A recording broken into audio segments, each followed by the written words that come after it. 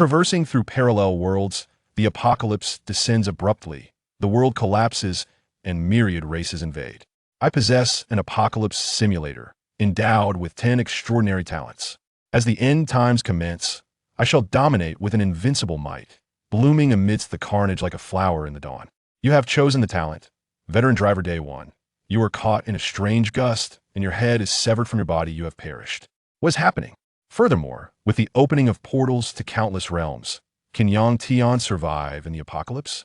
Chapter 1. Is there anything wrong with dreaming of a wife who cosplays? Long ago, Yang Tian was not merely a lethargic individual. Why do I say this? Because a salted fish at least still has the capacity to flounder, whereas he currently does not. He once harbored a simple dream, to earn over 10,000 a month and have a wife who indulges in cosplay. He envisioned a life filled with joy, indulging in leisure several times a day and enjoying carefree days. Naturally, if he could also have a lovely daughter, it would indeed be a universal delight. However, just as he was on the verge of realizing his first life goal, he found himself in a predicament that had crossed over into another world. After so many years in this realm, I remained so unremarkable. It truly tarnishes the reputation of a transmigrator. If he were like other transmigrators, after such a lengthy period, he should have at least garnered some renown. For the first time, he felt a pang of regret, wondering why his surname wasn't Yi or Xiao, lacking those astonishing opportunities. Those who understand, understand. Noticing a slight ache in his arm, Yang Tian shifted his position to continue lounging. For some inexplicable reason, he yawned, a gentle wave of drowsiness enveloping him. Prolonged periods of lying down often lead to slumber. This was the wisdom imparted by a boy who favored reclining. Golden finger? Does such a thing truly exist? Yang Tian mused, contemplating that his presence in this world could not be without reason. However, this thought flitted past his mind like a fleeting glimpse. Glancing at the calendar, he noted that in 10 days, the new year would arrive, and he would soon face the joys of adulthood. Being an adult is wonderful. He could engage in various activities, such as enduring marathon nights at the bar. Sensing the host's exceedingly lethargic attitude, the apocalypse simulation system has successfully activated. Goodness, am I beginning to hallucinate? Yang Tian rubbed his eyes, incredulous. Warning. The host's demeanor is excessively laid back. An electronic voice reverberated in his mind. Suddenly, a jolt of electricity surged through Yang Tian's body, causing him to shiver involuntarily. It was the first time he grasped the gravity of the situation. What is happening? Is this my golden finger? The apocalypse? What is going on? Yang Tian pondered in confusión. In 10 days, the apocalypse will commence, during which spiritual energy will revive and myriad races will invade. Gentle reminder. In this apocalypse, humanity will face near total extinction. This was overwhelming, utterly staggering. Yang Tian sure stood frozen in place, momentarily at a loss. Had he not yet experienced the allure of a woman, and already the world was on the brink of destruction?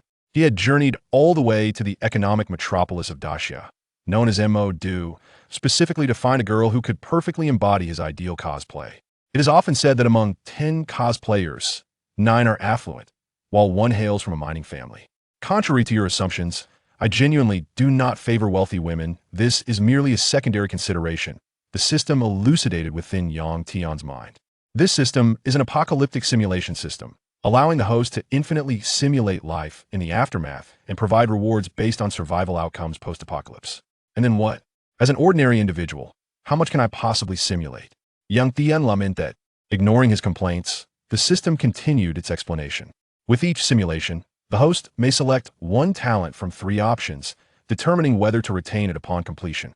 The host may possess a total of 10 fixed talents, unlocking 1 talent slot each day. Talent levels range from weak to strong: white, green, blue, purple, and red. Note, red talents cannot be replaced. So many talents? When the apocalypse begins, wouldn't I be invincible? Yang Tian exclaimed in astonishment. At that moment, he approached the system with a serious demeanor, as a tingling sensation coursed through him, assuring him that this was no mere illusion. In truth, he simply wished to avoid further electrocution. A pale blue electronic template materialized before Yang Tian. Host, Yang Tian race, human attribute, 5 note. The maximum attribute for a typical human is 10, with the average being 4 talent. None success requires a modicum of talent, akin to the adage that one needs a minuscule amount of talent. coupled with a substantial 99 effort. Would you like to initiate simulation? Yes, no. Yang Tian gazed at the simplistic panel, momentarily unsure how to respond. Considering his regular exercise, was his current physique truly above the human average? Yes. Loading, synchronizing with the temporal observer. Please choose a talent. Skilled driver blue. Naturally adept at driving, capable of mastering any vehicle in any situation. A moment's distraction could weld the car door shut, destined to be a driving deity. Effect: Emotional intelligence 1, charm 1. Blindness white. Upon the onset of the apocalypse, inexplicably loses sight. Yet despite this, the will to survive endures. Orator extraordinaire white. Innately gifted in expression, possessing a tongue that can persuade even the most obstinate. In antiquity, you would be a formidable debater among scholars. Effect: Expression ability 0.5. What is this? A blue talent appears on my very first try. Perhaps fortune shines upon me. Yang Tian pondered. However, is this skill driver truly meant for real drivers? He cautiously inquired. Seeing that the system showed no response, Yang Tian chose the blue talent, for who would not covet extraordinary attributes? Choosing the seasoned driver talent, commencing simulation. Simulation begins. Upon realizing that the world was on the brink of apocalypse, as a seasoned driver, you were unwilling to accept your demise. In the remaining time, you fervently pursued the president of the school's cosplay club. The president, perplexed, noted that the usually reticent you had suddenly taken to driving, and not just any vehicle, but a massive truck, leaving her momentarily flustered. Fortunately, as the sole male member of the cosplay club, you were regarded as the group's visual centerpiece. The president did not outright reject you. Instead, she requested some time to consider. However, you noticed with curiosity that the other girls in the club appeared somewhat dejected in recent days. Yang Tian found himself at a loss for words, clearly taken aback by the overwhelming prowess of this teacher's pet talent. He was well aware that the personality of President Jiqing was not one to be easily swayed. Moreover, she had not directly rebuffed him, a testament to her character, which Yang Tian had come to fully appreciate. Anticipating Jiqing's sharp tongue, he continued to observe. Seeing Jiqing's hesitance to dismiss him outright, he felt a surge of confidence and boldly declared, "A massive truck has come face to face with you," as the wheels metaphorically rolled over her, leaving an imprint. Typically composed, Jiqing was left blushing from her audacious words. Over the past few days, your driving skills had grown increasingly adept, and your demeanor exuded an unspoken dominance.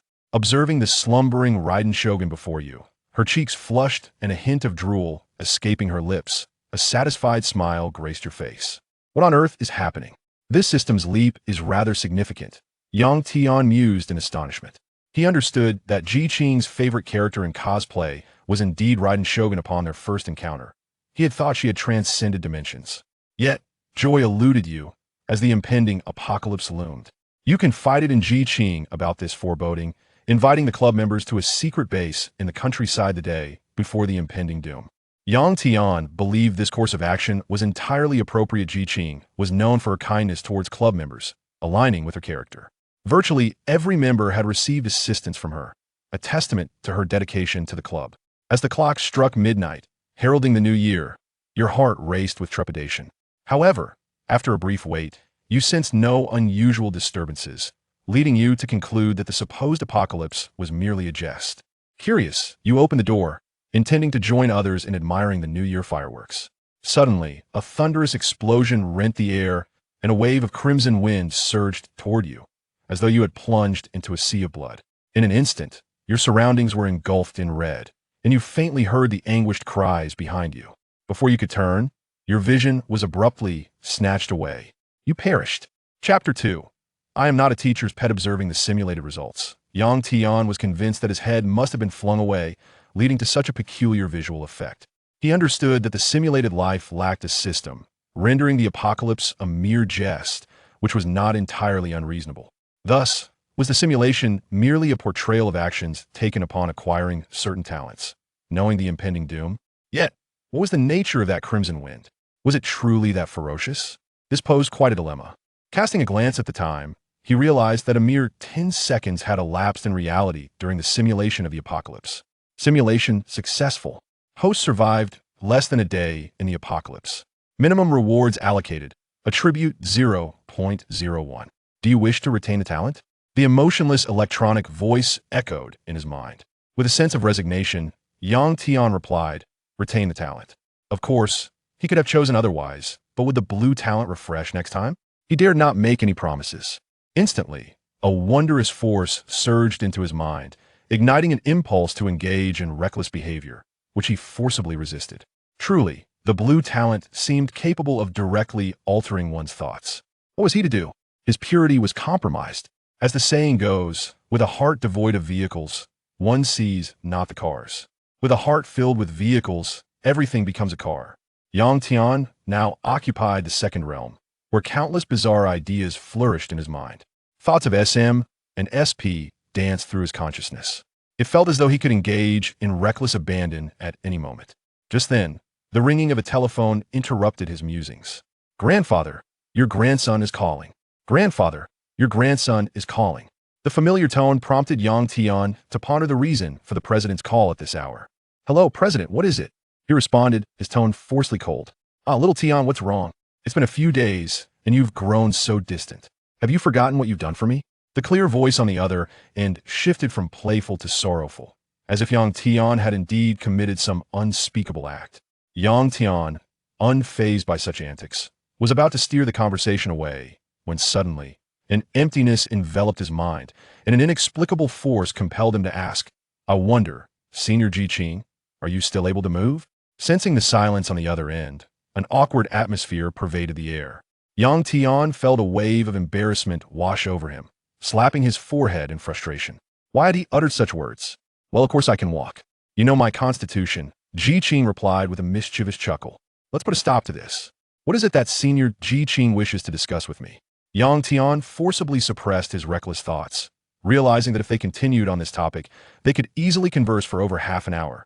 Fully aware of Ji Qing's mischievous nature, "Utterly boring," Ji Qing remarked, her lips curling in dissatisfaction. She had hoped that Yang Tian had finally gained some insight. At that moment, he could easily imagine Ji Qing on the other end of the line, rolling her eyes dramatically. "Are you free this afternoon? Our club is having an offline gathering at the secret base," she stated succinctly. "Sure," Yang Tian acquiesced, pleased at the prospect of reconnecting with them after such a long interval. As a devoted enthusiast of cosplay, he could not let the impending apocalypse deter him from this opportunity, as this might very well be their last gathering. Thus, participating in a cosplay meeting amidst the looming end of the world seemed entirely reasonable. With the details relayed, Ji Qing initially intended to converse with Yang Tian further, but he found himself unable to suppress an overwhelming urge to drive. Fearing he might inadvertently say something outrageous, he hastily ended the call. Meanwhile, in a villa, a beautiful girl adorned in black stockings and a JK uniform, her long hair, cascading down to her waist, languidly reclined on a sun lounger, her eyes half closed as she basked in the morning sun's first rays.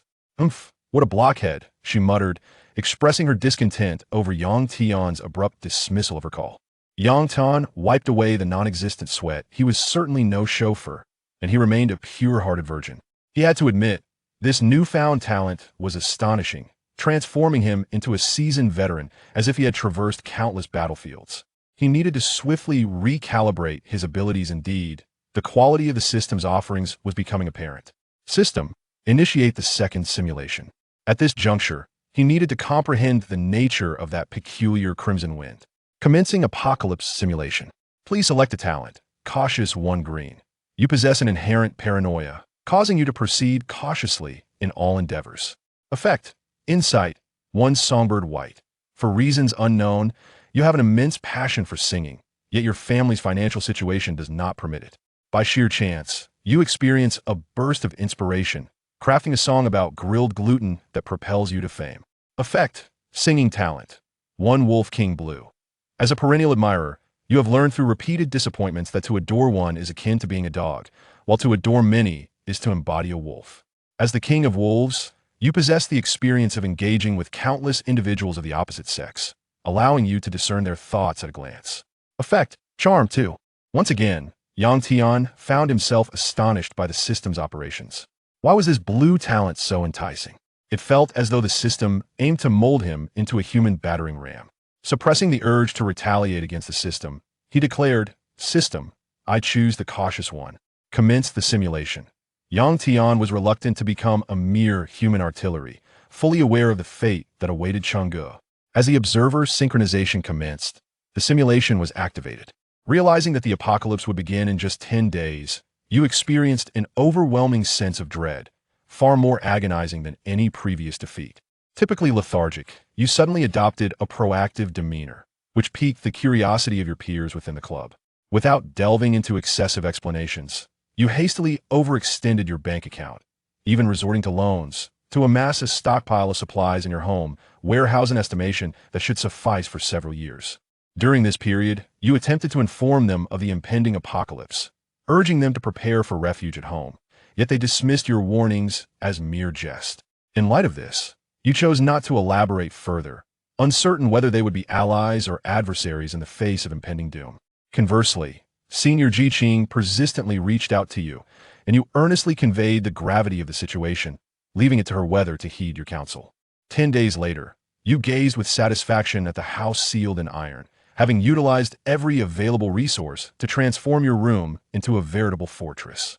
As midnight struck, heralding the new year, you hastily retreated inside the heavily fortified structure, equipped with external surveillance and swarmed by drones, allowing you to monitor the outside world. However, the anticipated phenomena did not materialize, and you refrained from venturing out, sensing that the situation was far more complex than it appeared. Eventually, through the drone's lens, you observed a sudden crimson glow enveloping the exterior, followed by a resounding crack in the sky, as if a colossal maw had opened, unleashing a torrent of blood-red gas that descended like a torrential downpour, staining the heavens. In the firmament, an eerie, blood-red moon emerged, and with your keen perception, you discerned that this so-called moon resembled a malevolent, closed eye. Those surrounding you, upon encountering the scarlet wind, became vacanted and indistinct. Suspecting a malfunction in your equipment, you leaned closer to the screen for clarity when, all at once, a visage materialized before you.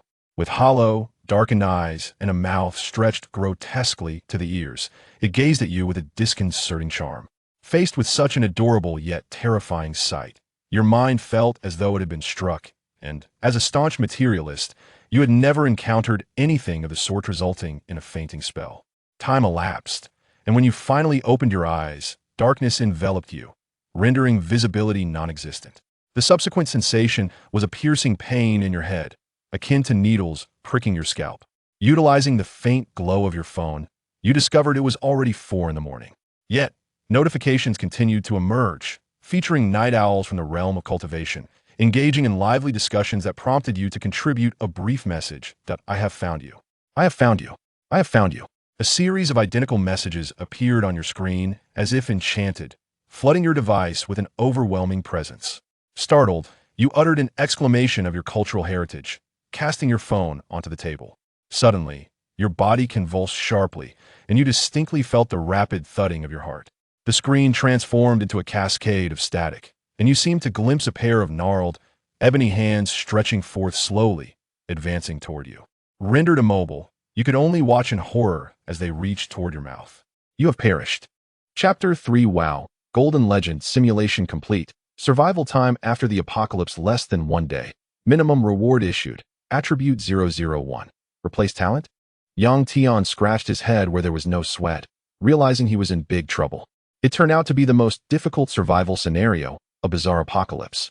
Those creatures are basically ghostly, appearing and disappearing at will, making them nearly impossible to defend against.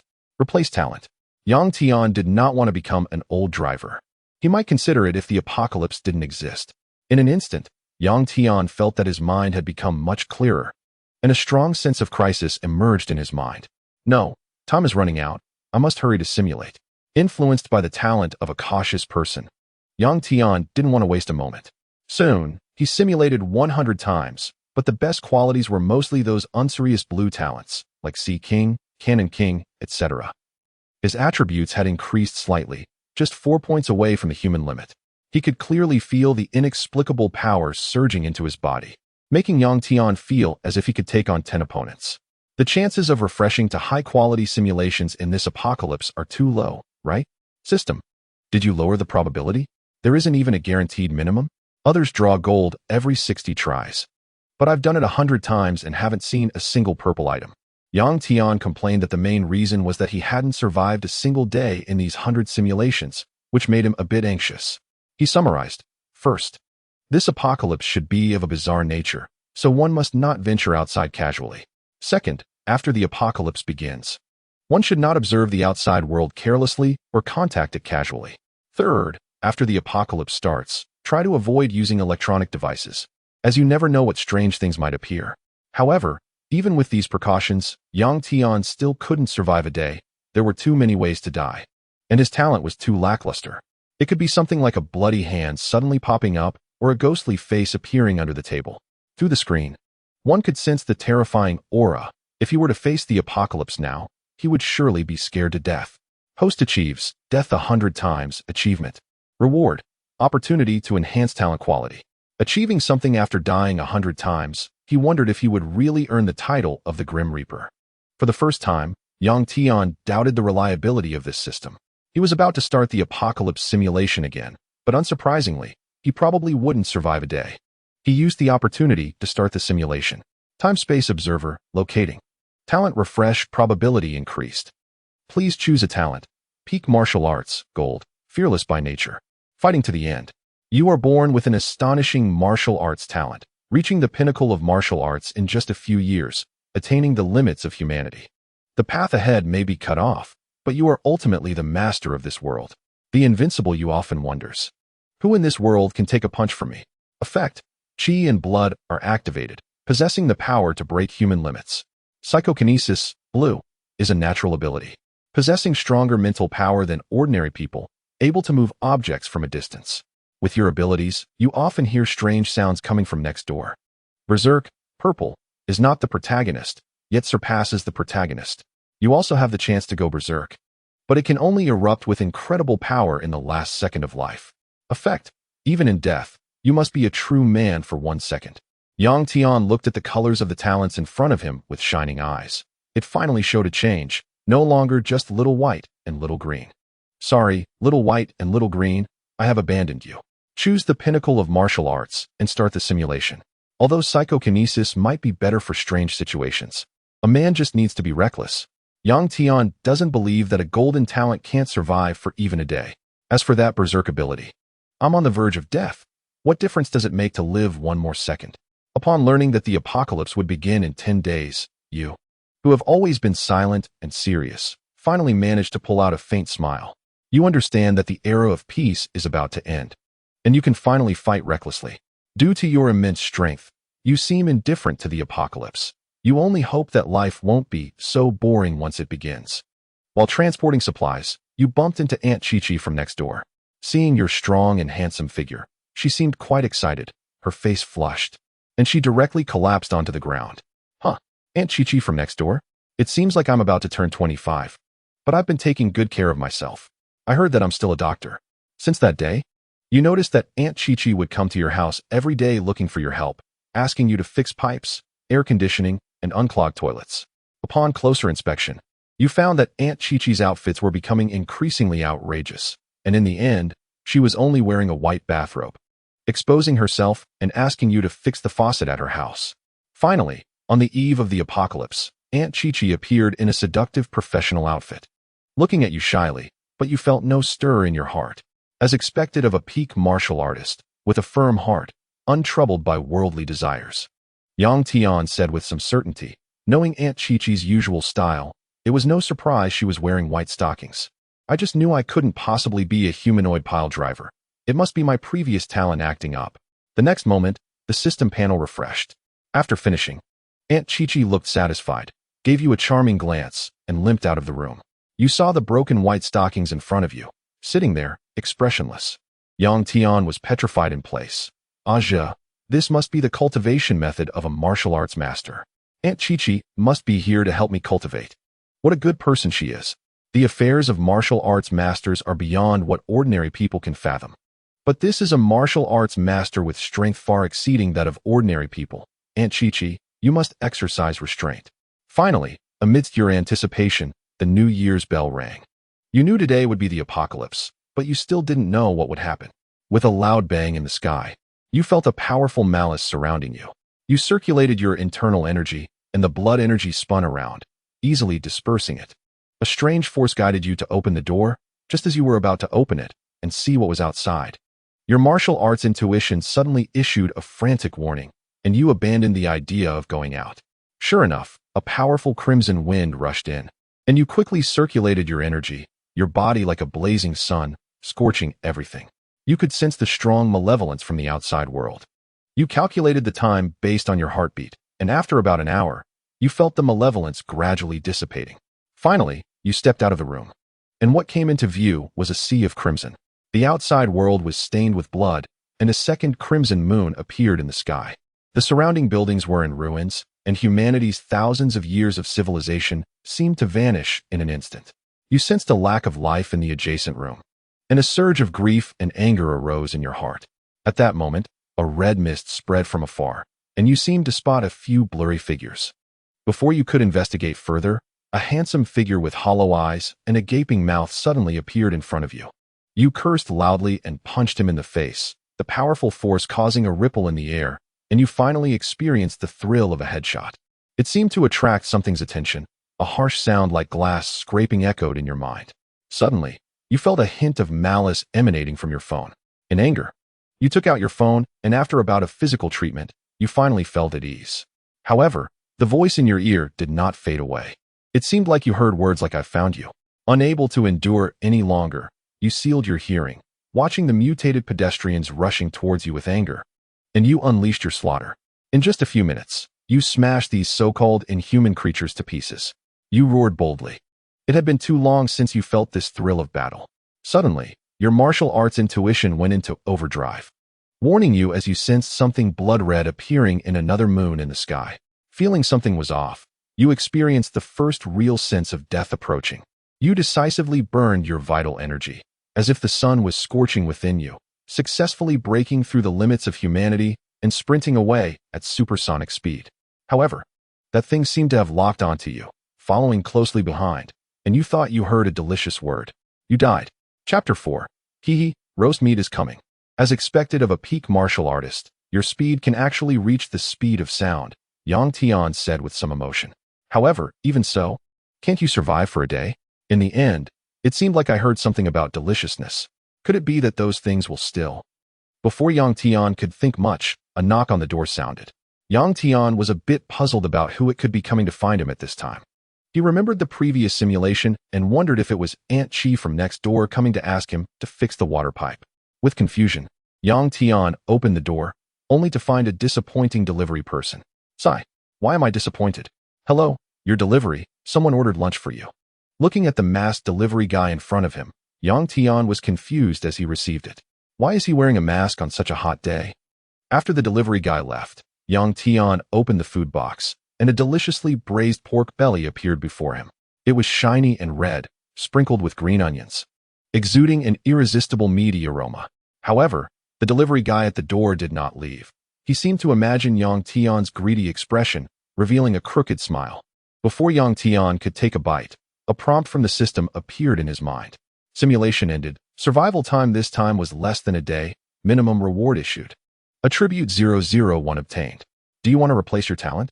Replace. Tian said excitedly, wondering what benefits this golden talent would bring him. A mere blue talent had allowed him to conquer the battlefield. Wouldn't a golden level talent let him dominate effortlessly? As soon as he finished speaking, a powerful force filled Tian's body, and he felt as if he was about to explode. The surroundings suddenly brightened, becoming ethereal and white, which was a sign of stepping into the ranks of top martial artists. His eyes sparkled, and as he exhaled, a white vapor emerged. Tian stared blankly at himself in the mirror. Is this really me? Are you sure this isn't like a real-life beauty filter? If others in reality have standard definition quality, then Tian now has Blu-ray 1080 quality. No wonder Aunt Chi next door has fallen for him. His looks are almost enough to bend him over himself. As if he noticed something unusual about his abdomen, Tian quickly lifted his shirt, revealing a perfect physique. His 8-pack abs, as if sculpted by God, made him unable to resist touching them. He could clearly feel the explosive power contained within. Tian felt that with one punch, he could probably kill a cow. This feeling is truly exhilarating. Tian threw a few punches into the air, and suddenly, a series of cracking sounds erupted. Looking at his stats panel, He was surprised to find that just one talent had pushed his attributes to the human limit of 10. System, how can I break through the human limit? Please continue to simulate and explore on your own. Seeing the system's monotonous response, Yang Tian felt a pang of disappointment. With a golden talent, what more did it want him to simulate? Yang Tian didn't believe that his non-lucky luck could draw a red one. As for the 001 attribute points added by the simulation, they seemed useless to him, who had already reached the human limit. Creak. A sudden sound of a door opening echoed in the air.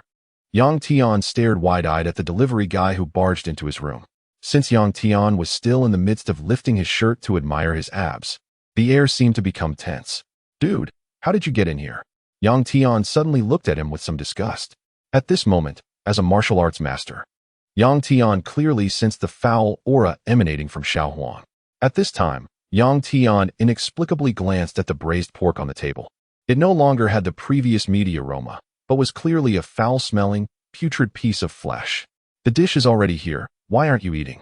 Xiao Huang had a strange smile on his face. Brother, I can't eat this. Some people say that there's poison in this dish, Yang Tian said, wanting to see what this person was really up to. Oh, come on, brother. You're just joking around. Hurry up and eat it while it's hot. I won't disturb you. I'm leaving now. Xiao Huang seemed to sense something was off and wanted to slip away. You can't leave, Yang Tian said indifferently. Ha, brother. You can't possibly believe those people are talking nonsense, right? Xiao Huang's eyes were flustered, and a hint of cold sweat appeared on his face as he clearly felt the surging wave of Yang Tian's energy. I really believe it. Brother, why are you also joking around? Hey hee. Xiao Huang was locked in by the powerful energy and had no chance to escape. If you didn't poison it, then eat this thing yourself. Yang Tian wanted to see what would happen after eating it. Hey, brother, this braised pork is very precious. You should eat it first. Look, as a courier, how can I eat this, hey? Xiao Huang was now in a panic, drenched in sweat, struggling to speak clearly. Look how hard you are working. Eating a bit of braised pork is nothing. If you really don't eat, it means you really poisoned it, Yang Tian threatened. This isn't right. Who is trying to frame me today? Is it someone with ill intentions trying to set me up? All right, I'll eat. I'll eat. Xiao Huang, with no tears to cry, walked in, but his words were righteous. Oh, eating meat is such a wonderful thing. Oh, tsk, it's just right. The taste is really excellent. He took a piece of meat with tears in his eyes and bit down. Yang Tian could clearly feel his hands trembling uncontrollably. Brother, look. Is everything all right? Eat while it's hot. You have to believe me. I'm just an ordinary courier. Hey, why are you looking at me like that? Xiao Huang looked at Yang Tian anxiously. Seeing that Yang Tian had no reaction, Xiao Huang yelled frantically. Eat. Hurry, eat while it's hot. Hey, eat while it's hot. Suddenly, he slammed the table and shouted, hey, why aren't you eating? At this moment, Xiao Huang's consciousness became blurred, looking like someone on drugs, hesitating to eat, right? If you don't eat, I'll kill you. Don't dare to eat, afraid of dying, right? Let me tell you, if you don't eat, don't even think about living. Xiao Huang changed from his previously humble demeanor, exuding a foul aura. Since you already know, I won't perform this act anymore. An evil voice echoed in the room. I am the infamous evil god, high-level culinary agent, code name, Blood Deliverer. A good meal of blood food, and you didn't eat it. There is indeed something wrong with this, but I ate the meat, and I'm definitely going to die. If you don't eat, don't think you'll survive either. As he spoke, the skin of the little yellow man's body gradually swelled, and blood streaks appeared on his skin. Great evil god, god of flesh and blood, my task is complete. Aha. Blood-red eyes, revealing a madness. Seeing this guy actually wanting to perish together, Yang Tian decisively kicked out, turning into a shadow. You want to play tricks on me, huh? The little yellow man did not expect Yang Tian's strength to be so powerful, as one kick sent him flying out the door. Chapter 5. The shadow of Great Xia's grief. With one kick, the little yellow man was kicked outside, and the immense force pinned him against the railing. Yang Tian was somewhat surprised. This kick was something an ordinary person could not possibly withstand. Clearly, this monster before him had already surpassed the realm of ordinary beings. This meant his attributes were at least 4 or higher. At this moment, the little yellow man's mask was stained blood red, with blood continuously oozing out. Watching the little yellow man gradually becoming a bloodied corpse, Yang Tian could clearly feel his aura growing stronger. At this time, Yang Tian had undergone the baptism of his golden talent, reaching a height of 185 meters. He crossed his arms and looked down indifferently at the mutated creature outside. He really wanted to see what this thing could turn into. It seems that due to the influence of his talent, Yang Tian has developed a desire to fight. How dare those despicable humans refuse my flesh and blood? I will let you feel the power of flesh and blood, to witness the truth of flesh and blood, and return it to me. Xiao Huang became frantic, emitting a sound that was not human from the corner of his mouth. What exactly are you? Yang Tian asked in confusion. Meanwhile, on the street outside Yang Tian's neighborhood, a modified black car was racing crazily towards his direction. The harsh screeching of brakes sounded, leaving a deep black mark on the ground. A handsome figure gracefully and steadily stopped at the entrance. The car door opened. A stylish woman with a high black ponytail, wearing sunglasses and a black trench coat, nimbly jumped out of the car. Team Lu, can you not drive so fast next time? At this moment, a complaining voice came from the direction of the front passenger seat. Then, what came into view was an insurmountable peak. Lu Qingwei looked at her junior, who was clearly younger but physically more developed, and said with a serious expression, Xiao Tiao, where does the equipment guide indicate we should go? Okay, Lu team. The filthy aura is right over there. Xu Xiaoyao skillfully tapped the device in her hand to confirm the direction. Bang! A loud collision sound suddenly echoed throughout the entire community, followed by a massive surge of vitality rushing towards her. Lu Qingwei felt the scorching vitality like that of the sun. Such immense power. Could it be from the members of the blood and flesh sect? Without further thought, like a black shadow, it swiftly rushed towards the direction where Yang Tian was, leaving Xu Xiaoyao, who was still in place and unresponsive. Yang Tian looked at the thing in front of him that could not be called human and flexed his wrist. No matter what kind of ghostly thing you are, encountering me means you're out of luck. Let me show you what true vitality is. In an instant, a powerful vitality erupted from Yang Tian's body, surrounding him like a blazing sun. The strong red vitality surged towards the mutated Xiao Huang like a tidal wave. And just the aura was enough to leave Xiao Huang battered and kneeling on the ground, unable to advance even an inch. You shouldn't be this strong? Xiao Huang's voice was suppressed by Yang Tian to the point of being almost inaudible. What nonsense is this? Yang Tian was speechless. He originally thought he was very strong, but he couldn't get up just like that. This is impossible. The last trace of rationality in Xiao Huang's eyes disappeared. Finally, with all his strength, he broke the blood lock on Yang Tian. Like a hungry wolf, he pounced on Yang Tian. However, he was not facing a little white rabbit, but a poised and powerful azure dragon. With a straight punch, carrying surging blood energy, he struck towards Xiao Huang. On Xiao Huang's face, the unbearable intensity of such scorching power caused him to show signs of collapse. How is this possible? Such powerful blood energy? Such intense power? Lu Qingwei, who was still sprinting through the neighborhood, suddenly felt a scorching sensation that made her scalp tingle. Seeing her team leader finally slow down, Xu Xiaoyao gasped and said, Team Lu, you finally stopped. Huh, such a powerful aura, as if facing the scorching sun. Have you noticed it too? Lu Qingwei frowned and said, this power is already beyond what she can withstand. Team Lu, the data on the mutants has already reached the 3rd tier. Xu Xiaoyao looked at the fluctuating data on the instrument in shock, saying that her small hands could no longer wrap around it. What? Lu Qingwei was shocked. She was only a 2nd-tier power awakener. How could she encounter such a tricky situation? You quickly go notify the commander. I'll hold it off to prevent the situation from escalating. Xu Xiaoyao nodded, already able to imagine that the scene must be bloody. Just ahead, Lu Qingwei looked at the iron door that was open at the end of the corridor. Behind it emanated an extremely evil and filthy aura. Just as she opened the iron door, a dark red shadow quickly swept past her. She touched her face and felt a wet liquid, sticky and gooey. Raising her hand to take a look, it was surprisingly the filthy blood of the mutant. The mutant body was directly sent flying by a powerful force, leaving a long trail of blood on the corridor. Finally, it has come. Yang Tian leaned against the iron door with one hand, looking at the somewhat bewildered woman in front of him. Lu Qingwei was startled by the tall man who suddenly appeared at the door. What was going on? Lu Qingwei looked at Yang Tian, who exuded a powerful aura, and asked, what do you think?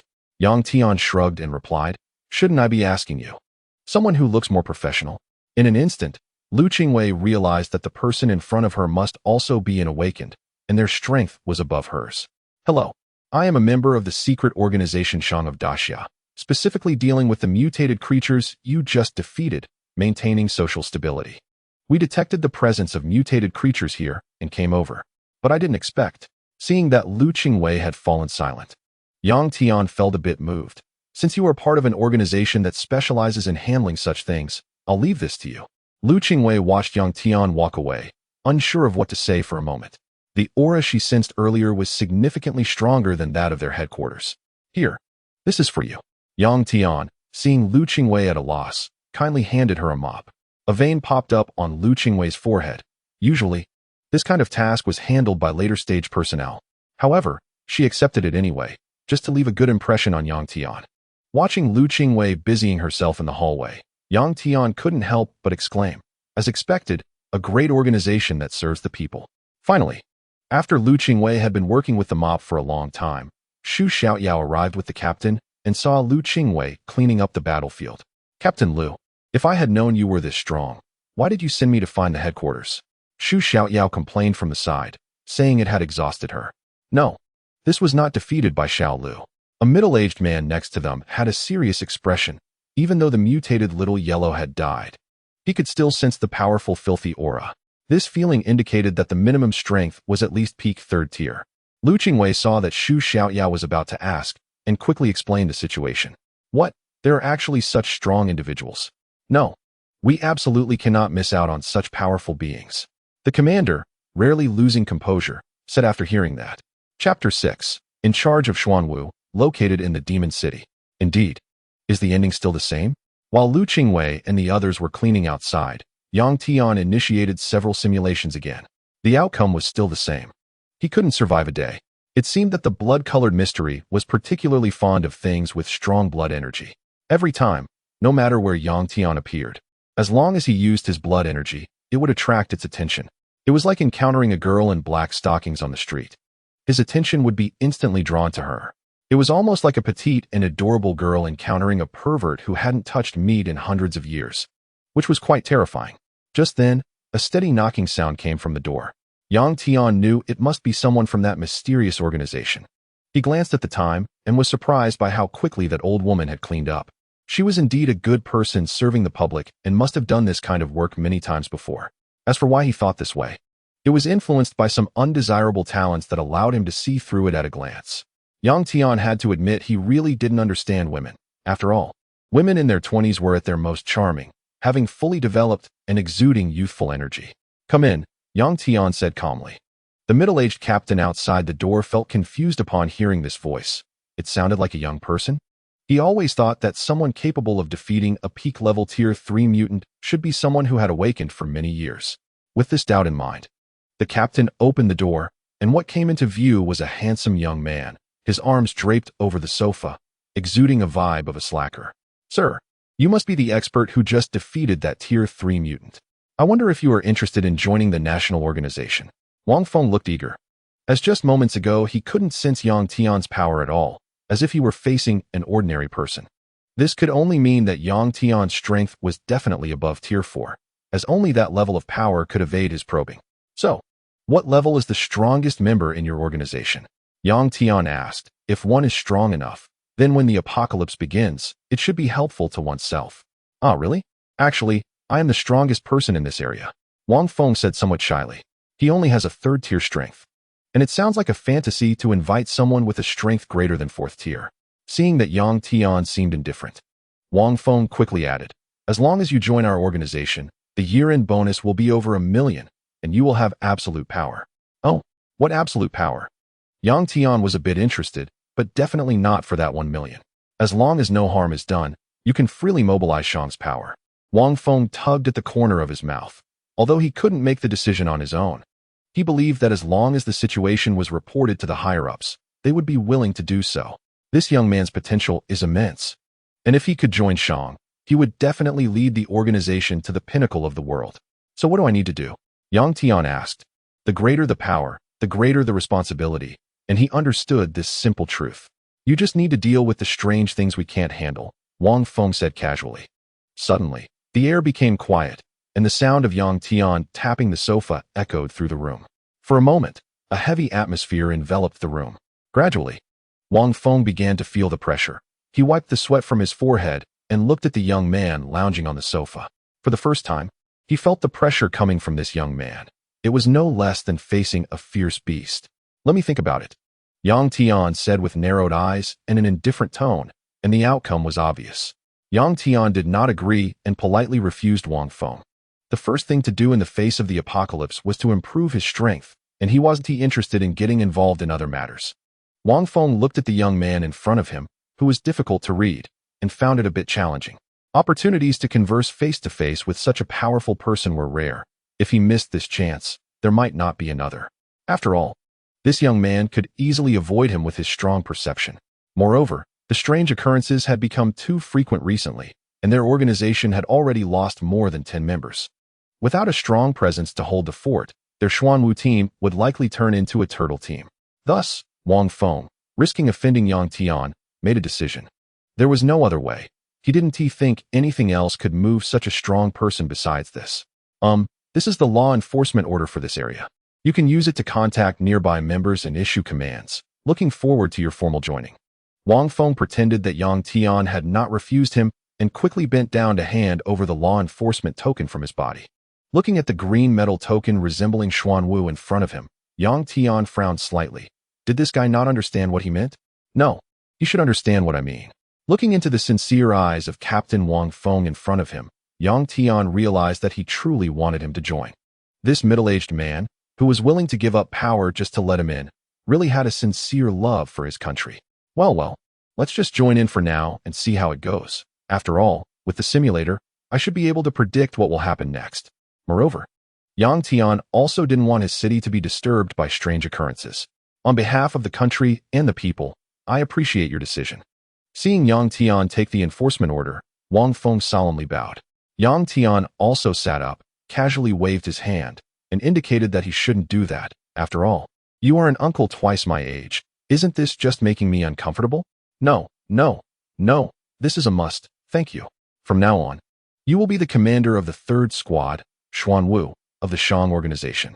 The Shang organization has a total of 4 squads, each guarding one of the 4 directions of the Great Xiao, with each squad consisting of 100 people and 10 small teams. Wang Feng said with a serious expression. He could clearly remember the scale of the organization, and it was evident that he had a strong sense of belonging to this organization, or perhaps, a deep love for the country. At this moment, Lu Qingwei, who was standing at the door and did not enter, looked on in astonishment at the actions of her commander.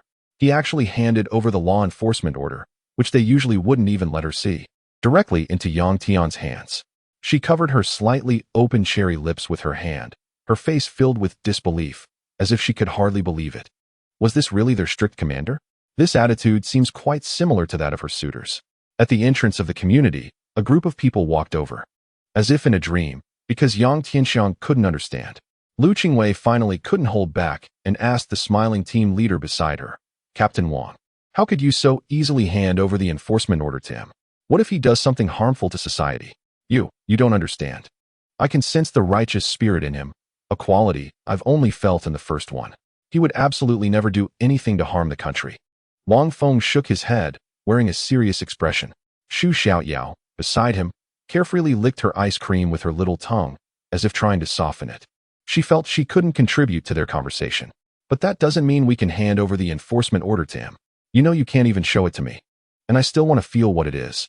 Lu Qingwei felt a bit down, and her voice became quieter and quieter.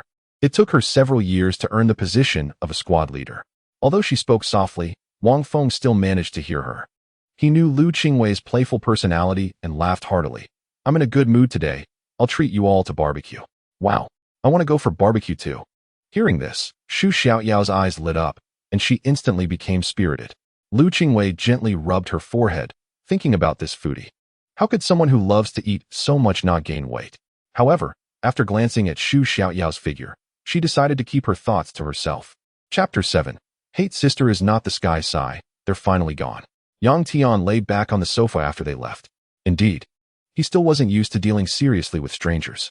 Now, let me see if there are any changes in the simulation results. System, initiate simulation. Yang Tian said in his heart. Simulation starts. Time-space observer deployment in progress. Please choose a talent.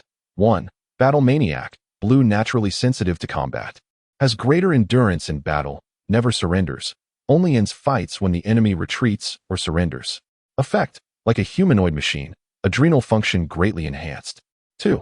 Foodie, white out of love for the country. You never eat fast food and love Lao Ba's honey burgers, preferring green and healthy foods, only endorsing Lao Ba. Effect, I only eat Lao Ba's honey burgers. If I don't eat them for a day, I feel awful. Eating them makes me feel bad all day. 3. Dancer, white you had no pursuit for dance until you accidentally heard the song Chicken You Too Beautiful.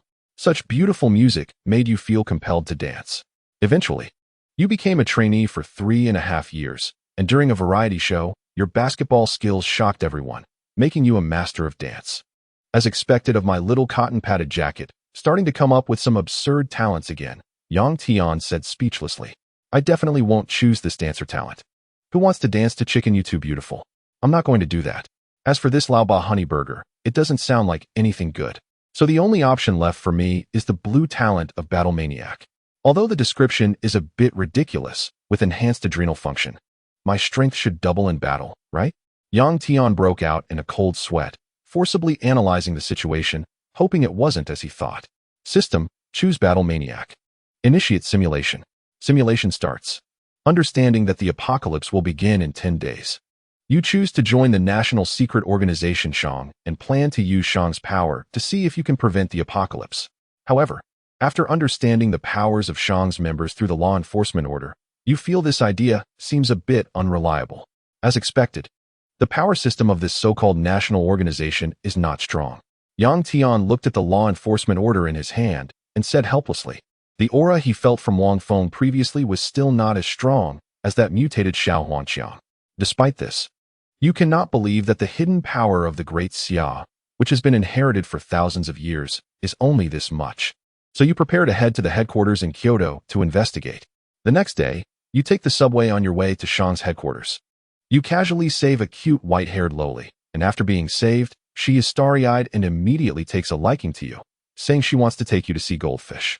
She introduces herself as Lin Yan, a freshman student who originally came to Kyoto for a gathering, but ended up encountering a pervert. What is going on? Yang Tian looked at the simulation results, knowing that with his lazy attitude, he wouldn't easily get himself into trouble. You initially intended to refuse, but she offered too much, and you ended up wasting the whole day. You look up at the sky, repeatedly telling yourself that it's definitely not because she was wearing black stockings on her legs and had the same vibe as Sister Sky. However, even so, your body remains honest, and you end up checking into a hotel with her. Aja. Yang Tian had nothing to say. It turned out to be a loli who could talk, which changed the nature of the situation. One night without conversation, but it was only you who was silent. Lin Yan had plenty to say. Previously you learned she was a freshman student and already an adult, so there's no need to worry about any consequences. Lolis are really a crime, Yang Tian said with a blank expression. Looking at this obscure narrative, he still didn't understand what was going on. You dog system, don't think I don't know what happened just because it's vague. After receiving the talent of an experienced driver, Yang Tian felt he had grown a lot in an instant. You think that by hiding the car door, I wouldn't understand? System, what is going on? I'm not a loli fan, so don't slander me. Yang Tian asked angrily. Ding, the matters simulated by the system are based on the host's inner thoughts, which means the content of the simulation is something the host is 99% likely to do. Seeing the system ruthlessly expose him, Yang Tian's face turned slightly red. I knew it was nonsense. How could I possibly be a loli fan? Who would want to do something that could lead to 3 years in prison? Hurry up, continue the simulation. On the third morning, you rarely stretch and feel something different in your body. This is the first time you feel the strength of being a man. You leave the hotel and use the Xuanwu law enforcement order to summon the members of the Shang organization outside. You encounter a group of patrolling teams, who are astonished and rubbing their eyes, thinking they must be seeing things, as they never expected a young man could command the Xuanwu team. Looking at the bustling, technologically advanced Kyoto, it's hard to imagine that in a few days, this place might turn into ruins. You don't know why, but you feel a hint of sadness and a desire to protect it. Yang Tian looked at the simulation display and sighed slightly. This was also why he chose to join Shang. Even living like a salted fish, he was still a youth who loved his country. Under the influence of 9 years of education in his previous life, even as an ordinary person, he still had a patriotic heart. Following the guidance of the law enforcement order, you arrive at the location of Shang's headquarters. You never expected that Shang's headquarters would be built beneath the Forbidden City. Looking at the historical aura in front of you, it felt as if a certain string in your heart had been touched, and your gaze became more determined. After passing through buildings filled with ancient atmosphere, you face a high-tech door, which feels somewhat disorienting. It seems this Shang organization isn't as inadequate as I imagined. They actually managed to establish their headquarters deep within the Forbidden City, Tian thought to himself. You should know that in the Great Xia, the Forbidden City is mysterious and inviolable, being one of the most important cultural treasures. Looking at this heavily armed base, you feel that even if the apocalypse strikes, it should be able to withstand it. Tian looked at the information from the simulation, if he could say that. It seemed that Shang's headquarters had extremely strong firepower. As expected, it should be a nuclear-level base. Tian believed that without some real capabilities, the simulated version of himself wouldn't be so arrogant as to think he could rely on a base to withstand the unknown apocalypse. But facing those strange and ordinary firepower weapons, would they really be effective? Tian had some doubts, thinking that the simulated version of himself might believe that the apocalypse was just like the zombies seen on television. Chapter 8. Unity of Heaven and Man, Pseudo. Because you possess the law enforcement token of the Xuanwu team, you move smoothly along the way, quickly taking the elevator down to the base. The people you encounter look at you in shock. They never dreamed that a young man would be the commander of the Xuanwu team. Finally, you meet the leader of the Shang organization. He seems to have known you for a long time. Upon seeing you, he praises you highly, nearly lifting you to the sky. To which you respond that it's just a casual effort. During this time, he asks what level your strength has reached, and you express some confusion. Upon realizing you hadn't awakened, the leader's worldview collapsed, and he looked at you in shock, doubting that you were a bizarre creature in human skin. Tian rolled his eyes at this and shook his head helplessly. What can be done? Who says that only those who awaken are superhumans? You're just an ordinary person who can punch a kid. After a series of checks, the diagnosis result was normal human. Upon knowing the result, you could clearly feel the leader's tense body relax. He might not have even realized it himself. This was more relaxing than when he finished his work. Finally, you arrived in the awakening room, and you successfully awakened your abilities, clearly feeling that your strength had increased. What is going on? I can actually awaken? Tian was somewhat shocked. It seemed he needed to find a time to personally visit Kyoto. In response, you have gained quite a bit of confidence in facing the apocalypse. The leader sensed the majestic aura you exuded and inexplicably began to trust you, directly appointing you as the chief instructor of the Shangs, hoping you could teach them something. Without much thought, you agreed. The apocalypse was set to begin in just a few days, and it seemed you couldn't teach much anyway. Moreover, martial arts strength is not something that can be achieved overnight. Tian looked at the system panel, feeling the surging power of his blood energy, and he finally understood the feeling of some people who would still seek to cheat fate, even when facing the danger of being titled. In the past few days, you stayed in the base, using your strength to show them that Tian was indeed the strongest person here. After that, regardless of age, any member of the Shangs had to respectfully greet you with good day, Instructor Yang upon seeing you. You also understood your own strength and their power system. First-tier power awakeners generally reached an attribute of 9, followed by increments of 0-1, with the strongest person in the base being 4th tier, possessing an attribute of 94. A 9 attribute, huh? This is probably at the top level of humanity. At this moment, Tian also roughly guessed Wang Feng's attribute values. In these days, you have been continuously practicing your newly awakened supernatural abilities, wanting to be able to use them proficiently in the face of the apocalypse. Can't you tell me what I awakened in this system? Tian's ruthless daily complaints. On the night before the apocalypse began, you ordered the headquarters to activate the highest level of defense. Although some questioned this decision, they trembled at the memory of the fear you instilled in them, and returned to their respective defensive posts. At midnight, as the New Year bells rang, they finally understood why you activated the highest level of alert. Suddenly, the sky erupted with a loud bang, turning a vivid red. A whirlwind of blood red, foul wind swept through, engulfing the people celebrating the new year. Your base is located beneath the Forbidden City and was not immediately affected. However, the surrounding surveillance began to crackle with electrical noise. Just as everyone was at a loss, you distinctly felt a mysterious life form appear above you. At that moment, the base's screen displayed a multitude of red dots.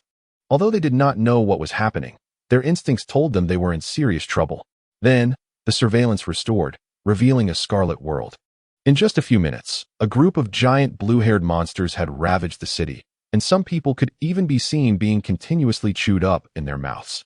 Some members of the Shang organization living in Kyoto watched in shock as their homes were suddenly destroyed with a single punch, their minds going blank, unable to react. They had been preparing to leave work and celebrate the new year, only to find their homes had vanished. Instantly, a wave of sadness and anger spread, and the festive atmosphere that should have filled the air was completely obliterated. The leader also reacted, his eyes slightly reddened, activating the strongest counterattack plan. In an instant, the base shook, like a massive steel machine coming to life. It emitted a deafening roar as artillery and guns were deployed. He would not allow these monsters to destroy their homeland and harm their compatriots.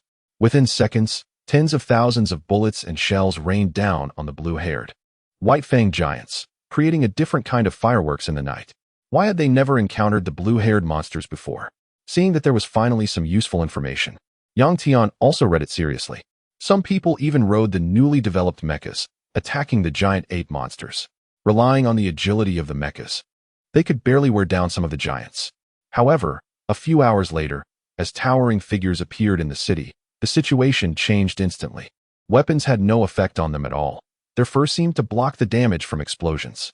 The giants they faced before were only as tall as their legs. Seeing that the city was nearly destroyed, the leader decided to use the strongest electromagnetic cannon weapon. This firepower was enough to destroy a small country. And as a white flash struck those blue monsters, the effect was minimal. For a moment, the base was engulfed in despair. Could it be that those monsters were unbeatable? At that moment, someone discovered a giant troll resembling a tall building, which inexplicably exploded, plunging the base into silence, followed by a scorching breath akin to that of a blazing sun. It was Kochiang. Some people couldn't hold back and started to choke up. In this moment of despair, having someone bring them a glimmer of hope is truly unbearable. You can't bear to see the people you care about treated as food. A strong martial spirit drives you to burn your vital energy and fight against those monsters. The surrounding trolls are clearly shocked that this tiny being, regarded as food, could actually kill them. In an instant, several enormous blue fists, the size of locomotives, come rushing towards you with fierce wind. You find your body locked by the surrounding wind from the fists, leaving you unable to move. Just when you prepare to withstand the blow, a purple mech flies in and knocks you away. As expected, that purple mech is immediately smashed to pieces by the massive fists around you. And you realize that the person inside is actually Qing Long, who usually dislikes your guidance the most.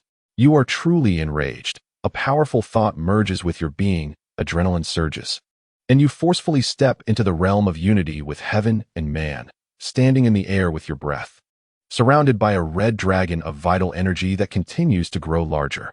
Chapter 9, Red Talent, Martial Tao Transcendence. Unity with heaven and man? Is this the realm after breaking the limits of humanity? Tian frowned in contemplation. Although he hadn't experienced it firsthand, he still felt a surge of anger upon seeing that Qing Long would sacrifice himself for him. Regardless, Tian continued to simulate the scenario. The members of the Qing Long team, witnessing their captain's sacrifice, were engulfed in fury.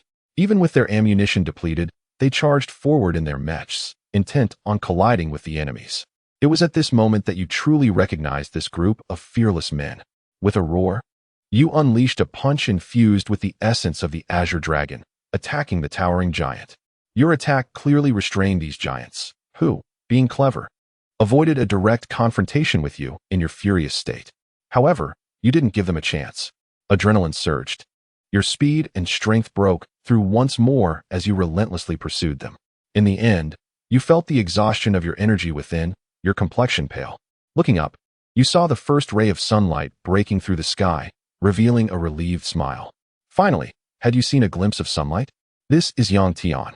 After so many simulations of the apocalypse, it's the first time I've made it to the arrival of the morning sunlight. It seems that joining the faction has been somewhat useful. Although he didn't know what kind of supernatural ability he had awakened, it was certain that it could enhance his strength. However, why had he not encountered that blood-red thing and the omnipresent strangeness in Kyoto? Instead, he was faced with blue giants resembling skyscrapers.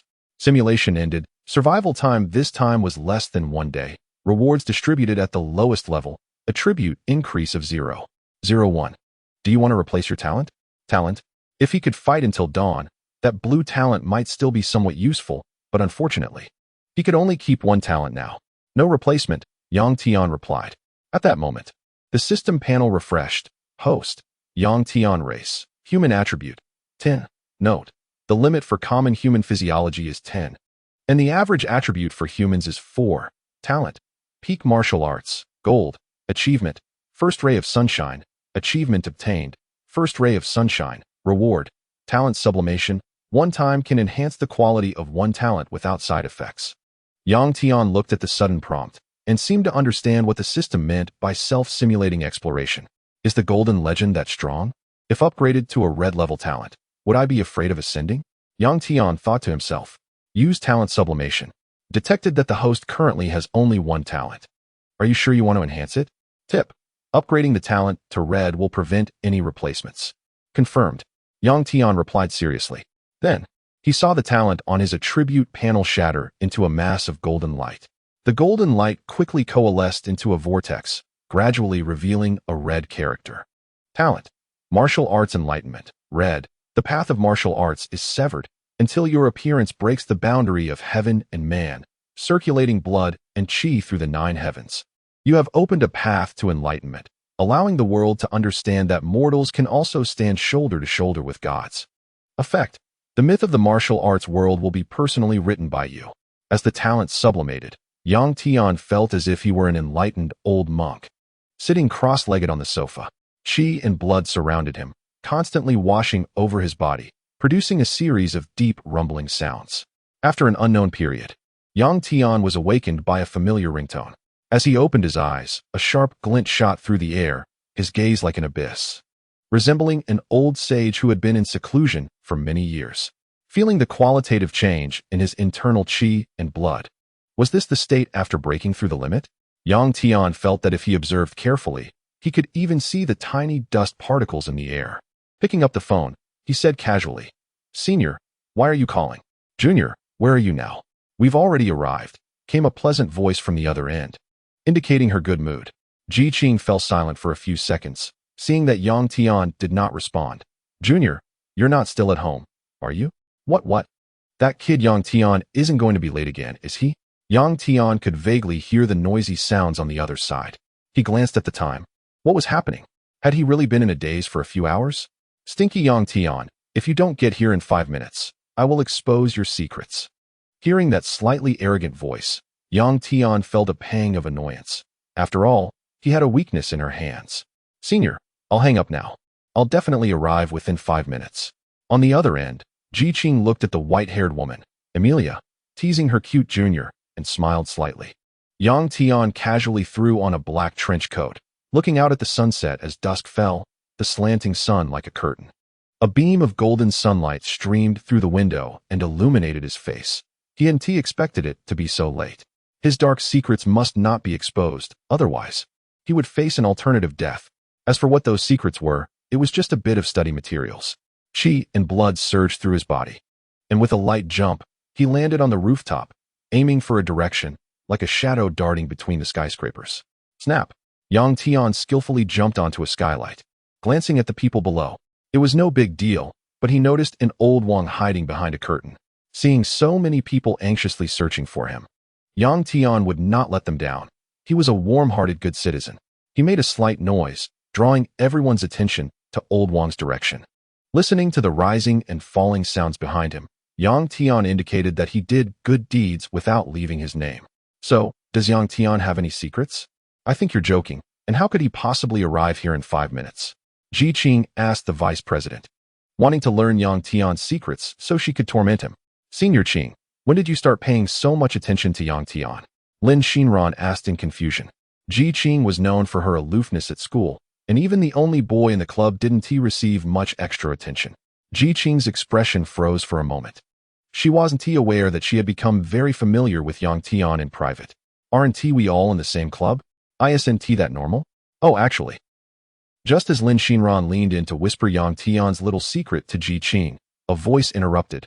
"Lin Xinran, I've arrived, so don't say anything silly." The two turned their heads at the sound, their eyes lighting up as they saw Yang Tian, dressed in a black trench coat, looking bewildered. Who is this person? Why does his voice sound exactly like Yang Tian's? Who are you? Ji Qing asked. As this place was generally known only to club members, it was a private villa, their secret gathering spot. Me? I'm Yang Tian. Seeing this, Yang Tian threw off his black trench coat, which he usually used as a disguise. Yang Tian, you are Yang Tian. Ji Qing looked at his familiar face, wondering how he had become so handsome. What is going on? How did you become this good-looking? Lin Xinran, a bit incredulous, ran over and pinched Yang Tian's face. Chapter 10. Not paying attention almost got the house stolen. Yang Tian looked at Lin Xinran, who was tiptoeing and constantly pinching his face, feeling a bit exasperated. What? Haven't I always been handsome? You still can't recognize me? His words were slightly unclear. All right. Xinran, stop messing around. He is indeed Junior Yang Tian. Ji Qing hurried over to stop Lin Xinran's further actions. Okay, actually, I want to touch Yang Tian's cute face too. She looked at Yang Tian with a hint of longing, thinking how her annoying junior had become handsome again, which would attract attention from those bad people. Since Junior Yang Tian has arrived, let's start the gathering, Ji Qing said, somewhat uncomfortably. Yang Tian obviously did not notice Ji Qing's oddness. The two walked ahead, leading him into the venue. Although it was called a gathering, it was merely a group of enthusiasts coming together to take some photos for social media or exchange their insights about a character. Today, Senior Ji Qing was dressed as Yang Tian's favorite Raiden Shogun, which he claimed he could never get tired of looking at, with waist-length purple hair in a braided ponytail, her bangs neatly parted but soft, with a strand resting on her chest. The slightly drooping eyelashes and a beauty mark near her left eye added a touch of softness to the Raiden Shogun's originally stern aura. Ji Qing seemed to sense Yang Tian's gaze behind her and appeared a bit flustered. Upon entering the venue, it was a classic European-style white square, with various characters appearing before Yang Tian's eyes. Although he was the only one not dressed up, he didn't feel awkward. After all, he was just a bystander in the club. Before he could take a good look, in an instant, a crowd gathered around him, chattering endlessly. There were mentions of mech girls, unparalleled succubi, elf princesses, and so on, which left Yang Tian a bit dazzled. He even felt someone sneakily give his but a tap. Finally, after taking a photo with each of them, Yang Tian escaped from the scene, as the club was great in many ways and could satisfy all your hobbies. But they were a bit too enthusiastic. He let out a long sigh. It was still hard to survive amidst the towering peaks. Looking at the food laid out on the table, he realized he hadn't eaten anything for a whole day. He casually grabbed a piece of beef jerky, and after taking a bite, he distinctly felt a fluctuation in his energy as his strength actually increased. Opening the system panel, he found that his attribute had increased by 0.01, reaching 110. What was going on? Could this be a result of his talent? Transforming decay into the miraculous. Being able to perfectly absorb the energy of ordinary food and feed back it into his body. To verify his idea, Yang Tian took another piece of beef jerky, and again, his attribute value increased by 0.01. Thus, while the beautiful girls outside were continuously chatting, Yang Tian was eating alone in the room. A foodie. A soul of a foodie, food must be eaten from a big basin. However, since everyone attending except him was female, there wasn't much food. Just then, Yang Tian clearly sensed a white-haired figure sneaking up behind him. It was easy to guess who was so bored. Yang Tian ignored her and continued eating. A foodie couldn't be disturbed by external factors. Suddenly, he felt a soft touch behind him. Stinky Yang Tian, what are you sneaking? Lin Xinran was lying on Yang Tian's back, intending to scare him. Yang Tian's face darkened. Coach, I report. She fouled. He turned around and straightened Lin Xinran's body. For some reason, he noticed that this girl seemed a bit clingy. He hadn't seen her so attached at previous gatherings. Looking at Lin Xinran, who resembled Amelia in front of him, he couldn't help but feel a bit amazed. He had to admit that although Lin Xinran was one of his few female friends, her skills were genuinely impeccable. Have you gained weight again? You look a bit chubby. Yang Tian teased. Stinky Yang Tian, where have I gained weight?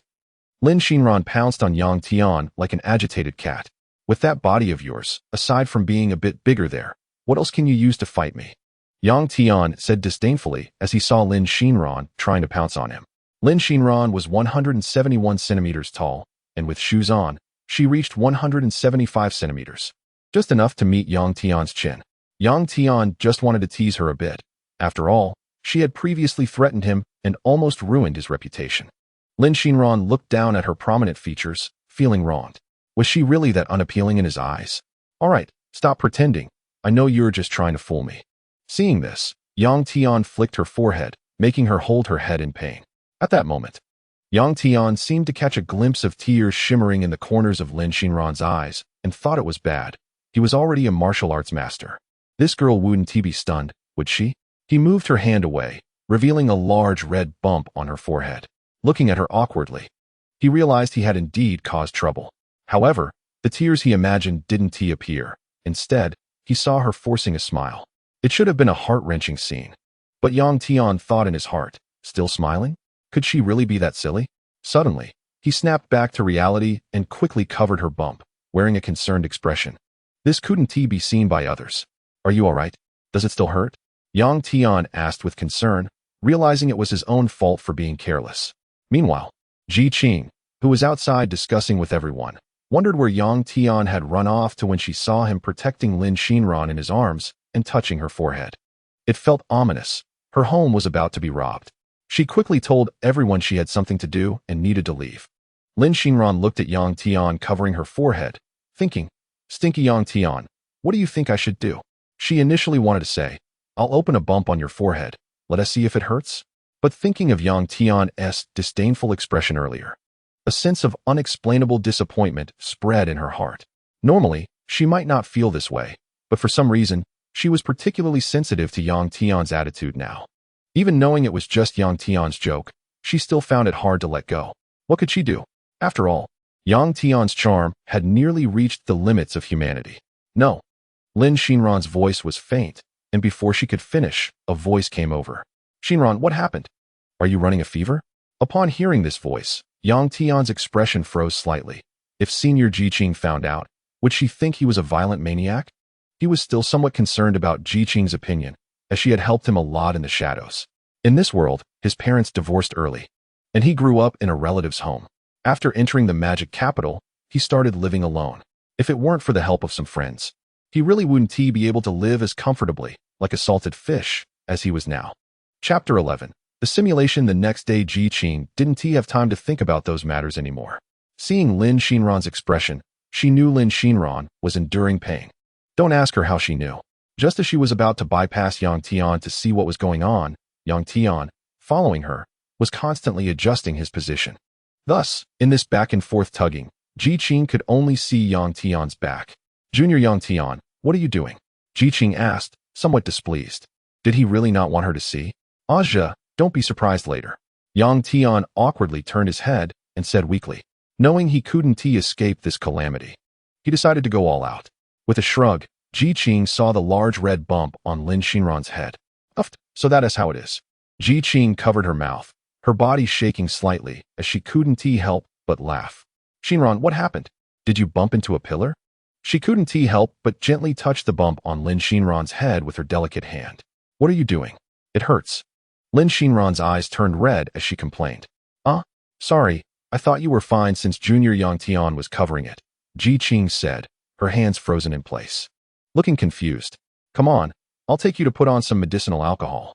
Saying that, she took Lin Xinran's hand and ran out without looking back, leaving Yang Tian standing there awkwardly, hoping that girl wouldn't expose him later. Afterward, he would properly compensate her and make her obedient. As the evening sun set, looking at the women outside who seemed to be draped in golden silk, Yang Tian wondered how long this life could last. Seeing this, he picked up a chicken leg beside him and took a bite. He had to hurry up and increase his strength, as perhaps only this way could he survive after the apocalypse began. That night, Yang Tian played with them until past midnight, and the group was mostly drunkenly high. Yang Tian, under the astonished gazes of everyone, kept eating, and his attribute points reached 13. Just as Yang Tian was about to return to his room to rest, a hand as white as jade pulled him back. Yang Tian glanced at the girl in white, and it was definitely Lin Xinran. Is she finally ready to settle the score? At this moment, Lin Xinran had a white bandage on her head. In the previous rock-paper-scissors game with them, she lost more than she won, making her face flushed from drinking. Stinky Yang Tian, how dare you say I'm fat?" Swaying in front of Yang Tian. "Fat? When did I say you were fat?" Yang Tian knew very well that he couldn't provoke her at this moment. "No, I don't believe it." Lin Shinran waved her hand, her face full of intoxication. All right, stop being naughty and go rest, Yang Tian gently said as he patted her head. Lin Shinran looked at the suddenly gentle Yang Tian and was momentarily awakened. Stinky Yang Tian, always breaking the rules. Seeing Lin Shinran drowsily make way for him, Yang Tian was a bit confused. Why was this girl so easy to talk to? Not wanting to think too much about it, he hurriedly left, leaving behind a sour-faced senior Ji Qing, who was watching them from the shadows. Rubbing her eyes, she immediately laid down on the bed. Glancing at the time, was it already past 1 o'clock? I got a bit carried away, with only 9 days left until the apocalypse begins. System, activate the apocalypse simulation. Simulation activated, please choose a talent. Taoist Inheritor, blue. The Tao that can be spoken of is not the eternal Tao. The name that can be named is not the eternal name. Since birth, you have been very interested in Taoist thought and accidentally obtained part of the Taoist inheritance in a ruin, learning some superficial techniques. Effect, greatly enhanced enlightenment ability. Can produce basic talismans and possess some methods for dealing with the strange. Zhengdi, green. Your sensitivity to esports is beyond ordinary people, and you can easily perform operations in esports games that others cannot. Therefore, you are a key player in games, and every time you dominate the opponent. You say Zhengdi. Effect, esports talent level 2. Indeed run. Green. You are a faceless streamer, and after going through many hardships, you successfully became a big shot with 1 million subscribers. On the day you broke 1 million, you started a live stream revealing your face. And upon seeing your own appearance on screen for the first time, you couldn't help but exclaim indeed run. Effect, attractiveness level 1. Ignoring the system's absurd introduction, Yang Tian directly chose the most helpful talent, Taoist Inheritor, and activated the simulation. The next day, you wake up in the villa of Ji Qing, and for some reason, you notice that Ji Qing looks at you with a somewhat resentful gaze. You are surrounded by an aura of non-action, leaving this place of disputes. What is this non-action from the system? Yang Tian asked himself. Wu Wei is to eliminate one's own selfish desires, uphold the principles of heaven, extinguish human desires, and let one's words and actions conform to natural laws, physiological laws, and social rules. Wu Wei is to act in accordance with the way of heaven, constantly exploring and approaching the true way. Are you seeking your own way? Although this is just a blue talent, Yang Tian's intuition tells him that this talent is definitely extraordinary. That day, you did nothing and stood alone on the highest tower of the magic city, watching the world below that had been silent for a long time. A gentle breeze brushed against your face, feeling particularly comfortable. It seemed as if you could sense the goodwill from this world. You couldn't help but stretch out your hands, feeling the breeze glide past your fingertips, as if you were sensing the passage of time. What you didn't know was that your spirit had already been sublimated imperceptibly, just as you felt you were about to touch something. A ringing interrupted your thoughts, but you didn't feel angry, just thinking it was fate. After answering the call, you heard a voice filled with tears. This was the first time you heard Lin Shinran cry so heart-wrenchingly, and after inquiring about the result, your heart jolted. The previous tranquility vanished, and a surge of chilling, killing intent spread out. What happened? That girl can actually cry? Yang Tian felt something was off upon seeing this message. In his impression, Lin Shinran had never cried in front of him. Yang Tian was unaware that Lin Shinran was acting this way because he had previously told her that he disliked girls who cried the most. What could be the reason that he showed murderous intent? Could it be that something had happened to her? Without letting Yang Tian think too much, the system panel refreshed. In these days, you traveled to Kyoto, harnessing the power of Shang. You found that scoundrel who deserved 1,000 cuts, suppressed the urge to kill him, and brought him before Lin Shinran. Upon seeing the culprit, Lin Shinran changed from her usual self, like a madwoman, her eyes filled with bloodshot veins. Angrily grabbing a nearby stool and smashing it towards that person's head, Yang Tian looked on, more puzzled than ever. It seemed that Lin Shinran was fine. Kyoto? Is there someone important to that girl who had an incident in Kyoto? Chapter 12, Blood Burning, Violent Blood Demon. No. After the simulation, I need to ask her about the situation.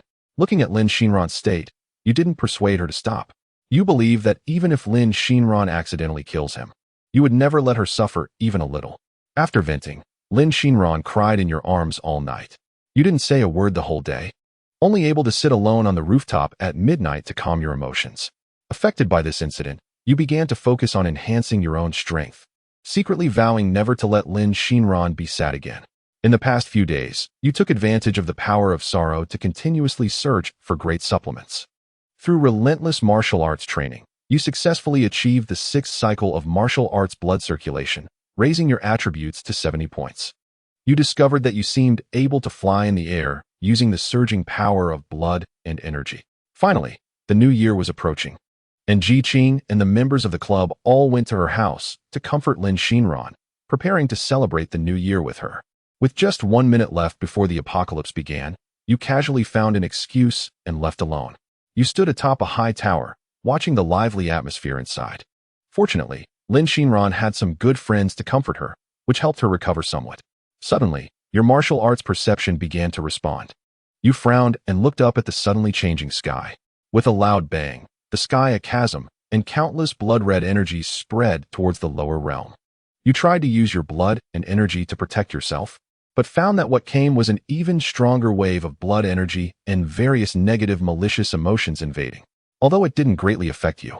Seeing Lin Xinran's family suddenly become blurred, you knew they couldn't withstand such a blood energy wash. Because of your presence, this area received special treatment, and the surrounding life instantly transformed into various strange forms. You ignored them, wrapped in blood energy, operating your circulation, and shot straight towards Lin Xinran's home. The immense power caused the ground beneath you to collapse, and you prayed in your heart that nothing would happen.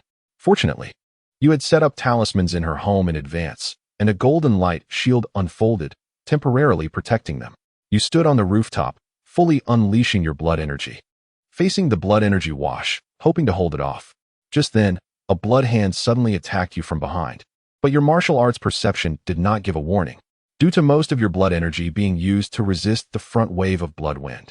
Your defense from behind was extremely weak. As a result, your kidney was forcibly pulled out, blood dripping from its hand onto the rooftop. You saw it casually sniff your kidney before tossing it away. However, your attention is not on it. Upon seeing that there was actually a hole in the roof, your heart suddenly jolted, as if you had lost something important. Yang Tian felt an inexplicable pain in his heart, twitching slightly. As expected, this guy broke through from below. Looking at the ruins mixed with blood below, the thing you least wanted to face has happened. In an instant, your blood surged like a tide into your brain. Your hair involuntarily floated, your eyes were bloodshot, and your teeth ground together with a creaking sound. Compared to the red demon in front of you with a pair of horns on its head, you felt more like a walker from hell. You could clearly sense a mysterious force forcing you to stay calm, but your martial arts heart would not allow you to retreat. Your blood and chi revolved around your body, visibly recovering at a rapid pace. Damn it! You let out a furious roar, burning your life force recklessly, as if a great sun furnace was igniting within you. Around you, 7 streams of blood energy resembling azure dragons continuously compressed toward your body, causing slight rips and blood to burst forth. Even if it meant destroying your martial arts future, you were determined to eliminate the bastard in front of you. Your power was rapidly increasing at a geometric rate, and the blood demon opposite you showed a hint of shock before transforming into a blood-red shadow and attacking. You slightly raised your hand and grasped its claw filled with sharp hooks, then suddenly exerted force. A loud cracking sound of bones echoed in the air. With your slightly torn hand, you delivered a swift punch, tearing through the air and carrying strong red blood energy. After a powerful force paused within its body for a second, it exploded out like a cannonball. You closely followed behind, your eyes turning red, continuously striking it until you turned it into a pile of meat paste before finally stopping. At this moment, you had reached your strongest state, as if your body was on the verge of collapsing. Before you could adjust, a red mist spread out, and your martial arts instincts went into overdrive, warning you as you saw numerous figures flickering within it. Bang! You suddenly stomped the ground, causing it to crack open with countless fissures, and you used that force to leap into the sky, momentarily pausing in midair. You finally understood where these creatures came from. There was a second crimson moon in the sky. You saw red figures continuously jumping out from it and landing on the ground. This was no moon. It was clearly a base for demons. Just as you were preparing to investigate, your martial arts intuition went wild, and the smell of death rushed towards you. Your vision turned red, as if you saw a red beam of light. Instantly, your physical body collapsed and dissolved. You were dead. What is going on? Yang Tian thought he was about to learn some important information, but who knew it would end up like this? Why? Is the situation in Magic City different from that in Kyoto? Yang Tian expressed some confusion, wondering if the apocalyptic situation in each city is different. Simulation ended. Survival time less than 1 day. Rewards issued at the minimum level. Attribute 001. Retain talent? Regardless, Yang Tian chose to retain his talent. Although its impact was not significant until the end of the simulation, his intuition told him that this talent was definitely not simple. And intuition is something that cannot be explained. It cannot be blamed on Shaolin for being ineffective.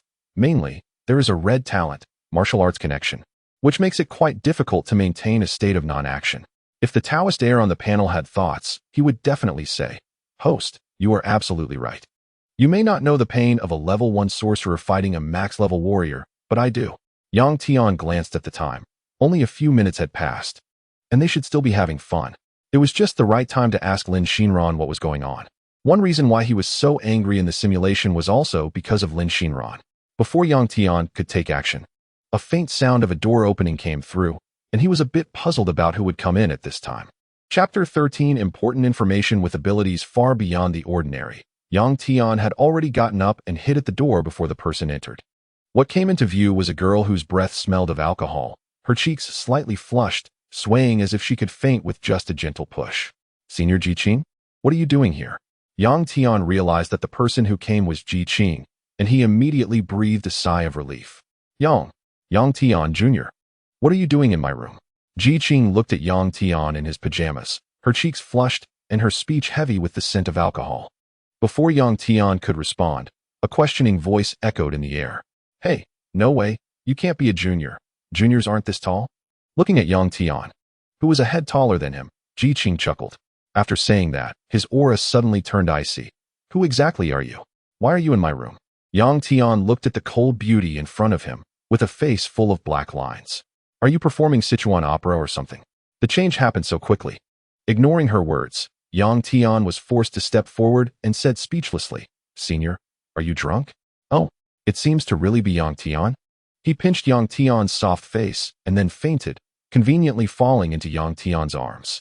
Yang Tian suddenly felt as if he had been teased.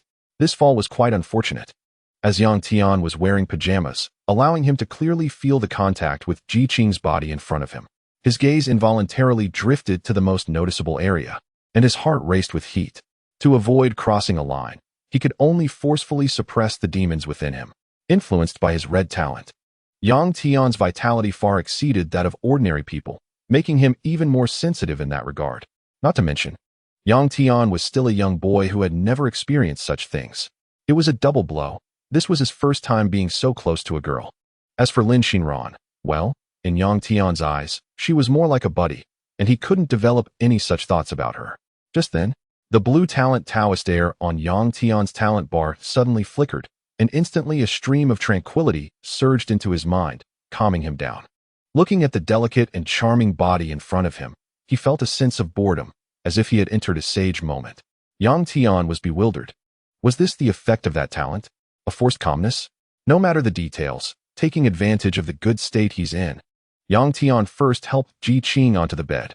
After stepping out of the room and adjusting his pants, he felt a wave of relief. Not paying attention before, Yang Tian now noticed that outside was a complete mess. Almost everyone was sprawled on the ground, with some people even only wearing their underwear. Is it really this wild? Do you not know there is a big man next door? Yang Tian casually walked over and immediately spotted Lin Shinran, who was having the most fun. Now, she was left with only her undergarments. He shook his head helplessly, wondering what kind of game this group of crazies was playing. Looking at the still unconscious Lin Shinran, Yang Tian went over and patted her face.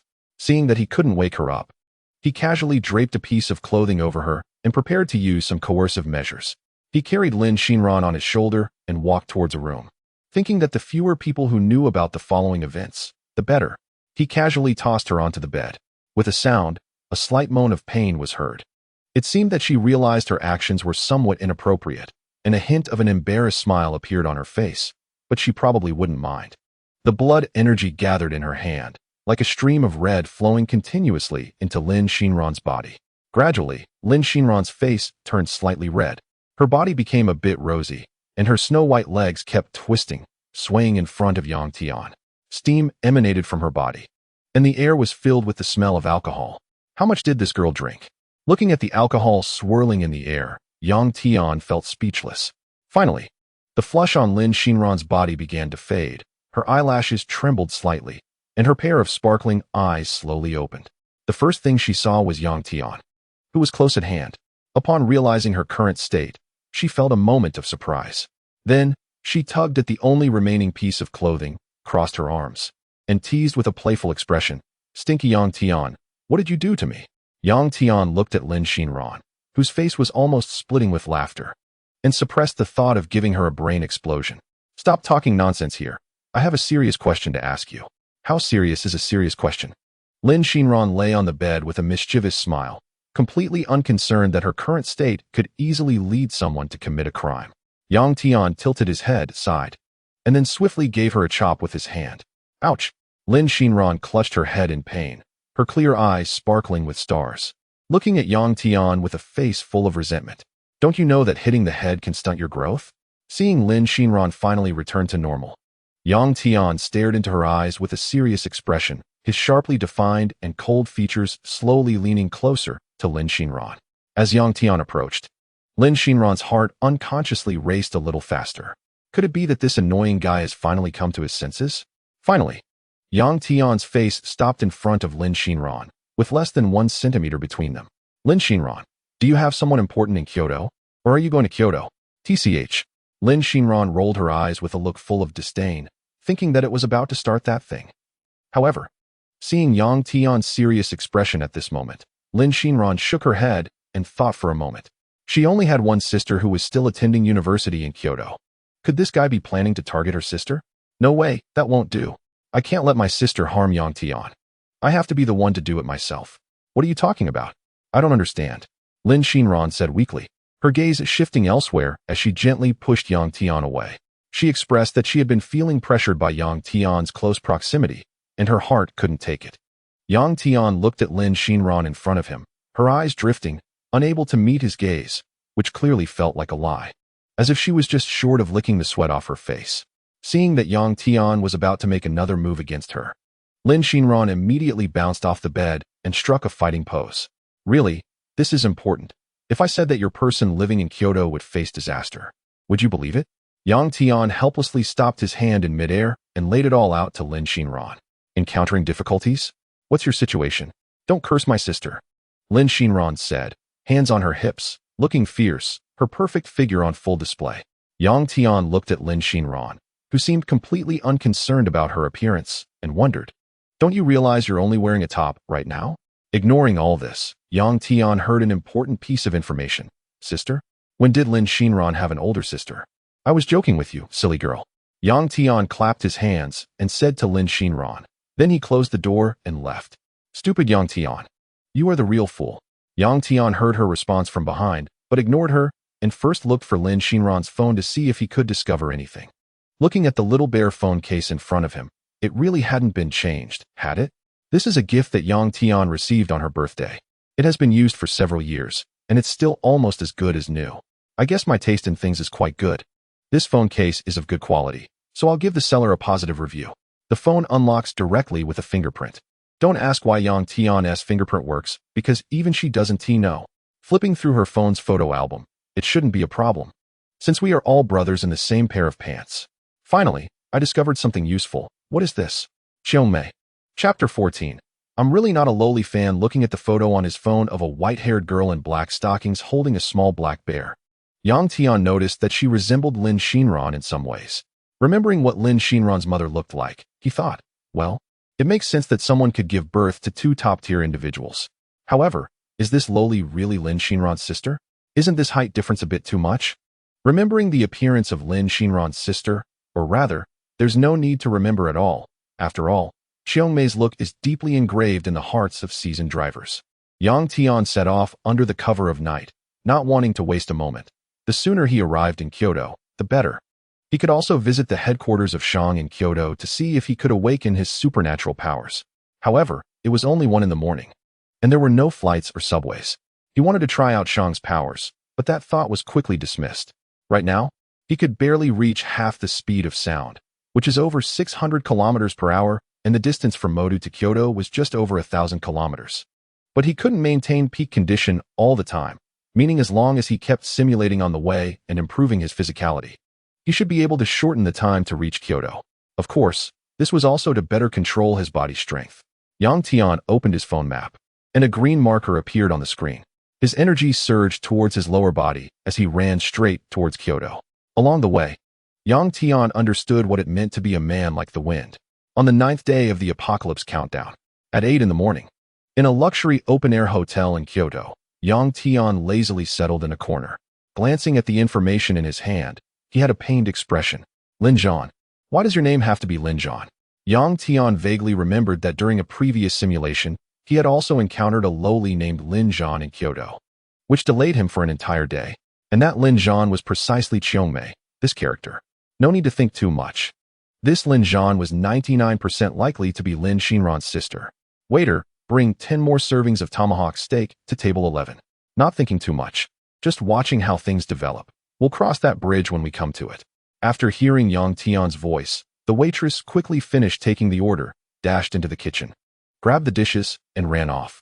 The people in the kitchen couldn't stop her even when they shouted. Some people in the restaurant, seeing the waitress's energetic demeanor, started discussing among themselves. Why is she still adding more? Didn't TU just click on 10 copies before? Isn't that right? I remember that the people at that table only ordered meat dishes, and they have already ordered over 100 dishes. What's going on? How can they order over 100 dishes when table 11 can only seat 2 people? Is it some big eaters coming to scatter their wealth again? Sigh. Have you noticed that the person holding the vegetables is always Xiaoli? Yeah, what's going on? Usually, even when the boss lady calls her, she is not very willing to move. So why is she so diligent today? Yes, I heard that this Xiaoli is not simple. It seems she has connections with the investors. Just then, the Xiaoli they were talking about was already pushing the food cart, showcasing her gentlest side. Using the sweetest and most endearing words, she spoke in the most standard Mandarin to Yang Tian, who was quietly looking at something. Sir, your tomahawk steak has arrived. May I ask if you have any dietary restrictions? A male waiter next to them, who was cleaning up the dishes, looked at the little Li in front of him with disbelief. His usual aloof goddess actually showed such an expression. However, when he saw Yang Tianho who was eating, he instantly felt relieved. Damn, you really look cool. You dog thief. Yang Tian looked at the waiter who always asked a question every time he delivered a meal and felt that the service level in Kyoto was quite good. He thought that he could take them out to have some fun when he had the time. After taking the meal box from Xiaoli, he quickly arranged the dishes, not noticing the flush on Xiaoli's face. However, before Xiaoli had a chance to speak to him, she saw Yang Tian looking very much like he was enjoying his food. She thought to herself, indignantly, what the heck? The long one looks quite handsome. But as a big beauty, am I not more appealing than the steak in front of you? Glancing over, Yang Tian looked at something, and she wanted to know what it was that could make Yang Tian look so serious. Is this the second dimension? No, this is a character from an anime. And she is a lowly. Xiaoli looked at Yang Tian, who was seriously eating in front of her. Could it be that this handsome guy not only likes lowly, but also specifically requires that kind? This detailed data seems to have taken quite some time, right? Just when Xiaoli was lost in her thoughts, Yang Tian arranged the dishes and handed her the lunchbox, smilingly thanking her. Thanks, Mississippi, looking at Yang Tian's sudden smile. Xiaoli felt as if she had been struck by Cupid's arrow, and everything around her began to sway. When she came back to her senses, she realized her legs were a bit weak, starting to tremble, and she lost her balance, falling over. Oh no, this is bad. Your smile is too alluring. I need to become a lowly to entice you. Just like that, Yang Tian inexplicably got labeled as a lowly enthusiast. Miss, are you okay? Yang Tian looked at the young lady who suddenly fainted and instinctively helped her up. Could it be due to overexertion? What happened? Is the restaurant service so competitive now? No, it's fine, it's fine. Feeling the warmth transmitted from Yang Tian's hand, Xiaoli became as excited as a steam engine, bursting with energy. Yang Tian raised his head and looked at the stuttering Xiaoli, his face full of confusion. I'll take the dishes away first. If you need anything, just call me. With that, Xiaoli awkwardly pushed the cart away. Yang Tian was left standing there, looking bewildered. Was he really that scary? Just a touch makes her so nervous. In the distance, a male server who was cleaning was keeping a close eye on the situation over here with Yang Tian. When he saw his goddess reveal a different, more feminine side for the first time, he was momentarily at a loss for words. At this moment, There should be a fitting song playing in the background. The intelligence personnel from the Shangan organization, who were watching from the opposite side, looked at Yang Tian with envy. When would they be able to charm girls like team leader Yang effortlessly? That smile from just now was something even he, as a man, found hard to resist. Currently, after the simulation and the earlier meal, Yang Tian's attribute points had reached 2689. The previous simulation had truly made Yang Tian understand what it meant to draw without getting anything valuable. I must say, this draw is flawless. Finally, the person sitting in front of Yang Tian spoke up and couldn't help but ask the question, Team Leader Yang, is there something wrong with this person? Yang Tian took a bite of the steak and said calmly to the intelligence officer of the Shang organization in front of him, I don't know the problem, but something will definitely happen. Chapter 15. Under the Forbidden City, the Shadow of the Great Xia. Looking at the hurried pedestrians below, Yang Tian pondered in his mind what kind of trouble Lin Yin would encounter. Could it really be like the simulation, where he would meet a pervert? Just as Yang Tian was pondering, a white figure slowly appeared in his line of sight, strolling along the street, thanks to his extraordinary eyesight. The silver-white hair tied up with black satin, a delicate face resembling a doll, and deep gray pupils, with a hint of blush on her cheeks. The target had appeared, and Yang Tian observed from the shadows, wanting to see who would engage in improper schemes in public. At this moment, Lin Yin was a bit excited. Skipping along as she walked, having received a notification from the Kyoto Convention Center, which was a tacit acknowledgement of her abilities. However, she didn't notice that behind her, a person wearing a black mask and sunglasses had been tailing her for quite some time. Upon seeing this, Yang Tian thought, is that him? A lecherous uncle? Do you really like Lolis that much? Shaoli, did you see that girl? You go protect him a bit, don't let him get hurt. If there's anything that can't be resolved, just let me know in advance. Little Li looked at Yang Tian, who was about the same age as him, and then glanced at the girl walking on the street below, almost asking, Captain Yang, you are a Sea King, right? Watching Shaoli leave. As a member of the morning group, dealing with such trivial matters is still quite easy. Yang Tian thought something significant would happen, but it turned out to just be a stalker. After settling the bill, I left the hotel under the admiring gaze of the young lady. Now, there shouldn't be much of a problem. Finally, I can get down to business and head to the headquarters of Shang to see if I can awaken some supernatural abilities. Yang Tian still held a glimmer of hope for what kind of supernatural abilities he might awaken. In Kyoto, as the political center of the Great Xia, although it was not as economically developed as the Magic City, it had a unique solemnity and seriousness. With a feeling of anticipation, Yang Tian arrived at the entrance of the Forbidden City for the first time, gazing at the red sandalwood gate before him. A deep sense of historical atmosphere rushed towards him, and Yang Tian understood that the Great Xia, like the countries of his previous life, possessed a rich cultural heritage. Perhaps time flows like water, washing away the changes of dynasties, cleansing the glories and disgraces of history, and filtering out countless heroes. However, what cannot be washed away is the flame of civilization. What cannot be erased is the spirit of inheritance. And what cannot be exhausted is the patriotism of generation after generation. Unknowingly, Yang Tian had already walked through the city gate, and looking back, he saw a high wall painted in bright red. It was as if he had entered the tide of history, and he couldn't help but marvel at the ancients, wondering how they managed to build this forbidden city, and how much effort and sweat it must have cost them. The Forbidden City, you can be considered a miracle. The building that goes deep inside is made of wood, with a yellow glass tile roof and a bluish-white stone base, adorned with exquisite paintings everywhere, making this palace even more resplendent. For some reason, Yang Tian felt a slight pain in his heart, and this feeling made him very uncomfortable. Finally, according to the instructions, Yang Tian arrived at a place with a red telephone booth. It's hard to believe that there would be a massive military base beneath this phone booth. He opened the booth and it felt a bit like a tool from an animated show he watched in his previous life. There was clearly an identity recognition area. So Yang Tian brought the token in his hand closer. Boom. Accompanied by a sudden feeling of weightlessness, about 10 seconds later, Yang Tian heard the sound of landing. Crack. After a sound of machines coming to a stop, the phone booth in front of Yang Tian automatically opened its door. What came into view was a high-tech black metal door, above which was an infrared scanning machine scanning the people passing by. Moreover, Yang Tian noticed that there were quite a few similar elevators around. Are you a newcomer? Which organization are you here to report to? At that moment, a sweet voice echoed in Yang Tian's ear. Yang Tian looked at the woman in glasses, with her hair styled up, holding a stack of documents, giving off an intellectual vibe, and waited for her to continue speaking. Shenlan felt a bit uneasy under Yang Tian's deep gaze. It was the first time she had encountered such an attractive man. Could you show me your identification badge? Looking at the gentle older sister in front of him, Yang Tian directly took out the law enforcement order that Wang Feng had given him earlier. What? The law enforcement order from the Xuanwu team? How do you have this? Shenlan looked incredulous, pushing up the glasses on her face. Could he be the rumored new captain of the Xuanwu team? I heard that the law enforcement order of the Xuanwu team was handed over by Wang Feng to a young guy. She thought those people were just joking. But now the truth is right in front of her, and she can't deny it.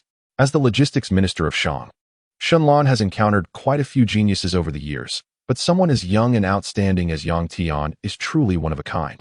That, Xuanwu Corps. Do you have any matters at the headquarters of Shang? Although she wasn't sure if this young person had the strength to wield the Black Tortoise Law, she dared not question the decision of her superiors. You know where the awakening room is. I want to go take a look, Yang Tian said calmly. The awakening room?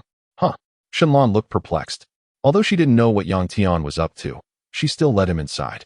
Along the way, they encountered people who mostly greeted them. The people in front of Yang Tian would say things like, "Hello, Sister Shen," or "Sister Shun, you're even more beautiful today." It seemed that Shenlan was quite popular here.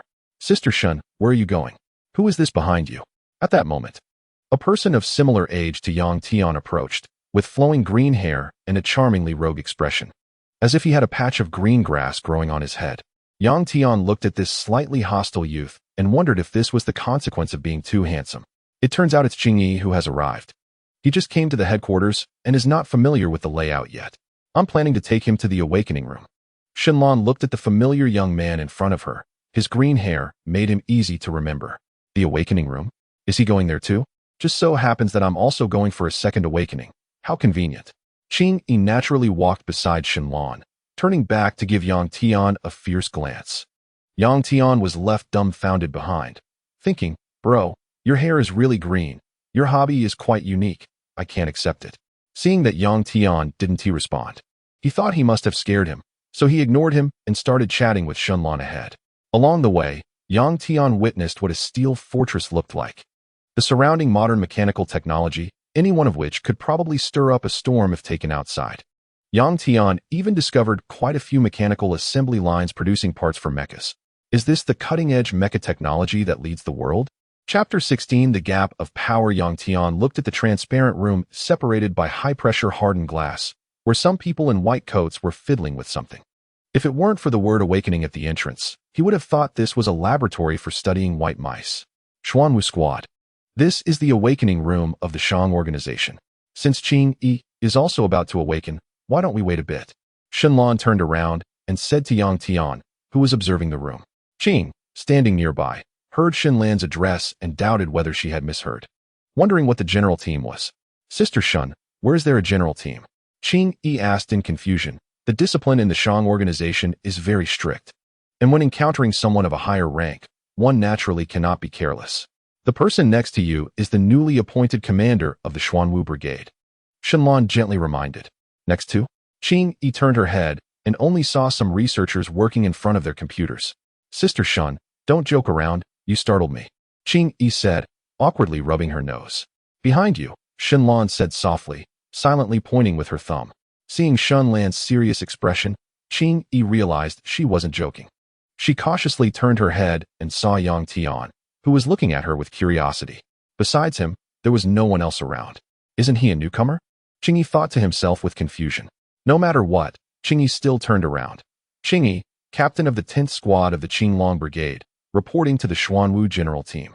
His voice was firm and solemn, standing tall like a pine tree, and his salute was as precise as a painting, all representing the highest respect. Yang Tian looked at the young man in front of him with a calm expression, wondering what this guy was really up to. Why have you become so serious? Yang Tian was influenced by Qing-Yi's attitude and responded seriously as well. I heard you are the new captain of the Xuanwu team? It seems that our youth is not much different, but in that case, I am far behind you, Qing-Yi said with a slight tease. But the confidence and pride in his eyes remained undiminished. It's just luck. Seeing that Yang Tian did not have any extreme reaction, he hoped to spar with the Xuanwu team later to see how big our gap really is. As he spoke, he reached out his hand, hoping to shake hands with Yang Tian to reach an agreement. Looking at Qing Yi, who was eager to try, a strange expression flickered in Yang Tian's eyes. Are you seriously ill?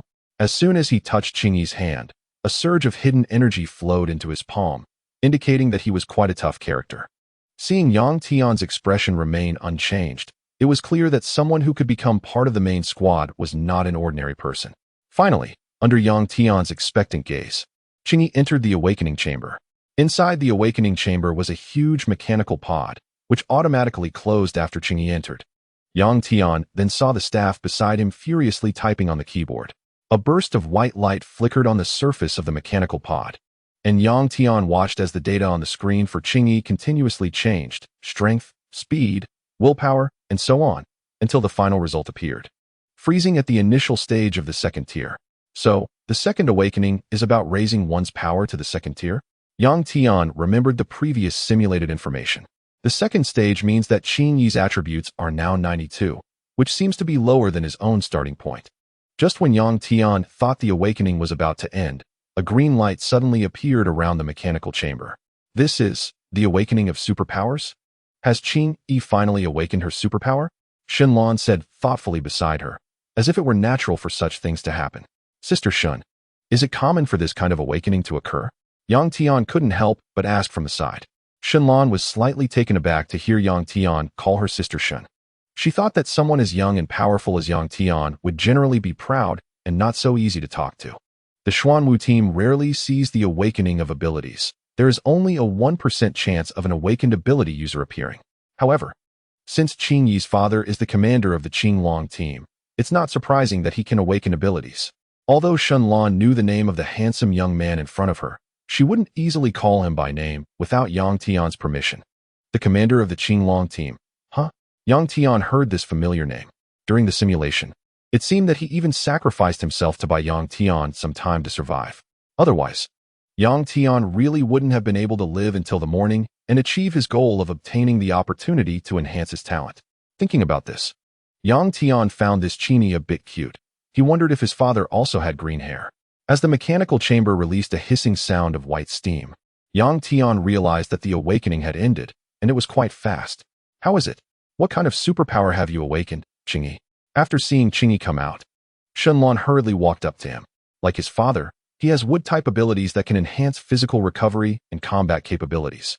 For some reason, even though he has awakened his powers, Qing Yi appears very calm.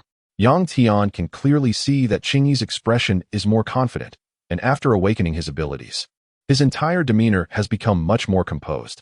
Squadron, I apologize for any laughter. How about we have a spar right now? At this moment, Qing Yi is no longer as cocky as before, but instead has become somewhat reserved. Spar? Right here. Yang Tian didn't want to waste any more time and quickly finished up to see what he could awaken. Or in other words, let's see what objects are used to awaken supernatural abilities. Here, Qing Yi was surprised by Yang Tian's words. These were all valuable pieces of equipment, and if they got damaged, his father would probably hang him up and beat him. It's fine, just come over. If something happens, I'll take responsibility, Yang Tian said to Qing Yi calmly, showing absolute confidence in his own strength. If he couldn't even control the fighting range, then Yang Tian might as well just slam his head into a block of tofu. Seeing Yang Tian's confidence, Qing Yi felt a twinge of anger in his heart. He looked younger than himself, yet he was even more arrogant. Despite this, Qinglong turned away from the equipment and, without further ado, launched a kick at Yang Tian, executing a standard roundhouse kick with a gust of wind from his leg. However, the impact he imagined did not occur. Qing Yi felt as if his leg had struck a steel plate, and the recoil made his calf ache. Not only that, Qing Yi found that he was unable to pull away, as Yang Tian had grabbed him with his hand, like a steel claw, rendering him immobile. Doubting the situation, he used Yang Tian as a pivot and kicked at his face with the other foot, hoping Yang Tian would let go. Slap. Again, it was the sound of something striking an iron plate. Qing's legs were firmly grasped by Yang Tian, suspended in midair. The immense disparity in strength made her feel like a baby, easily toyed with by Yang Tian. Chapter 17. Can it happen again? What? That young man is actually from the Xuanwu Special Forces? Some staff members who were fiddling with equipment in the awakening room heard a voice coming from the broadcast and looked shocked.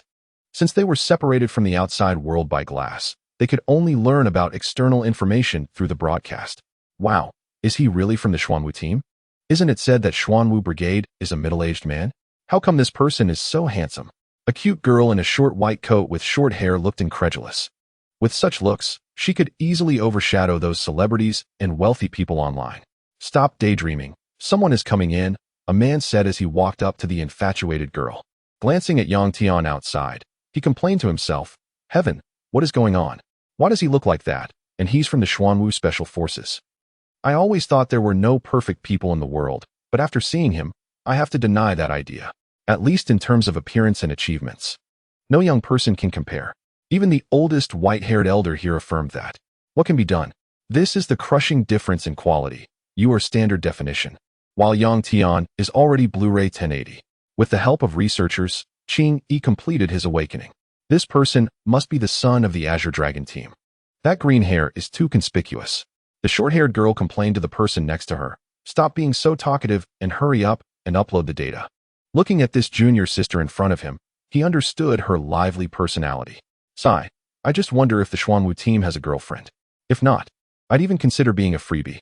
Seeing that his junior sister was ignoring him and instead becoming more intense, he could only turn a blind eye. Have you completed your awakening? Finally, no one is bothering me while I admire handsome guys. Wang Kuer looked excited, just like how men enjoy admiring beautiful women. She also really likes admiring handsome guys. The senior brother next to her looked at Wang Kuer with a lovesick expression and thought to himself that she was hopeless. Senior brother? What's going on? It seems like they are about to fight. Wang Kuer anxiously tugged at the senior brother beside her. She noticed that after coming out of the awakening room, the person with a pale face was looking at Yang Tian with a fierce expression. Given the situation, it's clear that those two are about to start fighting. What are you afraid of? That person is the commander of Xuanwu. How could he not have any strength to deserve it? The man analyzed.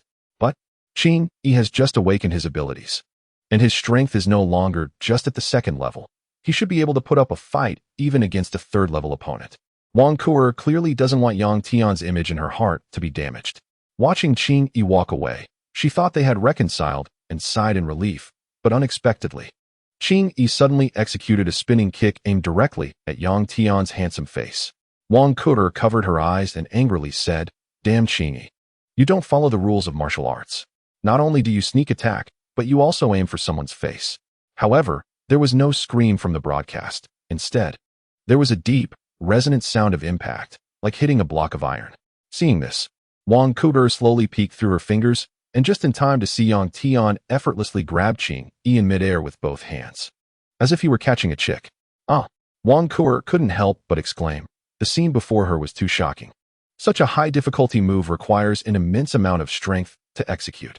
She heard Qing Yi concede, the young man who was proud in the Shang organization, for the first time softening towards his peers. Seeing them outside discussing something, as if preparing to leave, Wang Kuer turned away, feeling a sense of disappointment rising in her heart. After all, she and he were not on the same path. After finally feeling a flutter of emotions, she ended up losing so badly. For the first time, Wang Kuer hoped that Yang Tian wouldn't be so outstanding. Perhaps then she would be worthy of him. At that moment, she felt her senior tugging at her white coat. Get ready, someone is coming. When she saw the person about to enter the room, it was the man who had stolen her heart. Her eyes regained their lively sparkle. At this moment, Yang Tian stepped into the mysterious awakening room with a slightly expectant heart. Before he could fully appreciate the high-tech machines, a figure appeared before him, shoulder-length short hair, wearing a white lab coat, with an enviable round face, cherry-like lips, and slightly red and beautiful big eyes. The moment he saw her, Yang Tian knew that this person could definitely embody the perfect image of Remington. Is this your first time here? Are you here to test your data, or to awaken? Wang Kuer looked at Yang Tian in front of her, who seemed unlike an ordinary person, glowing with an otherworldly aura. Yang Tian, gazing at the radiant girl before him, said kindly, Let's get started, awaken your abilities. Is there anything I need to prepare for my first awakening? What? First awakening? An old man next to them was constantly paying attention to what was happening here. Although Yang Tian looked quite charming, it was still not acceptable for him to take away his granddaughter. First awakening? Wang Kuer was a bit confused and looked at Shun Lan outside with a dazed expression. Shun Lan saw Wang Kuer's bewildered look and understood what Yang Tian had told them. She couldn't believe that Yang Tian, who hadn't awakened, could easily handle Qing Yi, who had awakened twice. Then come to this place? Wang Kuer brought Yang Tian to a blue and white technological pod, which was specially designed for those awakening for the first time, capable of protecting their bodies from collapsing due to energy. After Yang Tian entered, Wang Kuer made a confirming gesture to the person beside her, but her slightly trembling hands revealed that she was very nervous facing Yang Tian. As Yang Tian entered the technology chamber, he felt as if he were surrounded by pure energy, which was very gentle. At the beginning, energy was being inputted. With the start of the awakening, streams of white energy flowed through the pipes into Yang Tian's awakening chamber. The input speed increased rapidly. Senior brother, what's going on? Why is the energy input so fast? Will he be able to handle it? Wang Kuer asked outside. It shouldn't be a big problem, right? It was also the first time he encountered someone who could absorb energy so quickly. As soon as he finished speaking, an electronic voice echoed in the awakening room. Energy pool number 1, delivery complete. So soon? The old man seems a bit incredulous. Has the awakening already been completed? Just as it was about to end, a sudden voice came from Yang Tian's awakening chamber. Can we do it again? Chapter 18 almost ruined the testing machine. Old Wang heard Yang Tian's voice coming from the awakening chamber, and it was truly a rare sight. It was the first time he encountered someone who could still possess consciousness during awakening. However, as the commander of the Xuanwu team, Yang Tian was capable of meeting this requirement. Begin. Input energy from pool number 2. With Old Wang's command, everyone started to get busy again. A flurry of keyboard operations ensued, and deeper white energy flowed through the pipes into Yang Tian's awakening chamber. The crowd watched as this intense energy transfer was even more rapid than before. Surrounding sounds of could be heard, as if something about Yang Tian was attracting them. Is this person a monster? The senior beside Wang Kuer was stunned, as energy was visibly being drained at a rapid pace. Clearly, the second energy pool was nearly depleted. Is there any left? Yang Tian's unruly voice echoed through the room again. Continue. Connecting to energy pool number 3. A hint of excitement appeared in Wang Lao's eyes, hoping that this new Xuanwu team could bring him some surprises. Number 3? Director, are you sure? The operator beside hesitated. The energy concentration of No. 3 was 10 times that of number 2, and only a handful of people in the Shang organization had undergone it. However, none of them were under 30 years old. They were all top players in the Shang organization. Use it. I'm responsible for the problems. Wang Lao is indisputable. All right. As a tool person, he cannot negate the director's ideas. The machine operated, and the sound echoed in the space, sending a deeper energy canister into Yang Tian's awakening chamber. At this moment, Yang Tian was surrounded by red vitality, with 3 small dragons of vitality swirling around him, each rotation greatly enhancing his physique. He didn't expect that the so-called awakening was actually about delivering refined energy to him. As for how much he could absorb, it all depended on his talent. He noticed another more concentrated energy flowing in through the upper delivery port into his awakening chamber.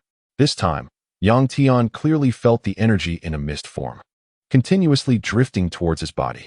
The 3 dragons of vitality instantly pounced on it, as if they had encountered something delicious, constantly devouring it, making the vitality even more concentrated. Gradually, Yang Tian's attributes increased rapidly, as if he had taken a drug, reaching 32, all in just 2 awakenings. Just 2 awakenings were enough to break through the 30 mark. Isn't that faster than simulation? However, this time the energy transported over, although more condensed than the last time, was absorbed at a faster rate, and the increase in attributes had also slowed down. Clearly, as time went on, the enhancement of attributes became increasingly difficult. At that moment, Yang Tian felt as if his brain suddenly became clear, as if he had gained a better mastery over his own power. He opened the system panel and confirmed that he had definitely awakened something.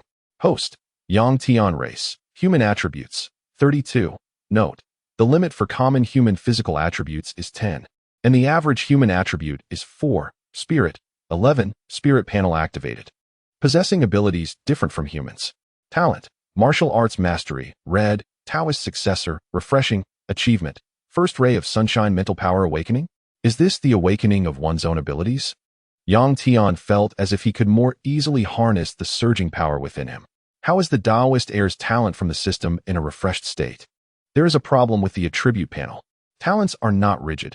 Some talents have growth potential and can change according to the host's psychology, cognition, attitude, and behavior. gradually transforming into the talents that best suit the host. It is possible that the quality may improve, but it may also decrease. Upon realizing that talents have the ability to adapt to the host, Yang Tian's previous worries disappeared. It seems that he is a living person, not a character similar to those in a game. Soon, the energy transfer was complete, and with his extraordinary talent ability, Yang Tian quickly absorbed it into his body. Can I have another one? Yang Tianming clearly felt as if he had encountered a barrier, as long as he could break through it. His strength would definitely see a significant improvement. He could distinctly hear the shocked and noisy voices from outside. Don't advise me, send me number 4. Let me see where his limits are. A firm voice reached Yang Tian's ears, and he knew which old man was speaking up for him. As soon as the words fell, a booming sound appeared in Yang Tian's awakening chamber, followed by intense vibrations. Yang Tian felt an extremely pure energy surging towards him. This time, the energy seemed fierce and even had an aggressive quality. It even took on some forms that were formless and invisible, yet Yang Tian could sense their existence. It was as if these things were not targeting the physical body, but rather the mental strength. However, upon encountering Yang Tian's blood and energy, they were like a little chick, easily devoured without mercy. Refreshing. After a wave of feedback, Yang Tian's mind felt as if it were flooded with cool spring water. Clear and refreshing. The people outside stared in shock at the bizarre data displayed on the big screen.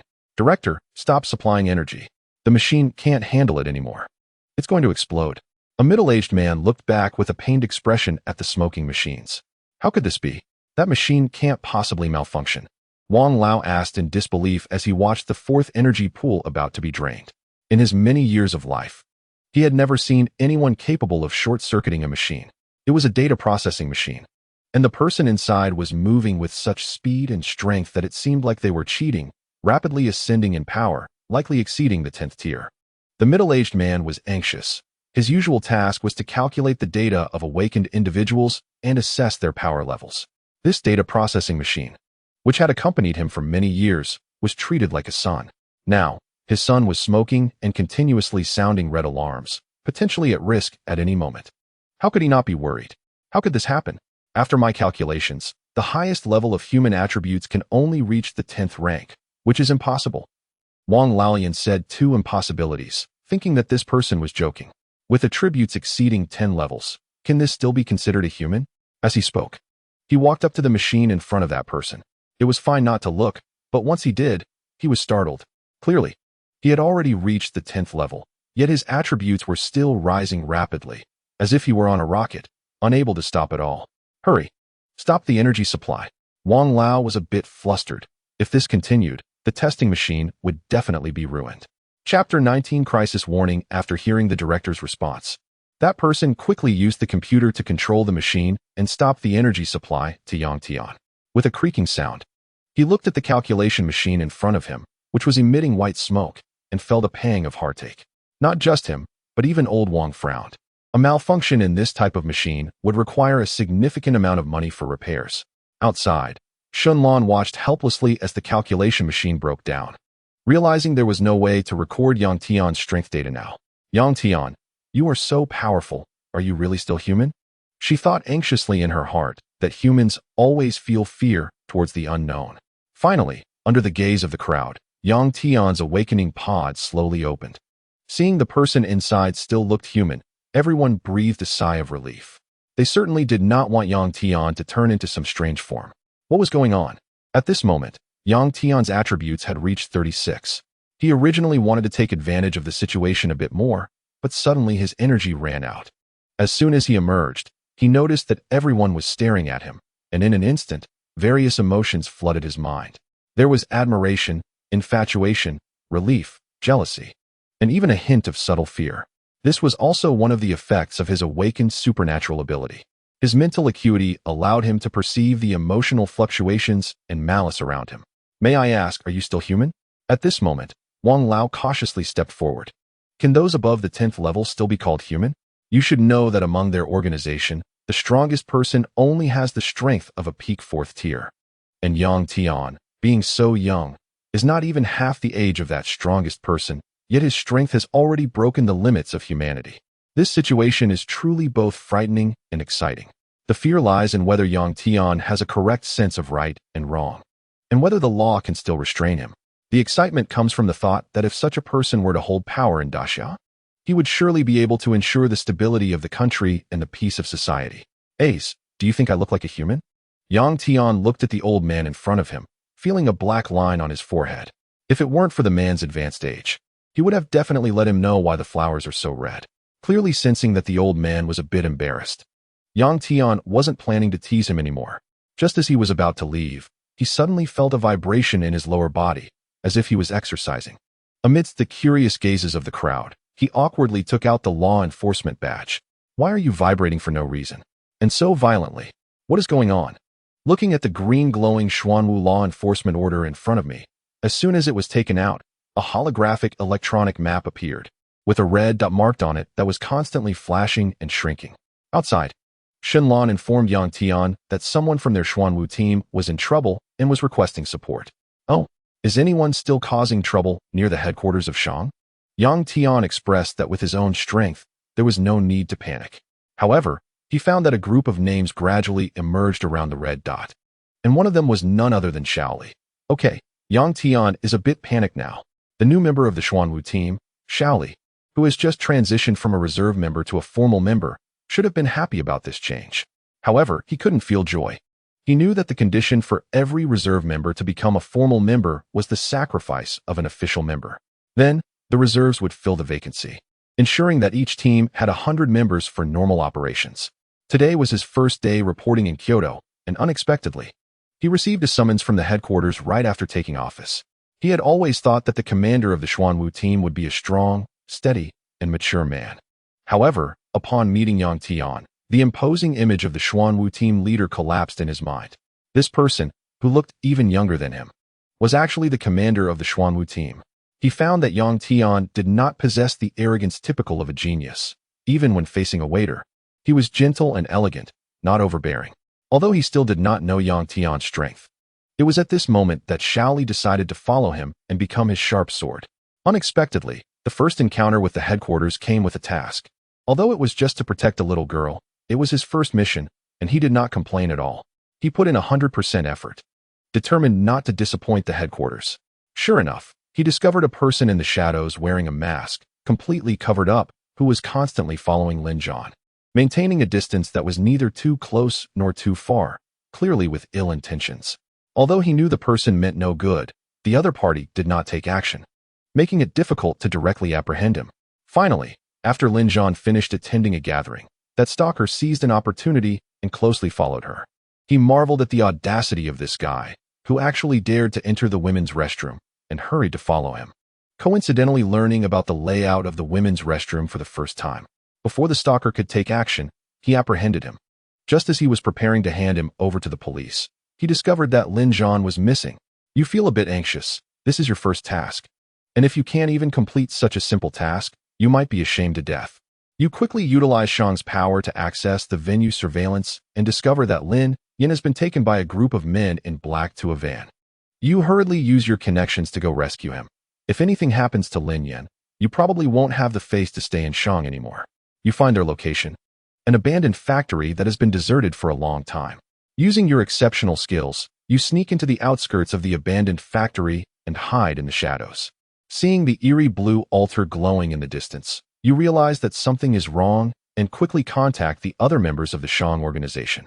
What are you doing? Stop it. Shaoli watched a group of people in black robes approaching a prison cage with knives, inside which was a pitiful young girl. Lin Yin was among them. And at that moment, she had never experienced anything like this. Just thinking about the bloody cruelty of these people made tears well up in her eyes. Seeing that Lin Yin was not harmed, Shaoli breathed a sigh of relief. The black-robed figures, not expecting anyone to find this place, did not explain anything to Shaoli and quickly surrounded him. Shaoli pulled out a specially made handgun and threatened them, which temporarily made them hesitate. However, this stalemate lasted only a short while. Soon, a group of them pounced on Shaoli like ferocious beasts. Relying on his quick reflexes, Shaoli was forced to fire a shot, and one black-robed figure fell to the ground. But in an instant, the wound on that person quickly healed, and he stood up again. Watching this inhuman display, Shaoli realized he had encountered cult followers, and they were among the most loyal ones, possessing some extraordinary abilities.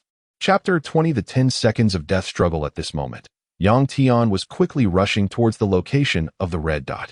With a monstrous physique and speed like the wind, even when passing by pedestrians, no one could react in time. Since Shaoli had called for help, it meant he was facing something difficult to resolve. If it was something that the members of the Shuang organization couldn't handle, it could only be those bizarre mutants. The system began to simulate. Although it seemed that Yang Tian was doing nothing, he was actually simulating at every moment. However, his talent for simulation was so useless that the outcomes of his simulations hardly changed. Time and space observer synchronizing. Simulation started. Please choose a talent. Dragon bloodline. Purple. Stronger than peers from a young age, with a stronger demand for certain aspects. You initially thought this was just youthful ignorance.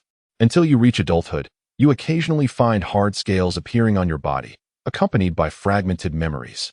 You know that you are definitely not a creature of the pond. You believe that one day you will encounter storms and transform into a dragon soaring through the sky. Effect: physical strength enhancement, doubled vitality, significantly increased cultivation speed. Side effect: partial dragonization of the body, heightened sensitivity to certain demands.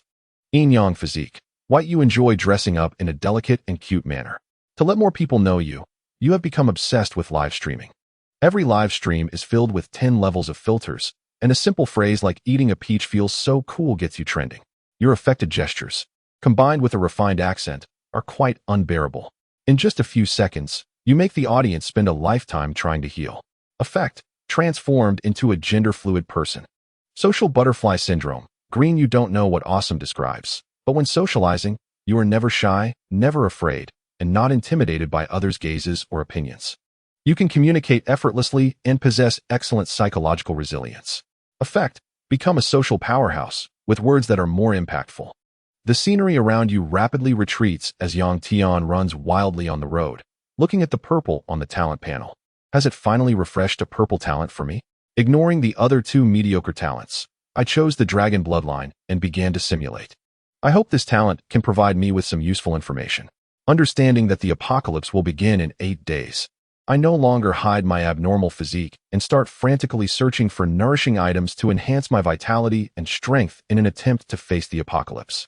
Some members of the Shang organization, upon seeing my gradually dragonized body, began to question whether I can still be considered human. You can clearly sense the subtle barriers in the hearts of some of them, a slight chill of sadness in your heart. You are no longer staying in Kyoto and have returned to the Magic City. Is this the principle of those who are not of my race must have different hearts? Yang Tian was lost in thought on the road. When your friends saw your unusual appearance, their first reaction wasn't surprise, but rather concern about how you ended up like this. You couldn't help but notice that there seemed to be affection in their eyes as they looked at you. System, this affection of yours feels off. Even while moving at high speed, Yang Tian didn't forget to make a sarcastic remark. At first, you thought that the looks in their eyes during the day were just your imagination, but seeing Lin Xinran in front of you made you realize it was real. You asked her if she wasn't afraid of your current appearance. She shook her head and looked at you seriously. The dragon-like aspect of you showcased an extraordinary charm, and you could see her sincere gaze. That night was incredibly wild. You discovered that playing with her could automatically circulate and cultivate your energy, surpassing even the most potent elixirs you had taken before. In just a few days, you successfully understood what a vacuum cleaner was, even with your dragon bloodline. You couldn't withstand the onslaught of many women. There was nothing you could do. After all, you were a cultivation enthusiast. You leaned against the tallest building in the Magic City, finishing the last sip of white wine in your hand, looking down at the neon-like city below, where countless people filled the streets, celebrating and preparing to welcome another new year. Glancing at the glass bottle of white wine in your hand, you exerted a bit of force, and it quickly shattered into droplets, scattering in the air. At this moment, your attributes reached 99 points. But no matter what method you tried, you couldn't take that final step. You looked up at the sky as the clock struck midnight, and dazzling fireworks burst around you. You didn't have time to appreciate the beautiful fireworks when suddenly, a deafening explosion sounded nearby, and a gaping chasm, like an abyss, tore through the sky. The heavens split open, and a wave of crimson gas surged toward the lower realm.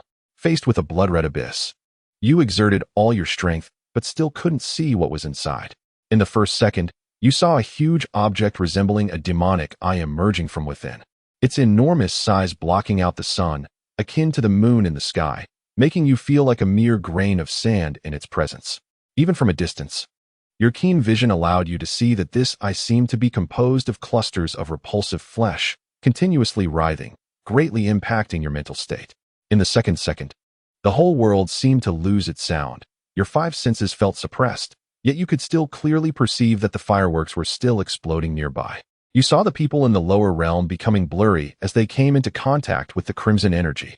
You thought you heard a sharp sound near your ear, but it dissipated in an instant. In the third second, your pupils constricted sharply as you saw the demonic blood eye in the distance, as if it had opened a slit to gaze in your direction. You trembled all over, feeling as if you were locked onto by something terrifying, unable to move. As endless waves of blackish-red energy surged toward you like sharp arrows. In the fourth second, despite the distance, you could still feel the overwhelming malice emanating from it. You unleashed your full energy, and 9 azure dragons of energy circled around you, with a powerful punch infused with surging energy. A wave of terrifying force spread through the sky, scattering the surrounding clouds with its might. Your gaze remained fixed on that massive eye, and you saw some blood-red figures emerge from it, landing in the city below. As your energy surged, you stepped through the air, creating sonic booms with each step, moving toward the blood eye at an incredible speed. You understood that only by dealing with this demonic blood eye in the sky could you resolve the apocalypse issue. Chapter 21. Martial Arts Myth. Fearless in death. In the fifth second, you were only a few thousand meters away from that giant eye, and at that moment, you realized just how massive it truly was. Roughly estimated, a whole city couldn't contain it, and to withstand the powerful waves it emitted, your body was forced into a dragon transformation state. Your body became encased in dark, armor-like scales, making you blend into the night. Your muscles gradually bulged. Your height reached 3 meters. Dragon horns sprouted from your head, and your eyes turned into vertical slits, looking domineering and fierce. In the sixth second, you could clearly see the appearance of the massive ball of flesh. This was no crimson moon, but a grotesque mass of filthy flesh. The flesh was boiling and rolling, as if something was about to break free, and the disgusting sight made your stomach churn, feeling as if your energy was about to escape your body. Your martial arts intuition flickered wildly, and you knew you couldn't approach any closer. Energy coiling around you, you launched a punch carrying the blood-colored azure dragon toward it, the immense power causing the air to compress and roar. In a narrow passage, the brave prevail. There was no retreat, and you shouted loudly, your martial heart awakening. No longer afraid. In the seventh second, under the intense red spiritual pressure, blood splattered across your face, and you knew your damage was merely superficial to it. Your eyes turned red, and though you lost your sight, your laughter echoed in the silent air, a bold voice that seemed to reach the heavens. In the eighth second, the giant flesh ball seemed to take notice of you, the ant from the human realm, as countless pieces of flesh rolled. A beam of blood light emerged from it, and even in the boundless darkness, the terrifying waves it emitted served as a beacon that you could not afford to underestimate. You did not hesitate at all. Your blood surged, charging upwards into the void, but as a peak martial artist in the human realm, your body became fragmented in an instant upon contact with that beam of blood light. It felt as if the entire world had turned into a dead silence. The colors around you gradually fading away. Your consciousness was dissipating. You were dying. No, you weren't dead yet. In the ninth second, a dragon's roar exploded across the sky, and endless dragon might echoed at this moment. Your bloodline erupted at the final moment. You abandoned the rationality of being human, forcefully breaking through the last barrier, reaching the realm of martial arts mythology. The shattered bodies around you quickly reassembled in an instant. With your vital energy and bloodline merging as one, your height reached 5 meters. As a martial arts myth, as long as there is vital energy remaining, your flesh will not dissipate. At 9:01 seconds, your power received a qualitative enhancement. The vital energy within you became tangible, and you clearly saw that the blood light was actually a skeleton. At 9:02 seconds, before you could think further, the blood light struck you like lightning, seemingly very fond of your scent. At 9:05 seconds, you were knocked away at an invisible speed. A gaping bloody hole appeared on your body, and blood continuously gushed out. At 9:06 seconds, a gigantic dragon with 5 claws made of vital energy circled around you. Accompanied by a mournful dragon's roar, the air was filled with sounds of friction, and the dragon's might surged forth, releasing waves of terrifying pressure from your body. The powerful blood energy dragon, like a shooting star, charged towards the blood light, determined to wipe it out. But this time, the blood light skeleton remained silent, enduring your full force strike. At the 10th second, you felt something grasping your head, and in an instant, your vital energy was completely consumed. In the depths of your being, you seemed to sense a feeling of pleasure. You died. Simulation ended. Host survival time was less than a day. According to minimum reward distribution, attribute 001. Do you wish to retain the talent? As Yang Tian ran wildly, he looked at the end of the simulation, feeling a mix of emotions. Was he unable to even exchange a few blows at the realm of martial arts mythology? 10 seconds? Perhaps the time he fought against him was only a second. This was the time Yang Tian, who was in the realm of martial arts myth, survived in front of that thing. The previous testing of talents and the crushing during his spar with Qing, he gave him an illusion that he could break the rules at will. But this simulation brought the somewhat inflated Yang Tian back to his original form. Even surviving in the realm of martial arts myth was difficult, let alone his current self. Blood-red skeleton. It turns out that the flickering red light in front of him was a skeleton, and it seemed to have a strong affinity for beings with abundant life force. As long as he knew what it was, Yang Tian was no longer so afraid. Humans often fear the unknown more. It seemed that the end of the apocalypse simulation was a void of darkness. There was no retention. The dragon bloodline talent was of purple level, but its help to him was no less than that of high-level talents. The reason it was purple might be due to some significant side effects. Yang Tian did not hold back and looked at the talent, Taoist Air, on the system panel, which was still in the refreshing state. He believed that if this talent could grow, it would definitely enhance his strength significantly. It seemed that Yang Tian was beginning to have some clarity. A path belonging to his own martial arts legend was slowly unfolding. At this moment, in the outskirts of Kyoto, a dilapidated closed abandoned factory stood in a yellowing meadow. If one approached the factory, they could certainly hear the sobbing of women. Inside a room in the factory, a blue magic circle stood out prominently, with lingering pungent bloodstains and some scattered hair on the floor. Surrounding it were several figures in black robes, murmuring in a strange language, praying for something. Nearby were a few iron cages filled with rust and bloodstains, containing some disheveled young women. Upon closer inspection, these women were in their prime youth, but some had lost their spark, as if they had lost their faith in life. What had happened to turn these girls, who should be full of youthful vitality, into this state? Lin Jian was among them, still somewhat unresponsive, her whole being in a state of shutdown, clearly unaware of the severity of the situation. Meanwhile, Shaoli, who came to rescue Lin Jian, was outnumbered and imprisoned in a nearby iron cage, and even the arrival of some teammates was futile. Accompanied by heavy footsteps, a figure in a black robe approached. Different from the others, his robe bore a blue inverted triangle emblem. Which organization was this? Looking at the people in front of me, who hardly resemble humans. Despite their mutilated limbs and severe injuries, their eyes reflect an indomitable will. Clearly, most people do not possess such psychological resilience under high pressure. Chapter 22. Like a celestial being descending to Earth. Ugh, a bunch of societal scum. If you have the ability, go ahead and kill me. Don't just fumble around here.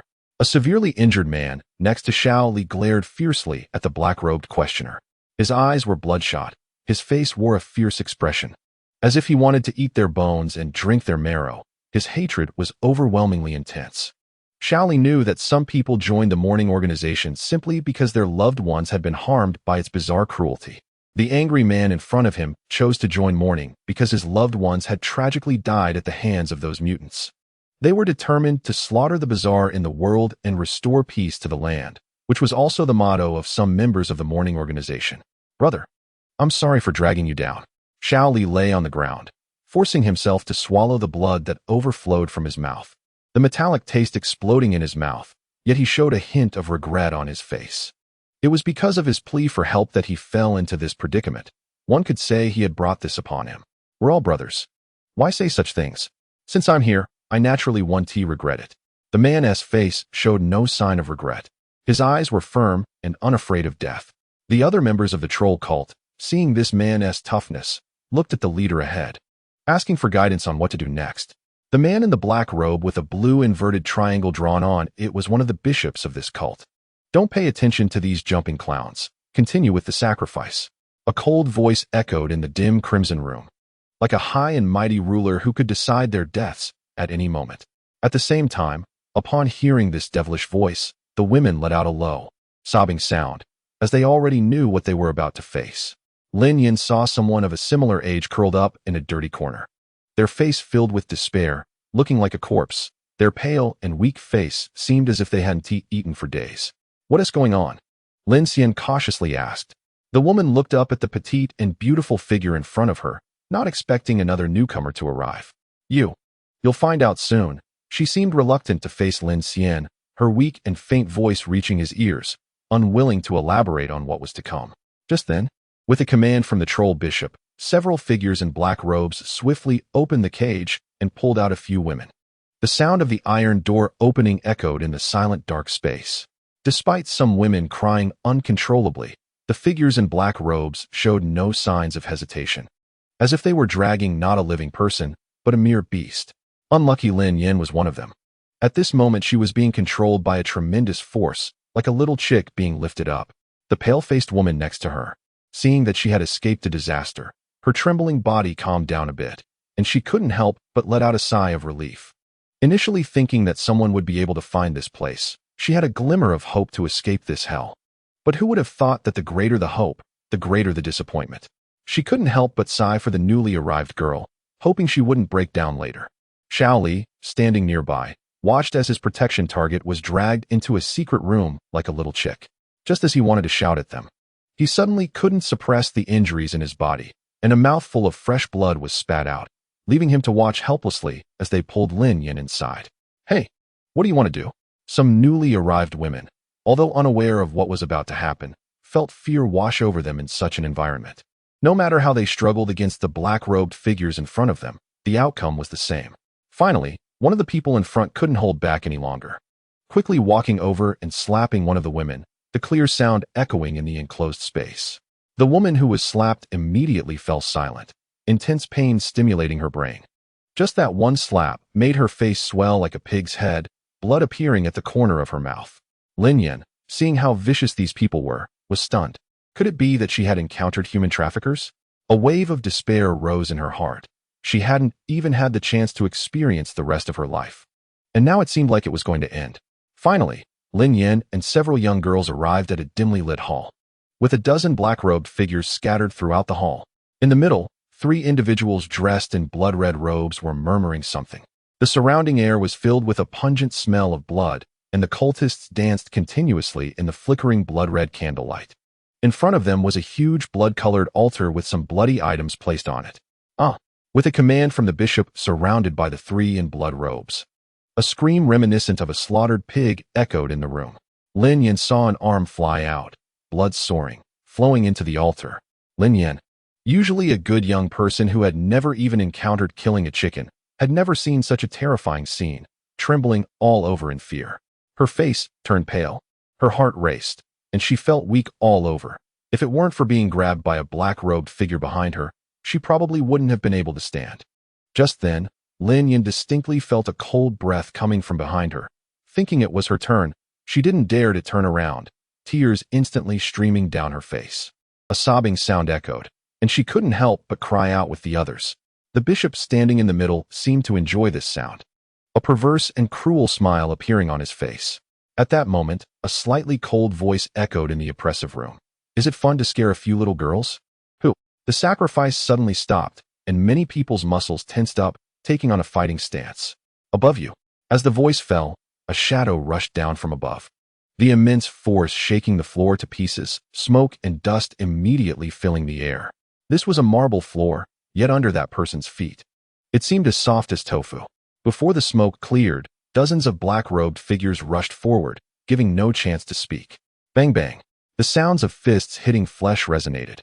Dozens of people charged quickly, and those flying out were even faster, shadows flying out from the smoke, crashing into the wall, the powerful recoil causing cracks to appear in the wall. Soon, these black-robed figures were all knocked unconscious, and the hall became spacious. Finally, as the smoke cleared, sunlight streamed in through the large hole in the ceiling, and everyone finally saw the figure of the newcomer. The person was extraordinarily handsome, with a smooth, fair face revealing sharp angles, and deep, dark eyes radiating an enchanting light. Lin Yan felt as if time had frozen at that moment upon seeing this godlike man. Chapter 23. I really won't sell my kidneys. Outside, Xiao Li's face was pale, memories flashing like a slideshow, recalling his life like a reflection. Suddenly, a scream like that of a slaughtered pig pulled him back to reality. Xiao Li smiled bitterly, his face showing no sign of regret, only hating that he might no longer be able to serve his country. Since he joined the organization, he knew this day would come, but he never expected it to arrive so quickly. It was a pity that not only had he failed to complete his mission, but he hadn't even had the chance to say goodbye to his family. Bang! A violent shock suddenly reverberated through the room, even from a distance. One could feel that terrifying power. After hearing this noise, a look of relief appeared on Xiao Li's face. Had they finally come? That means I have completed my mission. Lost in thought, a severe dizziness suddenly hit his brain, as if it were about to tear off his scalp. His already battered body could no longer endure, and he promptly fainted. Hey, brother, are you okay? Who is it that's come? The man beside him, seeing Xiao Li faint, quickly dragged his injured body closer. Clearly, from Xiao Li's expression earlier, he could tell that someone was coming to help them. But who could make such a huge commotion? The man thought in shock, knowing that the experts he was familiar with were not in the capital right now. As he pondered, a series of violent crashing sounds erupted, and he felt the wall nearby shaking violently. One of the black-robed figures was sent flying, crashing through the wooden door, which splintered into pieces, landing against the stone wall. Blood splattering everywhere. The sudden commotion attracted the attention of the girls who had lost their luster, and it seemed they could faintly see their spirits gradually reviving. The man, using the broken door as leverage, got a clear view of what was happening inside. Just one glance left him frozen in place. Under the sunlight, as the smoke dissipated, a figure resembling a deity imprinted in his mind. Each strike was a perfect illustration of the beauty of violence. Do you believe in love at first sight? Whether you believe it or not, Lin Yan at this moment was convinced she had fallen. She swore that if this person in front of her didn't have a girlfriend, she would definitely seize the opportunity. At this moment, Yang Tian was dealing with these black-robed figures and was completely unaware that he had unknowingly caught someone's eye. After finishing off Xiao Luo, applause echoed in the space. Not bad, such strong power. I wouldn't know you. Bishop Zhang Jiwen had a mocking expression, as if Yang Tian was just a clown in front of him. The implication was that although Yang Tian was strong, he was not one of those he feared. In such hot weather, still wearing black robes? Are you trying to hide from someone? Yang Tian said coldly, looking at the unusual black robes. He had already vaguely guessed the situation of these guys. You little brat, I hope you can still be so indifferent later. Zhang Jiwen sneered. A young man who hadn't even grown all his hair was arrogant enough to come alone. That guy outside would be your fate. As soon as the words fell, Zhang Jiwen threw a punch, clearly not taking Yang Tian seriously. Yet when he struck, he used all his strength. He was a true old hand, having taken down quite a few young members of the organization like this. A powerful force, like a fierce tiger pouncing. This kind of attack is much stronger than that of the Qing Yi. No wonder he has the confidence to back it up. But he can only blame his bad luck for encountering a formidable opponent. Yang Tian met it with a punch, his qi and blood swirling around his arm, shocking everyone. Crack, crack. A sound of bones cracking echoed in the air, followed by a muffled groan. Zhang Jiwen flew backward, his arm broken in an incomprehensible manner. What should have been hard bones, in the face of Yang Tian, were like a brittle twig, covering his fractured arm. Blood stained his black robe as Zhang Jiwen knelt on the ground, admitting that he had underestimated the boy. However, the arrow was on the string, and it had to be fired. There was no way back. He could only fight to the death. I admit I did underestimate you, with your strength. You should be among the top in that organization. As he spoke, his previously broken arm quickly healed. He was not comparable to those ordinary followers outside. With the blessing of the main god, his life recovery ability was instantaneous. But no matter how powerful you are, can you be stronger than modern firearms? Huh. Zhang Jiwen stood up and spat out a mouthful of blood, cracking a cruel smile with his blood-red mouth. A group of men in black suddenly appeared on the second floor, surrounding those below. Each of them was armed with a weapon, including rifles and even a rocket launcher. Zhang Jiwen waved his hand, not wanting to waste any more words. Although he wanted to see Yang Tian begging for mercy, the ritual was more important. Suddenly, the sound of gunfire filled the space, making it hard to believe that in the heavily regulated environment of the Great Xia, these guys could wield such powerful firepower. Zhang Jiwen looked at the women whose faces turned desperate, a perverse smile appearing on his face. He enjoyed giving people hope only to bring them despair. Lin Jian was stunned. Even from a distance, she could feel the terrifying heat of the firepower. A fragment of stone flew over and scratched her delicate face. But she didn't react, her eyes reflecting only the flames in front of her. Whoosh! A rocket shell was fired, and the strong smell of gunpowder suddenly exploded in the middle of the hall, the shocking sound echoing throughout the abandoned factory. Zhang Jiwen brushed off the dust from his body, his face twisted with excitement, and he started to laugh maniacally. Ha! Still not finished laughing.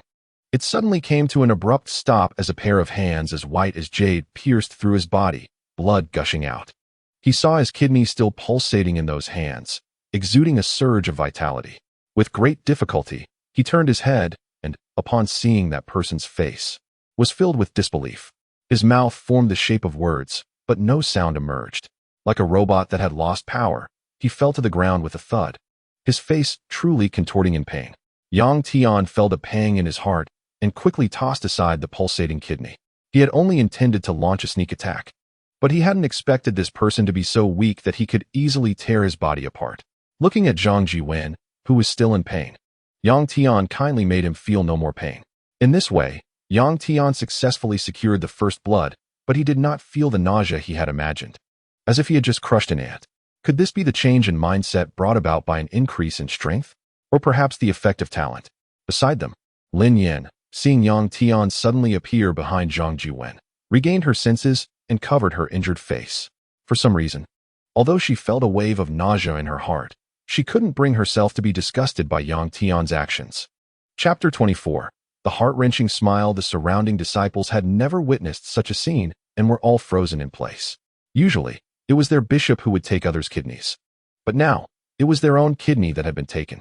Before they could react, the bishop was directly crushed into dust by Yang Tian. Could he even recover from this? The brutality of the scene made everyone tremble in their hearts. Yang Tian initially thought this so-called bishop was quite formidable, but it seemed he was just like that, impressive in appearance, but useless. However, before Yang Tian could take further action, 3 individuals in red blood robes nearby suddenly twitched violently, as if under the influence of drugs, and then, without warning, they slit their own throats. Yang Tian observed this rather unusual scene, and he certainly wouldn't attribute it to his own domineering aura scaring them. As the saying goes, when something is out of the ordinary, there must be something strange. Indeed, with the death of those 3, dark blood flowed along the floor toward the altar in the center. Suddenly, the altar emitted a dazzling blue light, causing the surrounding worshippers to kneel on the ground, seemingly to welcome the arrival of something great. Yang Tian would not let them have their way. Amidst their shocked gazes, he stepped onto the altar and crushed it underfoot. Some individuals in black robes couldn't help but grunt in response, but they didn't know what to say. They must have all had a thought in their minds. I may not be human, but you are definitely a dog. However, Yang Tian seemed to have failed to stop it. A blue smoke-like gas still floated out from the shattered altar and quickly surged into Zhang Jiwen's body. Gradually, Zhang Jiwen's corpse, surrounded by the strange blue smoke, floated in the air. Yang Tian could vaguely hear some beast-like howling sounds among it. A terrifying chewing sound echoed in the air, as if something was gnawing at Zhang Jiwen's corpse. A huge shadow was slowly taking shape, emanating a terrifying aura. Obviously, Yang Tian would not sit idly by. A vast surge of vitality flowed around him, like a wide river. In the shocked gazes of the crowd, a dragon of vitality gradually coiled around Yang Tian's body. He could not allow this thing to take shape. With the appearance of the vitality dragon, Yang Tian felt a significant increase in his physical strength. He threw a punch, and the blood dragon suddenly surged, pouncing towards the blue-black shadow. Although the shadow was somewhat large, it was no match for the vitality dragon, like a feather facing a candle flame. A massive wave reverberated through the room, and the scorching aura hit everyone like facing the sun. Lin Shun, beside him, was stunned by Yang Tian's appearance, a scene she had only seen in movies.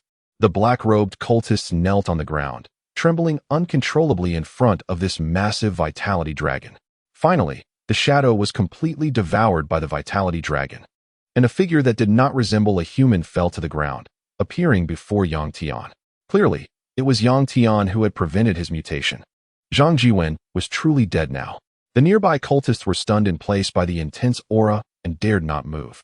Although the women had been mentally prepared, they were disgusted to see Zhang Jiwen sprawled on the ground like a pile of rotten flesh, their faces turning a purple hue as nausea surged in their minds, making them retch. Lin Chen covered her eyes with her small hands, afraid to open them easily. But after a moment, she opened them slightly to look at Yang Tian. Lin Chen repeated this back and forth until she finally managed to adapt, albeit with difficulty. Finally, Yang Tian began to move. Surprisingly, despite causing such a huge commotion, he had almost stayed in place the whole time. As Yang Tian moved, everyone's gaze followed him, wanting to see what this divine figure would do next. Yang Tian walked up to the dazed Lin Chen, touched her wound, and said lightly, "You're bleeding." Lin Jian didn't expect Yang Tian to come directly to find her, and the fear in her eyes remained unchanged. After glancing at him, she no longer dared to make eye contact. Just then, the sound of a sniper rifle rang in everyone's ears. "Be careful." Lin Jian saw a man on the second floor, an old six, take a shot at Yang Tian. Although she tried to warn him, it was of no use. Following that was a series of gunfire, and those girls were suddenly caught in the hail of bullets. It seemed that the people on the second floor were not allies of these black-robed figures. Even some of the black-robed individuals fell under the rain of bullets.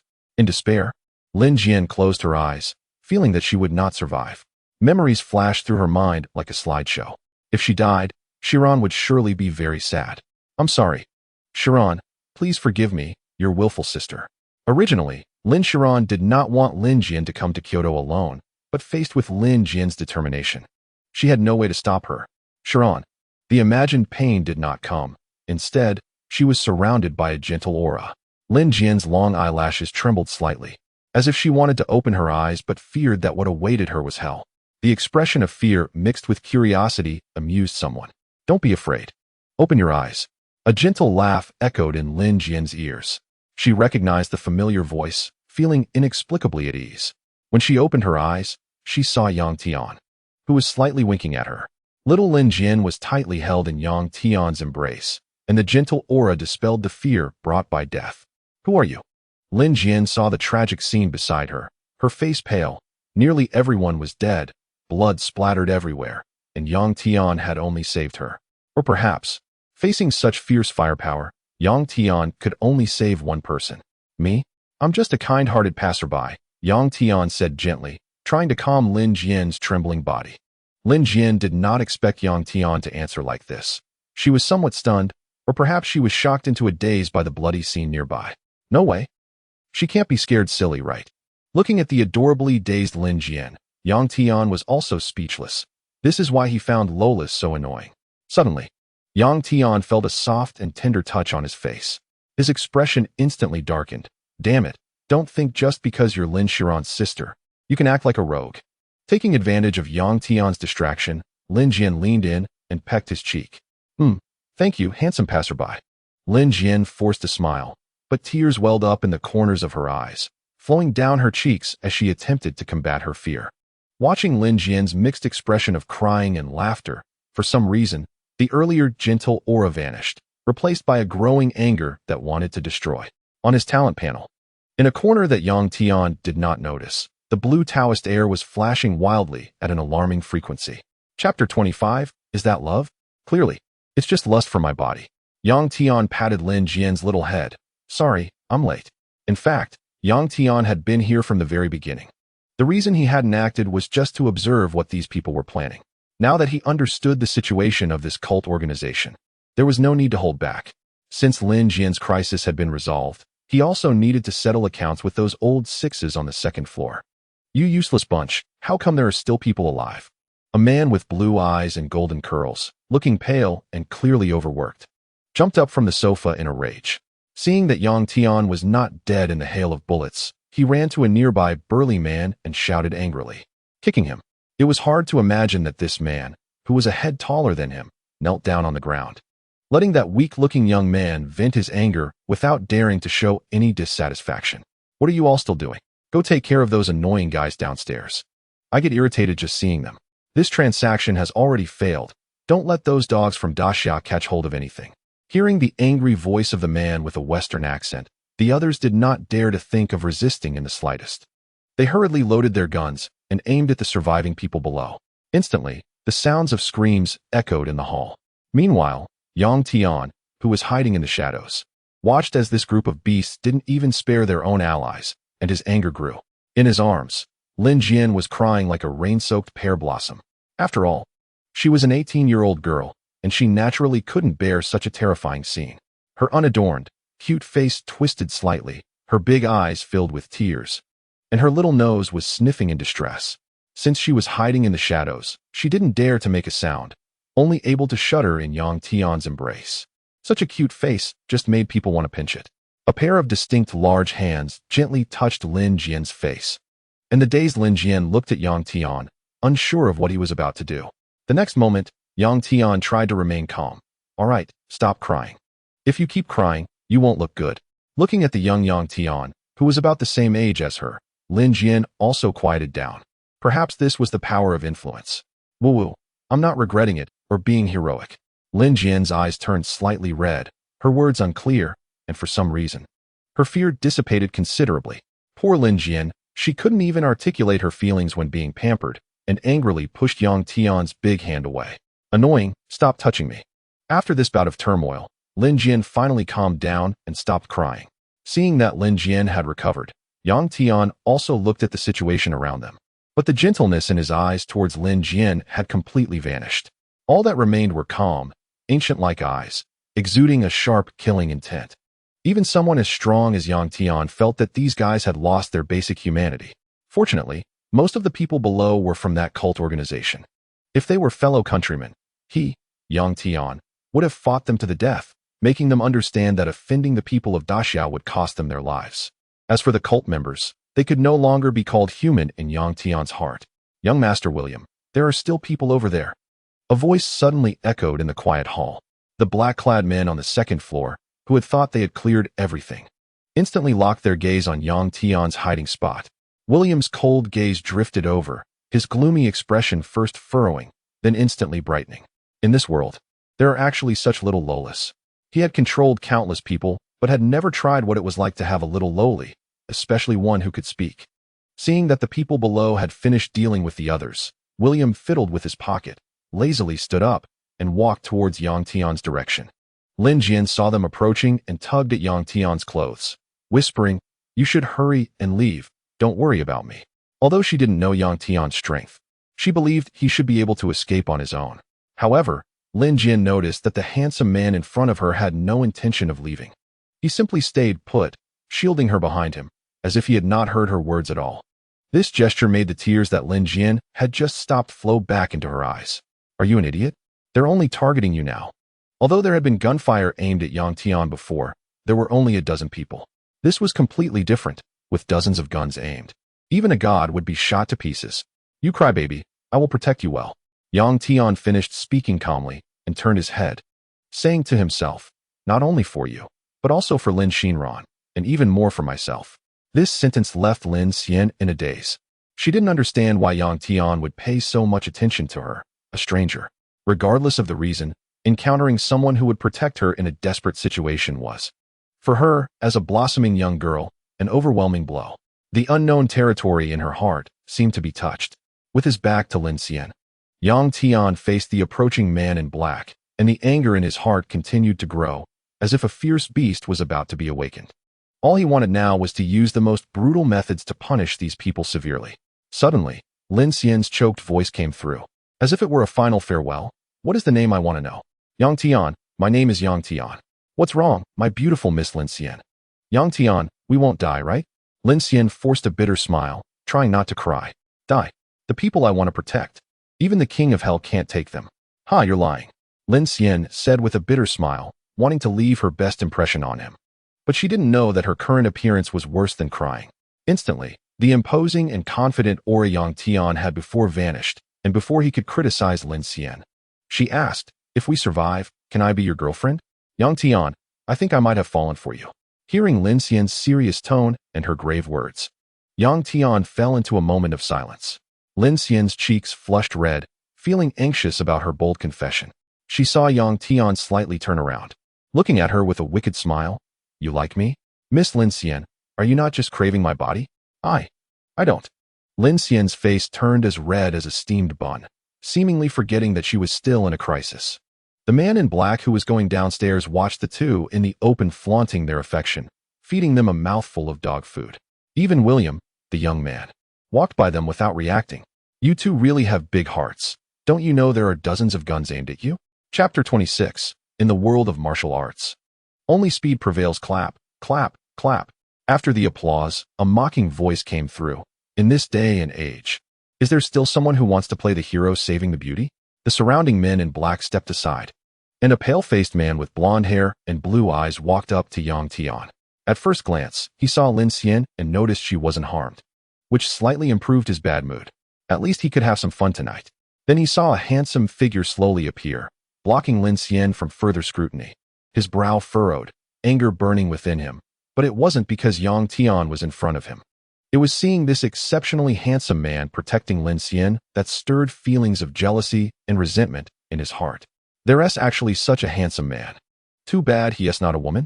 Wait a minute. Soon, the anger on William's face gradually dissipated, replaced by an evil smile, and his gaze toward Yang Tian took on a strange meaning.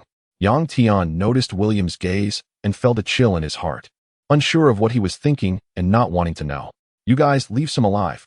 William pointed at a few tall men and said eagerly. He didn't believe that his organization's people could be compared to those trash cults. These trash from the Great Xia. If it weren't for their slightly unusual powers, he wouldn't even consider cooperating with them. An organization that believes in evil gods, with loose discipline and no proper training. What level could its members possibly have? Unlike their leopard group, which is recognized as one of the top arms dealers in the world, with powerful firepower and ample funds. They even had some enhanced individuals, known as human elite soldiers. These enhanced individuals were developed to their limits through the injection of rare metal compounds, gaining powers beyond human comprehension. The only downside was that they needed to take a neutralizer regularly. Otherwise, their bodies couldn't withstand the power's destruction, leading to collapse. Their leopard group had the manufacturing method for this neutralizer, allowing them to control many enhanced individuals.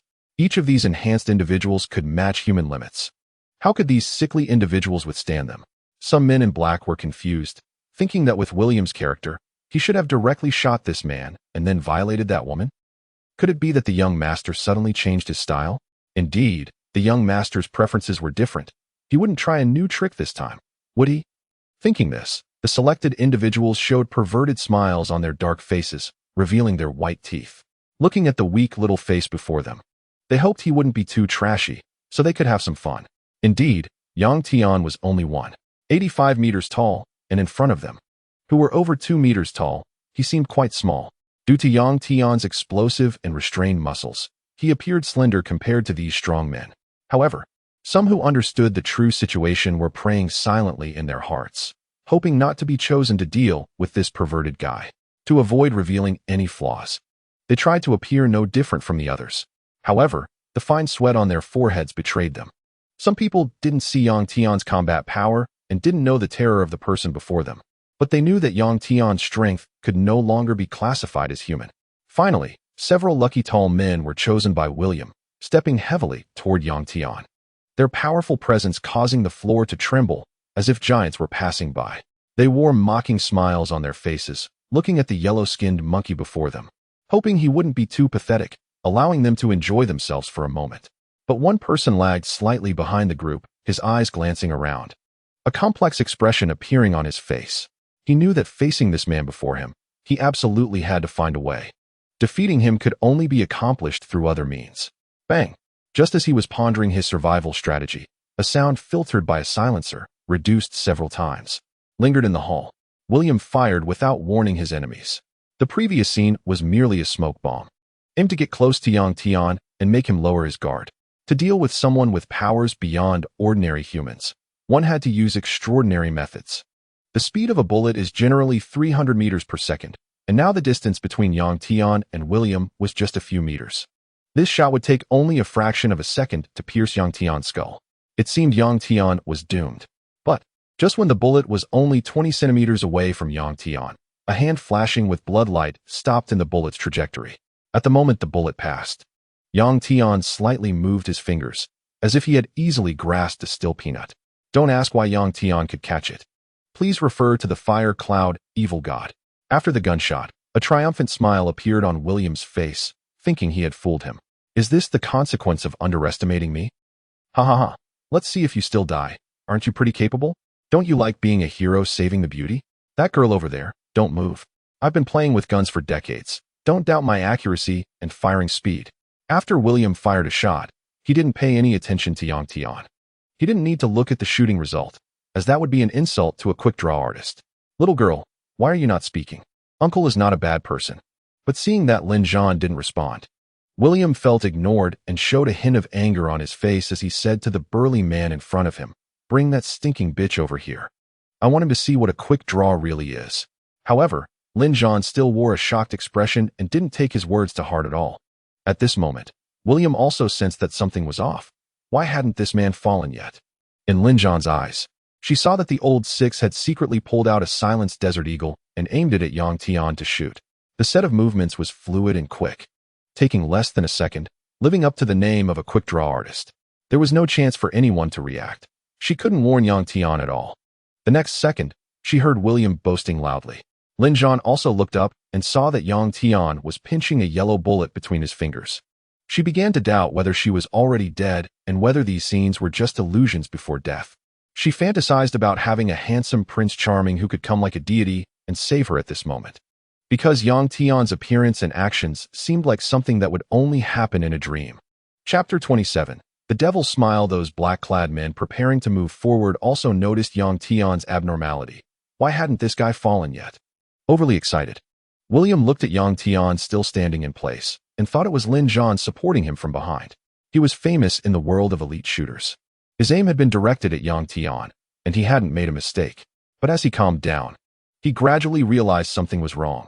Yang Tian's body was not spewing blood.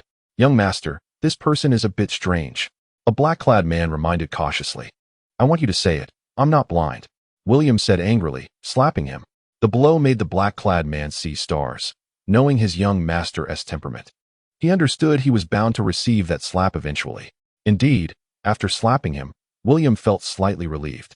Hurry up, don't give him a chance to recover. Although he hadn't seen blood splatter, William believed that Yang Tian must have sustained injuries after being shot. As the black-clad men charged forward, Yang Tian's gaze was cold, as if he were a ferocious beast about to show its fangs. Facing these foreign men, Yang Tian had to make them understand that some people were not to be trifled with. "Did your mother not teach you? Don't throw garbage around. Bastards. Here you go." Yang Tian waved his hand, and the slightly deformed bullet flew towards William. The bullet, traveling at a terrifying speed that had surpassed the speed of sound, cut through the air with a series of piercing sonic booms. In the blink of an eye, it struck William's shoulder. "Ah!" With the sound of the bullet entering flesh, a scream echoed in the hall. Bang! After the crisp sound of impact, the powerful force triggered a chain reaction, tearing William's entire arm apart, rendering one of his arms useless. The violent inertia remained within William's body, causing him to stagger several steps before finally stopping. Blood spurted out like a fountain, the state he exhibited after being shot. William bent over, his face contorted in agony, his body trembling as the pain crazily stimulated his brain, making him feel dizzy. Everything happened in an instant. Neither Lin Zhan nor the black-clad men had time to react. "Hee, now you know pain, huh? The show has just begun. You have to hold on." Yang Tian smiled cruelly, like the whisper of a demon, the bloody light in his eyes growing stronger. At this moment, in William's eyes, Yang Tian was no less than a bloodthirsty demon. "Damn! What are you still standing there for? Hurry up." This was the first time William had encountered such a perverse guy, having mingled for many years. He understood that he had met a tough opponent this time. A moment's inattention could lead to disaster. Sweat beaded on his pale face as he realized that if he didn't handle this quickly, he would likely bleed to death and go into shock. The burly men around finally reacted, striding forward, each swinging fists larger than sandbags towards Yang Tian's face. Their expressions fierce as if they wanted to hammer Yang Tian into the ground. Yang Tian looked indifferently at these inflated black men. He generally disliked them the most. Don't ask him why. Just not liking them is reason enough. Watching William, protected by the black-clad men, preparing to flee, how could Yang Tian let him go? "Little friend Lin Zhan, I hope you can obediently close your eyes next." Yang Tian's voice became cold. Hearing this serious tone, Lin Zhan trembled slightly, and could only obediently shut her eyes. Yang Tian did not want Lin Zhan to witness what was about to happen, as it might leave a horrifying shadow in her heart. With rapid straight punches aimed at the rushing black-clad men, his swift speed left only a few afterimages in the air. To the onlookers, it seemed as if Yang Tian had made no move. Yet those black-clad men flew out one after another. Zzz, like the sound of metal grinding, it echoed in the ears of the fleeing William. The attacking black-clad men dragged long grooves on the ground, with shocking and gruesome bloodstains emerging within. As several black-clad men helped the fleeing William, they hadn't gone far before one of them slipped right in front of him. Upon seeing the man's appearance, William's face turned pale. The entire face had been beaten in. A horrifying fist imprint clear as day. Then, the worst thing William dreaded happened. One figure after another flew out, appearing right in front of him. Each one seemed to have been taken out with a single punch, without even having the chance to scream. "You all hurry and stop him." William frantically pointed at the black-clad men beside him, wanting them to block Yang Tian. That's right, he started to panic. Looking at the perverse Yang Tian before him, William was terrified. This guy was definitely not human. If he got caught, he would surely die. Hearing their young master's words, those men hastily drew their firearms, intending to turn Yang Tian and Lin Zhan into a beehive. Too slow. In the last second of their lives, they only heard this phrase ringing in their ears. The black-clad men didn't even have the chance to fire. As soon as they pulled out their guns, they were taken out by Yang Tian, who flashed past them with a single punch. Upon closer inspection, one could see a deep pit where Yang Tian had been standing, clearly showing that even marble couldn't withstand the sudden burst of power from him. William watched as Yang Tian easily crushed his proud enhanced men, turning them into mush. Blood and flesh flying everywhere. Even William, who had seen many grand scenes, felt his heart churning. When such a thing happened to him, he understood what fear truly was. Yang Tian, who was relentlessly approaching, seemed like an unstoppable human beast, while the enhanced men in his hands were like fragile infants, easily crushed. The fear of death filled William's mind. His face turned pale with fright, regretting why he had provoked him. I lack nothing. Right. I lack nothing. So why did I come to Daxiao to stir up trouble?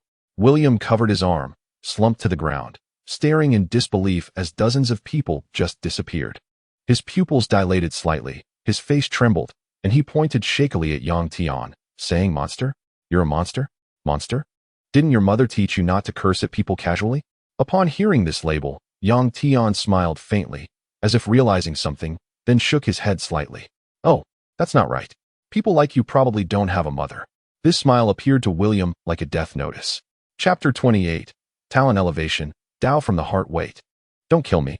William, looking weak, despite his injuries, frantically retreated, trying to escape reality in this way. Yang Tian looked at him with disdain, his cold voice emerging. "Next, are you going to say that you can give me anything and that killing you would have some consequences, strong revenge, and so on?" William paused slightly. He was indeed prepared to say those things. After all, he had much to offer. Cough, ha ha. William understood Yang Tian's meaning. He coughed up a mouthful of blood and laughed despondently. The tables had turned. He used to manipulate others' lives at will. And now his own life was also at the mercy of others. He only needed to shift his perspective to realize that his chances of survival were nearly zero. Then, in the next moment, William felt as if he had flown into the air, with a headless corpse quite conspicuous on the ground. "Sorry, but if I want to kill you, even the King of Heaven can't save you." Yang Tian calmly retracted his foot, not wanting to give him more chances to chatter. At this moment, the hall resembled a bloody slaughterhouse, in stark contrast to Yang Tian, who was unblemished by blood, strolling through the blood-stained hall. It suddenly fell silent, as there was no one else around.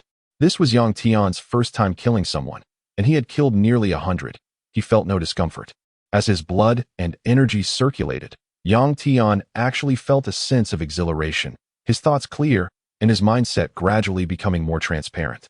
He had run thousands of kilometers on foot just to save Lin Zhan in front of him. He felt no regret. Martial arts cultivation was about following one's heart, and all principles were embodied in one's fists. Martial arts cultivation, seeking vengeance and acting on impulse, moving freely and acting at will. Life is like a journey. One need not care about the destination, but rather the scenery along the way and the mood of enjoying it. If a path is impassable, let the fists open it.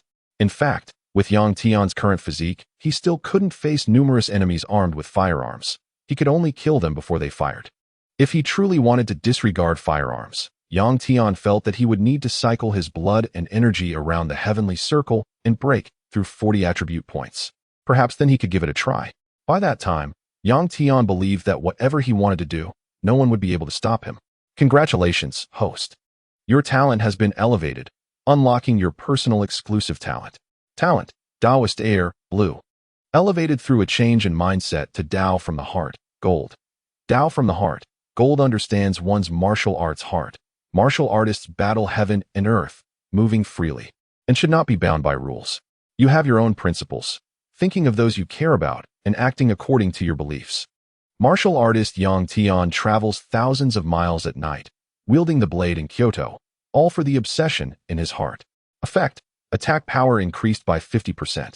Attack speed increased by 50%. Movement speed increased by 50%. Martial arts heart. Firm belief: martial artists fear nothing. Feeling the blood and energy within him becoming more solid, his calf muscles seemed to contract slightly. This was equivalent to giving Yang Tian 3 permanent enhancements.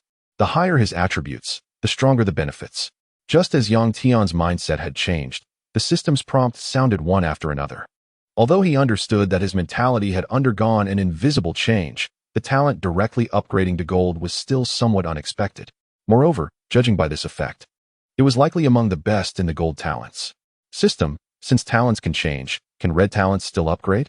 Red talents are the highest level talents. The system currently lacks sufficient data to answer the host. Can't answer? Yang Tian thought to himself. This response was somewhat intriguing. Not directly denying, it suggests that there is still potential for improvement. Opening the system panel. The blue talent behind red, martial arts transcendence, had already transformed into a gold talent, Tao from the heart. What does personal exclusive mean? The perceptive Yang Tian noticed that Tao from the heart had exclusive written behind it. Personal exclusive talent is not in the system's talent library and cannot be refreshed. It changes with the host, having unlimited possibilities. Yang Tian took note of the phrase, unlimited possibilities. Perhaps this talent was a crucial condition for altering the future outcome.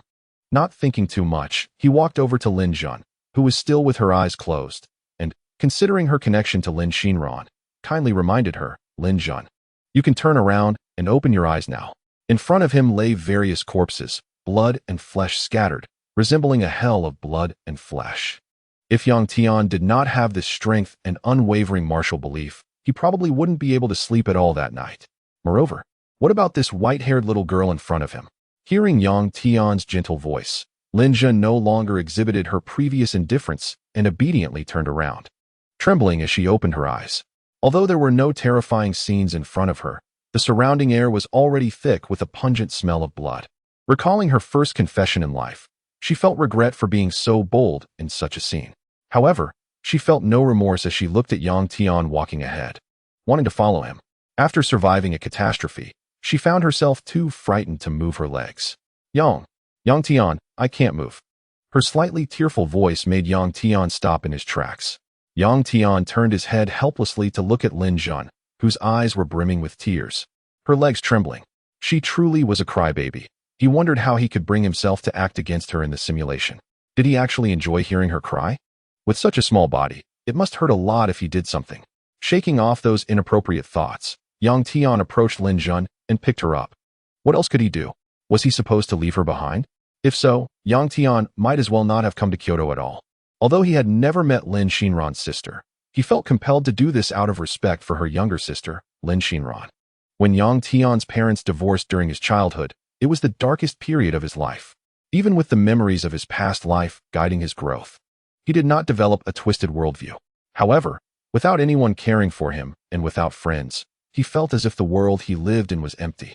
Later, through his interactions with Lin Xinran and facing her entanglement, he found a bond that made Yang Tian understand that he was still alive in this world. He accepted this world and recognized its reality, which was not just a fleeting dream. Now, Yang Tian aimed to protect this world, safeguard his home, and cherish the bonds he valued. Chapter 29. Simulation begins.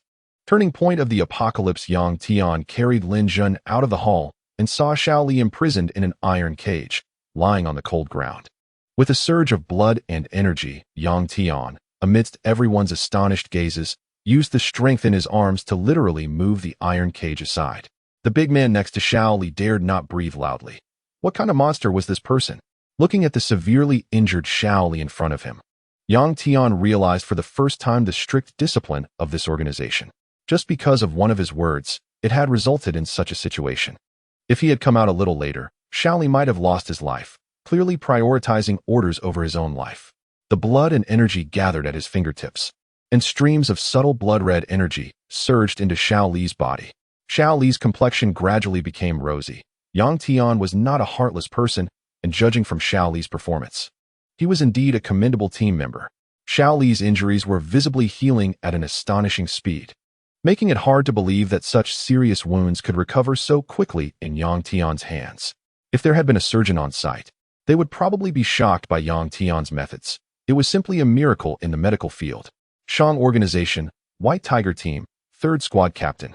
Greetings to the Xuanwu General Team. The big man, upon seeing Yang Tian, became increasingly familiar with him, combined with his abnormal strength. He seemed to be the general team just reported by headquarters. Ugh. Lin Shun, hiding behind Yang Tian, was startled by the big man's sudden loud voice. Yang Tian nodded affirmatively at the big man guarding Xiao Li. These people were indeed real men. After arranging for Xiao Li's follow-up care, Yang Tian prepared to return to Magic City, as there was nothing else to do here. At this moment, it was noon, sunny, with blue skies and white clouds. Yang Tian took the subway back to Magic City. Looking at Lin Shun, who was sleeping soundly in the seat next to him, Yang Tian felt a sense of helplessness. After learning that Yang Tian was heading to Magic City, Lin Shun insisted on following him, believing it was better to stay in Magic City than in the unfamiliar Kyoto. It seemed that bringing Lin Shun along wouldn't have much impact, so he decided to start the simulation again. Since he had obtained this golden talent, he wanted to see if there would be any changes in the future apocalypse. System, start simulation. Simulation started. Please select a talent. Looking at the familiar blue panel unfolding before him, he hoped it wouldn't present him with any ridiculous talents again. Well, his broken wind system did not disappoint, and it brought some absurd talents once more. He casually selected a mediocre talent and prepared to wait for the system to refresh. There are 8 days until the apocalypse begins. You have returned to Magic City, and Lin Shun warmly invites you to her home as a gesture of gratitude. Seeing her warm invitation, you went to her house, where some embarrassing incidents occurred. But you unexpectedly discovered a red, oval bloodstone that caused your body to resonate intensely with it. Lin Xinran learned about Lin Chen's experiences and couldn't help but shed a tear, looking at you with deep gratitude. Seeing you so focused on the stone, she decided to give it to you. You learned that the stone was obtained by them in the Kunlun Mountains in the Sichuan-Chongqing area, and you secretly noted it down. That night, while cultivating on the rooftop, you felt the blood energy roaring within you. After obtaining that bloodstone, you found that your cultivation speed had doubled. At that moment, the bloodstone suddenly floated out of your arms, suspended in the air, and exploded into strands of blood-colored mist that floated towards you. The surging blood energy fluctuations contained within were the most powerful you had ever seen, and you felt no discomfort. Although massive, this energy had no hostility towards you. As the energy pierced into your body through your pores, you, gifted with extraordinary talent, felt your physical quality rapidly improving, as if riding a train. The blood energy dragon rampaged uncontrollably for a full 6 cycles before finally stopping. Looking at the 6 blood energy dragons entwined around you, it was hard to imagine that such a small bloodstone contained such immense energy. Yang Tian looked at this scene, his eyes shining. Could it be that just a bloodstone allowed him to break through to a property value of 60? He couldn't believe that such a powerful thing was just a simple stone. You squeezed your hand, feeling the fierce power contained within, and found no discomfort. It was similar to your own cultivation. Oh no, it was even more condensed than your own. It seemed that your heart had some kind of response. In the vast night, you looked up towards the distance and noticed that something in that direction seemed to be calling you. Opening the map of Daxia, you wanted to see what exactly it was. Heading east, that direction was Sichuan-Chongqing, Kunlun. Not wanting to slack off, you immediately set off for Sichuan-Chongqing to see what it was. Could it also be that there was a bloodstone responding? You chose not to take any transportation. Your abnormal speed left behind traces in the night sky as you crossed numerous mountains and forests. On the 3rd day, in the morning, surrounded by thick fog, you stood on a mountain peak, gazing into the distance. In front of you lay the land of Shu, with towering mountains and the revival of all things. Like a green ocean, is this the homeland you want to protect? Your conviction grew stronger. You embarked on a journey to enhance your strength, feeling a belief that you could turn the tide in the apocalypse. Finally, you arrived at the most mysterious place in Daxia, the Taoist holy land of Kunlun Mountain. Even though it was close to the new year, many people still wanted to climb the mountain, hoping to reach the summit in the coming year. The strange stirring in your heart became more pronounced as you headed towards Kunlun Mountain. Soon, you reached halfway up the mountain, where an ancient Taoist temple stood as the birthplace of Taoism. It was hard to imagine that even early in the morning, many people were flowing in and out, worshipping and lighting incense. You leaned against a stone pillar, not entering. You felt a genuine sense of familiarity with this temple, as if you had returned home. Watching the bustling scene, the restlessness in your heart gradually calmed down, and a smile unconsciously appeared on your face. You hid in a tree, not knowing whether it was fear or something else. You just didn't want to enter the temple. To accommodate the public, the temple was built halfway up Kunlun Mountain. You looked towards the higher peaks, knowing that you absolutely had to go up and see. There must be something waiting for you there. Chapter 30. The strange filthy black clouds. The higher you go up Kunlun Mountain, the thinner the air becomes and the colder the temperature. Without protective measures, ordinary people cannot approach at all. Blood energy surrounded your body, and the scorching breath caused the air to twist. You flew like a red light towards the mountain peak. With only a third of the way left, you already spotted some climbers dressed in cold weather gear, struggling to climb with oxygen tanks on their backs. As you passed by them, they looked at you in shock, as if encountering a blazing red light. Unstoppable and overwhelming. The fierce red light, like a long rainbow, cut through the sky and rushed straight to the peak. Upon seeing this, people stopped their progress and knelt down, thinking they had encountered some deity. In just a few breaths, you reached a place that ordinary people could hardly reach. The summit of Kunlun Mountain. At this moment, the red sun was rising, slowly ascending from the horizon. The faint red sunlight, like a mother's embrace, was warm and gentle. You couldn't help but close your eyes, feeling comfortable all over, as your mental energy was unknowingly nourished. Taking a deep breath and then exhaling a breath of turbid air, it felt as if you were expelling all the pressure and tension brought by the apocalypse. You seemed to sense something and turned your head back. You see a massive square stone pillar standing amidst it, engraved with the names of those who have reached the summit. Although Kunlun Mountain is gradually increasing in height every day, it cannot stop humanity's desire to conquer and challenge it.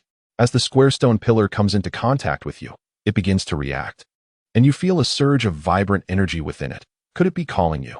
You touch it, and your mind suddenly goes blank, as if your thoughts have broken through the barriers of time, transcending eons. From a god's perspective, you see even greater mountains, clearer springs, and rarer giant birds appearing in Kunlun Mountain.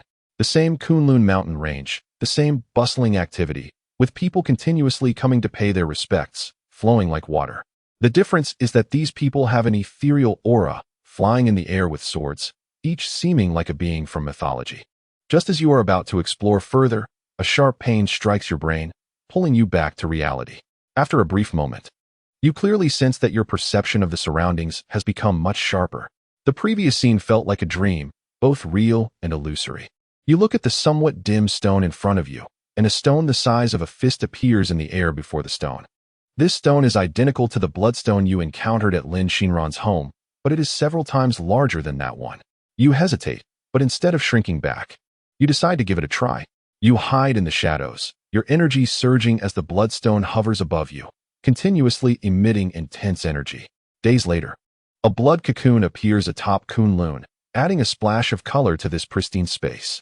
What you don't know is that this absorption lasted for days, and upon emerging, your body feels as if it has been reborn, and your strength has received a qualitative boost. Days. Yang Tian frowned upon seeing the simulated information. If that's the case, he definitely needs to check out Sichuan and Chongqing. But absorbing that bloodstone cannot be done carelessly. You notice that your skin seems to have improved, surpassing even those women who regularly take care of themselves. At this moment, you feel as if there are several roaring dragons within your bloodline, ceaselessly roaming. You sense that now, with just one finger, you could crush your former self. What exactly is the origin of this bloodstone? You can't help but wonder. At this point, only a few hours remain before the apocalypse begins, and with your rapidly increasing strength, you seem to see faint light spots flickering in the air. converging towards the lower part of Kunlun Mountain. Without thinking too much, you quickly sit cross-legged on the ground, your energy roaring as you familiarize yourself with the surging power within you, eager to see what will happen in the upcoming apocalypse. A few hours later, you seem to sense something, your eyes slightly opening as you look into the distance, your aura restrained, resembling an ordinary young man. In the distance, accompanied by the explosion of fireworks, a terrifying abyss tears open from the sky with a thunderous sound. Intense crimson blood energy surges down like a tide. It speeds so fast that it fills the entire Sichuan and Chongqing city in the blink of an eye. Standing atop the breakthrough cloud of Kunlun Mountain, you can clearly see this suddenly appearing abyss, within which several terrifying waves are surging. Just then, before you can take a closer look, a massive black cloud, blocking out the sun, emerges from the crack, rushing towards you with a sense of impending doom. With your powerful vision, you can clearly discern that these black clouds are composed of strange black flying creatures. These creatures are bizarre, some having 3 eyes, others 4 legs, combining various species features, and they are covered in suffocating black slime. You hear the desperate cries of the people below. The once beautiful mountains and rivers now shattered and polluted by the black liquid. Anger surges within you, and in an instant, your energy ignites. The events unfold in the blink of an eye. You feel powerless as you watch the filthy black clouds approaching. Your body drums like a war drum, emitting a deep sound that echoes in the silent air. Your energy fuses with your muscles, and a giant of energy, several meters tall, erupts from within you, with several energy dragons swirling around it. At this moment, you have already broken through 100 attribute points, reaching the realm of earthly immortals. Just the residual heat emanating from you is enough to melt the snow atop the mountain. You float into the giant's body, and the giant's eyes suddenly open. 2 beams of blood energy shooting into the sky, colliding directly with the black clouds. You refuse to let the Kunlun Mountain you inhabit be tainted by this filth, controlling the giant to charge towards the filthy black clouds. The closer you get to the black clouds, the more you can hear the chaotic sounds within, hissing and screeching, as if there are countless creatures. Taking steps in midair, you run with great strides, your energy enveloping you and leaving a trail of blood-red light behind. Soon, 2 energy dragons burst forth from your body, howling ahead to clear the way, creating a gap in the black clouds. You charge in, only to find that inside the black clouds lies a different world. The surrounding anomalies that try to harm you dissolve upon contact with the energy giant's surface, but the remaining black slime melts slowly. Surrounded by the black clouds, you dare not linger too long, seemingly noticing something unusual ahead. Chapter 31, My Guardian Domain. How can I allow filth to invade? The surrounding filthy anomalies desperately converge towards your energy giant, lunging at it. Upon contact with the giant, white smoke rises, emitting a terrifying hissing sound that echoes in the dark night sky. You sense something in your heart and fix your cold gaze on the darkness ahead.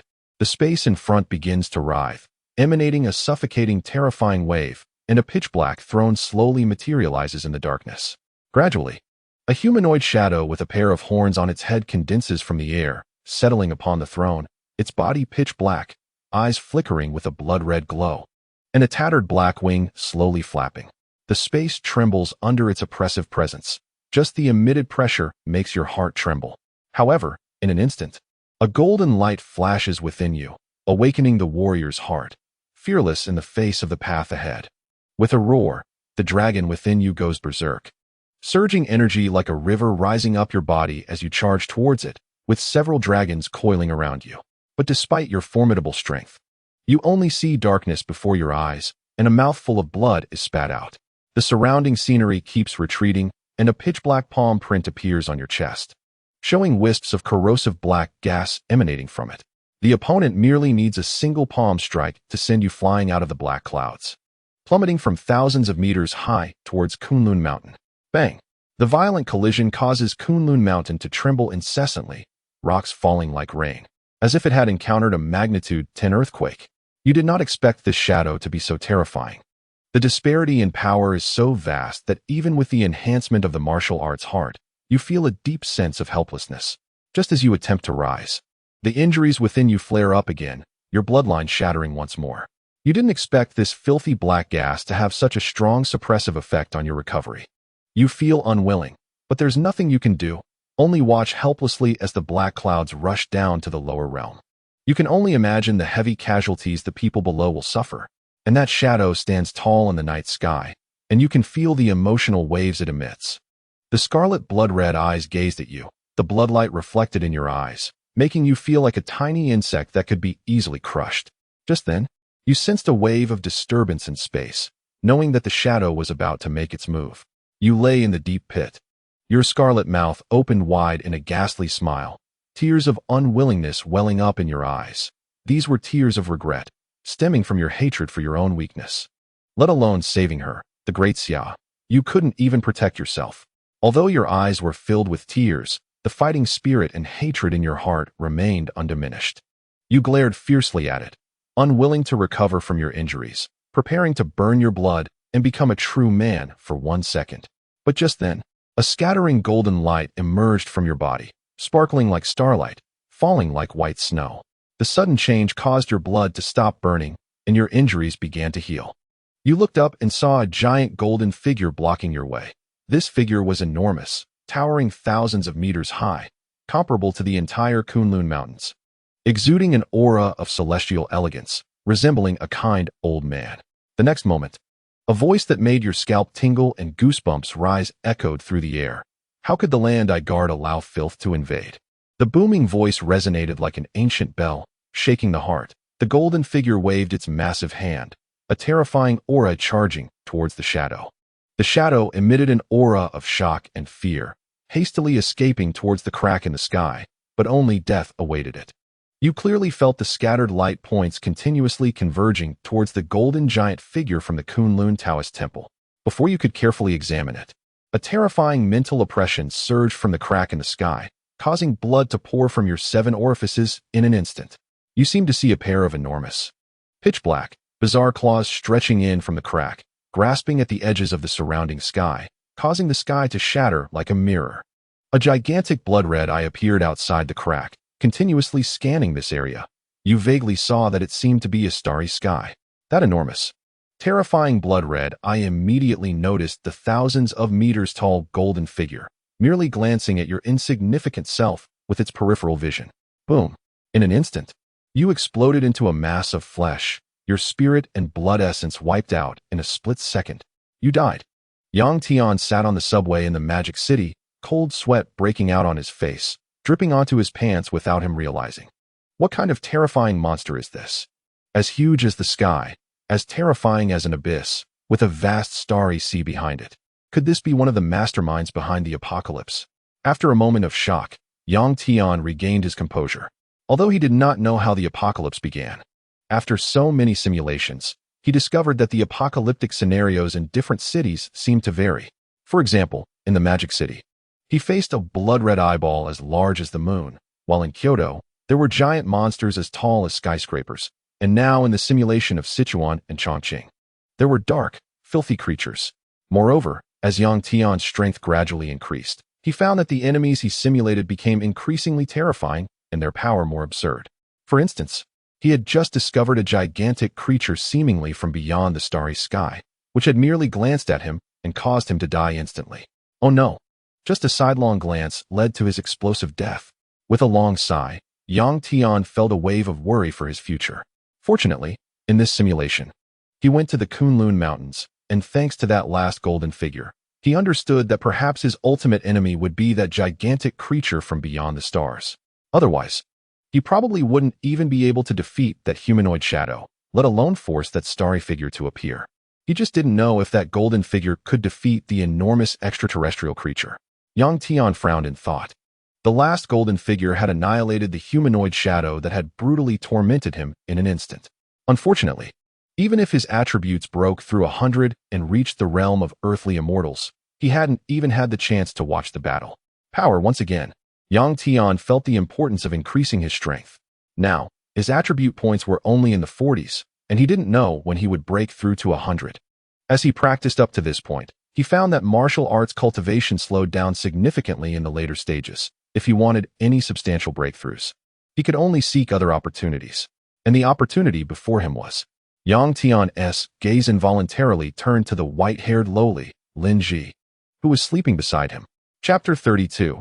The strange bloodstone Lin Ji was currently sleeping next to Yang Tian, with some strange, crystalline liquid lingering at the corners of her mouth, clearly having a sweet dream.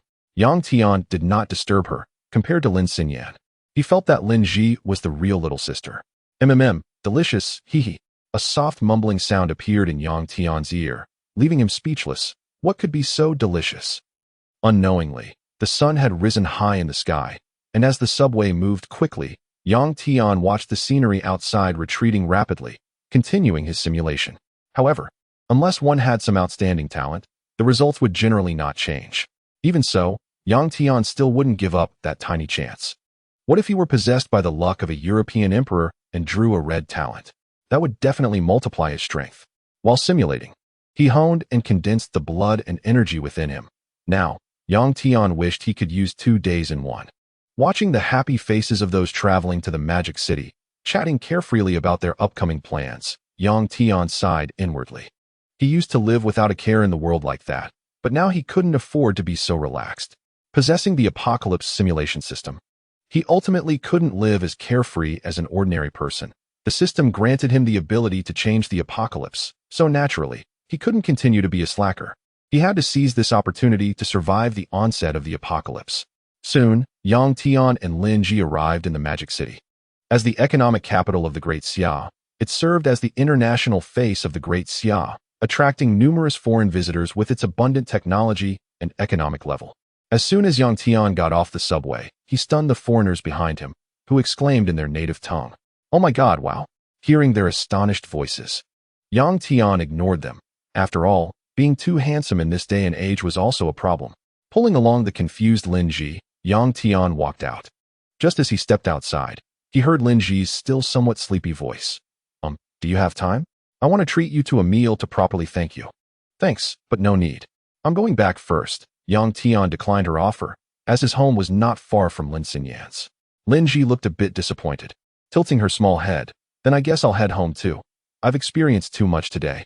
However, gradually, Lin Ji noticed that Yang Tian was always walking ahead of her, and their directions were nearly identical. This made Lin Ji regain her spirits, and she trotted up beside Yang Tian. "Yang Tian, I live in Huangpu district. Where's your home?" Before asking others, she first shared her living situation, which showed politeness and sincerity. "Oh, you live in Huangpu?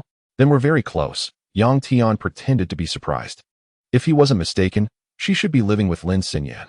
He just wondered why Lin Xinyan, who was so wealthy, would buy a house right next to him. Could this be the happiness of a rich woman? Lin Jian had not yet had the chance to be shocked when a vibration came from her body, clearly indicating that someone was calling her.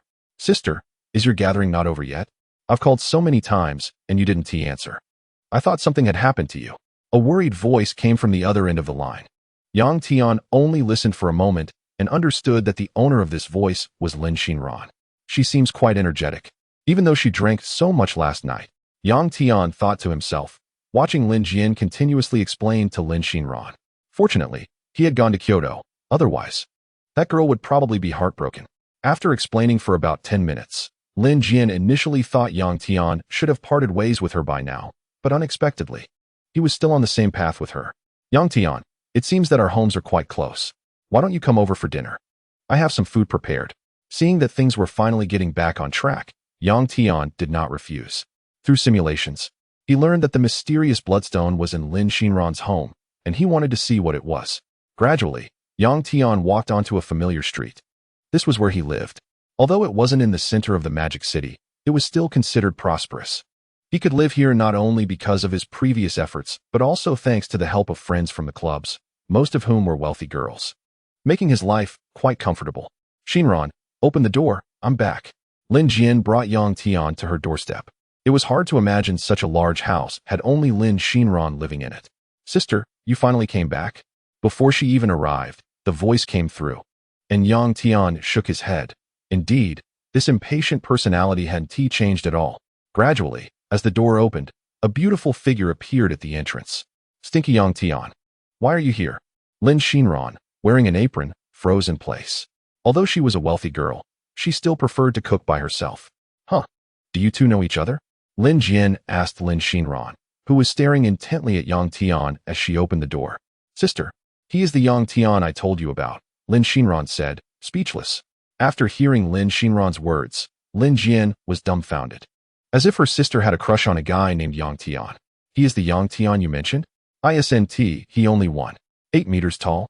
Lin Jian couldn't believe it, thinking Lin Xinran must have been talking nonsense upon seeing a handsome guy. Stinky Yang Tian, what did you do? How did you end up with my sister? Lin Xinran squinted her eyes, sensing something was off. Isn't my sister in Kyoto? How did she end up with him? Let me in first. It's a bit windy today, Yang Tian said with a smile. Oh right, sister. Come in quickly and tell me what happened. You couldn't explain it clearly on the phone. Ignoring the standing Yang Tian at the door, Lin Xinran pulled Lin Jian into the house. Leaving Yang Tian standing in the wind, he thought, well, I have thick skin. I don't need you to entertain me. He walked in, casually closing the door behind him. Ignoring the two sisters chattering in the hall, he began to stroll around. As soon as he entered, he felt a strange sensation. The flow of his blood seemed to become more active. Ignoring Lin Xinran, who occasionally looked at him, he thought, does this girl still not know me? Am I the kind of person who would casually take things from your house? However, he was curious about where that bloodstone was. He suppressed the feeling within himself and began a thorough search. It was his first time being a bit impressed. Why did she buy such a big house? Ignoring Lin Xinran's warning gaze, Yang Tian went up to the second floor. This was something he was accustomed to. After all, he had his own room here. Don't ask why. Lin Xinran's house had his room because everyone in the club had one. Chapter 33. An embarrassing misunderstanding. It seemed as if he felt a response. Yang Tian arrived at a room. Looking at the beautiful nameplate on the sandalwood door, he knew this room belonged to Lin Xinran, so that was not a problem. Lin Xinran, I'm going into your room, Yang Tian whispered, as if informing Lin Xinran, or perhaps just himself. He quietly pushed open the door. If you were to ask why Yang Tian didn't have a key but could still enter, as a martial arts expert, if he couldn't even handle a door, he might as well die from hitting a tofu. As soon as he entered the room, a sweet fragrance wafted over him. The pink-themed decor was almost every girl's standard.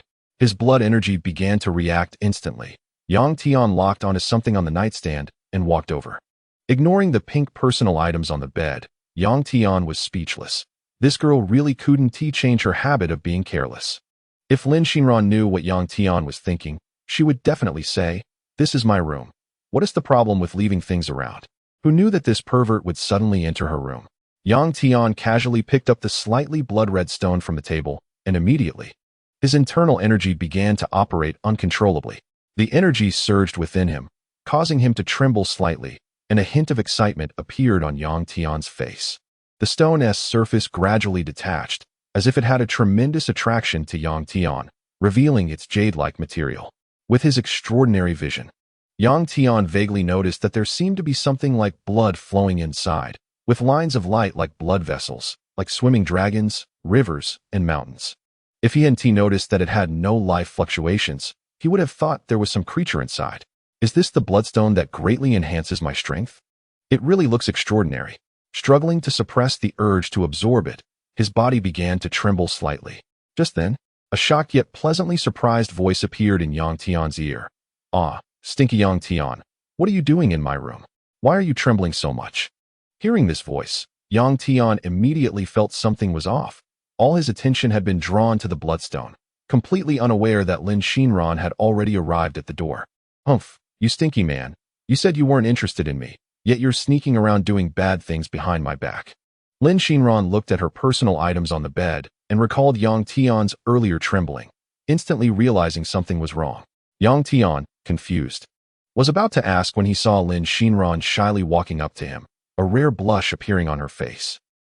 If you can't hold back, I could help you, Lin Xinran said, lowering her head, her face flushed, her gaze darting elsewhere. At that moment, seeing Lin Xinran's bashful demeanor, Yang Tian understood her thoughts. Feeling a sense of despair, this girl wouldn't think he was rewarding himself just now, would she? Lin Xinran covered her head, looking weakly at Yang Tian, who had just hit her, her face full of embarrassment and anger. What are you thinking? Yang Tian said, speechless. Aren't you doing something lewd? Lin Xinran looked up at Yang Tian, her big eyes shimmering, looking unconvinced. Seeing Lin Xinran, who understood him, Yang Tian thought, although I'm a man, I also know when to be serious.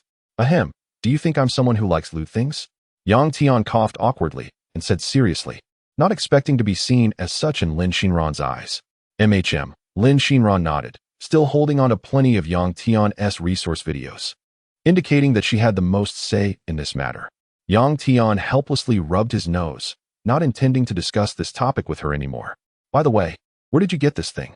Lin Xinran looked at the blood-red crystal in Yang Tian's hand, somewhat taken aback, wondering if he had just been interacting with a stone. It's the stone on your desk. Yang Tian pointed out that the bloodstone has become crystal clear, which is not what ordinary stones looked like before. Oh, which thing are you talking about? Lin Xinran covered her mouth with her fingers, pondering where that stone came from. She could tell from Yang Tian's tone that the matter was serious. Clearly, Yang Tian didn't want her to make jokes casually. It seems like I found it earlier in the Kunlun Mountains of Sichuan and Chongqing, Lin Xinran said uncertainly. Hearing Lin Xinran's response, Yang Tian was convinced that what was simulated should have no difference from reality. So do you want it? I can give it to you, but… Lin Xinran licked her lips, looking tempting. But what? Yang Tian asked, unsure of what she was planning to do again. Wait, you have to go shopping with us. Shopping? Upon hearing this, Yang Tian immediately felt his scalp tingle. Isn't accompanying women shopping the biggest waste of time? Could it be that the reason he couldn't break through until late at night in the simulation was because he went shopping with her? This shopping trip could take the whole afternoon. What? Is that a problem? Lin Xinran tilted her head, trying to gauge his expression. No, this is not acceptable. Yang Tian was in dire need of time. If it were in the past, he might have considered it. Seeing Yang Tian's serious demeanor, Lin Xinran knew there was no way to back down on this matter. You stink, Yang Tian. Just take it. It's not something important anyway. She pouted and walked out, leaving a distant voice saying, come down for dinner, and thanks. Hearing the voice from outside, Yang Tian looked at the bloodstone in his hand and couldn't help but sigh in his heart. Is this what a good brother is like? It was already afternoon. Yang Tian casually ate something with them and then went to the backyard. Given Yang Tian's current physique, he could go without eating or sleeping and could work hard for over 10 days without issue. However, since this was made by Lin Xinran and he had taken her benefits, it felt wrong to refuse. Looking at a patch of artificial grass nearby, Yang Tian sighed again about the evils of money. Taking out the slightly warm bloodstone, Yang Tian eagerly used his qi and blood to entice it. And immediately the bloodstone emitted a burst of blood light. The bloodstone shrank at a visible speed, and Yang Tian felt his internal qi and blood surge, making him feel as if he had jumped into boiling hot water. His skin turned crimson, and his qi and blood began to churn. He endured the pain in his body. Was this the feeling of a surge in qi and blood? He could clearly sense that his internal qi and blood were becoming restless, and he seemed to turn bright red in an instant. Was this bloodstone so domineering? Yang Tian felt as if he was facing a boiling ocean. Chapter 34. Breakthrough. Show off in front of others unbeknownst to how long it had been. Yang Tian felt as if he had soaked in hot water, thoroughly drenched. This time felt like being in high-pressure steam. Suddenly, a fierce aura erupted from Yang Tian's body, like a bomb, and the crimson waves violently spread outwards, causing the deep green grass below to burn and wither. He seemed to float in the air, his demeanor becoming more restrained, his presence greatly diminished. If not observed closely, he could hardly be noticed. However, if you did notice him, you would be instantly attracted. His handsome face seemed sculpted by God, with a complexion as pale as a mountain and eyes as clear as a flat mirror lake. But if someone touched Yang Tian's bottom line, they would undoubtedly face a storm of attacks. Opening the system panel. Host. Yang Tian race. Human attributes. 61. Note. The limit for common human physique attributes is 10, and the average human attribute is 4. Spirit. 24. Open the spirit panel. Possessing abilities beyond humans. Talent. Martial Tao Enlightenment. Red. Tao Heart Clarity. Gold. Achievement. The first ray of sunshine. 61 attribute points. Just a piece of blood crystal allowed me to directly increase nearly 20 attribute points. Yang Tian didn't know what this blood crystal was, but it seemed to be something like a treasure for someone like him who practiced martial arts. It should be known that after his attribute points broke through 40, Yang Tian felt that his training speed had noticeably decreased, and a piece of blood crystal directly saved Yang Tian more than half of his training time. At this moment, Yang Tian's internal qi and blood seemed to have materialized, gathering into a lake inside his body, as long as he wanted. He could completely cover the entire area with his qi and blood. Seemingly aware of the abnormality within, Yang Tian concentrated his qi and blood at his feet, a blood-red gas enveloping them, and he strangely floated in the air. Before Yang Tian could further execute his thoughts, a shocking voice echoed through the backyard. Yang Tian, how are you flying in the air? Lin Xinran, hiding in the attic and spying on Yang Tian, couldn't help but exclaim upon seeing his series of outrageous actions. Yang Tian had long known that this girl was hiding in the attic, and she would eventually find out about his changes, so there was no need for him to act secretly. You can do left foot on right foot too? Saying this, he floated in front of her amid Lin Xinran's shocked expression. Left foot on right foot? Can that really be done? Lin Xinran tried it herself, but found no success. However, she noticed that Yang Tian seemed to have become even more handsome, and her eyes suddenly sparkled with a hungry wolf-like glow. She couldn't wait any longer. If she didn't make a move soon, with Yang Tian's looks, he would surely attract a horde of admirers. So, do you want to experience flying? Yang Tian looked at the shocked Lin Xinran, feeling quite pleased. What? You can take me with you. Lin Xinran, not knowing what she was thinking, nodded furiously, her face full of excitement. She completely overlooked Yang Tian's extraordinary strength. Let us show off together. Come up. Yang Tian disdainfully extended his hand, also trying to make up for her. Here I come, but you have to catch me well. Lin Xinran excitedly said and directly made a leap of faith from the upstairs, landing straight into Yang Tian's arms. Stinky girl, are you trying to get yourself killed? You said to extend your hand. Why did you just dive into my face? Yang Tian felt a suffocating sensation on his face. He found this encounter quite overwhelming. Adjusting Lin Xinran's posture, Yang Tian felt a headache. Does she still think she's a little girl? However, looking at Lin Xinran's excited face, he couldn't bring himself to go back on his word. Let's go? Yang Tian wrapped his qi and blood around Lin Xinran, letting her experience the feeling of taking off. At that moment, outside Lin Xinran's house, a couple was having an argument. Let's break up. You don't understand me at all. The woman coldly said to the man in front of her. Huh? Why? How do I not understand you? A hint of confusion appeared on the man's face. Although he asked this, he was secretly overjoyed. Finally, he could get rid of her. You old tigress, if it weren't for maintaining my image, I would have dumped you long ago. Who knew that someone who looked so pure would have such a bad temper? Not understanding means not understanding. I feel like you don't love me anymore. The woman looked at the sad man, being unreasonable. It was the least wise choice to reason with a woman. How could I not love you? You're ridiculous. The man attempted to amplify the conflict, so he could successfully get rid of her. This old tigress was indeed unbearable. I can't believe you, you big scumbag. If you really love me, anyone could fly to the sky. The woman looked skeptical and was about to hit him. Don't hit me. I love you. The heavens can bear witness. Just as the man was about to defensively react, he suddenly saw Yang Tian flying in the sky with a beautiful girl. He was a moment slow to react, and just like that, he was kicked hard by the innocent woman in her little leather shoes. Why didn't you dodge?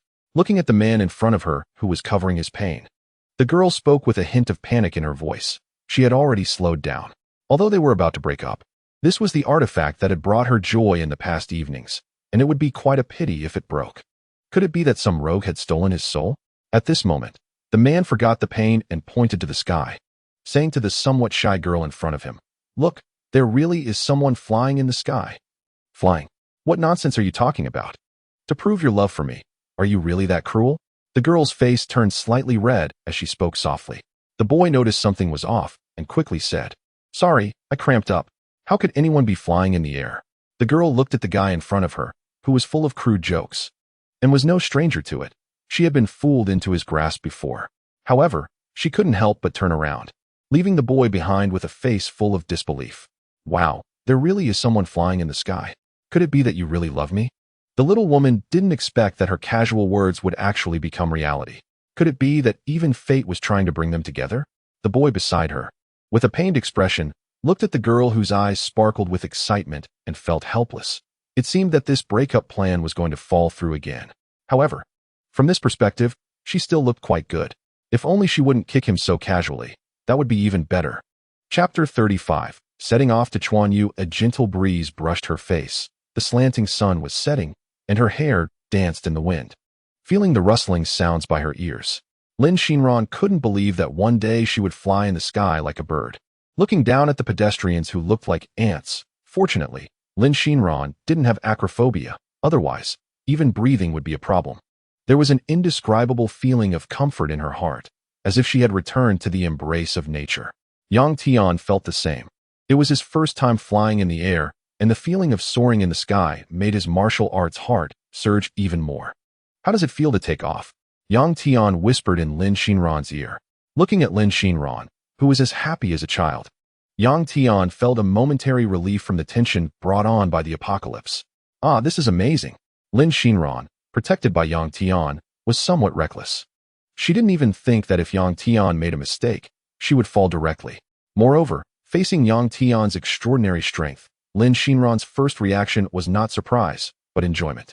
Soon, Yang Tian and Lin Xinran landed on top of a tall building, standing side by side watching the rosy sun set, casting a golden film over the bustling city of magic. The afterglow of the sunset and their long shadows gradually stretched along with the slanting sun, as if they were leaning against each other. For some reason, happy times always seemed short. Looking at Lin Xinran's satisfied profile, Yang Tian felt that he could relax for a few days. What Yang Tian didn't know was that while Lin Xinran appeared to be admiring the sunset, her peripheral vision was entirely on him. She didn't ask Yang Tian where his extraordinary strength came from, and he didn't explain, surely for his own reasons. She just needed to stand by him when he was tired. After sending Lin Xinran home, it was already approaching night. Yang Tian walked alone in a dark alley, contemplating his next plans. Through the simulations over the past 2 days, Yang Tian seemed to have discovered something unusual. It seemed that every city with a population of tens of millions faced different apocalyptic scenarios. Just like Kyoto, Magic City, Chuanyu. Each city was one of the important cities of the Great Xia, and its population base was in the tens of millions. Rather than saying they were the culprits of the apocalypse, they were more like the top predators. They viewed humans as food, squeezing them at will, without strong power. One might not even last a day. However, when the system first awakened, it clearly stated that after the apocalypse began, only 1 in 10 humans would survive, meaning there was less than a 10% chance of survival. Don't underestimate that small fraction. Even if the world's population were reduced by more than 90%, the remaining people would still be many. But how did those humans survive? Even Yang Tian, whose martial arts had reached the level of an earthly immortal, couldn't survive a day in the apocalypse, let alone ordinary people. After pondering without results, perhaps he should go to Chuanyu to see if he could reverse the situation. As the sky darkened, it seemed he would have to start traveling overnight again. Sigh, I really am a master of time management, Yang Tian couldn't help but exclaim. In the remaining days, he had already given up his time to rest. Skillfully opening the map on his phone, a green route appeared, heading straight northwest. Chuanyu was located in the western part of the Great Xia. This navigation was for a distance of 2,000 kilometers. Please drive safely, thank you for using. Ignoring the prompts from the phone navigation, Yang Tian sped westward like a blood-red whirlwind. Chuanyu, also known as the land of Bashu, abbreviated as Chuan, is one of the super-large cities of the Great Xia. It has an important high-tech industrial base, a commercial logistics center, and a comprehensive transportation hub, making it a crucial central city in the western region. Located in the northwest of the Great Xia, it is a plateau where mountains crisscross, making it a place of contention for military strategists. It is rumored that thousands of years ago, a king came to Bashu in search of the path to immortality. Once he entered Taoism, he became obsessed and crazy about it. After a few days, he abandoned his mundane identity and became a wandering recluse. Some say that as a worldly king, his decisive abandonment of his noble status must have been guided by an immortal, having sought the method of immortality. Others say he encountered something unclean that entangled him, leaving him unable to participate in worldly affairs. Still, some say it was all a scam. In any case, various rumors spread throughout the world, and history is always written by the victors. Who can truly know the truth? However, it is certain that Chuanyu, as the birthplace of Taoism and a place sought for immortals and methods, is not without reason. The Kunlun Mountains, full of unsolved mysteries, add a layer of mystery to it, attracting countless curious visitors. It was already deep into the night, and our universe's unbeatable first handsome Yang Tian finally arrived at the foot of Kunlun Mountain. He didn't go to Chuanyu to admire its splendid culture or unusual customs. If he had the chance, he would also like to taste the authentic hot pot of Chuanyu, but given the current situation, it seemed he wouldn't have much opportunity. Standing beneath this giant, Yang Tian realized his smallness. His current power might seem transcendent in the eyes of humans, but in the face of nature. It was like a mantis trying to stop a card, utterly powerless. Indeed, nature is a formidable existence. After a moment of contemplation, he noticed a slight disturbance by the roadside. Cautious, young Tian, like a shadow, quickly dodged into the bushes. His vision, far beyond ordinary, allowed him to spot 4 patrolling black military jeeps approaching. There are a total of 24 people, divided into 4 teams, equipped with 4 heavy sniper rifles, Barretts, each one real and loaded, well-equipped, each wearing a special helmet. Equipped with night vision devices, and holding some radar-like scanning devices. Looking at the spirit and energy of these individuals, they are sharper than ordinary people. Clearly a battle-hardened special operations team. The Kunlun Mountains, the birthplace of Taoism, is home to various ancient buildings and is a place of constant attention. When not open to the public, there are endless patrols to prevent those with ill intentions from committing acts that would outrage both gods and men. For this reason, the Great Xia specifically established a special operations group to protect the various relics left by ancient people. However, looking at the direction they are coming from, why are they heading straight towards me? Chapter 36, Kunlun Mountain, Mecha Interception. Taking advantage of the faint moonlight, Yang Tian looked at the 4 black military jeeps parked by the roadside. He had always thought this team was just passing by on patrol and had happened to arrive here. To his surprise, these people seemed to have a purposeful mission. As soon as they parked, they quickly got out of the vehicles, loaded their weapons, and stealthily approached his hiding spot. The searchlights on the jeeps began to illuminate the night, and each gun was equipped with infrared beams, constantly scanning the forest. They were fixated on Yang Tian's direction, closing in as if they were about to face something terrifying. Yang Tian did not want to engage with them too much. His blood surged, turning into a rainbow shadow that sped straight towards Kunlun Mountain. After Yang Tian left, the special operations team found the spot where he had been hiding. Of course, they couldn't find any useful information. Moreover, the target information displayed on their radar had already disappeared. "Captain, what's going on? Is the equipment malfunctioning?" A man holding a Type 95 suppressed rifle, dressed in a black special night suit, crouched down carefully and asked the captain while keeping a close watch on the surroundings. Headquarters, target has disappeared. Target has disappeared." The captain, seeing no movement, used the intercom to report the situation to headquarters, stating that the equipment usually does not malfunction. The only possibility is that they encountered some troublesome opponent. The camera zooms out, revealing a basin not far from Kunlun Mountain, surrounded by prominent hills. And the night is captivating. A massive building, resembling a steel beast, is hidden within. To protect Kunlun Mountain, Great Xia even established a military base here. The walls, as dark as deep iron, are topped with various heavy artillery and numerous automated, towering watchtowers continuously scan the surrounding area with searchlights. For ordinary people, just taking a glance from the outside could leave them feeling overwhelmed by the heavy pressure. Various types of tanks and fighter jets are hidden in every corner. Despite the small size of this military base, it has all the necessary equipment and more. At this moment, in a data control center within the military base, several night shift staff were staring in shock at the red dot on the large screen, moving rapidly at a terrifying speed of over 300 meters per second. Alarm. Unknown target. Speed has exceeded the speed of sound, rapidly moving towards Kunlun Mountain. Estimated time to reach the Taoist temple is less than 10 seconds. What the hell is that? So fast. Is it a missile? Amidst the panic reports of some, a slightly overweight leader standing on the observation deck couldn't help but curse. What do we use to fight this? If something happens at the Taoist temple, we're all done for. Hurry up and activate the reconnaissance satellites. I want to see what this thing is. Pacing back and forth in a flustered manner, he seemed to realize it was unsafe and hurriedly said, "Immediately deploy the fastest unmanned fighter jets to intercept. If that thing is a missile, destroy it directly.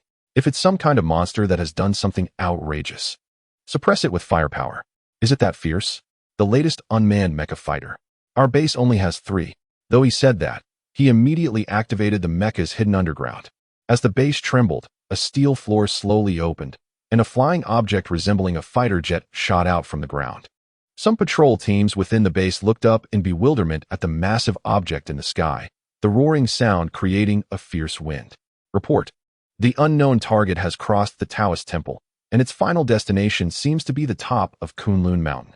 The intelligence officer, watching the rapidly moving red dot, initially thought there was a malfunction in the machine. If it were a missile, that would be understandable, but if it were a missile, it would have been detected long ago. This object was only recorded by the satellite as it approached Kunlun Mountain, clearly indicating it was a living creature entering the mountain. It crossed over. Fortunately, its target isn't the Taoist temple. Otherwise, we wouldn't have made it in time. The veteran let out a sigh of relief. At least his own head was safe. Report, the reconnaissance satellite has sent a screenshot. As another person sitting in front of a supercomputer reported, a somewhat blurry image appeared on the large screen. The image showed a blood-red, blurry glow, with a vague outline of what seemed to be a creature. What is going on? Even the high-definition satellite can't capture it. What kind of monster is this? This general, with 2 stars on his shoulder, encountered such a situation for the first time and was slightly startled, hoping it wasn't another one of those strange things. Feeling a bit anxious. As Kunlun Mountain had recorded the footprints of climbers from Great Xia and even internationally, its impact on the world was significant. If there were any losses, it would mean humanity had lost a record of conquering nature. Hurry up, let the wisdom and rampage mechas deploy. Prevent any accidents. Also, let Feiheng go all out and rush to the scene to stop it. Seeing the urgency in the commander's expression, they didn't dare to complain and quickly began typing on the keyboard, activating the machines to deploy the other 2 mechas. As their names imply, Feiheng focuses on speed.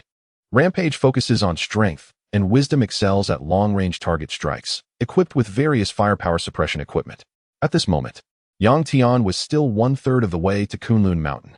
Suppressing the unusual fluctuations in his heart, he sensed something strange at the Taoist temple halfway up the mountain. Just moments ago, as Yang Tian passed by, he felt his bloodline accelerate, and his body and mind felt inexplicably warm, as if he had returned home.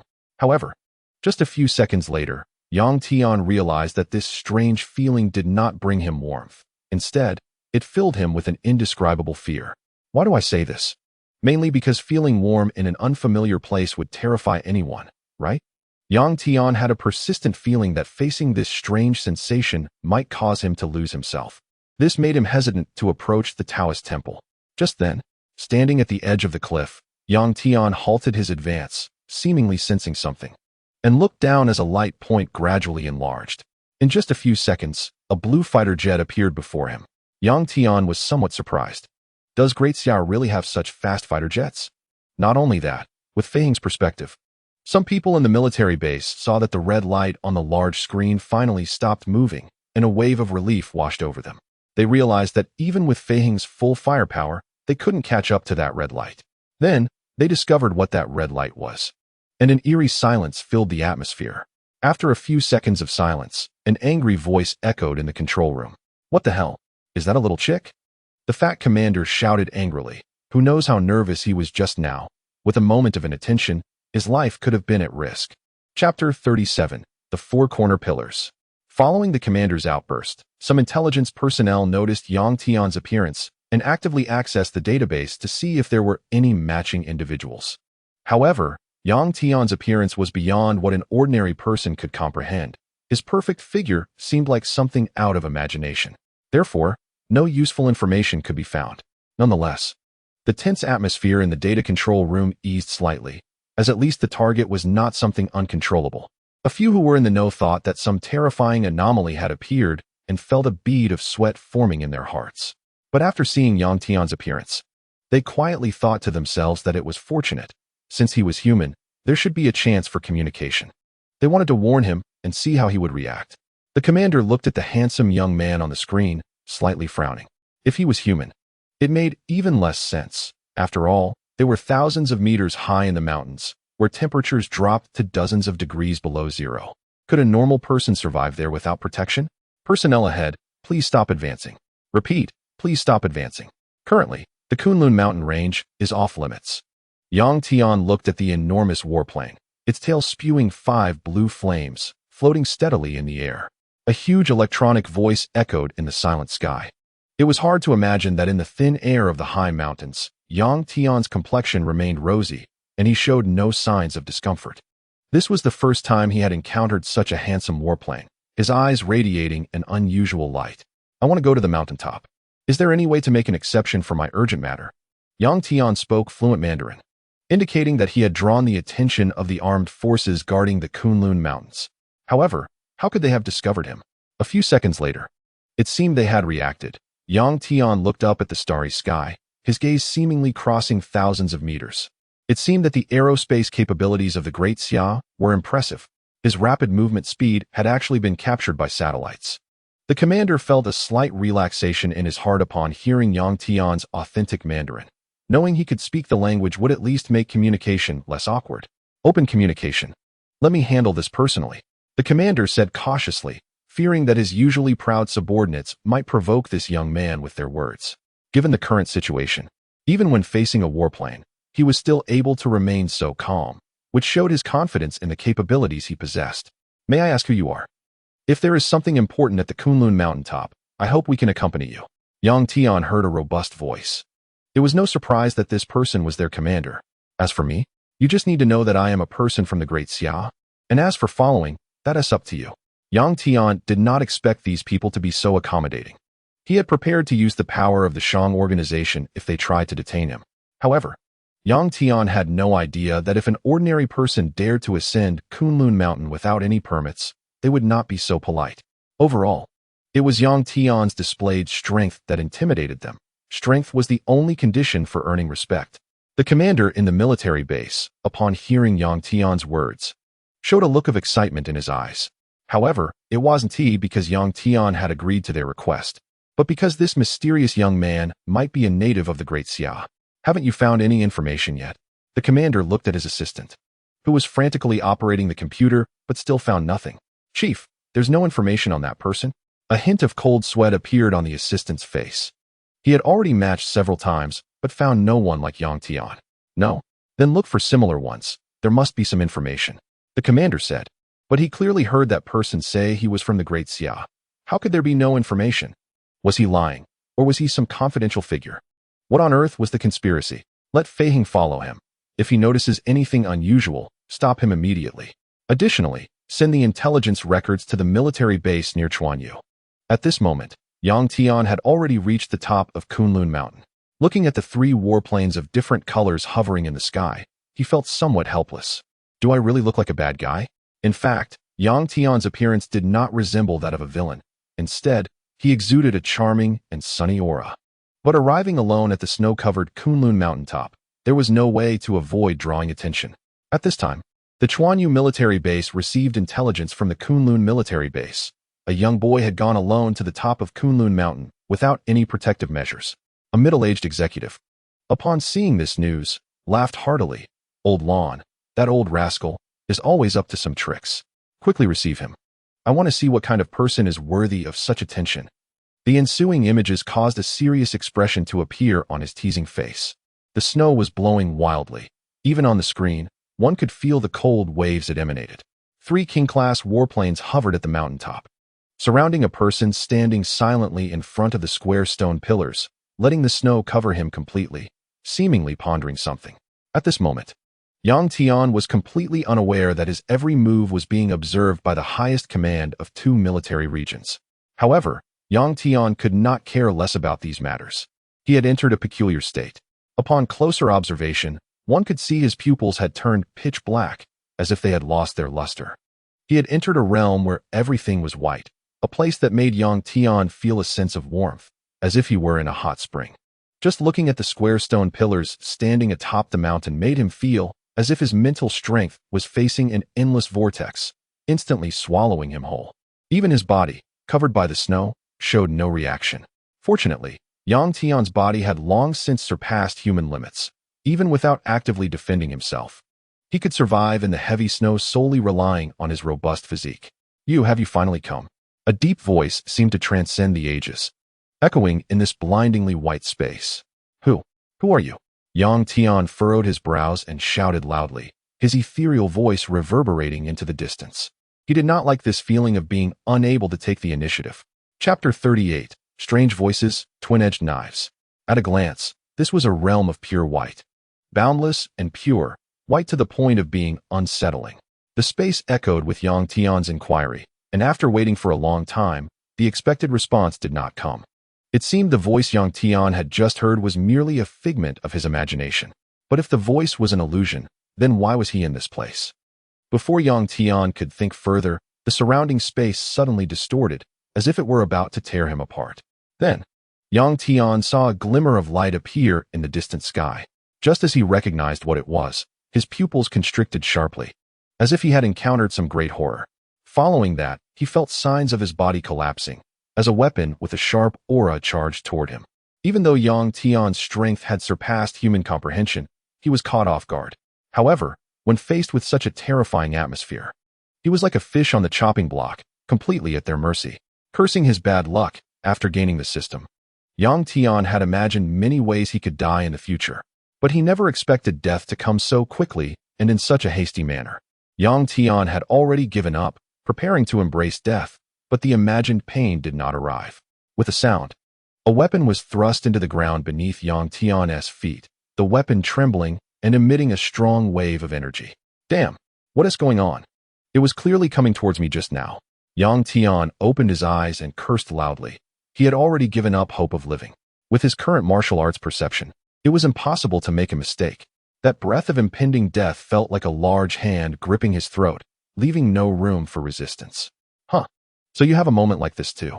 A ripple of emotion echoed in the air, seemingly surprised by Yang Tian's current state.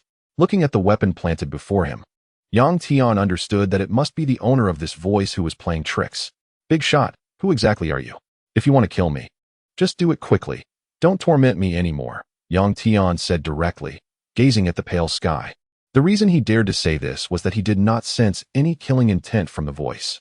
It seemed that it was mostly just a joke, but it was not a very funny one. Kill you? No, no, no, how could I dare to kill you? The owner of the voice seemed a bit surprised, as if realizing something was off in his words. Oh no, I mean I won't kill you. Although Yang Tian did not feel the killing intent from that voice, he still felt a subtle sense of relief after hearing the personal assurance. It seemed that the person noticed Yang Tian's poor condition at the moment and did not say anything more, only leaving behind a statement that the weapon would return to its owner. The weapon transformed into a milky white energy sphere and swiftly flew into Yang Tian's body. He felt something unfamiliar appearing in his brain, making it feel heavy. The surrounding scene gradually became clear from a blur, with white snow covering the ground. The sound of the wind whistling, and the mountaintops still shrouded in darkness, above which 3 warplanes roared and circled. Yang Tian looked at the 4 stone pillars before him, which were engraved with the names of the climbing teams that had successfully reached the summit of Kunlun Mountain, as well as their respective countries. It felt as if what he had just experienced was merely a dream, but was it really so? He distinctly felt that something had clearly been added to his brain. This is the weapon from before. Yang Tian extended his snow-covered hands and grasped at the air with a flash of white light. A weapon suddenly appeared in his hands. Immediately, a fierce white light burst forth from Yang Tian, and a massive beam of light instantly pierced through the dark night sky, illuminating the entire Kunlun Mountain summit, making everything at the peak clearly visible. The high-ranking officials in the military base who were monitoring Yang Tian were momentarily blinded by the intense white light. Only a few technicians who were paying attention to the fluctuations of energy around Yang Tian noticed the violent changes in the magnetic field, left at a loss for words. The white light emitted by the weapon came quickly and left just as fast, as if suppressed by something. Yang Tian also saw the weapon in his hand. It was quite peculiar, a long weapon with a trident-shaped blade at the front, with edges on both sides of the blade. The hilt reached up to Yang Tian's chest, and the blade extended from his chest to slightly above his head, roughly estimated to be about 2 meters long. What the hell? Isn't this the 3-pointed 2-edged sword? Yang Tian thought silently in his heart. That voice said it would return to its owner. But I'm just a lazy youth. How could I possibly have a 3-pointed 2-edged sword? Oh right, my appearance has completely changed now. Maybe someone recognized the wrong person? Yang Tian thought to himself, realizing that he had stumbled upon a great fortune. Instead of racking his brain to think, Yang Tian preferred to keep it simple. If a path wouldn't work, he would open it with his fists. Playing with the weapon in his hand, the 3-pointed ends of the blade suggested a wide attack range, which should be very useful in battle. He just happened to lack a handy weapon. However, wouldn't it be a bit too conspicuous to just carry it like this? Having a weapon is good, but in this era, if you casually carry an unsheathed weapon, people might think you're possessed by Erling Shun. Those who know weapons would directly invite you to the police station for tea. Just as he was thinking that the weapon in his hand shouldn't be too conspicuous, it magically shrank to the size of a palm. Damn, This wouldn't be a divine artifact, would it? Even though Yang Tian's mindset had become quite mature, encountering so many puzzling things made him unable to refrain from swearing. It should be noted that in his previous life, Yang Tian was known as the Gorge Hunter. Anyone who played in the high-ranking segments of the canyon almost knew his name. Moreover, even when Yang Tian had used all his strength earlier, he couldn't make the weapon in his hand show even the slightest deformation. With his current strength, he could crush diamonds. Of course, he had never tried. Who would have nothing to do and go crush diamonds? Now, it's good. It can also hang around his neck as an accessory. Yang Tian held the weapon in his hand. However, the high-ranking officials in the military base were not so calm. After the white light dissipated, they immediately used warplanes to scan Yang Tian. They truly didn't know what to expect until they scanned. Through thermal imaging, they found that there seemed to be a strong energy surrounding Yang Tian, preventing the cold winds from intruding even a bit. Furthermore, this heat-like energy was continuously increasing, until the instrument data on the screen turned bright red. What is this kid doing? Is he performing magic? And what is this heat? There's such a large magnetic field fluctuation. The commander looked at the data on the instrument in confusion, not understanding what was happening. He was somewhat relieved that he hadn't provoked this young man. Thankfully, his instinct after living for decades had played a role at this critical moment. Chapter 39. Conflict. Why? This didn't happen in the simulation? Yang Tian then realized. He clearly remembered that in the simulation, he did not obtain any weapons. Could it be that the event was not significant enough to be overlooked by the system, or was there another reason? Is it not important? This thing clearly looks extraordinary. The system simulation definitely wouldn't let it go, and the only possibility is that he did not obtain this weapon at that time. Before he could think too much, a wriggling appeared in the space ahead. A blood-red crystal suddenly appeared before the 4 stone pillars, and Yang Tian understood the immense energy contained within it. The blood-red crystal was several times larger than the one in Lin Xinran's home, and Yang Tian could clearly see the bright red patterns on it, flowing like blood vessels. Sparkling in the night sky, holding the bloodstone in his hand, a fierce and scorching energy radiated from it. At this moment, Yang Tian still did not know that the intense energy emitted from the bloodstone in his hand was causing a huge wave in the nearby military base. Commander, the blood-colored ore in the target's hand contains immense energy, which could perfectly compensate for our mecha's insufficient energy endurance. A researcher dressed in a white robe stared at the rampaging data displayed on the quantum screen in his hand, his eyes shining like a hungry wolf encountering a rabbit. Let us communicate with him and see if we can trade for it from him. The commander pinched his brow, a look of conflict appearing. He didn't want to offend this young man, but there was no other choice. Even as a battle zone commander, he understood that the energy required for mecha operation had always been a huge problem hindering the development of the Xia's mecha.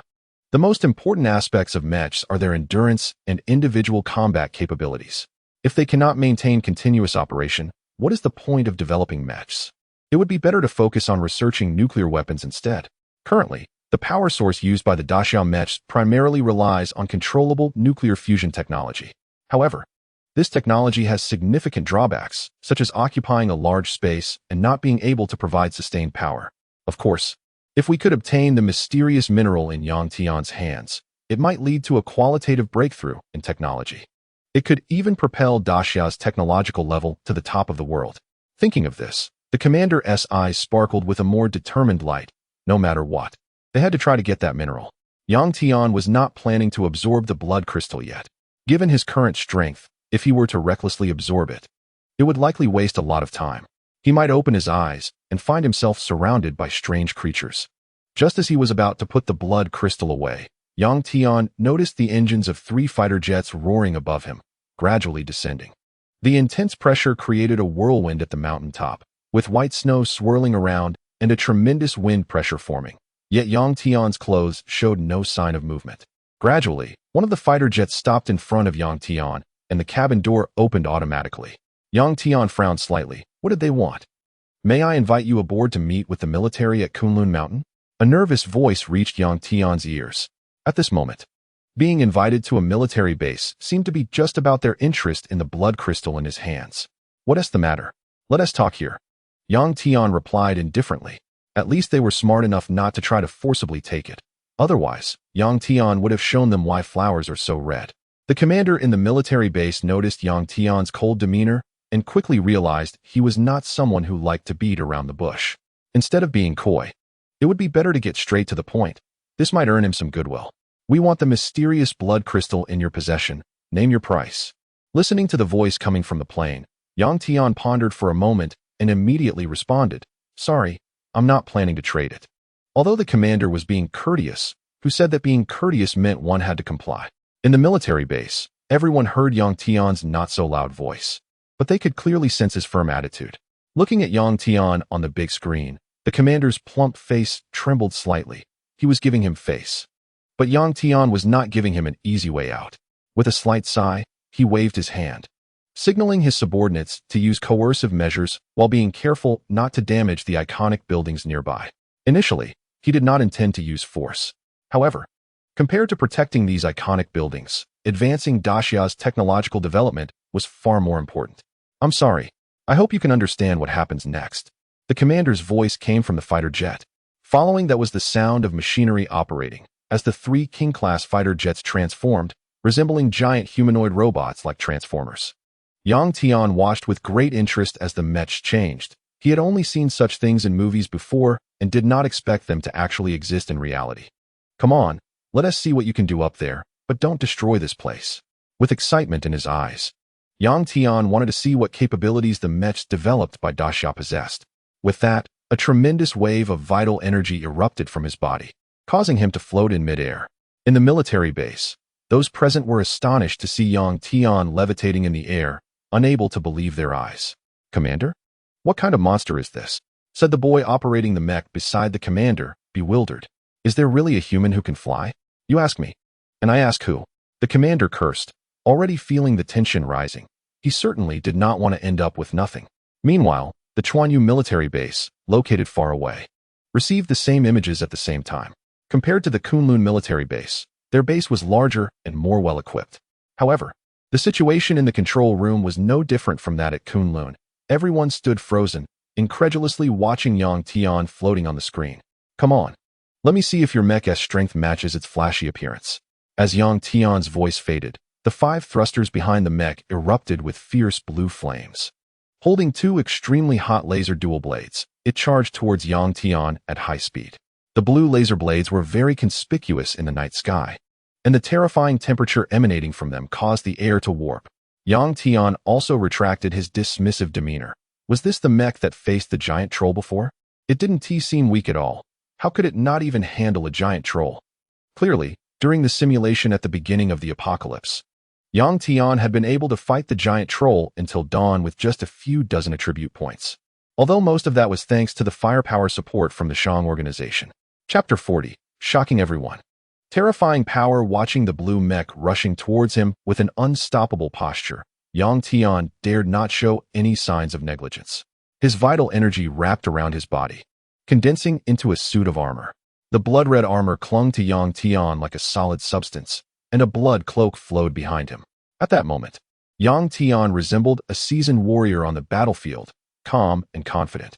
However, the mech approached Yang Tian at lightning speed, towering over him. Yang Tian was smaller than the laser weapon it wielded. Zzz. The laser dual blades collided with the armor Yang Tian had conjured, producing intense heat that continuously scorched the armor. Yet, the effect was minimal. The operators in the base, watching Yang Tian remain as steady as a mountain, felt as if they were witnessing a ghost, their eyes wide with disbelief. "Am I seeing things? Is that guy even human?" He took a hit from a King-class mech and showed no reaction. Not just one hit. "Look, our mech's blades are about to break." And that person didn't even flinch.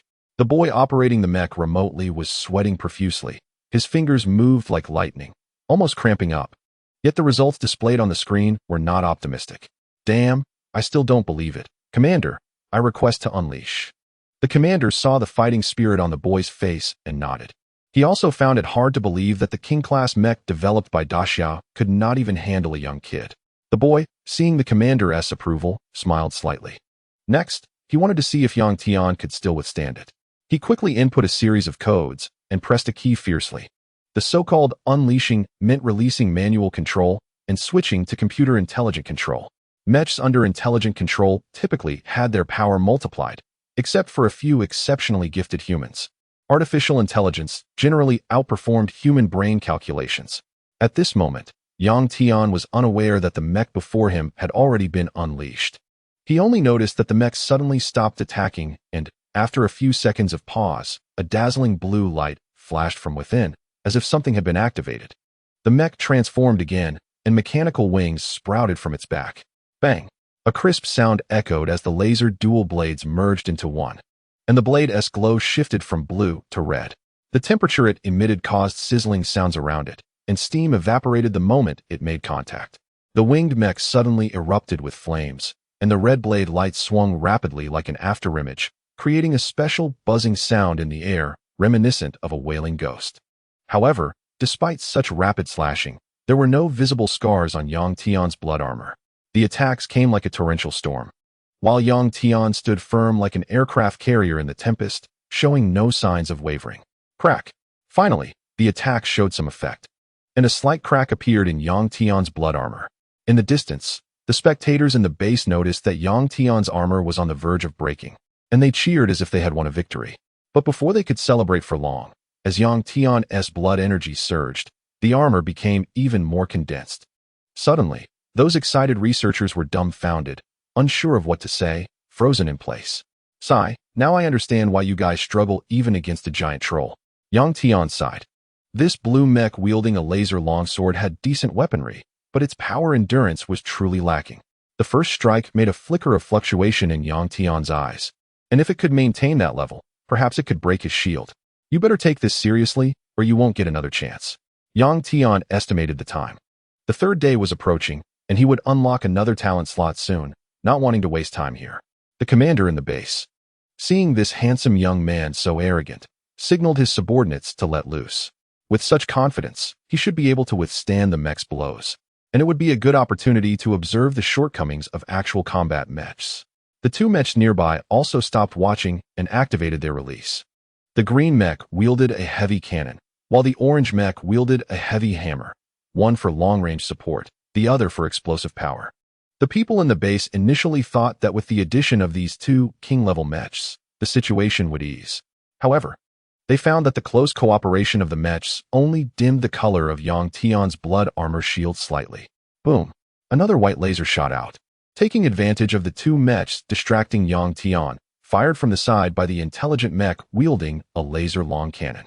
The beam, thicker than before, unleashed after charging, causing the mech to be pushed back slightly by the terrifying recoil.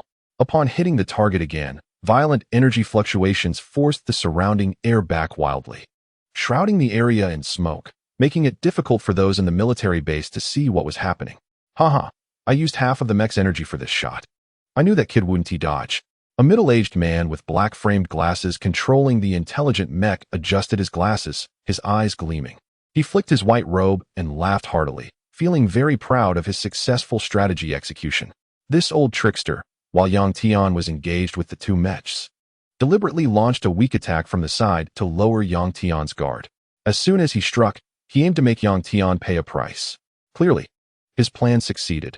Even Yang Tian found it hard to handle the full force of this shot, which gathered half the energy of a mech.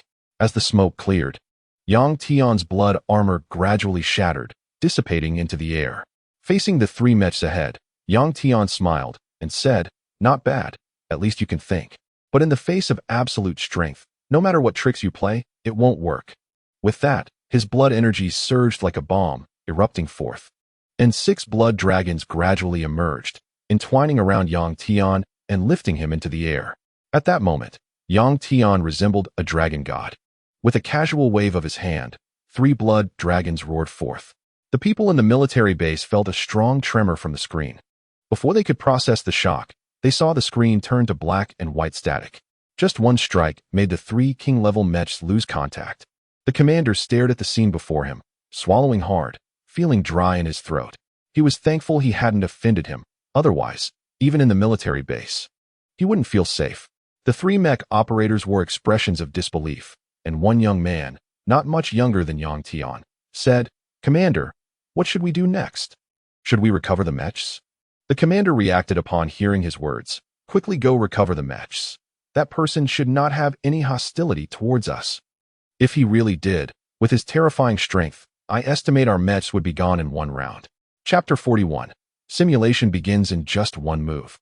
The three king-level mechs fell to the mountaintop like they had lost power. Bang! The huge momentum smashed into the ground, creating three deep craters and kicking up a cloud of dust. But since the mechs were made of high alloy metal, this impact could be ignored. However, the most important thing was how much damage the attack had done to the internal fine parts. Yet, Tian had already held back much of his attack. Otherwise, these three mechs wouldn't just fall, they would have been disintegrated in midair by the blood energy. Slowly descending onto the mountaintop, looking at the immobilized mechs, he felt he might have the ability to help them improve. But now, there was something more important to do. Opening the simulation for the third day. Opening the system. Starting the simulation. Tian silently hoped for a good talent. Simulation begins. Please choose a talent. Weapon Master. Blue as a master of weaponry. You can skillfully use various weapons and perceive the weaknesses of enemies. Tian looked at the first blue talent, feeling fortunate, and decisively chose it, ignoring the other two mediocre talents. Selecting Weapon Master. Simulation activated. 7 days remain until the apocalypse begins. You are sitting atop Kunlun Mountain, stroking the three-edged two-bladed knife in your hand, feeling as if it has a life of its own, resonating with your heart. You see several transport vehicles arriving at the military base, preparing to transport the three king-level mechs you disabled. You unknowingly boarded the transport vehicle and returned to the military base with them. Before you could finish what you were tasked to do, the three king-level mechs had just gone for repairs when you received a distress signal from Chuanyu. Pressured by the sincere pleas of nearby soldiers, you flew towards them with the three-edged two-bladed knife like a ray of light. You descended from the sky like a war god, looking at the bustling city. Smoke billowing up, and you felt a surge of anger, not expecting there to be so many pests in Great Xia. You decided to eliminate them. However, this was clearly a premeditated operation, just lacking a fuse, and you were that fuse. During the battle, you casually saved some people and learned they were members of the Zhuke team of the Shang organization. You understood that the Zhuke team's mission this time was to guard the north. Among them, a red-haired woman in close-fitting fiery red armor with 6 wings caught your attention, not because of her curvy figure, but because of the sharp aura emitted by her armor. You pondered to yourself, is this technology really developed by Great Xia? She was like a red sword, weaving through the neon skyscrapers, and wherever she went, the terrorists fell to the ground in hatred. After some understanding, you realized she was the newly appointed captain of the Zhuke team. You unleashed a fierce power, drawing her attention, and the previously tense situation was easily resolved with your cooperation. You found her and had a spar, not expecting that she could hold her own against you solely with her mysterious battle armor. During the fight, your blood mask was forced to shatter, and you could clearly feel the emotional fluctuations in her amber-like large eyes upon seeing your face. After hastily stopping the fight, you asked her where her armor came from, and she licked her sexy red lips, looking at you with deep meaning, making you realize that you wouldn't easily get the information without paying a price. In the morning, you supported your slightly sore waist as you walked out of a hotel. After yesterday's fierce battle and her pleading voice, you obtained the answers you wanted. You headed to the place she mentioned, hoping for some luck, but after half a day, you found nothing except for the mysterious entrance she spoke of. Tian looked at the simulated situation, his face not looking good. What kind of place was it? Couldn't he say something? Did he really have to use his body to exchange for information? This was no different than selling himself. And Tian stated he wouldn't do such things unless absolutely necessary. However, he had no way to deal with that woman, and it was indeed a quick method. As a result, you ended up receiving blood crystals from a military base. Unexpectedly, they had succeeded. With nothing else to do, you sat cross-legged on the ground and began absorbing the blood crystal in your hand. Oh, did I actually hand the blood crystals over to the military? Tian looked at the blood crystal in his hand with some surprise. It seemed those researchers were somewhat useful after all. Now, with this huge blood crystal, Tian had no way to utilize it. Perhaps the military had the equipment to separate it. Could this be the reason for the military ahead? Tian pondered. It seemed he really had to make a trip to the military ahead. Regarding the simulation, Tian was not necessarily going to do it. It was merely a prediction of possible future events, and whether to act or not was ultimately Tian's choice. With 5 days left until the apocalypse, with the cultivation resources at your disposal and your extraordinary talent, your cultivation progressed rapidly, reaching a total of 99 points. Yet you were still unable to break through that final step. Just when you were puzzled, you suddenly noticed some strange energies appearing in the surrounding space. Although you couldn't absorb them, you could feel them. The mysterious entrance in front of you finally reacted, and with a wave, a blue vortex gate appeared, seemingly holding a mysterious attraction. With your current strength, you felt confident in your ability to protect yourself, and you walked in. You seemed to have left this world. When you returned to Blue Star, it was no longer the same place, as if you were on a strange island. The night sky was oppressive, and to your surprise, almost 5 days had passed, meaning there was less than an hour until the apocalypse began. Feeling a sense of foreboding, a purple nano-ecological battle armor spread from a watch in your hand, and through the data flowing from the armor, you clearly sensed the strange energy emanating from the surrounding space. The spiral outer shell behind you spun continuously, like a hurricane absorbing the surrounding energy. The armor on your body became increasingly bright, and with the armor's sensing, you discovered many red dots scattered across the island, indicating that you were not the only one with it. You felt confused. What was going on? At that moment, you received an electronic message stating that you were about to face a catastrophic disaster and must hold on until support arrived. You were shocked. What was this situation? Did the person sending this message also know that the apocalypse was imminent? Chapter 42, each with their own agenda.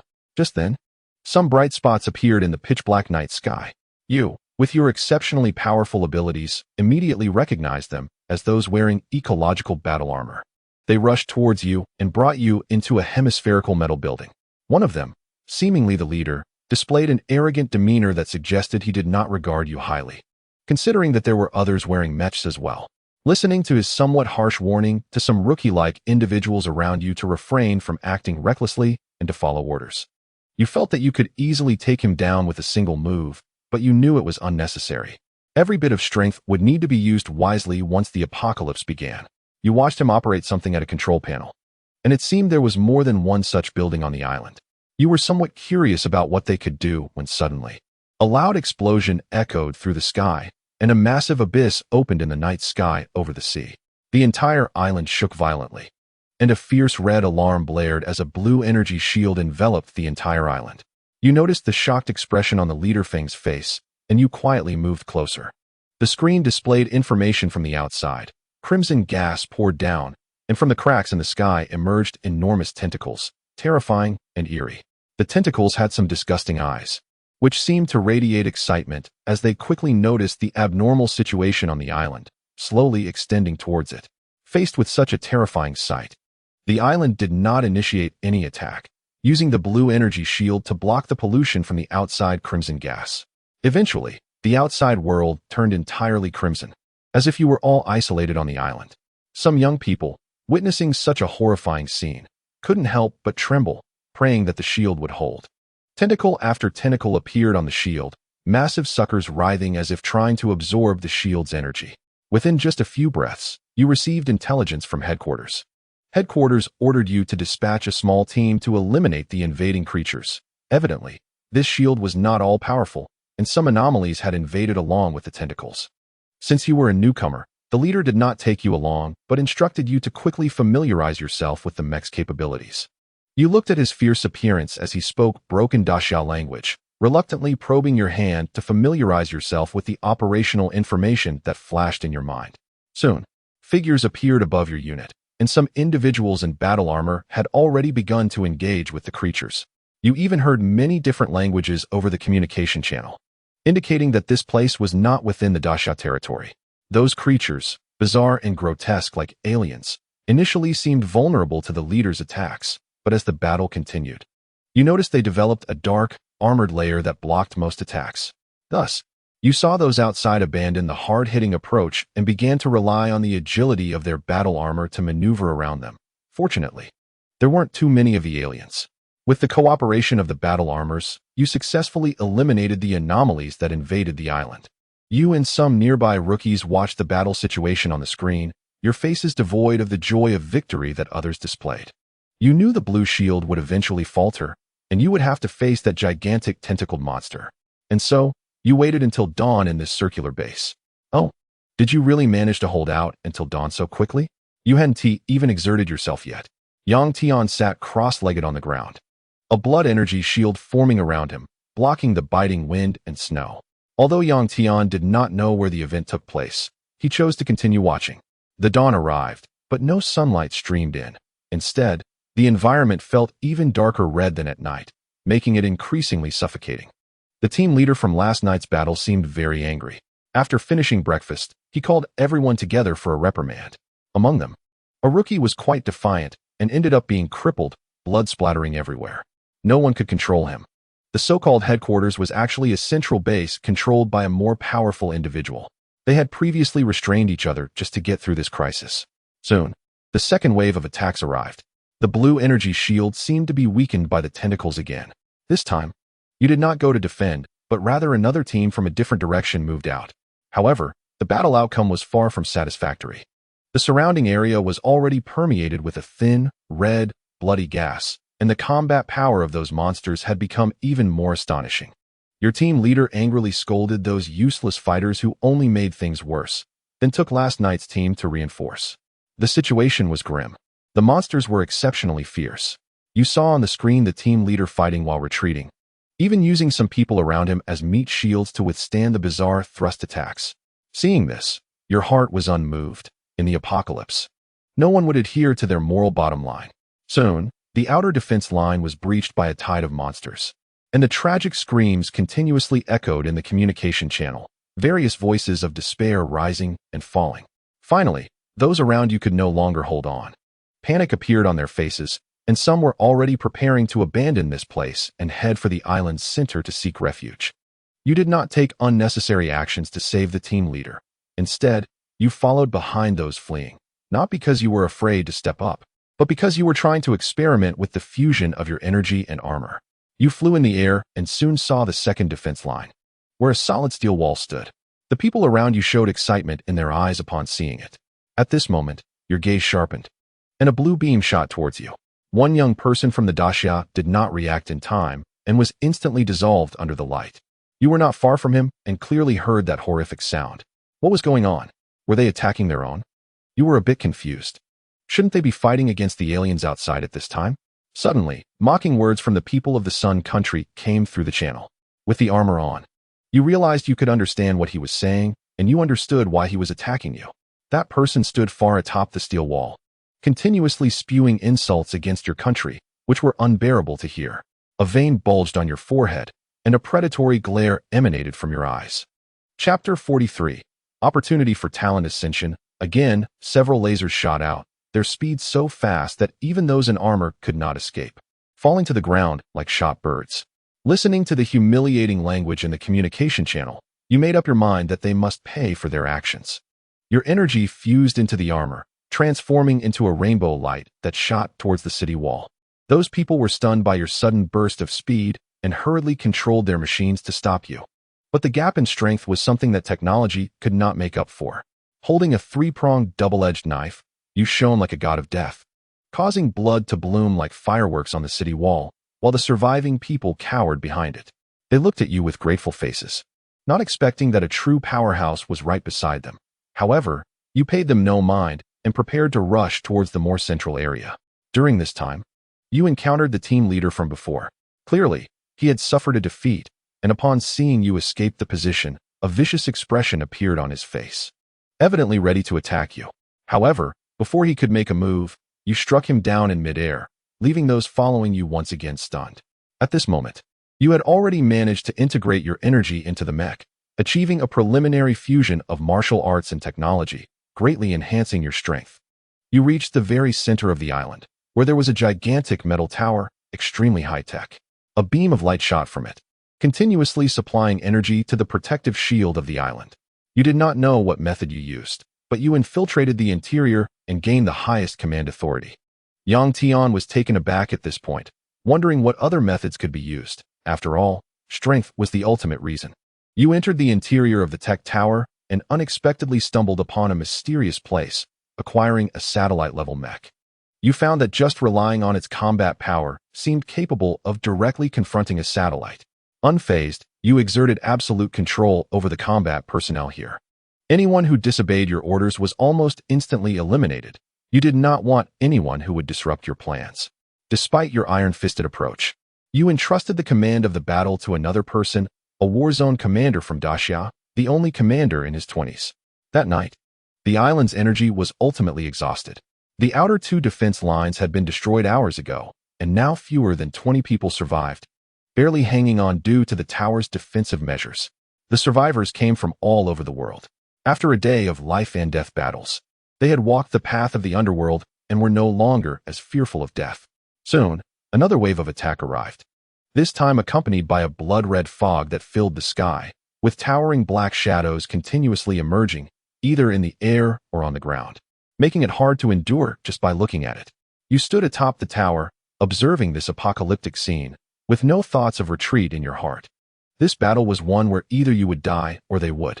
With a determination to fight to the death, you plunged into the red fog like a sharp sword, the sounds of battle erupting. After counting the chaotic screams, you soon realized that there were no more sounds of combat around. Looking at the information on the armor screen, you knew they were all gone. Strangely, your heart was exceptionally calm. Watching as the energy bar on the armor finally reached 100%, you quietly whispered an apology in your heart. You rushed to a hidden energy source within the tower. The conditions had been met, and you could activate the final battle mode. With your confirmation, the tower immediately lost its last glimmer of light, becoming like a piece of scrap metal, dull and lifeless. Meanwhile, your mech underwent a violent transformation, a strange metal flying from the walls and crashing into you, as if assembling. Moments later, you stood 5 meters tall, with a purple mechanical wing on your back, holding a glowing 3-pronged double-edged knife, resembling a humanoid mecha. This was the true form of the satellite-level mech, and the only remaining activation condition was you alone. In a flash, you flew out of the tower, standing in midair. With just one slash, the blade, accompanied by purple arcs of electricity, instantly evaporated the surrounding aliens. This was a crushing battle. You did not know how long you fought, but wherever your gaze landed, you ensured that no monsters would appear. Even some tall, tree-like monsters turned to scraps under your chaotic attacks, seemingly realizing your strength, while the surrounding alien-like creatures did not dare to approach. You sit atop a high tower, gazing at the scene below that resembles a blood-red hell, like a solitary wanderer. You do not know how many humans still survive, nor if you can endure. Finally, the red mist gradually dissipates, seemingly lasting only a day, but the abyss in the sky does not vanish. You look over, and what you see is an endless expanse of pitch-black space. At that moment, a sense of crisis washes over you. You realize that something within the abyss seems to have set its sights on you. Just as when you gaze into the abyss, it also gazes back at you. Indeed, the surrounding space becomes heavy, and even with your qualitative change in power, you cannot break free. All you can see is the space writhing and bizarre, pitch-black tentacles spreading out from within. The dark tentacles are covered in countless eyes, which widen and fixate on you as soon as they appear. A terrifying malice invading your brain like a tide, as if something strange is about to be born within your mind. Sweat pouring down. You know that if it gets close, there is no chance of survival.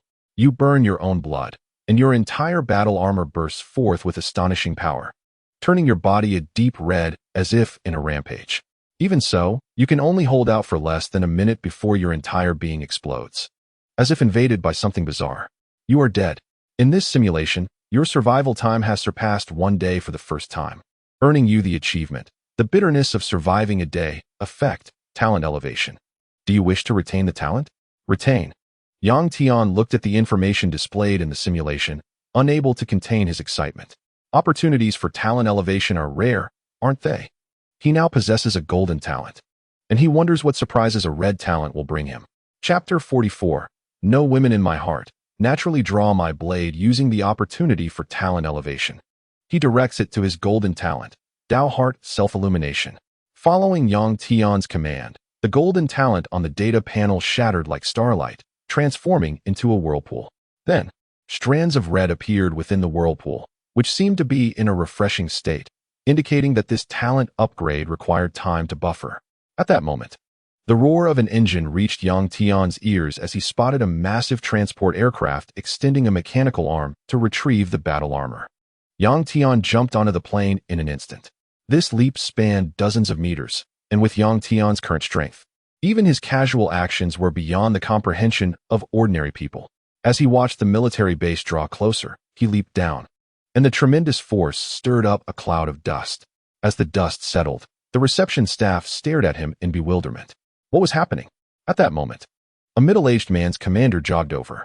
After a brief conversation, you handed him the bloodstone, of course, with the condition that it be delivered to him immediately after being decomposed. Upon realizing that you were a member of the Shang organization, and seemingly not an ordinary member at that, they all lowered their guard and looked at you with respect. Soon, a rescue message from Chuan Yu arrived, and like in the simulation, you went to prevent the impending riot. The difference was that although you spotted the woman in the red battle armor darting through the air, you did not engage her in conversation or spar. Wearing a blood-colored mask, you stood atop a concealed building, watching as the situation below gradually came under control, sighing in relief. You do not need fame or attention. Some things are best done when you feel like doing them. After all, you are still human, and if you have the ability to prevent disaster, you naturally will not stand idly by. The battle armor? Although it looks cool, you have already found your own path. Yang Tian gazed at the woman in the red battle armor, like a sword-wielding killing god, weaving through the city, leaving behind a trail of fresh red blood flowers wherever she went. Though a bit envious, the determination in his eyes only grew stronger. What Yang Tian did not know was that the evolutionary whirlpool in the talent bar was also rapidly spinning in accordance with his state of mind. How long has it been? Are you not coming out? A cold voice echoed in the dim high-rise. Seeing that there was no reaction, Yang Tian realized that this old six could really hide. Gathering his chi and blood in his hand, it became like an arrow, swiftly shooting towards the white water tower behind. A sharp scream followed by a figure crashing to the ground. Looking at the height of several meters, they would either die or be crippled. Oh, it's a woman. Yang Tian recognized the voice's gender and walked over, sensing something. Currently, the talent was in an elevated state, and the simulation could not be activated. Without resources, the speed of cultivation is truly pitiful. He strolled over leisurely, and what came into view was a woman dressed in a black stealth suit, her fitted clothes outlining a voluptuous figure. Just one glance, and Yang Tian understood that this woman had the best figure he had ever seen. A fist-sized blood hole appeared on her body, blood flowing uncontrollably, soaking her clothes. He hadn't expected that a casual strike would nearly cost her life. Hey, don't play dead. Why are you following me? Yang Tian, wearing a blood-red mask, asked coldly, like a vengeful ghost from hell. Get lost, you demon-s dog. Why aren't you dead yet? The woman's eyes radiated madness. If it weren't for her excessive blood loss, she might have lunged at Yang Tian. Why can't I understand what you're saying? Yang Tian replied in confusion, feeling as if he had been mistaken for someone else. Damn, you dog thief, daring to commit atrocities without taking responsibility. Our village has been slaughtered by you, and now you act innocent. You can kill or maim me as you wish. The woman appeared somewhat sorrowful, spitting out a mouthful of blood foam, resentfully stating. Upon seeing this, an interesting glint appeared in Yang Tian's eyes. Good, that is what you said. Saying this, he condensed a blood blade in his hand, and as soon as it appeared in the air, it radiated a scorching wave. The woman lying on the ground, seeing this intense heat wave, couldn't help but flinch. Seeing that Yang Tian didn't seem to be joking, the woman suddenly had tears in her eyes, pitifully saying, Why aren't you following the script? Shouldn't you be asking who slaughtered my family? How? Are you scared now? I thought you could keep pretending. If it weren't for sensing the faint aura emanating from her, which was somewhat similar to the people below, Yang Tian might have actually believed her. Not giving her a chance to react, a flying knife swiftly embedded itself into her voluptuous thigh, wrapped in tight pants, blood spraying out like a pillar, creating a different kind of beauty. The cold beauty's delicate face trembled slightly. She hadn't expected this person before her to be so merciless. The intense pain continuously tore at her mind, and without prior training, she would likely have fainted on the spot. Don't waste my time. Next time, it will be your neck. Yang Tian said coldly, clearly not joking. Don't kill me. I'll do whatever you want. She finally panicked, the fear of death causing her mind to spiral into chaos. Yang Tian looked at her sexy figure, thankful that he wasn't someone who let his views be swayed by appearances. What is your intention in following me? Yang Tian asked again. If he didn't want to be discovered now, very few could find him. And this woman had been following him since he set foot in Chuan Yu, clearly with some special means. Actually, I am someone who is forced to pledge allegiance to a demon. As she spoke, she unbuttoned her top, revealing her fair skin beneath her neck, which bore a complex dark pattern. I am specifically for investigating. The woman hadn't finished speaking when it was as if something had blocked her mouth. The dark patterns below her neck suddenly began to move, as if they had come to life, and her entire body trembled violently, like a fish gasping for air in front of Yang Tian, her eyes rolling back, glistening saliva dripping out, and the corners of her mouth curving upwards. She stood up with a bizarre movement, resembling some strange creature. Damn, what the hell is this? Yang Tian cursed angrily, causing his blood energy to surge. The fierce energy rushed toward her, seemingly having a clear restraining effect, and in an instant, she was reduced to a pile of ashes. Bang! The sound of something metallic dropping caught Yang Tian's attention. Amidst the ashes, a gleaming iron token sparkled faintly. Chapter 45. Talent Elevation. True self-heart connection. Ordinary metals couldn't withstand Yang Tian's attack, so he walked over slowly and picked it up. Its weight was heavier than an ordinary iron block, and it had an unfamiliar character engraved on it, resembling the character, shining with a unique light under the moonlight. What could it possibly do? Just as Yang Tian was trying to comprehend, the token seemed to be stimulated and became somewhat hot to the touch. A fine red line appeared within it, guiding him in a direction. Following the line with his gaze, it continually branched out until it led deep into a mountain. With nothing else to do, Yang Tian focused his energy in his legs and stepped into the air. The battle below had already eased, even in Yang Tian's absence. There was no problem. In just a few minutes, he reached the location indicated by the red line, like a streak of crimson light. This was deep in the mountains, surrounded by a mist that rose like smoke, clearly indicating that it was already early morning. Ahead was an open area with a pattern several meters wide, resembling a formation, within which stood a black spire about 5 or 6 meters tall. On top of the black tower was a diamond-shaped stone. Floating in the air and emitting a red glow, the token in Yang Tian's hand had a red line connecting it. Observing this bizarre scene, Yang Tian noticed that the diamond-shaped stone was not connected by just one red line. It appeared that more than one person possessed a token like his. He stepped onto the formation and touched the black spire, discovering that its material was indeed harder than ordinary stone. Besides that, there didn't seem to be anything unusual, except for the peculiar diamond stone above. It seemed that he was the first to arrive here, when suddenly he sensed something. A figure gradually appeared where the red line connected, walking out from the white mist. This was a man slightly taller than Yang Tian, dressed in retro blue clothing, seeming to carry a long sword on his back, with long hair loosely tied behind him, handsome lips, and an elegant stride, as if he had a compulsion to maintain equal distance with each step. Yang Tian's eyes brightened slightly, but don't misunderstand, he wasn't interested in the man. Rather, he could tell at a glance that this person was extraordinary. After the man looked at Yang Tian from a distance and examined him carefully, he frowned slightly, said nothing, and casually found a spot to sit cross-legged on a stone, closing his eyes to meditate. Yang Tian was taken aback. Was this the demeanor of a master? He finally had the chance to encounter one. Could he be a cultivator? No one expected that beneath the blood-colored mask. Yang Tian's heart was not as aloof as it seemed.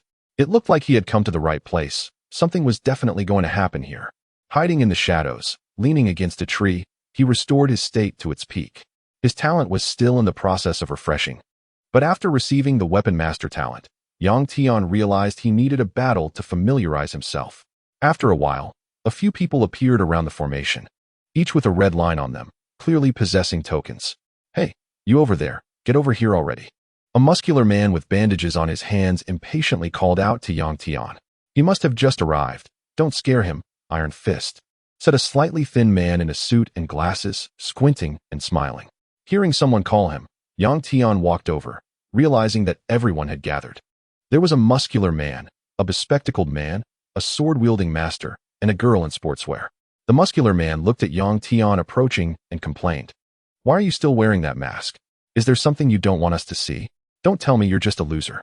The muscular man was at least 2 meters tall, towering over Yang Tian, and sensing that Yang Tian emitted no unusual fluctuations, he looked at him with disdain.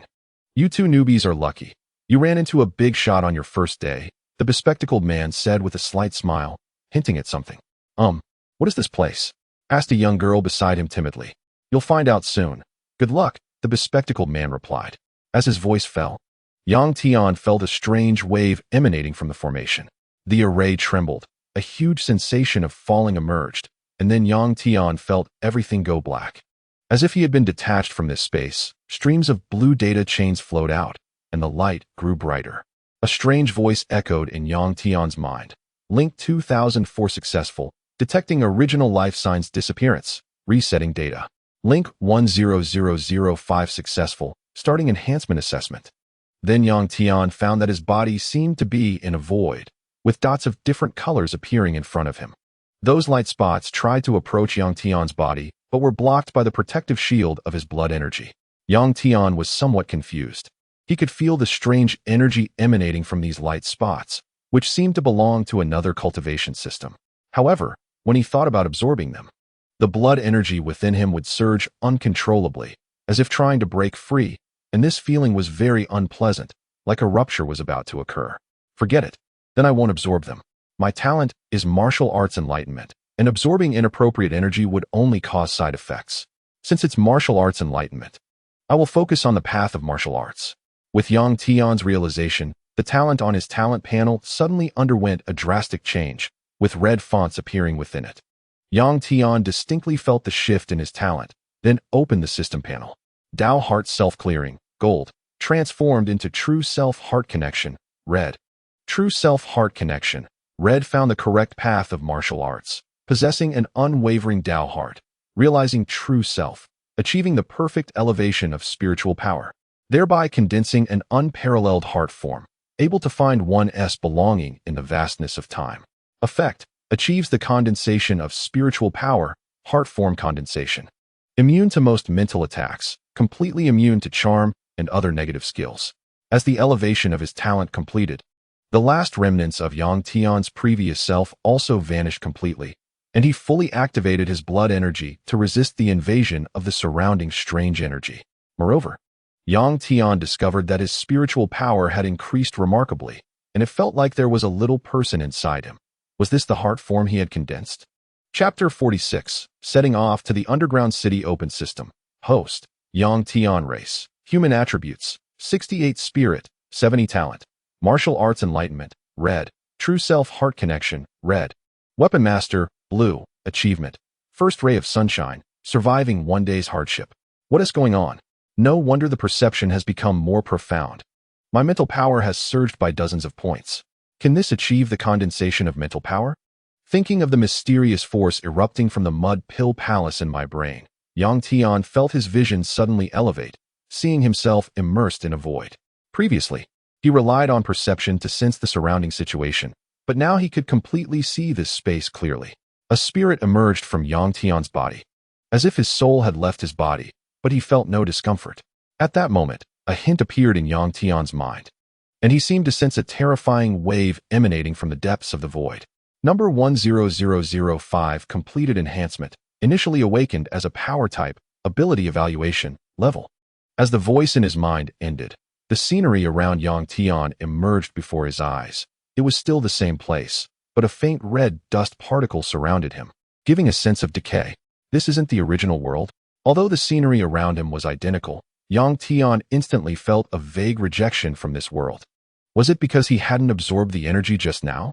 Oh, it completed so quickly. At that moment, the burly man waiting by the black spire was somewhat surprised. If it's this fast, could it be a level hunter? The bespectacled man beside him, with flickering eyes, analyzed indifferently. Their conversation attracted the attention of the sword-wielding man meditating nearby. He slightly opened his eyes, glanced at the fluctuations on Yang Tian, and then closed them again. Level waste? This is it. The bandaged, burly man couldn't help but curse, his eyes full of disdain. The bespectacled man who had previously spoken up for Yang Tian also fell silent, seemingly pretending not to hear. Yang Tian ignored their attitudes and looked at the information appearing on the token. Please enter your name. Level, ranking, 10005 profession. Boxer, do you want to input a name? Then how about Tian? Yang Tian muttered to himself. Although he didn't know what kind of place this was, it would definitely help improve his strength. Name is duplicated. Please re-enter. Looking at the prompt in front of him, Yang Tian felt a sense of nostalgia, reminiscent of creating a secondary account, where it took ages just to come up with a name. Let's go with random. Yang Tian was too lazy to think. It was better to let randomness decide. Congratulations. Random has been successfully recorded, becoming hunter number 5003. As the name changed to random, A black line appeared on Yang Tian's face. Is this really that Klitsch? Iron Fist invites you to join his team. Do you agree? Hey, you over there. Hurry up and agree. Don't waste our time. Iron Fist shouted loudly at Yang Tian.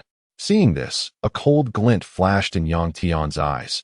If he wasn't still adapting to this place, he would let this guy know that some people are not to be trifled with. Just then, a beam of light appeared ahead, a green light floating within, attracting the team's attention. The bespectacled man looked at the situation, a flicker of shock crossing his eyes. A slender figure stepped out, short hair flowing, with a pure expression. An impressive figure, and under the athletic shorts were legs as white as jade, capturing the attention of men with a single glance. What level did you awaken? Is it elemental or healing? The bespectacled man exclaimed in shock. To awaken such a rare type system for the first time, the lowest level is level or higher. Level? I seem to be a level wind element controller. Faced with the bespectacled man's domineering inquiry, Jiang Qingsnow felt a bit flustered and accidentally revealed her level. What level? Just one awakening and you're already a level hunter. The bespectacled man couldn't believe it. Since he became a hunter 6 months ago, he was only at level 1. Currently, there are only about 50 top-level hunters, and in Daxia, the most populous country, there are only 7. Moreover, the level 1 hunters, according to rankings, number only a couple hundred.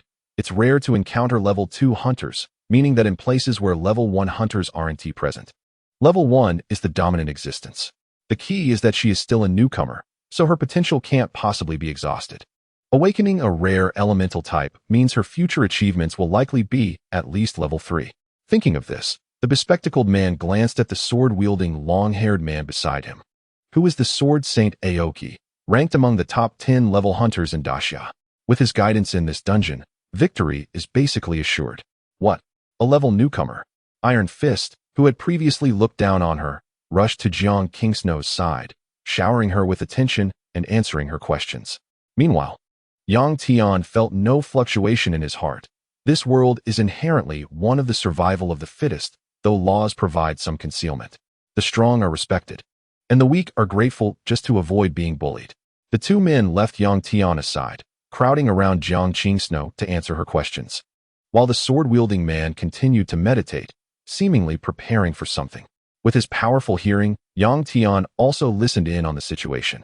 Those who qualify to enter the dungeon can be called hunters. Hunters can explore different other worlds to obtain various extraordinary items to enhance their strength. In this world, new rules have emerged, seemingly making weakness a sin. Is this like a game dungeon? Yang Tian thought to himself, sensing the desolate wind. But it didn't feel like a game at all. You all should pay attention. Today's battle might not be simple. I'll take the lead as the team captain. Aoki, noticing the situation, opened his indifferent eyes and spoke to the group. Aoki is the highest ranked here. I agree. The bespectacled man quickly expressed his support. I absolutely acknowledge Aoki's strength. Iron Fist also chuckled foolishly, not daring to act out in front of Aoki. I also agree. Jiang Qingsnow felt an unusual energy radiating from her body, an indescribable confidence. All right, then let us enter the city. Aoki took the lead, ignoring Yang Tian at the back of the team. Chapter 47. The power of level hunters. As for why he ignored Yang Tian, a person with level strength. Why should he care about his feelings? In this place, being weak is a sin. Yang Tian, feeling somewhat conflicted, followed behind them, wanting to see what these so-called high-level hunters were capable of. It was still the same place, but a blue teleportation vortex appeared above the spire. Is this really a regular level teleportation portal? It seems a bit large. The bespectacled man looked up at the teleportation array in the sky, confused. Otherwise, there are still newcomers. There shouldn't be any difficult teleportation portals. Iron Fist said bluntly. The size of the teleportation portal isn't important. What matters is the magical energy fluctuation within it, which can be tested with specialized equipment. Aoki said, taking out a device from his body. For a group of 5, it's generally a teleportation site of level 2 or above. Aoki stated calmly, and the test data indeed showed level 2. Typically, a small level 2 teleportation portal only requires 1 or 2 level hunters to handle it. For larger portals like this, at least 10 level hunters or 1 level 3 hunter would be safer. All right, let us go in. Saying this, Aoki stepped inside, clearly already understanding the general situation. The little guy behind, if you want to survive, just follow us properly. Iron Fist cast a cold glance at Yang Tian before stepping inside. Hurry up, random. The bespectacled man turned around, disdainfully saying, sure enough, just a rookie. If it were me, I'd probably wear a mask to avoid showing my face. Yang Tian's name was random, clearly a reminder to him. Jiang Qingxue nodded at Yang Tian and followed them inside. Whoosh. As Yang Tian stepped in, the surroundings changed. It was a huge underground cavern with several large openings in front, and a few people seemed to be discussing which one to enter. It's a bit dark here. Jiang Qingxue looked around at the pitch-black scene, feeling a bit scared. What's going on? There's not a single light. Iron Fist was somewhat confused. Moreover, there were no magical beasts, and there should be a few luminous stones in the underground city, but there were none here. The bespectacled man said that it seemed they had entered a hidden location. This underground lair was similar to one he had encountered before, but it wasn't even half the size of the one in front of him. Listening to their discussion, Yang Tian frowned slightly, his ears twitching. There was clearly a rustling sound coming from deep within the cave. The absence of light indicated that the creatures here preferred darkness. Rational beings found it very difficult to survive in places without light. Even some creatures that didn't rely on sight would rush toward the light when they saw it. Don't be afraid. Look at me, the bespectacled man said as he walked over to Jiang Qingxue, trying to be charming. A wooden stick appeared in his hand, and with a wave, a flame ignited the stick, clearly indicating that he was a high-level mage. Seeing this, Yang Tian cursed inwardly, thinking the fool was only going to provoke those creatures. Sure enough, the noise from the depths of the cave became more chaotic. Could it be insect-like creatures? It's not that there are no magical beasts, they just haven't arrived yet. Get ready for battle, there might be a lot of them this time. Ayanuki took a combat stance, exuding a blue sword intent. No wonder he's a high-level hunter, Yang Tian thought, intrigued, wondering what level his own strength might be. Although he didn't know how many professions these hunters had, he could tell that Ayanuki was likely a swordsman, while the bespectacled man was probably a mage. And Iron Fist was likely a martial artist like himself. What's going on, big shots? The numbers seem a bit much. It's not an ant nest, is it? Iron Fist asked, looking at the densely packed cave. Ayanuki didn't answer, just watching the cave ahead, quietly waiting for the magical beasts to appear. Rustle. The sound of insects crawling echoed in the air, and even without Ayanuki saying anything, Iron Fist understood the terrifying number of magical beasts.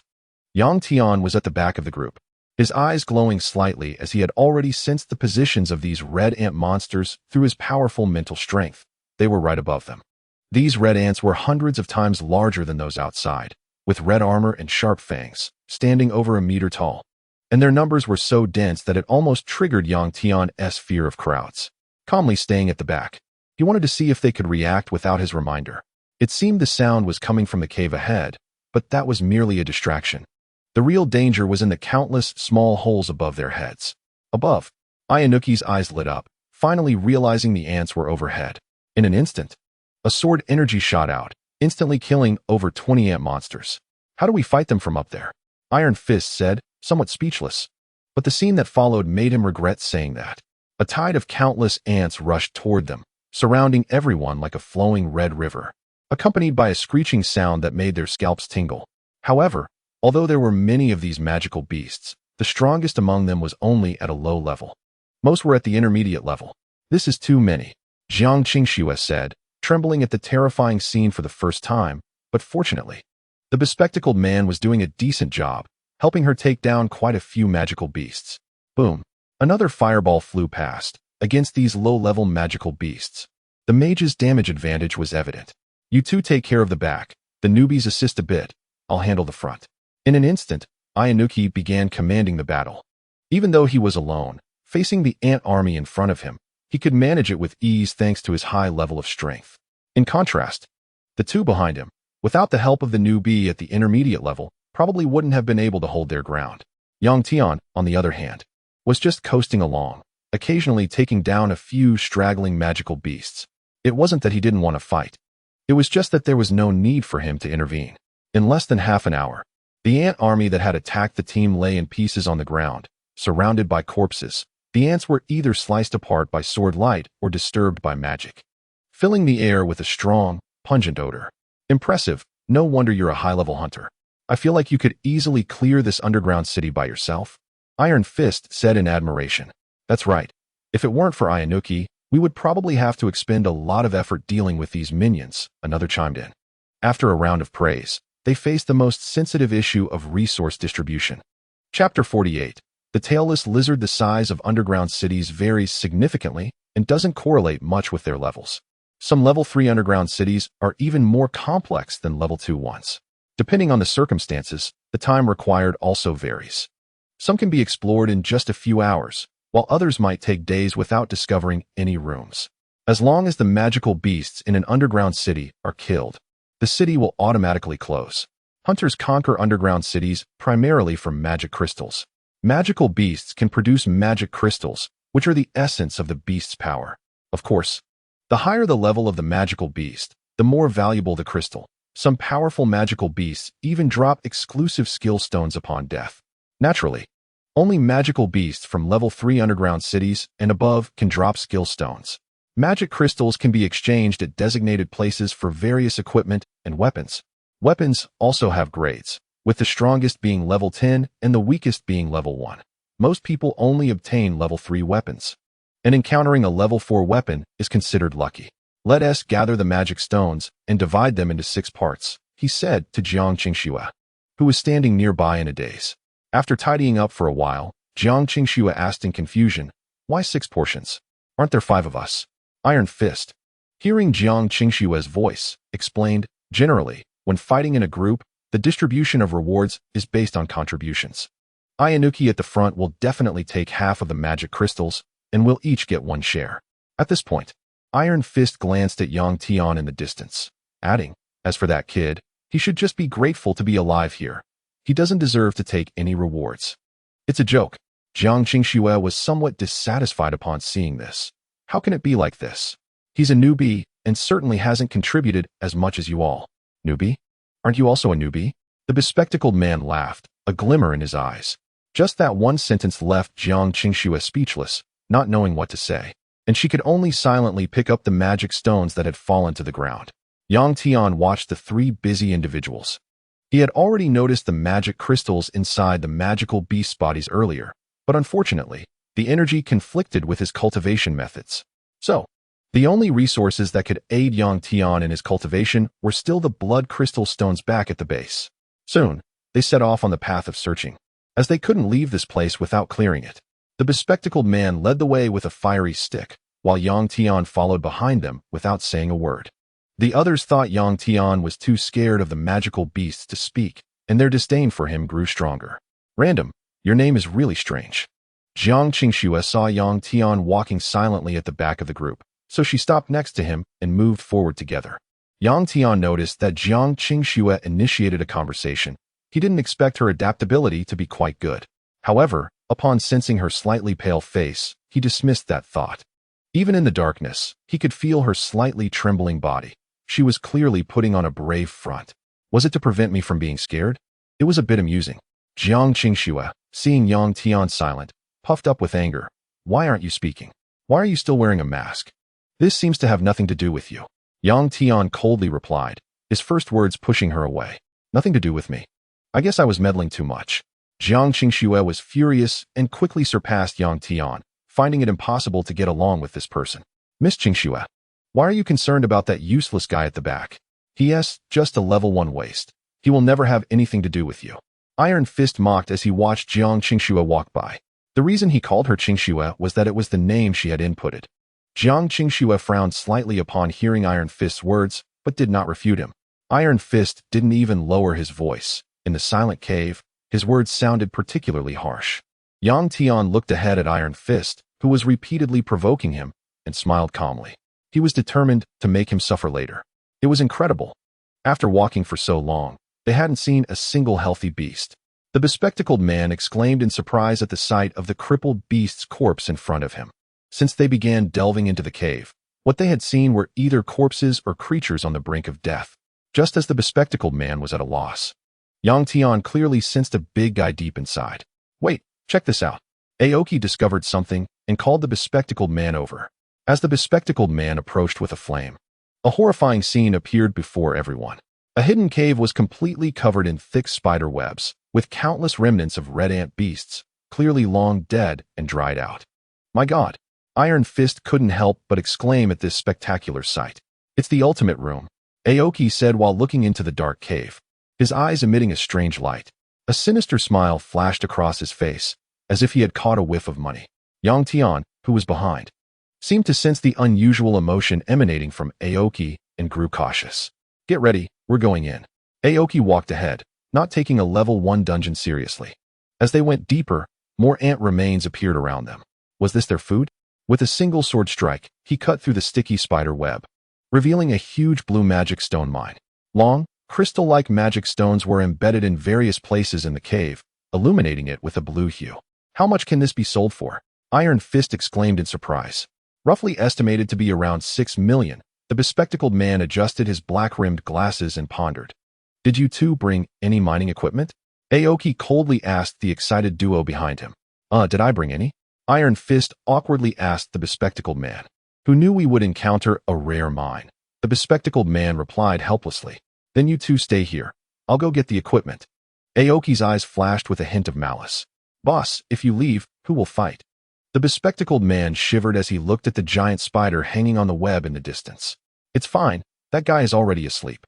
As long as we don't disturb it, we're safe, Aoki explained, seemingly noticing their disbelief. Trust me, as a level 1 hunter, I have no need to lie to you. A reassuring smile appeared on his face. Chapter 49. The sixth really has a lot. Looking at Aoki's reassuring smile, the bespectacled man felt an odd discomfort, but he couldn't articulate it. After all, who could refute a level 1 hunter? He could only watch as Aoki walked away. Yang Tian frowned as he watched Aoki suddenly pass by him. Turning around, he only noticed a figure disappearing into the distance. This person had issues. What is going on? Where did that level 1 guy go? Iron Fist asked the bespectacled man beside him. He said he went to get mining tools and told us to wait here. The bespectacled man replied helplessly. All right, we'll start once Boss Aoki returns. Iron Fist punched his fists together, eager to try. This was his first time facing a level 1. Just then, a deafening sound echoed throughout the cave, and the nearby mountainside trembled violently. The group stared blankly at the situation, unsure of what was happening. Yang Tian reacted quickly. He seemed to know what that level 1 hunter was planning. He hurried toward the cave entrance, and the three turned around, unable to see Yang Tian's figure. What is going on? Where did that level 1 kid run off to? Iron Fist was confused. Then came another rumble, causing the spider webs above the cave to fall down. They were about to be directly disturbed. Run, it's awake? The bespectacled man thought they wouldn't be able to defeat this huge white spider. Even with a level 1 in the team, he saw no hope of victory, and he didn't expect a newcomer to make any contribution. Gradually, everyone hurriedly fled toward the back, ignoring the blue magic stones behind them, as they faintly heard the sounds of the white magic spider moving. Finally, a figure appeared before them. The bespectacled man and Iron Fist thought it was Aoki, but as they got closer, they realized it was Yang Tian. You idiot, why aren't you running? Are you waiting for me to collect your corpse? Iron Fist, seeing Yang Tian blocking his way, was infuriated. When he reached Yang Tian's side, he finally understood why Yang Tian had been quiet. The giant cave entrance was blocked by several large boulders. What the hell is this? Isn't this asking for our lives? The bespectacled man nearly knelt down, wondering how they could break through such massive stones. Even if they could break through, they didn't have much time left, as the rhythmic banging from deep inside indicated the spider was coming their way. Still don't understand? This is your boss's tactic. Yang Tian had a mocking smile on his face. Luckily, wearing a mask, they couldn't see his expression. Otherwise, there would probably be an internal conflict before they even arrived. You mean, this is Aoki's tactic? The bespectacled man found it hard to believe. Was a level 1 hunter really this troublesome? If he truly wanted to harm their lives, he could have eliminated them the moment they entered the dungeon. What else? You got it right, but there's no reward. Leaning against the boulder, Yang Tian seemed relaxed, as if he wasn't afraid of the impending crisis. But why was he doing this? Jiang Qingxue asked in confusion. He seems fine. I don't know. Maybe he has some strange habits. Yang Tian stretched out his hand. In fact, Yang Tian had arrived here before Aoki completely blocked the cave entrance, hiding in the shadows. He thought for a moment and decided not to go out, but to wait for Aoki to completely seal the entrance before appearing. As for why, it was obviously to watch the personal show of these two level 1s. Damn it, you're pretty calm. Don't you know we're all going to die? Anger appeared on Iron Fist's face. Seeing Yang Tian, who was at a lower level than him, now displaying an attitude even more composed than his own, was very displeasing. Die. Yang Tian laughed. His expression behind the mask was one of mockery. Hey, hey, hey, don't mind that useless guy. Keep your strength, he's coming soon. The glasses-wearing guy watched as Iron Fist was about to step forward to teach Yang Tian a lesson and quickly stopped him. Looking at Iron Fist, who had halted in front of him, Yang Tian thought to himself, not bad luck. Whoosh, whoosh, whoosh. At this moment, 3 white spider webs suddenly shot out from the shadows towards the 3 people other than Yang Tian, moving so fast that they created 3 white afterimages in the air. As for why they didn't target Yang Tian, it might be because his presence was too low and he was overlooked. The glasses-wearing guy reacted immediately, but it was of no use. His legs were still ensnared by the spider webs. On the other hand, Jiang Qingxue cleverly avoided them thanks to her advantage with wind elements, and Iron Fist, being a martial artist, naturally had an advantage in speed and also dodged. The moment the spider web made contact with his leg, it sprouted rows of barbs, brutally embedding themselves into his flesh, giving the glasses-wearing guy no chance to react. The glasses-wearing guy let out a scream, the pain numbed by the toxin, and his thigh instantly lost all sensation, rendering him immobile. Help me. He looked at the spider web gradually writhing around him, and a huge figure began to emerge from the other end, revealing a look of despair. Don't panic. I'll come. Iron Fist shouted, rushing in front of the glasses-wearing guy to check his injuries. Use fire. Yang Tian teased, watching the 2 of them anxiously. They were still in a confused state and had not really launched an attack. Otherwise, the glasses-wearing guy probably wouldn't even have had the chance to speak. Right. The glasses-wearing guy suddenly reacted. Facing such immense pressure for the first time made him forget that he was a fire-type mage. A flame gathered in his hand, but it was ineffective in burning the spider silk. Then there's nothing we can do, Barbie. Yang Tian commented on the situation with disdain. You still talking nonsense. Come help. Iron Fist roared. Jiang Qingxue had already taken the initiative to hold it off. It was hard to imagine where she got the courage to face such a gigantic spider. Was she a spider enthusiast? Yang Tian pondered. Relying on the characteristics of the wind element, she should be able to hold on for a while longer. After the glasses-wearing guy cleared the spider's silk, Iron Fist immediately glared fiercely at Yang Tian. But before he could finish speaking, a white spider leg pierced through his chest from behind. Poof! He spat out a mouthful of blood, struggling to turn his head, and saw a dense mass of red spider eyes. You bastard! Before he could finish, he collapsed to the ground. Chapter 50. A punch takes away the level. Yang Tian heard Iron Fist's words and laughed heartlessly. At the moment Iron Fist fell, he heard Yang Tian's sneer. This level of waste was about to die, and he was still mocking him? Although he couldn't see Yang Tian's facial expression, he could still feel the sarcasm. Run. We are no match for it at all. Jiang Qingxue, like a gust of wind, floated beside the glasses-wearing guy, temporarily pulling him out of the attack range. However, the glasses-wearing guy's legs were already crippled, and as the toxin gradually seeped into his body, he felt as if his brain was about to spin away. Looking at Iron Fist, who was barely alive beside him, even though Jiang Qingxue had saved him, he thought it was just prolonging the inevitable. His face was ashen, filled with fear as he looked at the giant spider approaching them, countless red eyes densely packed, and its blood-soaked mouth exuded a strong, fishy smell. Having never been this close before, the sparkle in the glasses-wearing guy's eyes had already faded. Overwhelmed by dread, he instinctively crawled backward, no longer possessing the confidence and composure he had before, resembling a fallen madman, muttering, No, no, no. Jiang Qingxue beside him also looked despondent. She was indeed very scared, but compared to death, what was there to be afraid of? She had done her best, but couldn't help but retreat. Her magical power had already been nearly exhausted, and it seemed the only road awaiting her was death. Suddenly, she seemed to bump into something soft, like being in someone's embrace. Before she could turn around, a voice filled with displeasure sounded. Are you not watching where you're walking? Jiang Qingxue turned her head, and right in front of her was Yang Tian, wearing a blood-colored mask. Although she didn't know his expression at the moment, there was no hint of despair in his tone just now. Aren't you afraid? Jiang Qingxue's hair was a bit disheveled. Her pure face turned pale, her teeth trembling, speaking with a stutter. Although she was usually a strong girl, being able to speak normally in such a terrifying situation showed her extraordinary nature. Afraid? What is there to be afraid of? Afraid of that big bug? Yang Tian said casually, with his hands in his pockets. Huh, soon it'll be our turn. Jiang Qingxue let out a grim laugh, her face devoid of color. She heard the creaking sounds. Although she didn't see the scene, it was easy to guess what the spider was doing. Yang Tian looked down at Jiang Qingxue, who had lost all hope of life, pouted. He wasn't a pervert and didn't like hearing that sound. With both hands on his head, he walked over slowly. Hey, what are you doing? Jiang Qingxue said in fear. The spider was currently feeding. Did he really want to die quickly? Suddenly, a flash of inspiration crossed Jiang Qingxue's mind. Could it be that this man wants to leave me for last, to face this guy alone? Although it was a situation of certain death, she still didn't want to face it alone in the end.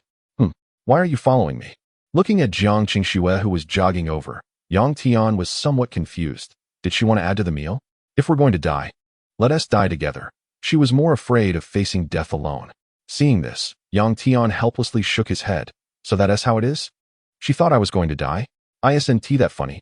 Bang! In an instant, Yang Tian's aura changed. A strong blood energy exploded, wrapping around him like red mist, with several blood dragons swirling around. The spider, which was writhing in front, sensed the intense heat behind it and turned around. Sharp fangs still stained with fresh blood and tattered fabric. Jiang Qingxue, who was closest, felt the strongest pressure. Even when facing it, she hadn't felt such intensity. And those things swirling around him, were they dragons? The scorching waves were comparable to facing the sun's heat, and hope returned to Jiang Qingxue's eyes. Could he deal with this spider? Roar! As if sensing the threat from Yang Tian, a furious roar echoed, carrying a strong air wave, charging towards Yang Tian. The powerful momentum stirred up a cloud of dust, causing cracks to appear on the ground, but in the face of such sound wave attacks, Yang Tian stood still without any influence. Damn! How foul! Have you never brushed your teeth? Yang Tian waved his hand in front of him, looking disgusted. Suddenly, several spiky spider legs shot out from the sand and mist. Facing the sudden attack, Yang Tian seemed to have anticipated it, like a red afterimage. He flickered back and forth among them. Bang, bang, bang. Hard stone was easily sliced apart like tofu in front of the spider legs. Jiang Qingxue looked on in despair at the incoming spider legs, clearly also being targeted. But before they could pierce her, a figure suddenly flashed by, followed by a strong force that sent her flying. Although this force was immense, the damage to her was negligible, merely causing external pain. The enormous power sent Jiang Qingxue flying, kneeling on the ground, far away from the battlefield. Is he still a man? Doesn't he know how to cherish women? Jiang Qingxue's thoughts just emerged, but upon looking up and seeing a massive pit where she had been standing, she immediately dismissed the idea. That was close. You're still addicted to sneak attacks, huh? Yang Tian suddenly gathered his strength and jumped in front of the spider, delivering a punch infused with intense blood and battle intent towards the spider's head. Boom. Crack, crack, crack. The spider seemed to be crushed by a mountain. The moment Yang Tian's fist made contact, its legs couldn't withstand the ferocious force and broke. With just one strike, this creature that had troubled countless hunters lost its ability to move. Oh, not dead yet. Yang Tian easily jumped in front of the demon spider, surprised to see the light still flickering in its eyes. What is up? You still want to go one punch at a time? Yang Tian clearly sensed the fear flickering in the white demon spider's eyes and was somewhat taken aback. What? Do these monsters have emotions? Well, monsters are also living beings. Having emotions is no exception. Perhaps his strength was not enough to be considered a snack in its eyes. Jiang Qingxue beside him widened her cherry lips, her face full of disbelief, as if she had seen a ghost. Only after fighting it did she realize the terrifying nature of the white demon spider. Its outer layer of white scales was as hard to break as armor. And this so-called level was actually brought to the brink of death with just one punch. Chapter 51. Scaring away level hunters. Isn't it a level? How can it be so strong? This was Jiang Qingxue's first thought upon seeing it fall to the ground, her expression of terror replaced by shock. Seeing Yang Tian so fearlessly powerful, she once thought that Yang Tian's strength could withstand several rounds. With such a massive spider, Yang Tian was still not as tall as one of its legs, and compared to it, he seemed like he could be easily slaughtered. What she didn't expect was that the result of the battle would be so surprising, with just one punch rendering it half destroyed, its entire body lying on the ground, losing its ability to move. What the hell? It's dead already? Yang Tian kicked the spider's unresponsive body, and the dragon of blood and vitality rampaged within its head. Within just a few breaths, it lost its life force. It couldn't be blamed for being too weak. Rather, it was Yang Tian's strength that was too strong. He walked over to the still-dazed Jiang Qingxue, gave her a push, and said helplessly, "Aren't you leaving yet? The dungeon is about to collapse. Do you still want to play with those guys?" Upon hearing Yang Tian's voice, Jiang Qingxue jolted and reacted. Right after death, the exit of the dungeon will open. Outside the cave, seeing the boulder blocking the entrance, Qingmu's mouth curled into a twisted smile. He could once again listen to the sounds of screams and despair. Such sounds made him addicted and excited. Finally, after a long wait, the sounds of screams began to emerge, and Qingmu's mouth cracked into a strange grin, his eyes emitting a chilling gaze, resembling a demon from hell. However, with a violent collision sound, the commotion inside abruptly ceased. Then Qingmu noticed that the exit of the dungeon had opened, a puzzled expression appearing on his face. What is going on? Did they die inside? The exit of the dungeon would only open under two circumstances. One was final death, and the other was the complete annihilation of the hunter team. Clearly, the current situation was the first scenario of final death, but could those few people really conquer it? Could it be that Jiang Qingxue was killed? Qingmu hid in the shadows. Although they had been killed, the boulder blocking the exit was still unyielding. Boom! A tremendous rumbling sound echoed, as if it would collapse the entire cave. Qingmu looked at the boulder showing gradual cracks, his face turning serious. Could Jiang Qingxue actually be a level? Otherwise, Qingmu really couldn't think of anyone who could shake this boulder. Crack, crack, crack. The cracks on the boulder increased. Gradually unable to withstand the pressure, and with a bang, it shattered. Smoke filled the air, and two figures could be faintly seen.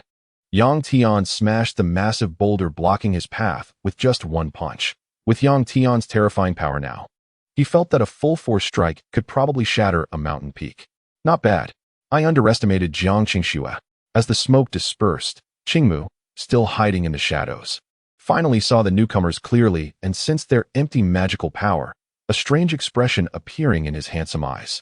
Ignoring the level beside Jiang Qingxue, Qingmu felt not a trace of magical fluctuation from him. Surviving was truly a miracle. However, he hoped that he could bring some fun later. As soon as Yang Tian emerged, he stopped Jiang Qingxue from making any further moves. He coldly said towards a stone pillar, "You were given a chance once. Do you still want to try to sneak a second time?" He could have stopped Qingmu from destroying the cave before, but he had given him a chance for success. Is it just a coincidence? How did he know my position? Qingmu was puzzled upon hearing Yang Tian's indifferent voice.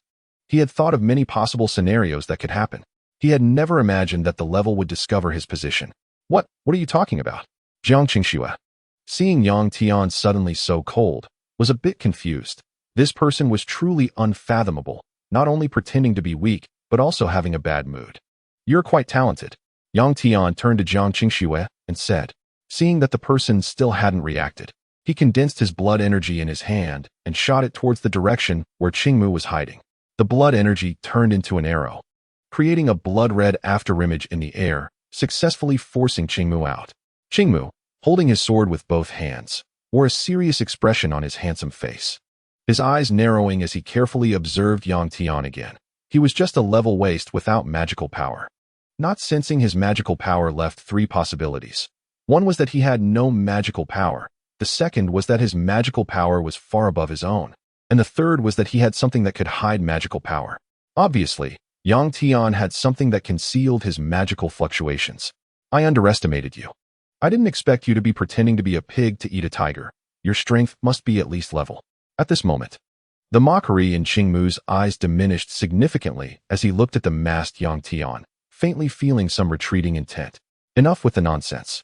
If you dare to sneak attack me, you must pay the price." Yang Tian didn't want to waste time with him.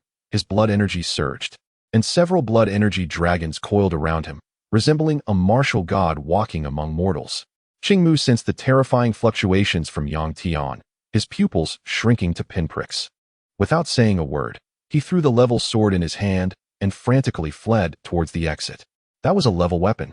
It should be noted that some level hunters only wielded level weapons, which shows how rare they are. Qingmu threw the level longsword at Yang Tian, just to buy himself some time to escape. He couldn't be blamed for wasting such a treasure. He felt an overwhelming aura from Yang Tian that was too terrifying, a sensation he had only experienced in the dual dungeons. The dual dungeon had only succeeded once since its opening, with a team of 5 level hunters and 10 level hunters. Of course, the cost was extremely heavy. The sacrifice of 2 level hunters and 6 level hunters made everyone wary of the term dual dungeon. Bang! A crisp sound of metal clashing echoed, and the sharp level longsword was caught by Yang Tian with one hand, the strong wind blowing through Yang Tian's hair. Yang Tian's arm exerted force, blood energy wrapping around it, and soon a series of cracking sounds were heard as cracks appeared on the level longsword. Oh, what kind of sword is this? It's quite sturdy. Seeing that he couldn't crush it, Yang Tian made a quip, seemingly having failed to show off, and casually tossed it aside. With both legs gathering strength, the energy surged like a fierce river, knocking Jiang Qingxue beside him to the ground. The ground could not withstand the pressure, cracking into fissures, transforming into a shadow, charging towards the fleeing Qingmu. He would not let this guy escape so easily. Chapter 52. The strongest weapon, level hunter Qingmu, who was frantically fleeing, felt the scorching breath on his back, beads of sweat appearing on his face, and his speed increased a few notches. What? Finished with the ambush and planning to run? Yang Tian would never give him that chance, and with a swift movement, he blocked Qingmu's path. Who are you? How are you so fast? Qingmu looked at the nearby teleportation exit, unable to believe he had not yet escaped. Leave a way out for future encounters. Brother, I'm with the Hunter Division. Please show me some mercy. At this moment, Qingmu had completely lost his previous calm demeanor. The speed Yang Tian had just displayed was on par with a level hunter. The Hunter Division? Is it really that powerful? Yang Tian asked. Seeing that Yang Tian did not immediately attack, Qingmu thought he still had a chance. His eyes flashing with a glimmer of hope for survival, he hurriedly explained. Under the pressure of impending death, he had not considered that if Yang Tian were a hunter, how could he not know of the Hunter Division? The Hunter Division was one of the 5 major hunter guilds in Daxia, with 2 level hunters stationed there. Although there were only 2, Daxia currently had only 7 level hunters. Yang Tian could clearly hear a hint of pride in Qingmu's tone. It seemed the Hunter Division gave him a lot of confidence. How does a level hunter compare to you? Qingmu did not expect Yang Tian to ask him that. Wasn't he a level hunter? Of course, it's a crushing defeat, Qingmu said dejectedly. If he could survive this time, he would definitely seek an opportunity for a second awakening to see if he could reach level. But was there really that opportunity? Qingmu's expression gradually darkened as he calmed down, contemplating his worth. Just thinking about it, if he had no value, he probably wouldn't even have been given a chance to speak. Big brother, it seems you are not familiar with the world of hunters? Qingmu said cautiously, testing the waters to see if he had a chance to survive. Yang Tian's eyes brightened slightly. It seemed that after years of mingling in the underground city, he still understood his own value. If he had some value, then it would be better to stay and see. I was blind and caused you trouble, big brother. Please have mercy and let me live. If you have any needs, I will definitely be at your service. Seemingly sensing Yang Tian's hesitation, Qingmu quickly smiled and bowed repeatedly, almost pressing his face to the ground. In the face of survival, the so-called dignity of the strong seemed laughable. I never said I was going to kill you. Why are you so sensitive? Yang Tian said deliberately, noting that while this person had committed a crime, he did not deserve death. He had indeed felt a bit of an impulse to kill him earlier, but after thinking about similar situations, he figured that in this underground city, such scenarios were not uncommon. Being weak was a sin in itself. It wasn't about who was right or wrong. Upon hearing Yang Tian's words, Qingmu let out a sigh of relief. Although he was sweating profusely, perhaps his life could be considered barely saved.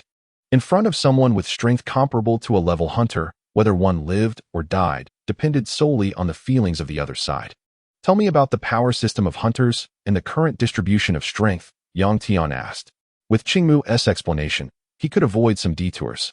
After a while, Yang Tian had roughly understood the cultivation system of hunters, or rather, their cultivation relied on awakening. The level of awakening determined one's upper limit. Except for a few who could achieve a second awakening, most people could awaken only once, and the level of awakening could roughly influence their strength. This kind of awakening that could not continuously enhance one's strength was something Yang Tian could do without. Currently, Daxia had only 7 level hunters. Although he did not know their actual strength, Yang Tian saw no need to offend them. The apocalypse was about to begin, and perhaps these hunters would be a force against it. At that moment, the underground city experienced a violent tremor. Clearly, the teleportation entrance was about to close. No one knew what would happen once the entrance closed. Anyone who had not successfully exited before the underground city closed would be considered dead. Big brother, let us hurry up. The underground city will close after the ultimate is eliminated. With Qingmu leading the way, Yang Tian took Jiang Qingxue, who was still in a daze, and walked out. Jiang Qingxue had not yet reacted. She really did not expect to survive under that giant spider. Is he really a level hunter? ISN T level, the strongest rank for hunters. Jiang Qingxue looked at Yang Tian, who was pulling her along. Although he wore a mask, it was easy to sense that he was probably not very old and likely a handsome guy. She doubted that the previous two were joking with her. Clearly, level was the most powerful. Conversely, looking at Qingmu beside her, she felt a bit of a life crisis. The previously strong level hunter now seemed like a nervous little wife, afraid to even breathe loudly. In such a comparison, although Qingmu looked decent, he had already lost half to Yang Tian in terms of temperament. Jiang Qingxue did not know why she was comparing them. Perhaps it was because Yang Tian's performance was too astonishing. As Yang Tian walked out of the teleportation exit, this exploration of the underground city came to an end. Those magic stones were of no use to Yang Tian. They might be exchanged for some money or something like that. But in a few days, those guys would invade. Do you think money would be useful? After coming out, it was still the same place as before, except now there were dozens of hunters in various outfits surrounding them. Qingmu noticed these people and was a bit surprised. What is going on? Why are you all here? Clearly, Qingmu knew them. These people were all members of the hunter division. Usually, they rarely gathered unless there was a troublesome underground city. Thinking of this, Qingmu inadvertently glanced at the teleportation exit. The previous blue exit had now turned a bloody red. Red teleportation entrance? This is a level underground city. Qingmu, you just came out. Did you discover anything unusual? A tall, handsome man in a white suit with fiery red hair walked up to Qingmu and asked kindly. Commander? Qingmu's pupils dilated sharply. The leader of their hunter division was this person before him, one of the 7-level hunters of Daxia, known as the strongest weapon, the fire mage Cheng Hongda. Chapter 53. Crisis approaches. When I entered earlier, it was still just a level teleportation entrance, and now it has suddenly changed to level. Facing the commander's inquiry, Qingmu could only answer truthfully. Such a situation was rare, but not unheard of. It was a level teleportation entrance before. Cheng Hongda frowned slightly. This was not good. The fact that the teleportation entrance could change indicated that this level entrance was merely a surface phenomenon. Perhaps once you entered, the level would grow. Such growth-type teleportation entrances posed a significant threat, even to level hunters. Oh, by the way, who are these two beside you? Cheng Hongda asked without hesitation. These two. Qingmu hesitated slightly. He initially wanted to make Yang Tian the target of everyone's criticism, but after thinking it over, he felt there was no need to offend a strong person. This girl is a new level hunter who can control wind elements. She is a good candidate for leading teams. Oh, is he a newcomer of the level or an elemental type? Cheng Hongda was a bit surprised. This is indeed a rare talent. As for him, although rated at level, his strength is probably stronger than mine. Aoki looked at Yang Tian without any reaction, so he spoke up, thinking it wouldn't offend him. At this moment, Cheng Hongda also took a careful look at Yang Tian. If it weren't for Jiang Qingxue being nearby, he really wouldn't have paid attention to this low-profile kid. Hello, I am Cheng Hongda, the leader of the hunter division. Thank you for showing mercy. Cheng Hongda understood the personality of his subordinates. This Aoki seemed refined, but was actually a bit psychologically twisted. However, this was not uncommon in the underground city. That they could get away with it this time was mostly because others showed mercy. Looking at this polite middle-aged man in front of him, Yang Tian didn't expect him to be so easy to talk to. Hello. As the saying goes, you don't hit a smiling face. Yang Tian greeted him and gave Aoki a meaningful glance, surprised that this guy didn't betray him. Yang Tian also knew that if he didn't have strength, a level hunter would probably have already taken him down. In this underground city, strength is everything. Little brother, would you like to join us in the level underground city? There are quite a few good things there. Cheng Hongda sincerely invited him, as a combat power comparable to level would provide extra assurance for their team. I won't be going. Yang Tian replied. Even if there were great things inside, they wouldn't be of much use to him since he wasn't part of the hunter cultivation system. Well, I won't force you. Here's my contact information. You can come to visit us at the hunter division when you have time. Cheng Hongda was polite. Having a friend with level combat power was always beneficial. Yang Tian took his contact information and watched as their team entered the level underground city. If the apocalypse hadn't come, He might have wanted to go in and take a look, but now Yang Tian had no intention of wasting time. Unexpectedly, Jiang Qingxue actually joined the hunter division at their invitation. He wasn't sure what that girl was thinking. Forget it, Yang Tian decided not to bother with her anymore. The reason he didn't go was that he received a message from the military base that the blood crystal had been successfully separated, so he could start his cultivation. Soon, an armed Nighthawk helicopter appeared in the deep mountains, creating a large area of cleared space as the strong wind blew away the dust. In the respectful attitude of those people, Yang Tian took 2/3 of the blood crystals, leaving the rest for them to research, which could be considered as labor costs. The head of the research team didn't expect Yang Tian to teach them so many precious blood crystal ores. Only they, as researchers, knew the true value of this material, which couldn't be measured in money. After they left, Yang Tian held a blood crystal in his hand, about the size of a ping-pong ball. He had no fewer than 20 of these. He quickly squeezed it in his hand and began to cultivate. With his rare talent, Yang Tian found that his understanding of martial arts seemed to have improved another level. The previous cultivation problems were resolved in just a few breaths. Is this the effect of the second red talent? Yang Tian felt as if his brain had been developed to its limit. This cultivation lasted from morning until afternoon, with the sun standing high in the sky, pouring down sunlight like a curtain. It was only when a tremor occurred that Yang Tian stopped his cultivation, not expecting to consume half of his cultivation resources in just one morning. He suddenly regretted giving 1/3 of the blood crystals to the military. It simply wasn't enough. Yang Tian's strength had also increased dramatically, with attributes reaching a terrifying 80+ points. Just one day had increased his attributes by 10 points. Indeed, once resources were available, cultivation became as easy as drinking water. Although it seemed like just a few points, Yang Tian now felt that he could easily flatten a mountain with his physical strength. This had been far from possible before, and with his attribute points nearing 100, he was getting closer to the realm of a land immortal. He truly looked forward to the next level. Have they finally completed the dungeon? Let me see what you guys have gained. As the red level teleportation portal opened, Yang Tian knew that the people from the hunter division had likely succeeded in their raid. However, the expected great victory did not occur. Only 4 or 5 people came out. Among them, the head, Cheng Hongda, was missing an arm and looked exhausted and disheveled.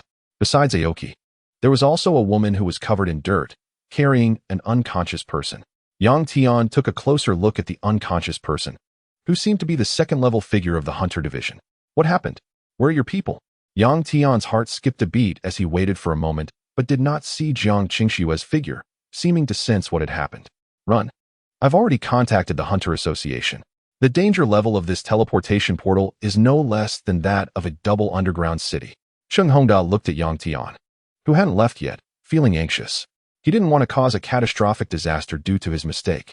Yang Tian looked at Aoki beside him. His eyes no longer held the former confidence, only deep fear and despair. Without Cheng Hongda's support, he might not even be able to walk. What exactly did you encounter? Chapter 54. The half-orc who can go berserk. What happened? Are those things going to come out? Yang Tian asked while retreating. Fortunately, I had a forced return talisman. Otherwise, we would have all been done for. Cheng Hongda said with trembling fear, evidently still haunted by the recent events. After opening the teleportation portal, if they didn't eliminate it, it could soon come through the portal into this world, where ordinary people would have no chance of survival. Fortunately, they were in the deep mountains, where the surrounding personnel were sparse. We need to hurry and meet up with the Hunter Association people. Otherwise, once it comes out, there will be no opportunity to resist. Cheng Hongdao urged as he saw Yang Tian still not reacting. He felt that with that creature's strength, they wouldn't stand a chance without 5-level hunters. There's no time. Yang Tian fixed his gaze on the teleportation portal, sensing a terrifying power fluctuation building up within. What? It's coming out so soon?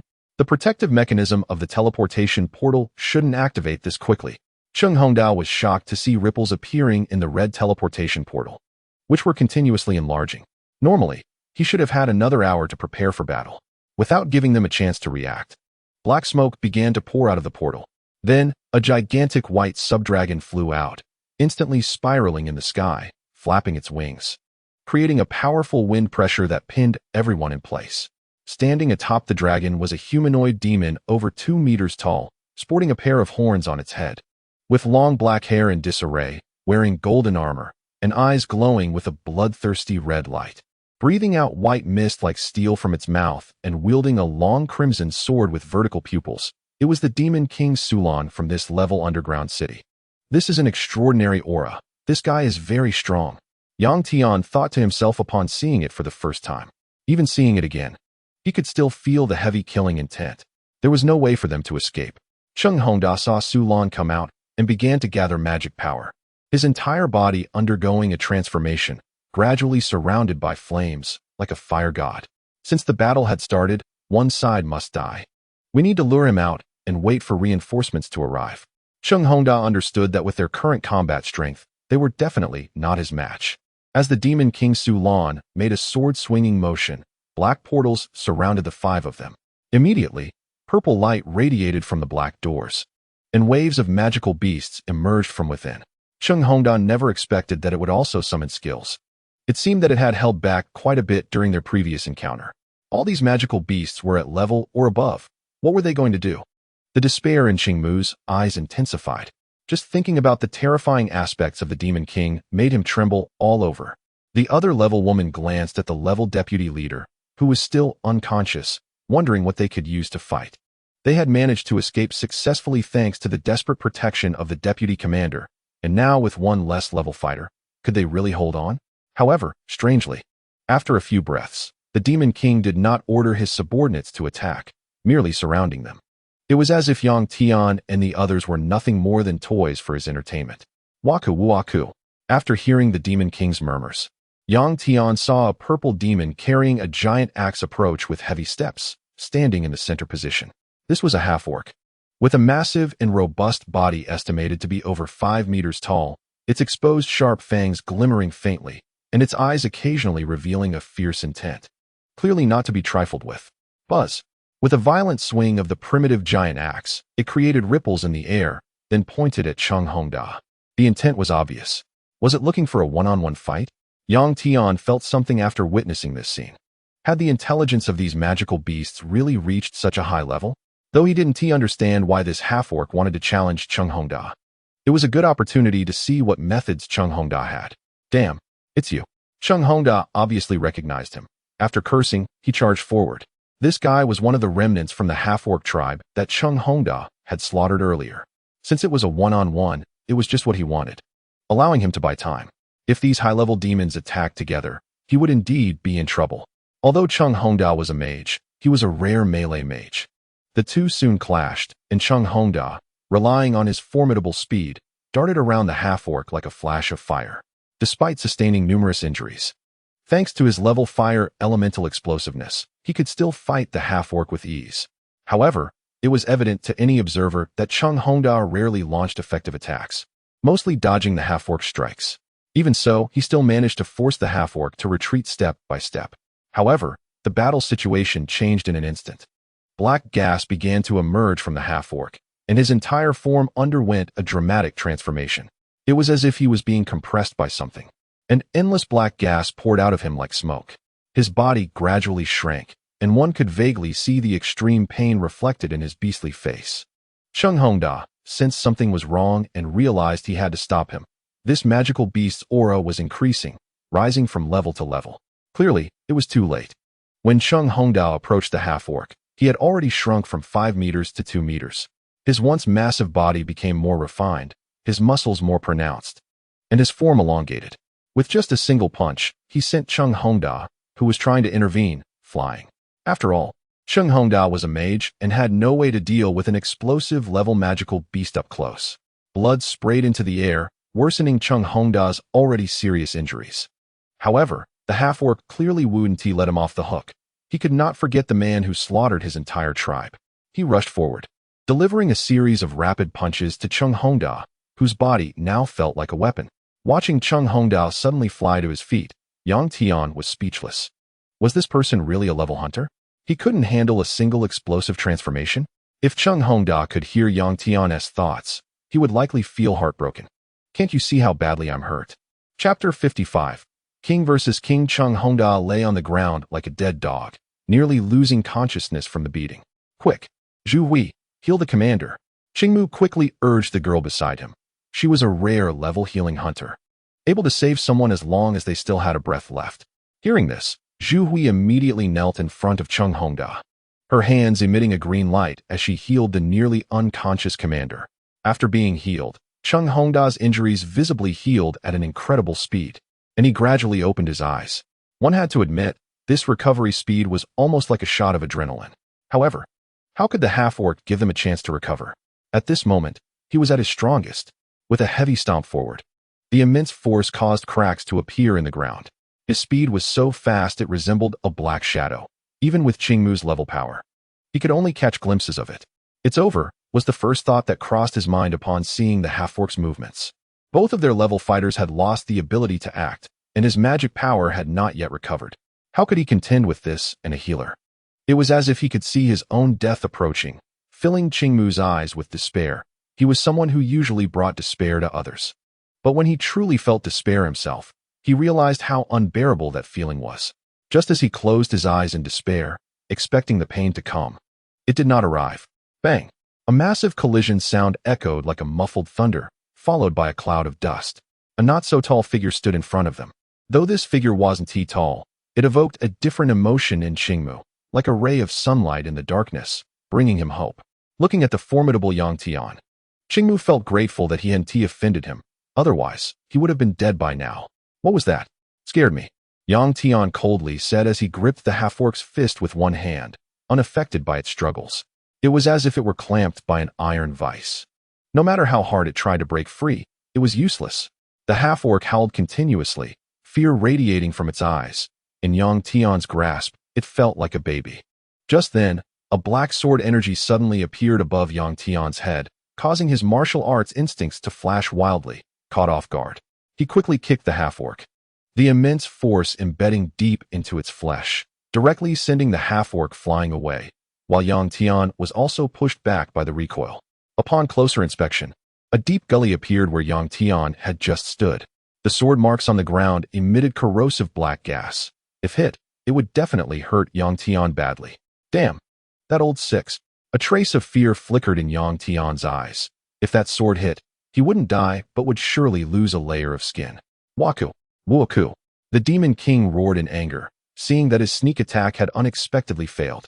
He swung his great sword fiercely, causing the surrounding monsters to go into a frenzy, ready to attack at any moment. Seeing this, Qingmu's psychological defenses were instantly shattered, while Yang Tian secretly gathered his strength, sensing that the situation was dire and preparing to flee. If these monsters came one by one, Yang Tian wouldn't really worry, but if they all rushed at him together, that would be another story. However, Yang Tian didn't intend to sit idly by. As the saying goes, one must capture the king before capturing the thieves.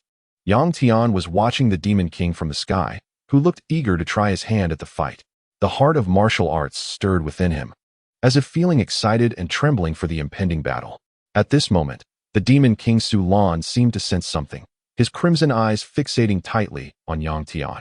Clearly, the Demon King did not allow Yang Tian to stare at him so blatantly without any respect. "You are the king?" A hoarse voice descended from the sky, sounding both questioning and astonished, yet also affirming. "King? What the hell? Can you even speak the language of the Great Xia?" Yang Tian was confused, but after hesitating for a moment, his blood surged violently. In Qingmu's shocked gaze, he suddenly charged towards the sky like a streak of red flame, exuding a scorching aura. At this moment, Yang Tian was like a different person compared to the previous Cheng Hongda. Boom. Several blood dragons surrounded Yang Tian, gradually coalescing into a blood-red eastern blood dragon, with Yang Tian standing atop its head, moving without wind. The white subdragon under the Demon King's feet shrank its vertical pupils sharply upon seeing the blood dragon that Yang Tian had formed, continuously letting out howls, its pure white scales standing on end as if facing a great enemy. On the outskirts of the deep mountains, a team of 3-star hunters organized by the Hunter Association was gathering here. "President Gao, what on earth happened? Why did you urgently summon us from the White Tiger Guild?" A middle-aged man with disheveled hair said impatiently to the old man beside him. The man wore a white shirt, refined yet unable to contain his explosive muscles. Standing over 2 meters tall, with eyes that occasionally emitted a beast-like gaze, like a lion poised to pounce. At this moment, those who had just entered the mountains to support the Hunter Association suddenly felt a terrifying aura coming from the depths, like a tsunami overwhelming them. This fluctuation? Could it be a high-level creature emerging? Irin immediately sensed something was wrong and hurried deeper into the mountains. A heavy expression crossed Iren's face. This aura, even from a distance, still conveyed a heart-pounding power. However, excitement followed, as the blood within her could not help but boil. Ignoring the advice of the few behind her, she rushed to the front of the team. But at the sight of something, she suddenly stopped. Irin, weren't you very excited? Why did you stop? Teased a beautiful woman in a purple tight-fitting outfit beside her. Despite her young age, she was the leader of the Death God, one of the 5 major guilds of the Great Xia, and also one of the 7-star hunters known as Death Rose. With the name Death, it was clear she was not an easy opponent. Who knew this was the Demon King Sulan? Who provoked him? Irin gazed into the distance and saw the iconic white dragon, the Demon King Sulan. Upon hearing Irin's words, the teasing expression on Mei's face vanished. Her eyes narrowed slightly. This fellow had emerged, and things were about to get complicated. Chapter 56. The Gap in Strength. Old man, you didn't tell us that the opponent was this guy. You should know he is not an ordinary high-level creature. Even Irin, strong as a high-level hunter, was frozen in place, unable to help but speak. As for why he knew, it was because the terrifying reputation of the Demon King had already spread far and wide. If it were that easy to deal with, would President Gao still need to summon us to take action personally? Mei said, rubbing her forehead in exasperation. That's true, although that guy is strong. I'm not made of clay. Irin laughed heartily and then said boldly, wait, what is that? President Gao suddenly pointed at the sky and said to the two of them, clearly having seen something incredible. Irin and Mei reacted and looked over, their eyes falling on a figure standing atop the blood dragon. Who is that? The two exchanged shocked glances and simultaneously exclaimed, who dares to face the Demon King alone? At this moment, Tian had already noticed a few humans approaching, and as expected, they should be the reinforcements that Cheng Hongda mentioned. However, Tian currently had no opportunity to seek them out, as the Demon King in front of him seemed ready to launch an attack. The cold, crimson eyes instantly locked onto Tian's position, making him feel as if he was being targeted by a prehistoric giant beast, causing his entire aura to become somewhat unstable. The white subdragon flapped its massive wings and suddenly swooped towards Tian. Clang! The Demon King's crimson sword was drawn, and a wave of red sword energy, tinged with black lightning, flew towards Tian. Crash! Even with all his focus, Tian did not expect that the sword energy would explode. A deafening explosion echoed across the sky as the sword energy erupted, countless black lightning bolts crashing towards Tian. Ziz! The black lightning, like dark serpents, attacked the blood dragon beneath Tian. Although the effect was not significant, it still hindered Tian's speed. Just then, Tian's martial arts intuition flashed, and a strong sense of danger surged in his heart. He decisively jumped off the blood dragon, and a massive blue light wave covered the blood dragon. Crackle! As Tian looked at the light beam, he was shocked to realize that this laser was emitted from the mouth of the Demon King. Moreover, after melting the blood dragon, it continued to move towards Tian. Wherever the laser passed, nothing would survive. Fortunately, they were still high in the sky. Otherwise, who knows what unfortunate souls would be harmed. Good thing I ran fast. You really are insidious. Tian watched as the blood dragon he had just formed was dissolved in the Demon King's mouth, feeling a surge of anger. If it weren't for his quick reaction, he would have likely been directly obliterated by the laser shot at him. With one hand grasping in the air, a light flashed, and the artifact he had previously obtained, the 3-pronged two-edged blade, appeared in his hand. You old rascal! With a forceful throw, the 3-pronged two-edged blade was hurled out, perhaps even surprising the blade itself that it would be tossed so easily by its master. However, was Tian really just tossing it out casually? Although the blade's light shot out like a meteor, heading straight for the white dragon beneath the Demon King, Tian clearly chose to deal with its mount first rather than the Demon King himself. However, the white dragon was not to be underestimated, despite its large size. Its reaction speed was also impressive, narrowly dodging by mere millimeters. Watching the giant dragon's eyes radiate disdain from afar, Tian grinned wickedly. You little dragon actually has some intelligence? How dare you mock me? Tian said, waving his hand casually. The white dragon immediately sensed Tian's strange gesture, a chill running down its spine. Roar!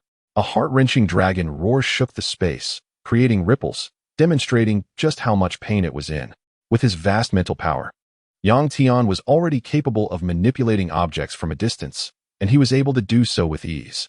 The three-pronged, double-edged knife, under Yang Tian's control, suddenly thrust into the white dragon's rear, delivering a 1,000-year kill.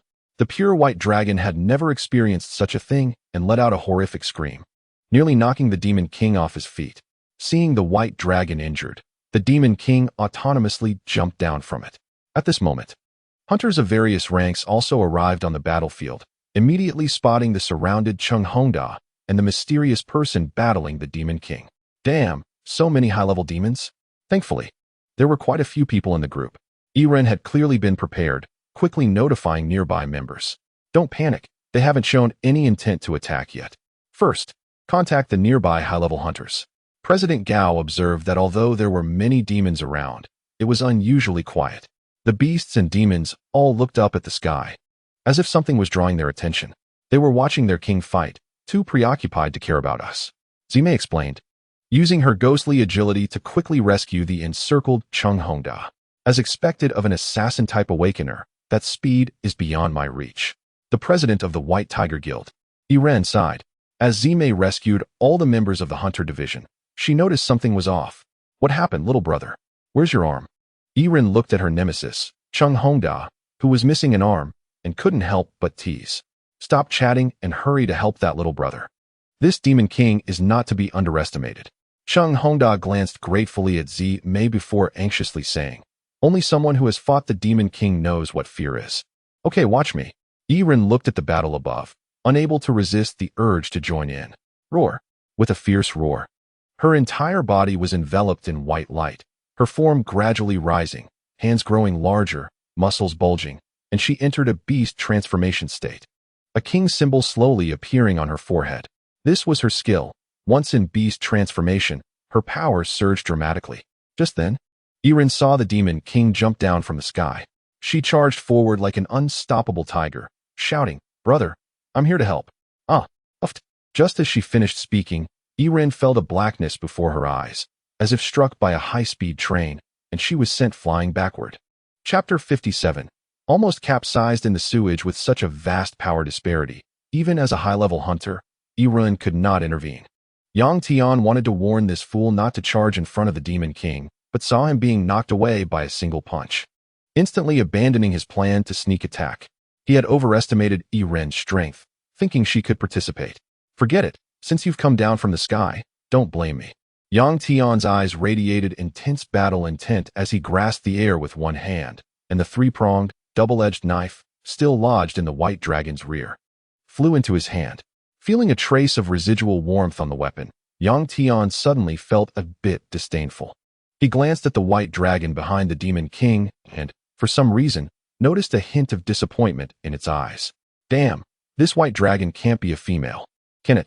Yang Tian was shocked for a moment, his blood boiling, as he gripped the three-pronged, double-edged knife and charged forward, resembling a battle god from the heavens, surrounded by a fierce red aura of blood.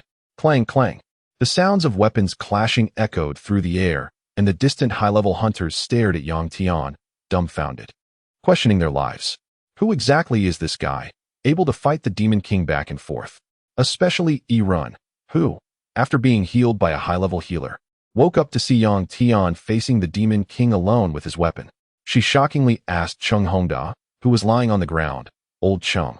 Who is this person? How would I know? Look, he's even wearing a mask. It's clear he doesn't want anyone to know his identity. Cheng Hongda replied helplessly. Compared to Yang Tian, his title of the strongest weapon seemed a bit ridiculous. While they were conversing, Yang Tian had already exchanged blows with the Demon King hundreds of times. Both sides were blinded by rage, and the powerful collisions created a deserted battleground. With nothing daring to approach, they fought purely with strength and skill, when suddenly an anomaly occurred. After the Demon King knocked Yang Tian back with a sword strike, it began to gather energy in its mouth. A massive laser beam shot toward Yang Tian. Ziz. The intense heat forced Yang Tian to cover his face with both hands, and his clothes were burned to tatters. Yang Tian's eyes emitted a cold glint as he concentrated his blood energy, defending against the laser's assault while searching for the Demon King's weakness. After the brief skirmish, Yang Tian noticed that the Demon King's right arm was noticeably weaker than the left. Although he didn't know why, it could serve as a breakthrough point. As the smoke cleared, Yang Tian's black cloak had turned into tattered remnants. Realizing he could no longer hide his figure, he suddenly threw the cloak into the air, revealing his perfectly proportioned physique, his arm muscles bulging. The three-pronged, double-edged knife shot forward like an arrow, forming a blood dragon that roared toward the Demon King. The Demon King didn't expect its breath to have almost no effect on this human, and it quickly raised its black-scaled arms to guard its chest. The three-pronged, double-edged knife struck the Demon King's arms. Clang! The sound of metal clashing rang out. The Demon King blocked the attack. But soon cracks appeared on the scales of its arm, indicating it had sustained some damage. Just then, Yang Tian suddenly appeared behind the weapon. His fist infused with blood energy struck the hilt, and with all his might, Yang Tian nearly reached the Demon King alongside the three-pronged, double-edged knife. Immediately, the Demon King's arm scales shattered, black blood dripped down, emitting white smoke that continuously corroded the ground. Roar! The fierce glint in the Demon King's eyes intensified. Ignoring its injuries, it grabbed Yang Tian's weapon with both hands. When Yang Tian felt his weapon suddenly being seized, an ominous feeling rose in his heart. Before he could flee, the Demon King's other two enormous hands suddenly emerged from behind and tightly grasped him. The massive beast claws enveloped Yang Tian's entire body. Like a meat grinder, exerting fierce power. Yang Tian even heard the sound of bones cracking within him. Seeing this, the Demon King directly crushed Yang Tian's weapon in its hand. Knowing that Yang Tian could control weapons from a distance, it didn't throw it away. Crack, crack, crack. With the addition of the Demon King's third massive hand, Yang Tian felt as if he had fallen into a press, his bones continuously shattering. The fierce pain surged through Yang Tian's mind, and a mouthful of bloody fresh blood surged into his throat.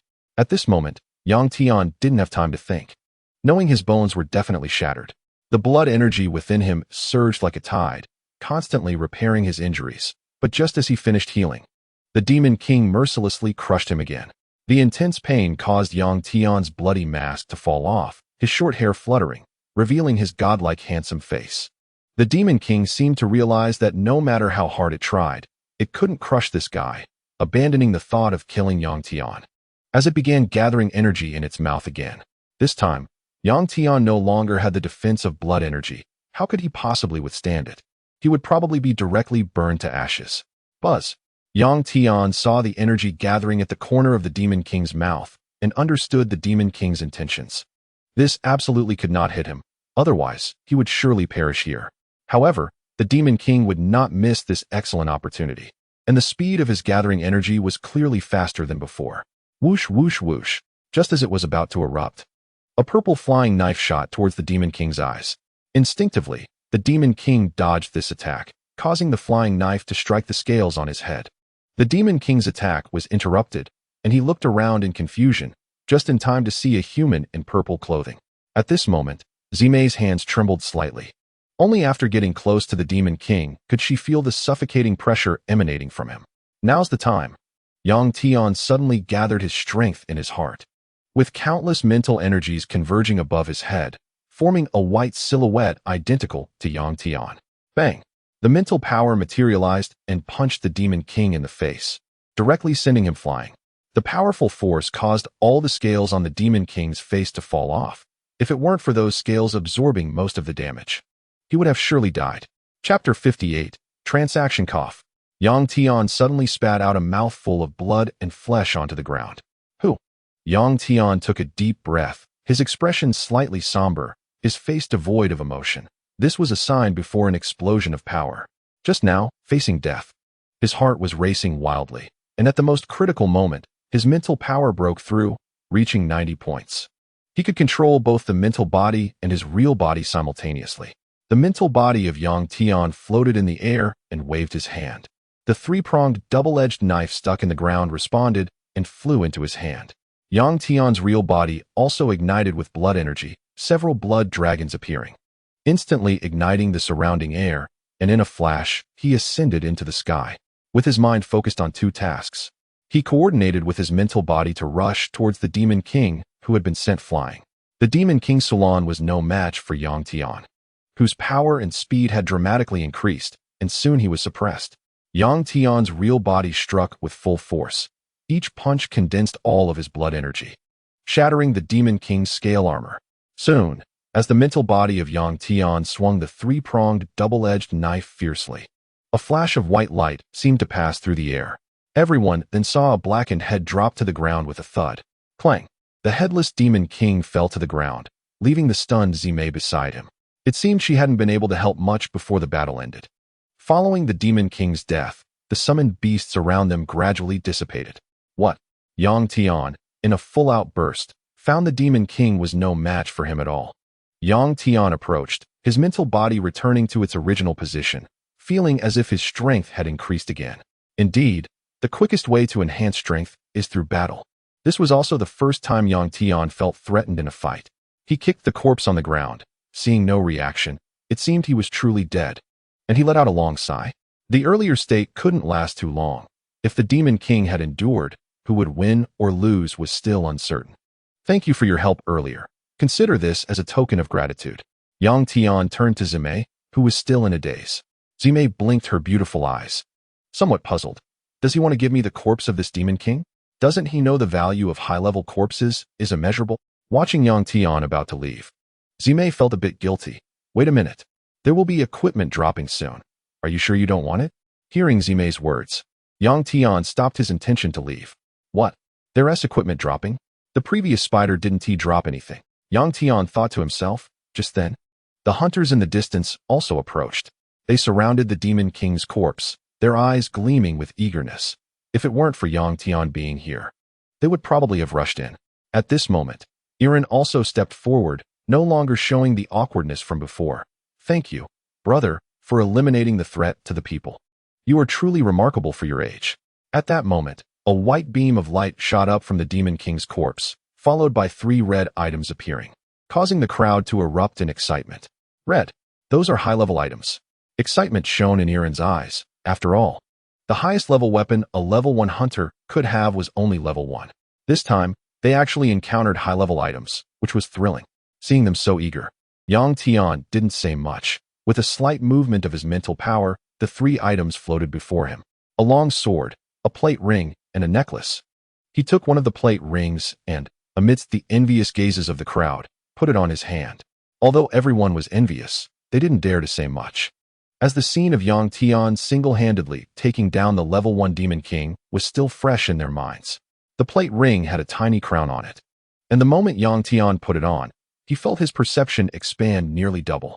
He was even more curious about the next 2 items. Just as Yang Tian was about to take the long sword floating in the air, a nervous voice came out.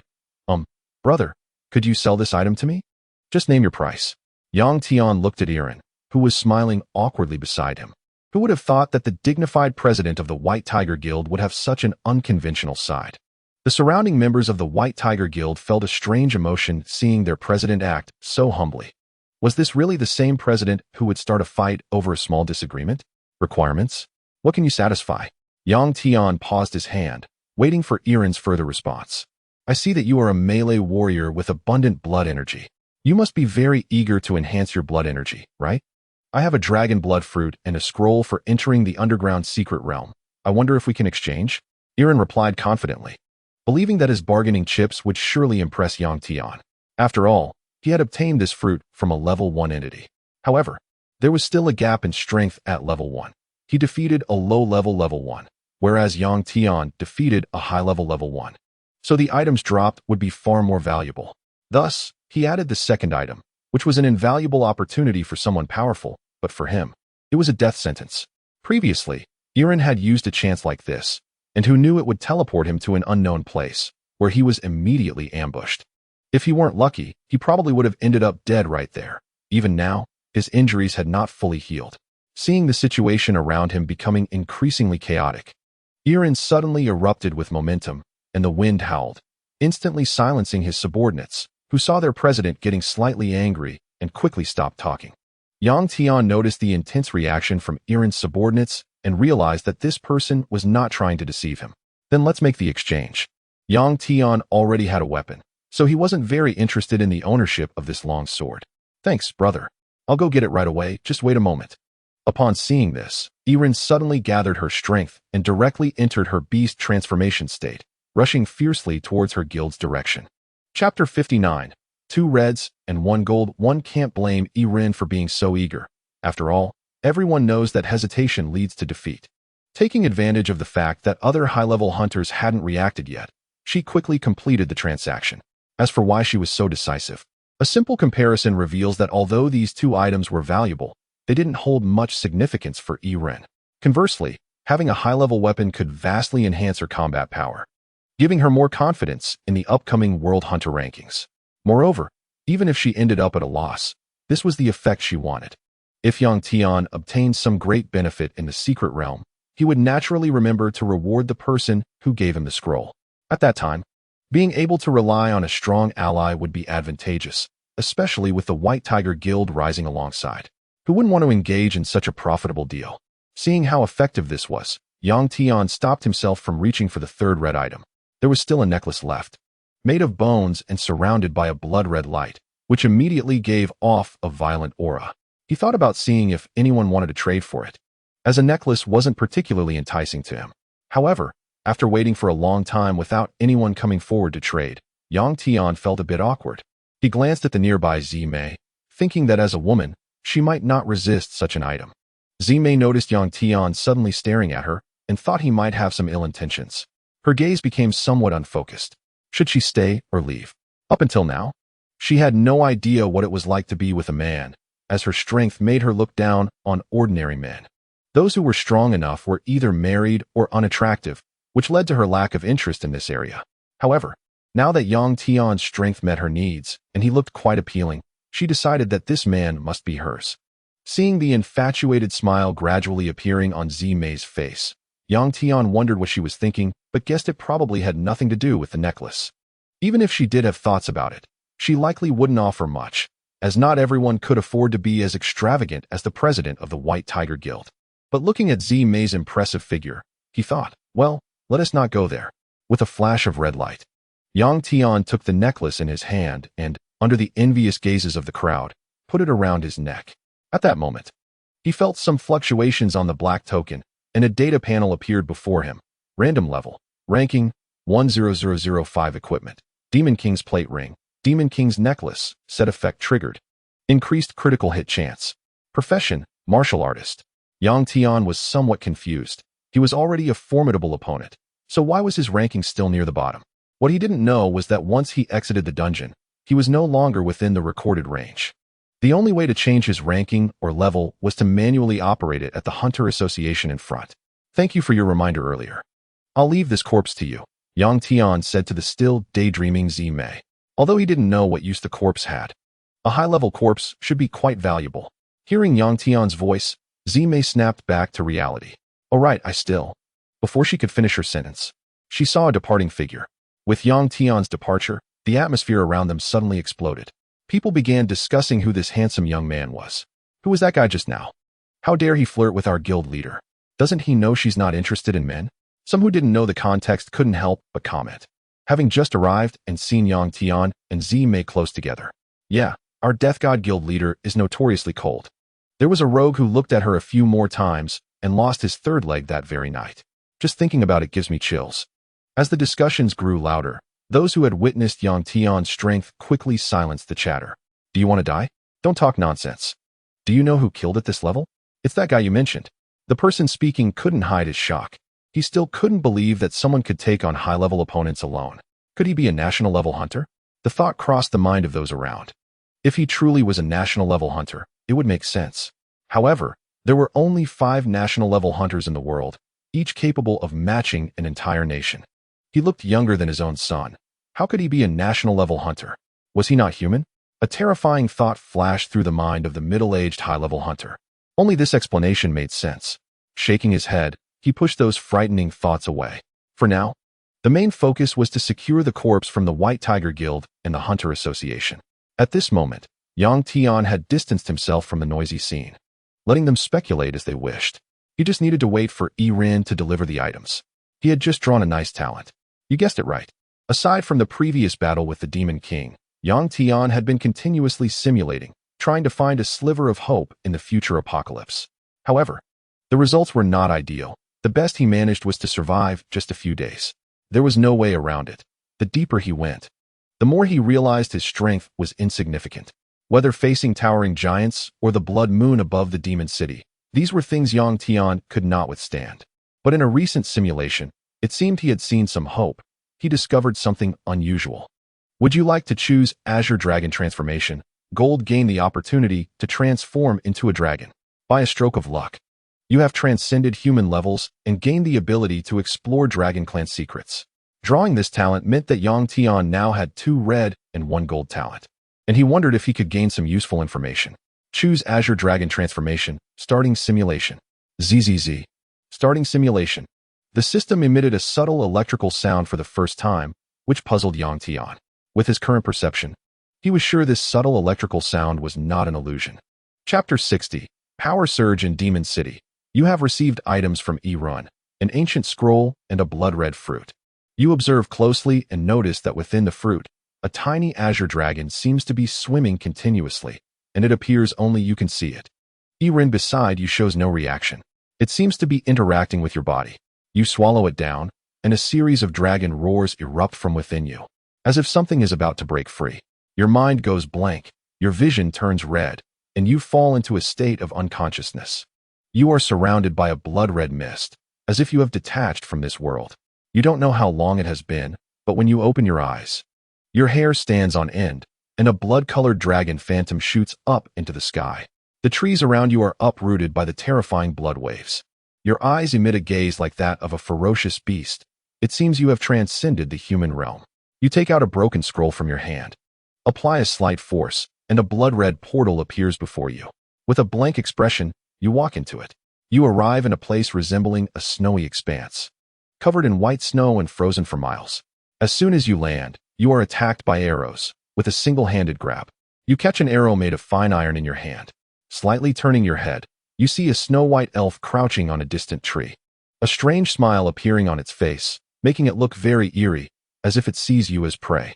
When it notices you turning your head, it thinks you haven't seen it, but in the blink of an eye, you are suddenly before it, like a ghost.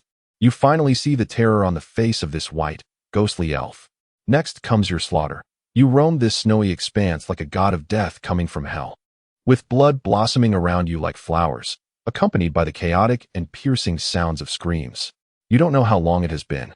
You originally wanted to communicate with them, but you find that you can't understand each other, and they regard you as a mortal enemy, attacking you with lethal intent. Seeing this, you show no mercy. After absorbing the dragon blood fruit, you notice your emotions becoming dulled. This battle lasts a day. You traverse the entire snowy expanse, leaving behind a field of corpses in the secret realm. You initially didn't want to make things this absolute, but this little creature, as if on drugs, rushes toward you filled with murderous intent, leaving you no choice but to slaughter its entire tribe. Holding the head of what seems to be their leader in your hand, you notice signs of dragonification appearing on your body. Scales emerge on your face, and feeling the changes in your body, you don't experience any discomfort. Your gains are evident. You hold something resembling tears, feeling a chilling sensation, and your internal chi and blood seem to be stirring restlessly. Although some humans regard you as a monster and attack you, you merely wave your hand, and they dissipate into the wind and snow, including some so-called national-level hunters. You find a place resembling a teleportation portal and step forward. The scene before you changes again, and you find yourself in a place resembling a dilapidated mountain temple. You encounter a sweeping monk. For some reason, this middle-aged monk rushes toward you as soon as he sees you, saying he wants to save you or something similar. You don't want to say much to him and try to dismiss him casually, but in your carelessness, you are actually injured, causing some anger. After all, you hadn't been harmed even in the secret realm. Seeing blood makes you somewhat ferocious. You engage in battle with the monk. Initially, he has the upper hand, but as time passes, your true fire erupts, no longer hidden, and the power of your bloodline pours out. You transform into a dragon human, fierce yet still handsome. Your transformation isn't about bulging muscles. You simply grow to 3 meters tall, your eyes turn crimson, your tattered clothes are torn apart. Your palms turn black and grow dragon claws, and a dragon tail continuously sways behind you, its barbs shimmering as if they can cut through the air. The monk quickly falls into a state of being overwhelmed. You incapacitate him, and although somewhat irritable, you manage to suppress your emotions and ask him why he wants to kill you. The monk says nothing, only lets out a sorrowful sigh and, with his last bit of strength, says, "Disaster is coming, prophecies come true, the world is in chaos." You see him die just like that, your eyes showing no fluctuations. It seems he no longer cares about human emotions. You take out the blue ice tears obtained in the secret realm, surrounded by transparent ice crystals, with a blue liquid flowing inside.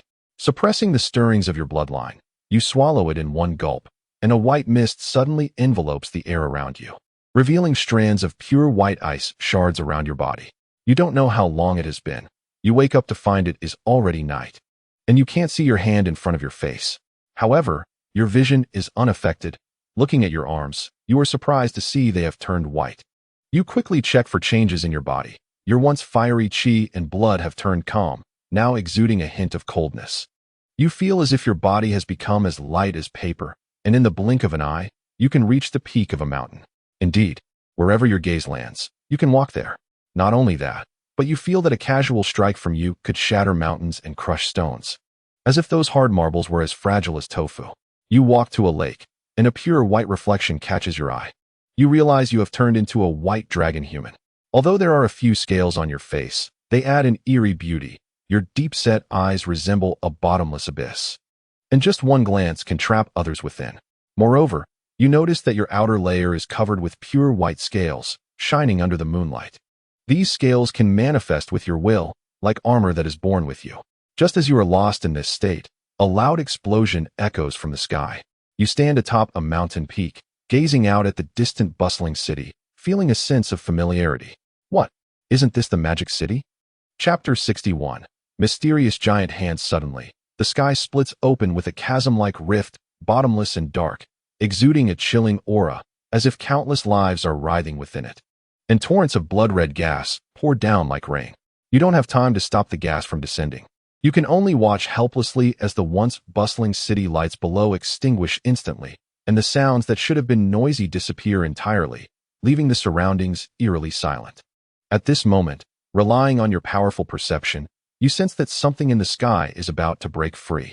The space becomes viscous, like slime, and a massive blood-red meatball floats into your view. The red blood ball resembles another moon in the night sky, formed from countless filthy flesh and blood. Even at a distance, you can still feel the malice emanating from it. You seem to sense something. The fresh red flesh on the blood ball gradually rolls, and one by one, eerie eyeballs emerge from within, instantly gazing in your direction. The densely packed eyeballs radiate intense malice, and for some reason, you feel a hint of shock emanating from them. You move your wrist. It seems this thing is the culprit of the apocalypse. Like a white rainbow, you, having undergone evolution, no longer need to rely on chi and blood to walk in the air. You ascend above 1,000 meters. The surrounding air becomes negligible, yet you feel no discomfort. As if breathing is no longer necessary, and your body can metabolize automatically. Just then, a red light rushes toward you. You see that it contains a skeleton. Feeling bored, you don't retreat but charge forward, and with just one exchange, you grasp it in your claws. You clearly saw his appearance, resembling a bizarre white skeleton frame, with a glimmer of red ghostly fire flickering in his hollow eyes, seemingly conveying a sense of confusion. It seemed he wanted to resist, with one hand moving like a series of afterimages, producing a sound like steel striking, sparks flashing in the darkness, leaving some insignificant scratches on your white-scaled armor. You were clearly not going to be stopped here. The white dragon claw suddenly exerted force, and a powerful energy immediately enveloped the skeleton, causing its bony frame to tremble violently, cracks appearing all over its body, and it shattered instantly. You approached the flesh ball without any obstacles, and compared to the flesh ball, you felt as tiny as a grain of sand in the desert, looking up at it, as if facing a grand mountain of flesh. The blood and flesh surged before you like boiling water, and you sensed a massive life force operating within it. After several fruitless attacks, you began to circle around the blood ball, trying to find its weak point. Just then, you noticed something beneath the blood ball seemed to want to emerge, and you quickly flashed in front of it. Sure enough, with the wriggling of the flesh, some weak blood demons resembling shrimp soldiers and crab generals appeared. Thus, as it continuously produced blood demons, you kept killing them. Perhaps even those blood demons didn't know they were greeted by death as soon as they emerged. It seemed that the blood ball also realized these shrimp soldiers and crab generals were useless against you, so it stopped producing minions, merely hovering in the air. You found it ineffective to attack this blood ball, and just as you were preparing to go check on the demon city, the scales on your body suddenly stood upright, and a strong sense of crisis emerged. A blood-red laser suddenly attacked, followed by a red figure resembling a fierce ghost. You immediately recognized its extraordinary nature and instantly engaged in battle with it. Clearly, your strength was still superior to his, and after several rounds, you managed to suppress him. Just as you were about to kill him, the blood ball suddenly exploded. Yes, it exploded suddenly. Countless filthy blood and stinking flesh instantly wrapped around you. Although you had long prepared to escape, the blood ball was too massive, and the sky was instantly stained red. You clearly felt that this blood and flesh seemed to have a life of their own, wriggling like moving worms, wanting to occupy your body. You frantically urged your life force to condense a dragon-shaped armor on your surface, but this was merely a delaying tactic. You realized your strength was being continuously consumed, abandoning the idea of finishing off that red figure, and now you decided you had to leave this place. As the flesh eroded you, you sensed an abnormal movement in your blood vessels, as if they were trying to detach from your body, a feeling that made your voice very uncomfortable. You ran in one direction, and although there were many strange things disturbing you, they all died at the hands of your three-edged two-blade knife. You were forced to take out your weapon.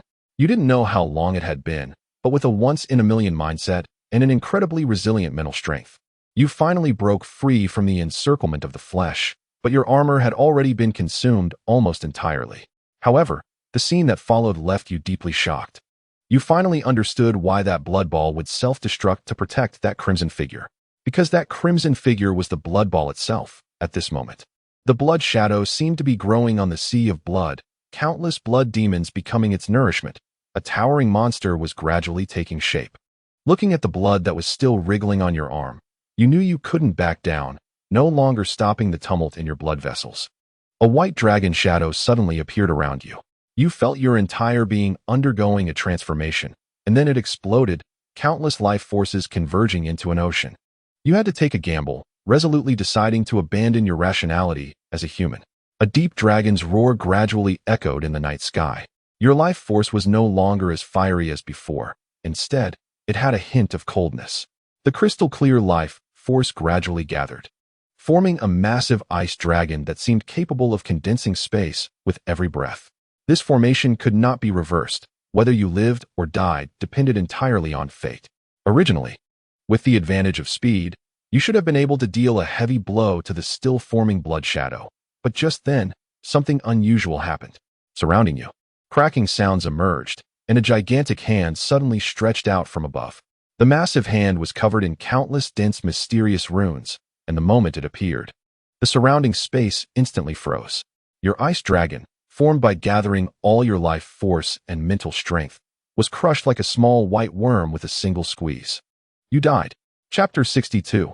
Evolution, Land Immortal.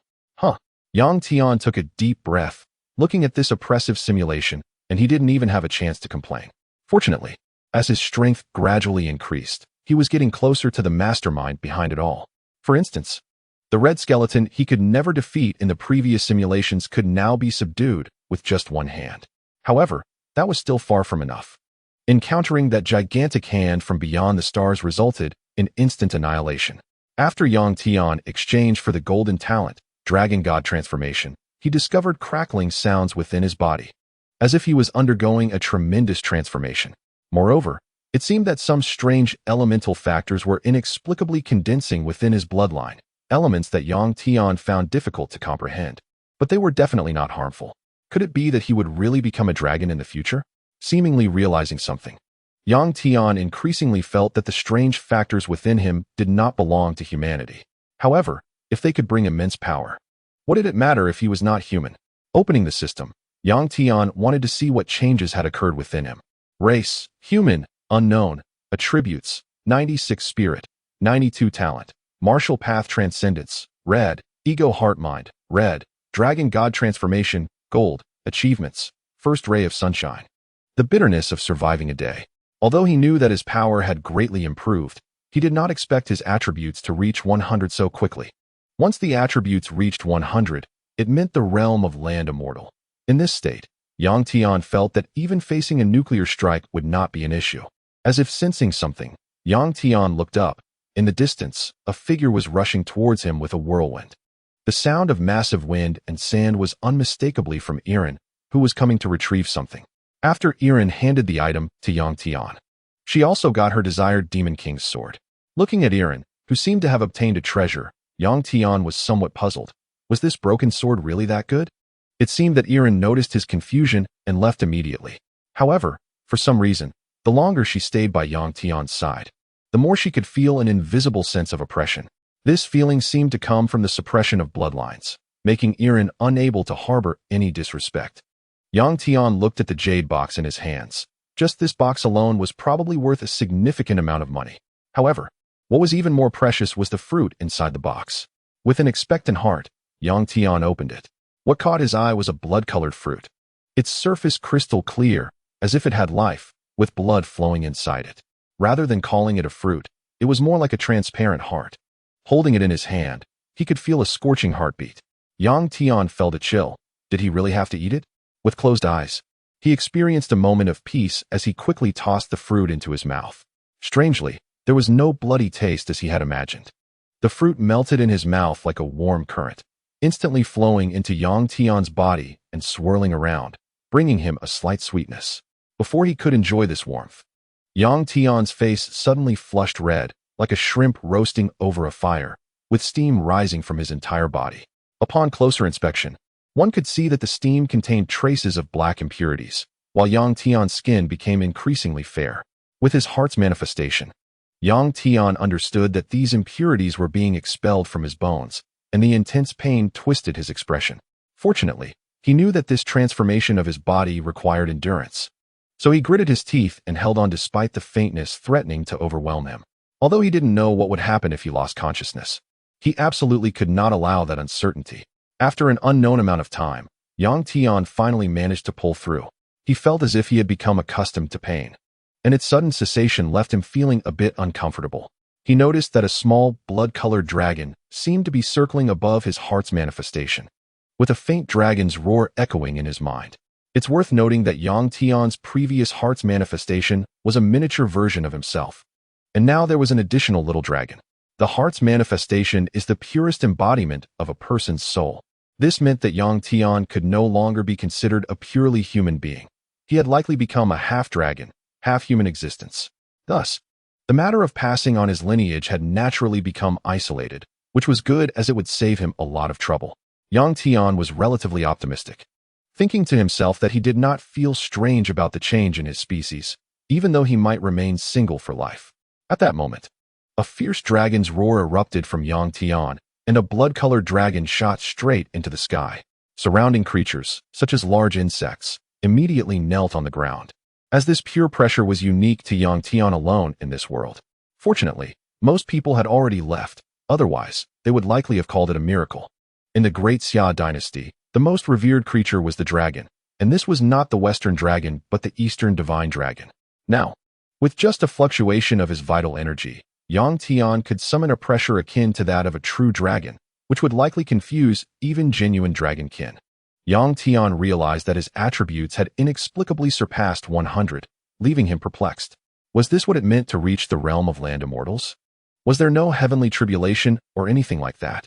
Perhaps breaking into the realm of land immortals did involve heavenly tribulations. But since Yang Tian was currently unclear about whether he was dragon or human, even the heavens might not dare to unleash tribulations recklessly. From a scientific perspective, heavenly tribulations should exist, as natural laws would not allow someone who breaks those rules to appear without consequence. Now, Yang Tian felt capable of breaking the rules at will, rendering the so-called scientific principles inadequate to explain his situation. Yang Tian suppressed the stirrings in his heart, realizing that he had unknowingly passed an entire day. He had wasted too much time absorbing the fruit's power. Fully aware of the horrors of the apocalypse, Yang Tian dared not slack off for a moment and quickly retrieved the scroll given to him by Irin. The tattered scroll, resembling sheep parchment, was opened by Yang Tian, and a wave of dusty, rotten air rushed towards him, indicating the passage of time. Yang Tian attempted to activate it with his vital energy, but found it futile. He was clueless about how to activate the scroll in the simulation. Just as he was at a loss, the scroll suddenly began to glow strangely. igniting in front of Yang Tian's eyes before quickly dissipating into the air, leaving him bewildered in the wind. Chapter 63. Differences. The differences in simulation. Looking at the suddenly burnt-out scroll, Yang Tian began to doubt who might be playing tricks on him. However, he quickly dismissed the thought, knowing Renwu T dare to fool him. At that moment, Yang Tian noticed ripples appearing in the space ahead, and a red teleportation portal emerged right before him. Confused, he wondered if the scroll's burning had activated the portal. Without further thought, he decided to take action, as Yang Tian now feared no challenge. This was not blind recklessness, but a testament to his absolute confidence in his abilities. As Yang Tian stepped into the teleportation array, his body immediately shifted into a combat-ready state, muscles tensed and prepared for any sudden situations. After all, the scenarios in the simulation still concerned him, as he might face an attack the moment he landed. The surrounding scenery gradually became clear, but instead of the imagined cold landscape, he felt a humid warmth. Before his eyes lay an endless yellow desert, devoid of life. The surrounding air was distorted by heat waves. This was supposed to be an ice field? Yang Tian was speechless. Where was the promised ice field? Where were the white elves? Now, Yang Tian couldn't even sense a single living being. Not even a cactus in the desert. All that surrounded him were rough grains of sand beneath his feet and the massive, scorching sun overhead. Strangely, the place he had just come from had clearly displayed a sunset. What happened? It had suddenly transformed into a blazing sun. Yang Tian seemed to understand that he had been transported to another world. Just then, he felt a terrifying writhing sensation in the sand beneath his feet, prompting him to leap into the air. A massive, gaping mouth appeared where he had just stood, belonging to a long, insect-like creature. It had no eyes, its skin dark and rough, and as its head emerged, it quickly covered the space below Yang Tian, revealing only a mouth full of sharp teeth. What the hell? Yang Tian couldn't help but curse. This was even more thrilling than the elves. He realized he shouldn't have said there was no life here. Wasn't this just slapping himself in the face?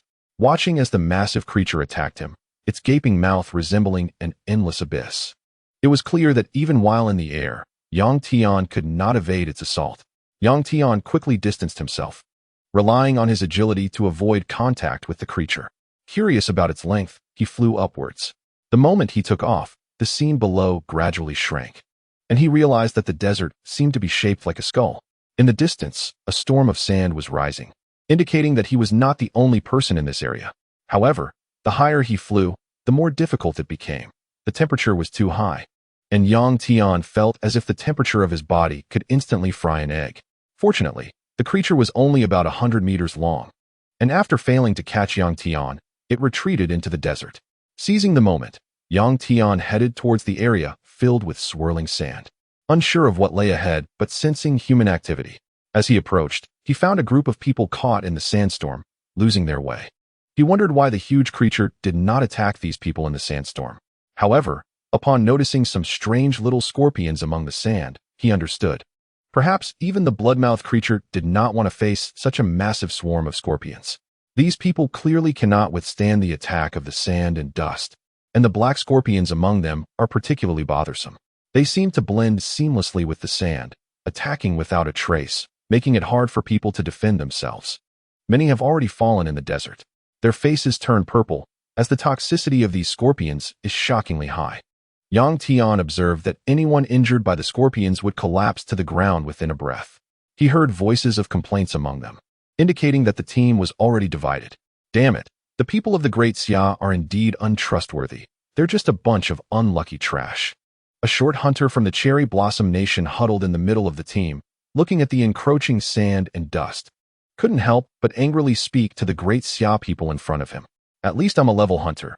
You make it sound like we're completely useless. A tall white man said, staring at a sexy, tall woman ahead, his eyes filled with lewdness, teasing as if the immense danger in front of him was nothing to worry about. Huh. The level hunters of the Great Xia are just some trash that can't hold their ground. If it weren't for Zhongshan Jun, those useless people would have been dead long ago. The short man disdainfully said, looking at the woman in front of the team, then admiringly gazing at Zhongshan Jun, who was at the very front, erecting an energy shield to protect everyone. That's right, they are also humans entering the secret realm. The difference is that they have been in this secret realm for several days, while Yang Tian has just arrived. Just now, led by the great Xia's Si Hongyu. They accidentally entered the center of the sandstorm. If it weren't for the quick reaction of Zhongshan Jun from the Cherry Blossom Nation, who set up the energy shield to protect everyone, they would have suffered harm from the sandstorm. However, even so, some people still died in this sandstorm. The short man believed that all the responsibility for this incident should fall on Si Hongyu from the great Xia. But what they didn't know was that during the discussion of who would lead the way, this short man from the Cherry Blossom Nation was the most enthusiastic, insisting that Si Hongyu take the lead. After all, as a level hunter of the wind element, Si Hongyu should have the strongest perception of danger in the team. However, as soon as something went wrong, this short man from the Cherry Blossom Nation began to fan the flames, preparing to shift all the blame onto Si Hongyu. This is the consistent style of the Cherry Blossom Nation. When they need you, you're still a dog. When things go wrong, you become a venomous snake. Yang Tian, who was nearby, obviously heard the words of that short man from the Cherry Blossom Nation, and his expression changed slightly. This was his first time seeing someone from the Cherry Blossom Nation, and he initially didn't have a bad impression of them, especially since most of the educational videos he had seen came from the Cherry Blossom Nation. However, after hearing their words, the good impression he had instantly shattered. Chapter 64. The Sand Monarch, what are you still standing there for? Come help deal with these scorpions. The short man from the Cherry Blossom Nation impatiently said as he saw Si Hongyu frozen in place. When he walked over, he understood why Si Hongyu wasn't moving. Her eyes were filled with tears as she anxiously looked at a man in her arms who bore a resemblance to her.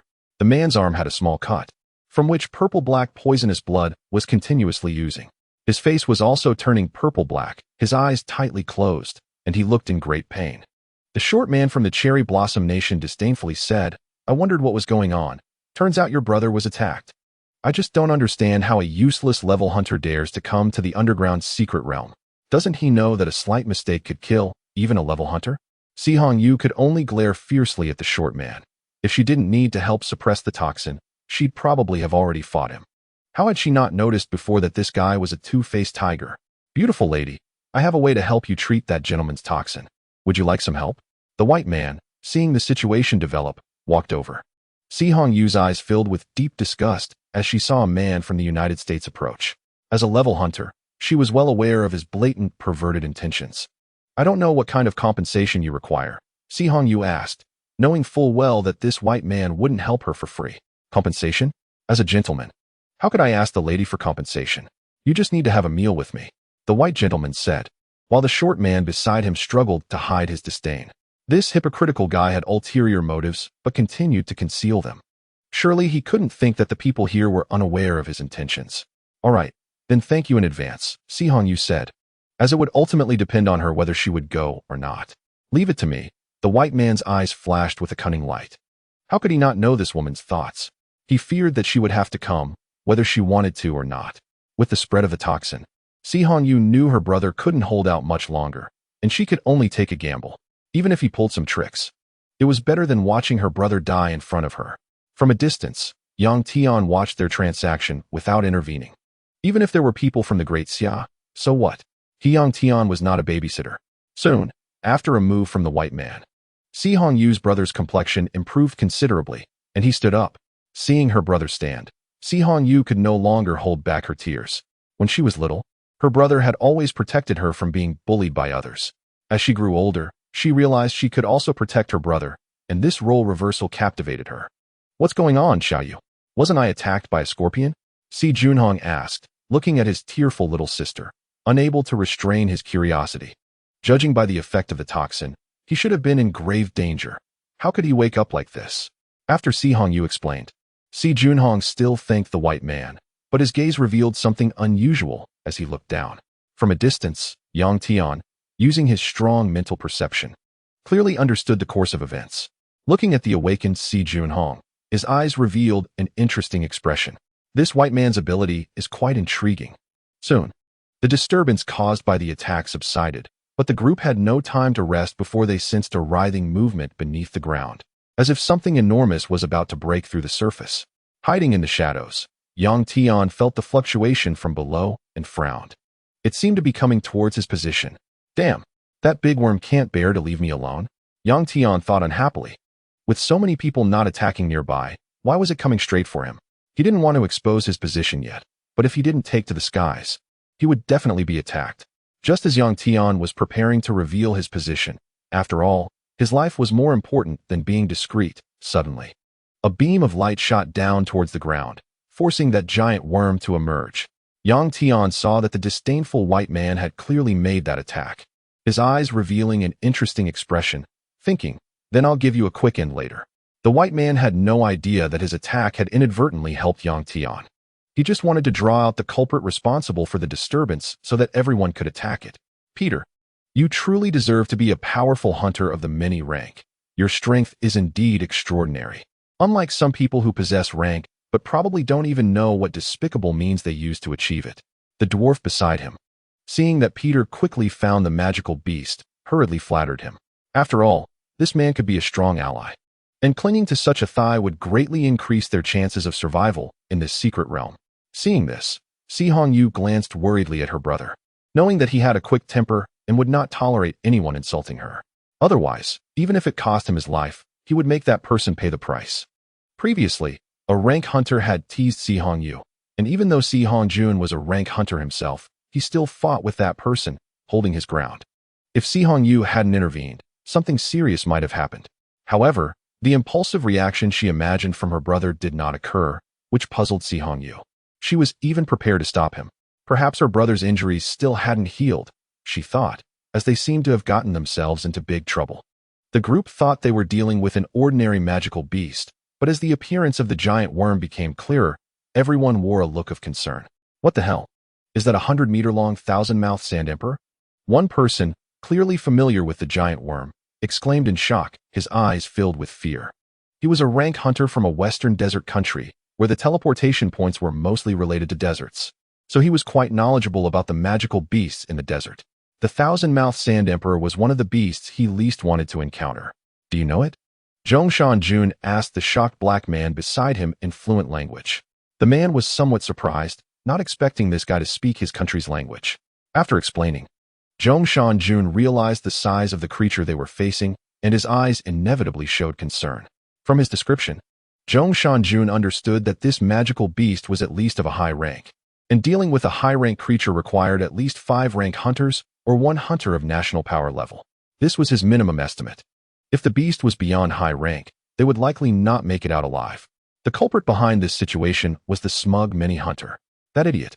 Doesn't he realize the trouble he's caused?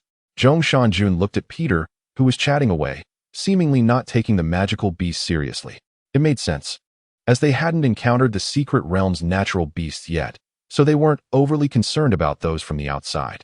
However, as Zhongshan Jun predicted, Peter's attack was ineffective against the thousand-mouthed sand emperor, which was primarily adapted to the desert environment. On the contrary, as Peter faced the increasingly large thousand-mouthed sand emperor, shock appeared on his face. What the hell is that creature? Watching the beast gradually reveal its true form, Peter couldn't help but curse. Then, they didn't even have time to escape. A passerby who hadn't reacted in time was suddenly swallowed whole by the worm's extending body. The sound of crunching echoed through the space, and everyone fell silent, knowing that poor guy was as good as dead. Is this a high-rank magical beast? But shouldn't such beasts be at the end? The dwarf from Sakura country watched his companion vanish without a trace, feeling no sorrow but rather astonishment at the sudden appearance of a high-rank magical beast. After all, it wasn't his first time in this secret realm, but previous realms had only featured rank-level beasts. Had they really encountered one so soon? Thinking this way, the dwarf couldn't help but keep a few tricks up his sleeve, as whoever killed it could claim the dropped items. However, after the earlier attack, only rank hunters remained, and if this dwarf could think of it, how could the others not? Thus, everyone held back. Several rank hunters should have been able to suppress it, but now they were the ones being suppressed.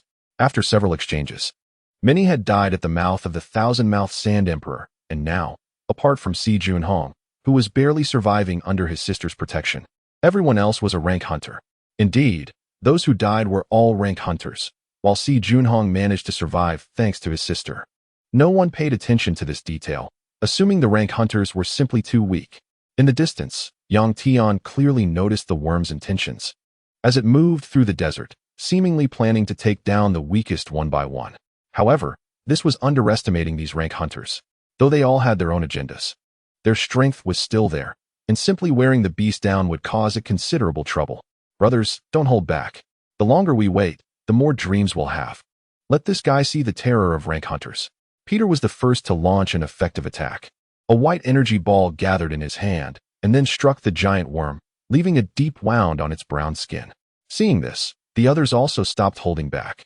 They had to kill this magical beast, or who knew how many more might appear. Soon, the giant worm was seriously suppressed by several rank hunters. Don't hold back. Really give it your all, or it will be too late. The black man from the Desert Empire couldn't help but say. Watching the thousand-mouthed Sand Emperor gradually fall into a passive state, he felt an inexplicable chill in his heart. What are you saying? We can't understand your gibberish. Clearly, apart from Zhongshan, no one else understood the obscure language. He said, if you don't go all out, this guy will cause some trouble. Zhongshan translated, knowing that the rank hunters present were just a temporary team and would not reveal their trump cards easily. Looking at the nearly exhausted black man beside him, he also held back, for in this world of hunters, if you didn't have a backup plan, you could well end up losing everything. After several rounds, even if the worm's skin was thick, it couldn't withstand the successive attacks from multiple rank hunters and was left on the brink of death. At this point, it seemed that what the black man had said was merely a joke.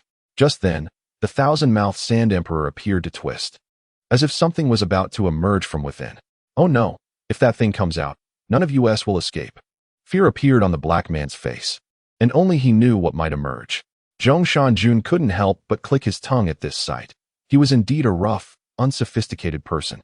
He also felt the fluctuations emanating from the creature, indicating that within the thousand-mouthed Sand Emperor's body, there seemed to be another terrifying creature.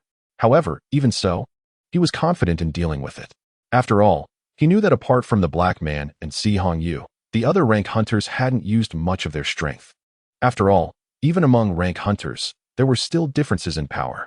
He and Peter are ranked among the top 15 hunters in the world.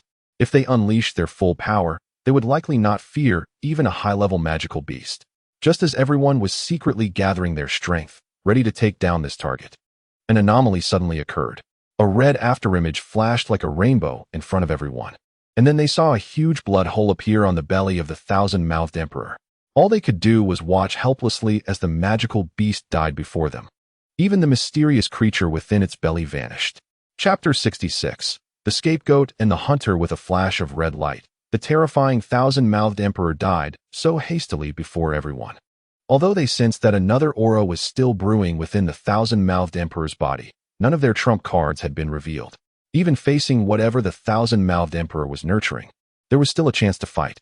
They then secretly gathered their strength, preparing to claim the kill, as whoever killed the thousand-mouthed emperor would gain the initiative moving forward. However, the sudden turn of events left everyone at a loss. The juicy prize they were about to claim just flew away before their eyes. Who was it? Who could it be? Peter, the white man, couldn't help but feel true anger. A powerful wave of energy stirred up a cloud of sand. Was he really just working for others in the end? This was something he couldn't tolerate. He had always taken advantage of others. When had someone so brazenly taken advantage of him? What was that thing just now? Did you all see clearly? Zhongshan, unlike Peter, was not as furious. With a more meticulous mind, he sensed that something was off. How could he, with his strong power, not see clearly what that thing was? Was another powerful magical beast lurking around? The dwarf beside him cautiously spoke up. If even Zhongshan couldn't he perceive it, just how fast could that guy be? And how much power could a fast magical beast possess? At that moment, Tian was holding a strange black humanoid monster and quickly moving away from the crowd. He didn't want anyone to disturb the upcoming battle. The monster before him had no head, only a humanoid shape and a large mouth filled with barbs, constantly contracting and expanding, emitting a foul green aura. The creature struggled endlessly. Even after being attacked by Tian's blood dragon, it was still full of life. Surprisingly, multiple blood dragons emerged from Tian's body, as if alive, wrapping around the monster. The power capable of easily destroying mountains had yet to crush it. It seemed his perception was not wrong. Fortunately, he acted quickly. Otherwise, if it successfully nurtured itself, it would have led to a tough battle. Several more blood dragons emerged from Tian's body, continuously moving towards the humanoid monster, which finally let out a piercing roar. Tian could almost feel the waves of hatred emanating from it, as if they were tangible, relentlessly assaulting his brain. However, The subtle mental attack was nothing to Yang Tian. What awaited him was a more terrifying power. Yang Tian's gaze was icy as the blood dragons tightened their grip, as if they intended to crush the creature alive in his hands. The thousand-mouthed emperor's body began to show tiny cracks, its black armor shattered, and green blood flowed from its body, dripping onto the sand, quickly corroding a large pit as if it were tofu. Yang Tian was a bit surprised. Was this creature's blood really that corrosive? However, it didn't matter. It only strengthened Yang Tian's resolve to kill it. He unleashed all his energy, resembling a humanoid sun. For this creature posed a significant threat to him. Damn it. It seemed he had noticed an unusual wave coming from his arm, and for some reason, Yang Tian cursed angrily, suddenly throwing the thousand-mouthed emperor away. He then saw the humanoid thousand-mouthed emperor swell multiple times and suddenly explode before his eyes. Countless green liquids sprang outwards. With its powerful corrosive force, the air emitted a sizzling sound. If it touched him, it would definitely be enough to make Yang Tian suffer. Even though Yang Tian's speed was beyond ordinary comprehension, the explosion happened too quickly, and he didn't completely evade it. A powerful pain stabbed at Yang Tian's brain, as if trying to peel his scalp off. This sensation was akin to pouring strong sulfuric acid on an ordinary person. Fortunately, Yang Tian had already reached the realm of Earth Immortals, using thick energy to protect his body. Had it been at his previous level, this one blow would have likely made him retire on the spot. However, Yang Tian was still injured. The green blood, like strong acid, had not been completely blocked by his energy. When it touched Yang Tian's arm, it instantly corroded his clothes, revealing blood, and there was a chance of further spreading. As if it had a life of its own, a strange green aura suddenly infiltrated Yang Tian's nose, leaving him no chance to react. Yang Tian felt something was wrong, quickly sealing his nostrils, but it was too late. It seemed he had inhaled something bad. At that moment, the little dragon in Yang Tian's spiritual sea seemed to be provoked and let out a furious roar. The disgusting gas invading Yang Tian's body fled wildly like a mouse encountering a cat, escaping through his 7 orifices. However, an anomaly suddenly occurred just as Yang Tian had healed his arm's injury. A white arrow shot from the distance, carrying endless sharpness and a terrifying killing intent, seemingly wanting to eliminate Yang Tian on the spot. Yang Tian's eyes turned cold. Had they caught up to him so quickly? He intended to engage with them. But since they had come to provoke him, they would have to pay the price. Yang Tian was filled with pent-up anger with no outlet, and now, just as he was dozing off, a pillow was delivered. With a casual strike, he caught the attacking white arrow and crushed it with a slight force. This wasn't Yang Tian showing off. In his full power state, these minor attacks were as flimsy as paper, easily pierced through. Watching the figures approaching from a distance, Yang Tian decided not to leave. He wanted to see who dared to be the scapegoat. The ones coming to kill him were all elite hunters, and within a blink, they were at Yang Tian's side. Damn it, it's you who stole my prey. Peter the White Man quickly appeared beside Yang Tian. As one of the top 15 hunters in the world, he had never suffered such a significant loss. With his formidable strength, he wasn't afraid of who Yang Tian might be hiding behind. After all, he kept a mental note of those stronger than him. Although he didn't think Yang Tian was the Red Shadow from before, he rushed forward and angrily questioned him. After all, having a scapegoat could ease his anger. So why not? Yang Tian looked at Peter, who suddenly approached, a chilling smile appearing on his face. But who the real sheep was remained to be seen. Chapter 67. The Poisonous Snake in the Shadows. What? You're still smiling, lowly Dasha person? Can't understand human language. Peter, seeing Yang Tian's lack of response, assumed he didn't understand the language of many. So he sarcastically spoke in a mocking Dasha dialect. Sorry, I only understand human language. Yang Tian replied with a faint smile, ignoring the strange looks from Peter's companions. After Peter heard the sound, a soft giggle followed, and he understood the meaning of Yang Tian's words. His gaze instantly turned cold, his teeth grinding together, and a pervasive killing intent seemed as if it wanted to tear Yang Tian apart, as if it aimed to consume his bones and drink his marrow. Despite the intense murderous aura, which was almost tangible, and even those nearby who were not affected could feel it, Yang Tian's expression remained unchanged. He simply smiled calmly at Peter, as if facing a clown. His mouth was quite capable of talking, but he didn't know that begging for mercy later would be useless. Peter sneered coldly and suddenly disappeared from his original spot, instantly appearing in front of Yang Tian. kicking towards Yang Tian's face with a powerful leg strike. One could almost imagine the pitiful fate that awaited Yang Tian, and a twisted smile appeared at the corner of Peter's mouth. Blame yourself for being unlucky. You should have known to hold back when you encountered me. However, the scene of Yang Tian being sent flying did not occur. Instead, there was a sound like metal colliding. Bang! Peter's leg was firmly grabbed by Yang Tian with one hand, and no matter how much Peter struggled, it was of no use.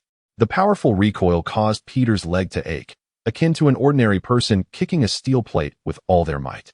Moreover, Yang Tian's grip was like a sturdy clamp, firmly holding Peter's leg so that no matter how he tried to pull away, he couldn't escape. The scene was quite comical. With Peter's face flushed with angry embarrassment, realizing he had been humiliated by a newbie of the same level. Let go. A sheen of cold sweat appeared on Peter's face, and he now understood he had encountered a tough opponent. Let go. All right. A devilish smile appeared on Yang Tian's face as he kicked towards Peter's groin. With no chance to react to Yang Tian's swift attack, Peter felt the crushing sensation of his eggs being broken. The immense power sent him flying, leaving a long trench in the sand. And Peter's fair skin turned purple-black from the blood congestion, indicating the pain he was enduring was unbearable. However, he was a level 1 hunter. How could he not have recovery methods? He trembled as he pulled out a vial of potion from his body, a hint of heartache flashing in his eyes. Before injecting it into himself, the Cherry Blossom Country's Zhongshan Jun, seeing that Peter seemed to be injecting compound number 5, was shocked, though he couldn't be sure, as he had only seen pictures of this rumored compound. It was said that compound number 5 could significantly enhance human potential, instantly restoring them to peak condition, even breaking through limits. There was once a level 1 hunter who, after injecting compound number 5, brutally killed a level 2 hunter. Fuck you, squid. If I don't cripple you today, I'll eat shit upside down. Peter's body was surrounded by white light, radiating a blinding glow, his abilities greatly enhanced. At this moment, even facing a national power level hunter, he was unafraid. He was a rare light element awakened level hunter, and with some peculiar methods, he was quite famous in the hunter world. It's over. That kid probably won't even leave a corpse. The short man from the Cherry Blossom Country said playfully, looking quite young and decent. He was one of the few who knew Peter's strength. Usually, Peter acted nonchalantly, rarely showing true anger. Yet now he was not only angry but had also injected compound number 5, which was rumored to have significant side effects. Brother, should we go help? He seems to be one of the great Xia people. Si Hongyu looked at her somewhat dazed brother, Si Junhong, as if she had noticed something was off. She knew her brother was a person with a strong sense of justice and wouldn't let his compatriots be bullied. However, the current Peter was something she couldn't deal with. Even if they went up, it would only increase casualties. As a level 1 hunter herself, she understood that the power gap between some levels was enormous. She could only secretly feel pity for Yang Tian, hoping he could see through people's mockery in his next life. But she didn't want him to lose his life for a moment's bravado. However, the next scene left her utterly shocked. Already at full combat power, Peter was actually fighting back against Yang Tian and seemed to be at a disadvantage. The expression on Zhongshan Jun's face turned serious, his previous contempt vanished. His strength was not much different from Peter's, making him the strongest force in the team. Now Yang Tian was actually able to suppress Peter, which indicated he might not be Peter's match either. The battle intensified as the two flew into the air, stirring up a whirlwind of sand in the surrounding desert. The constant clash of red and white light made everyone realize the strength of Yang Tian, considering Peter's power was capable of battling national-level hunters. During this period, the Azure Dragon of Qi and Blood manifested, and facing a hunter on par with national power, Yang Tian ultimately tapped into the power of his bloodline. In an instant, the battle situation reversed, and Peter fell into a passive state, several divine dragons coiling around Yang Tian as if a dragon god had descended.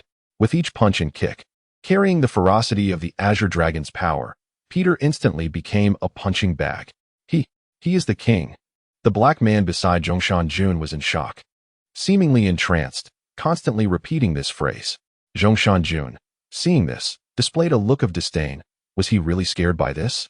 He had truly witnessed the overwhelming strength of national-level hunters, and compared to that, this was merely a small scene. After all, to become a national-level hunter, one must not only have strong abilities, but also have individually conquered high-level underground cities. However, as Peter gradually fell below, Zhongshan Jun knew he couldn't just sit back and watch any longer. If Peter truly died at that person's hands, then he wouldn't have the strength to deal with him anymore. Rather than face the great Xia people with poor international relations, he preferred to deal with the technologically advanced Mani people. Chapter 68. Colliding with a titanium alloy steel plate. Be careful, someone is ambushing. Si Hongyu originally wanted to stop Zhongshan Jun's ambush, but one was premeditated while the other was a sudden event. And given Si Hongyu's strength was not on par with Zhongshan Jun's, she couldn't stop it at all. By the time Yang Tian heard this voice, Zhongshan Jun had already quietly approached him from behind. He was actually an assassination-type level hunter.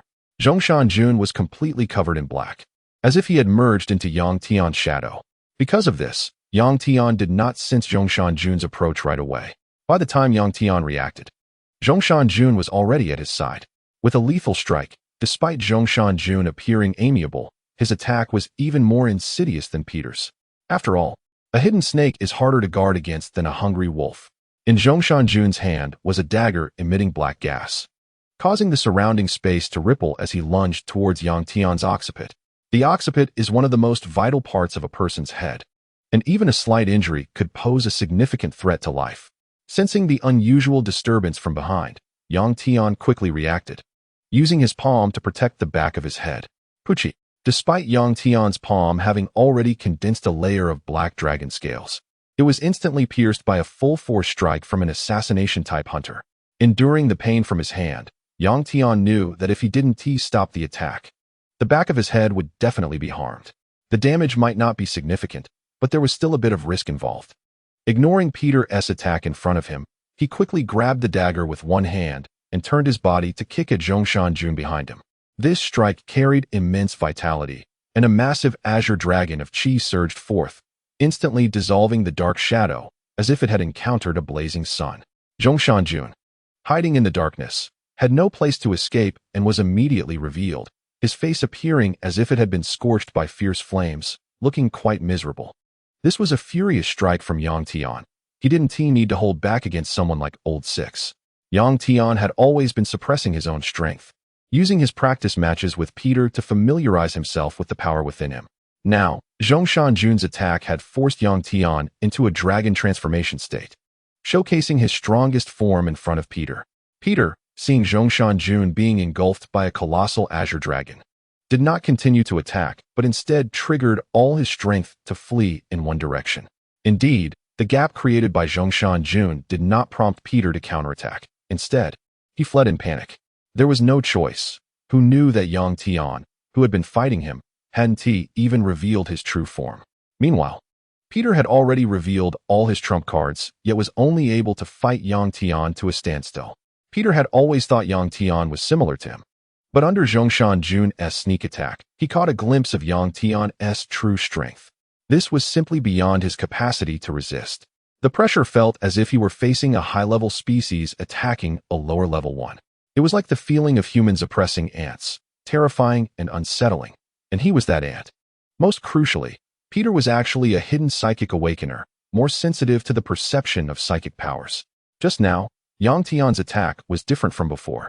He sensed an ocean-like vastness of psychic power, and compared to it, he felt like just a spring. This was also the reason he hurriedly fled. After all, if he continued to engage, he might not even have the chance to escape.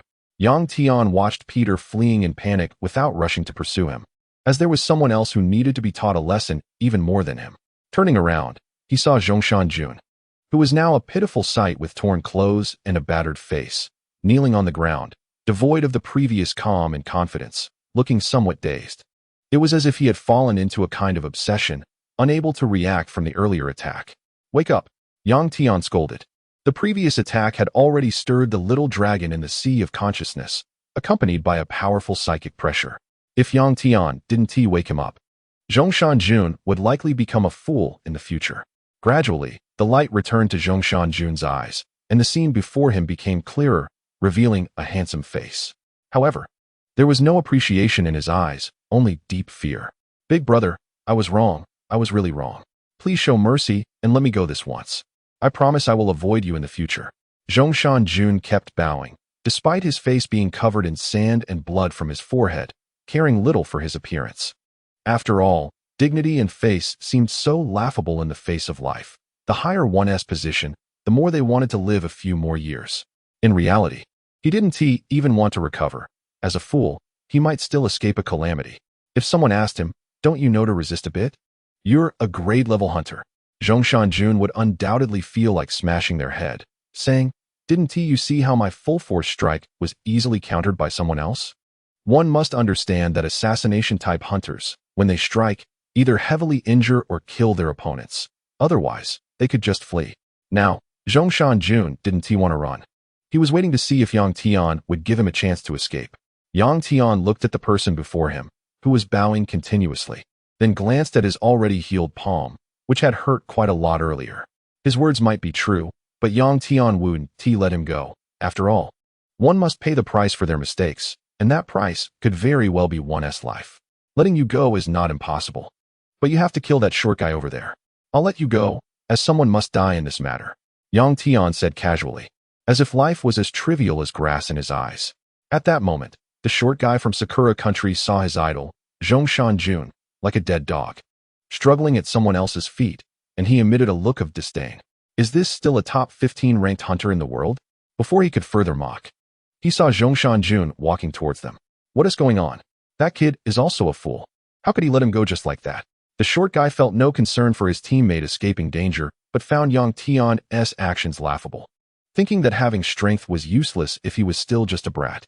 Zhongshan, what is going on? Is there something wrong with that kid? The short guy asked cautiously as Zhongshan approached, quickly changing his demeanor, the previous disdain gone and replaced by a hint of respect, as if he were performing a Sichuan opera face-changing act. After all, a dead camel is bigger than a horse.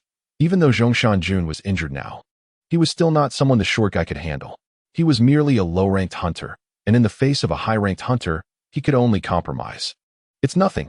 That person is in a good mood and doesn't intend to kill me, Zhongshan said indifferently, with no expression on his face. Seeing Zhongshan speak without a change in his complexion, the short guy felt disdain in his heart, thinking, who doesn't know you were just kneeling on the ground begging for mercy? However, he didn't dare to show it in his words and pretended to be relieved, saying, indeed, that kid probably doesn't know that we Sakura country has national-level hunters.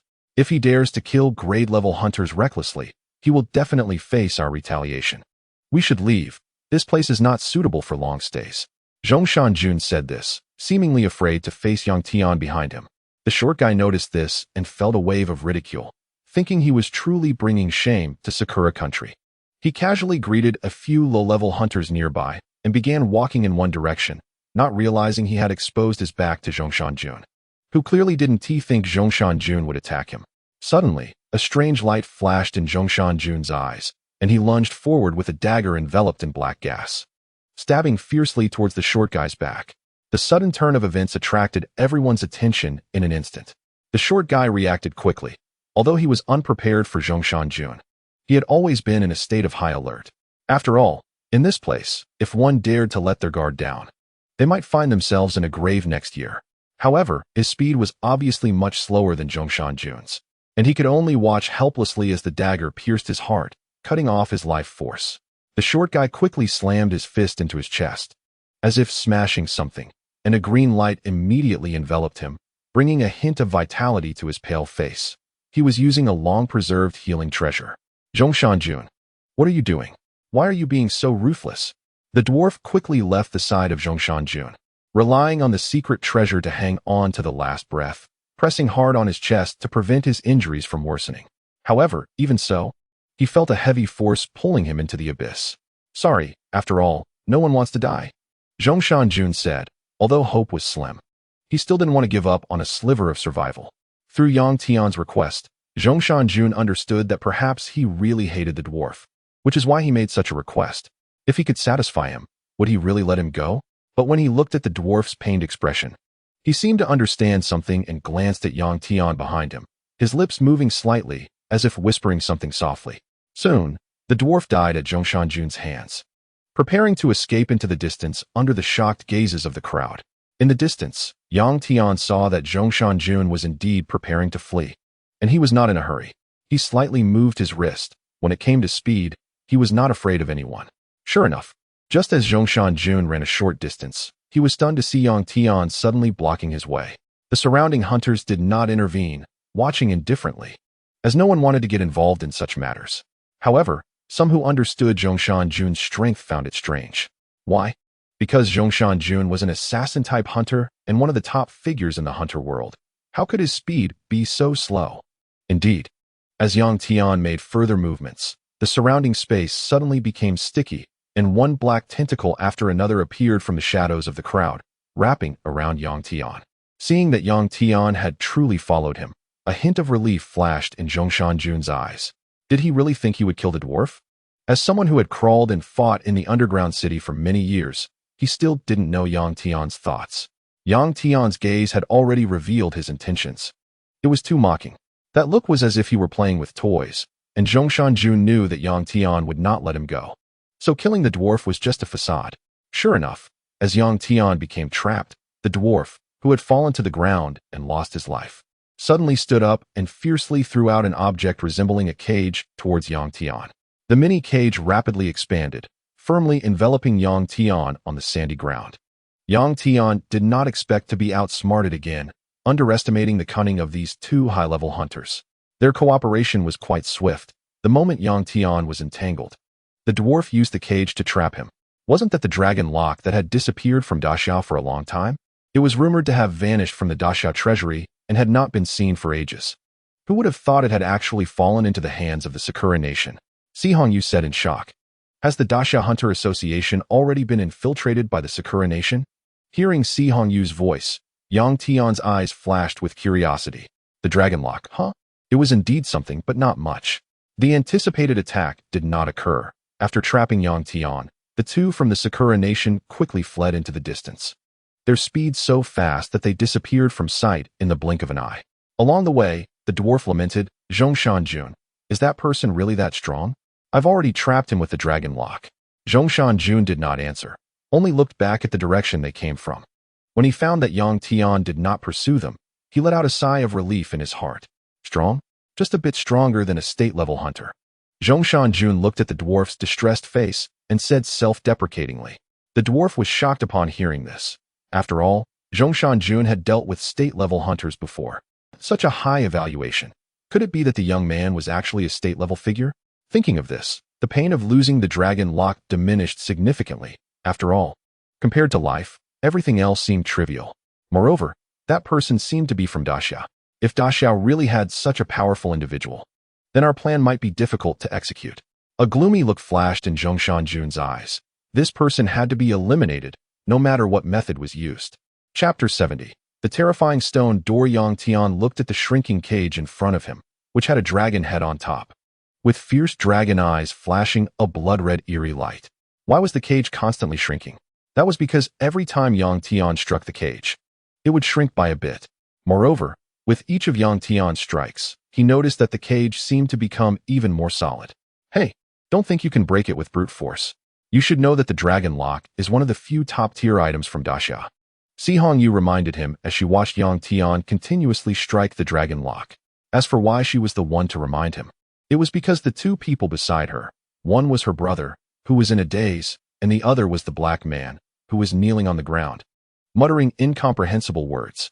So, at the moment, the only one who could be considered somewhat normal was Si Hongyu. Then what do you think I should do to get out?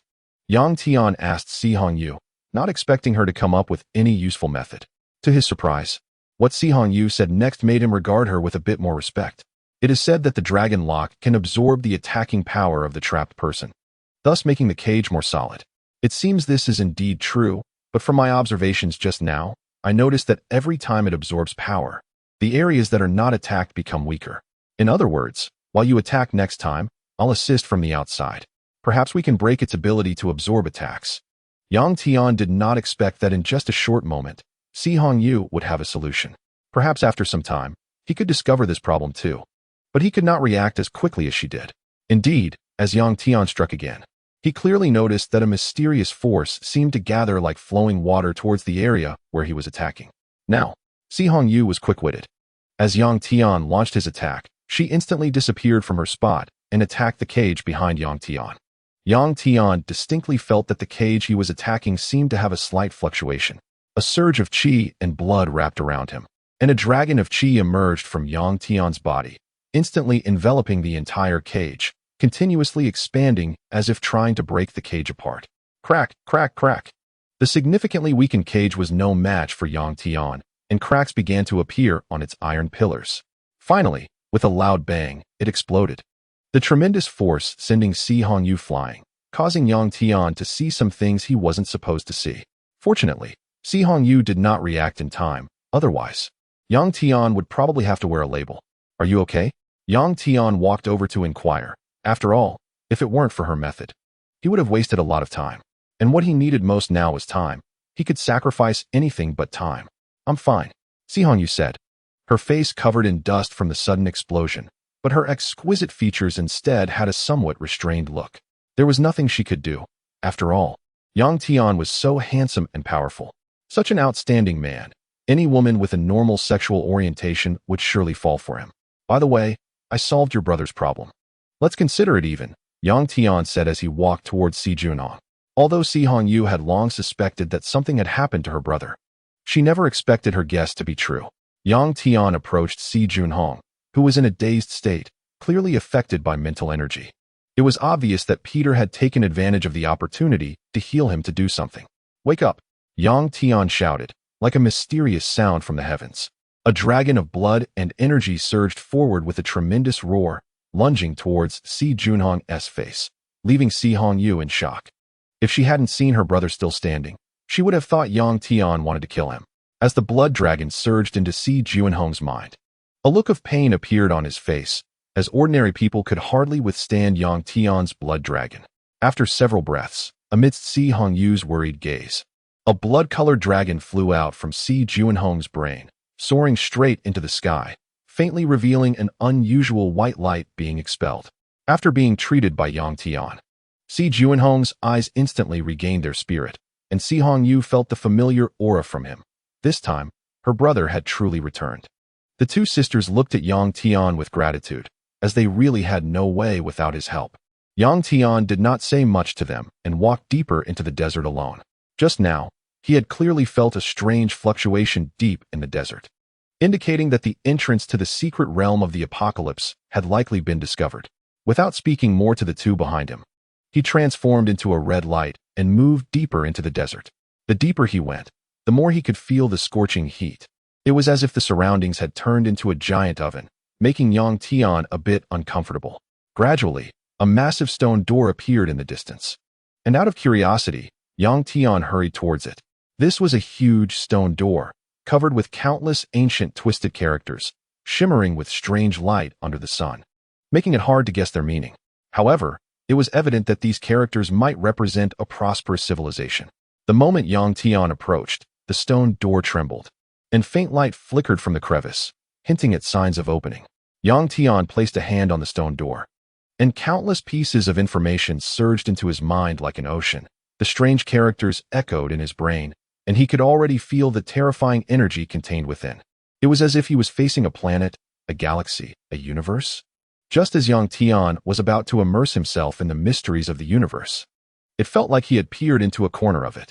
Hey, what are you doing? Don't touch that. A slightly mischievous, yet serious voice came from nearby.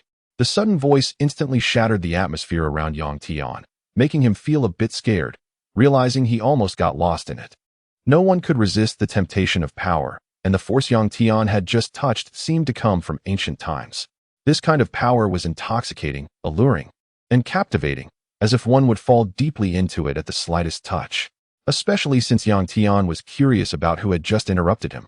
Turning around, he saw a small loli about 1 meter tall, puffing her cheeks and looking at him with some indignation. Chapter 71. The mysterious loli. Who are you? After confirming she had no hostility, Yang Tian asked the cute little loli in front of him. The little loli wore a yellow dress, her short hair shining with a smooth luster under the sunlight, with big sparkling eyes and a delicate, adorable face. Her pink lips made one want to pinch them just from a glance. Don't touch that thing, you bad person. The little loli looked fierce, as if Yang Tian was trying to touch her body.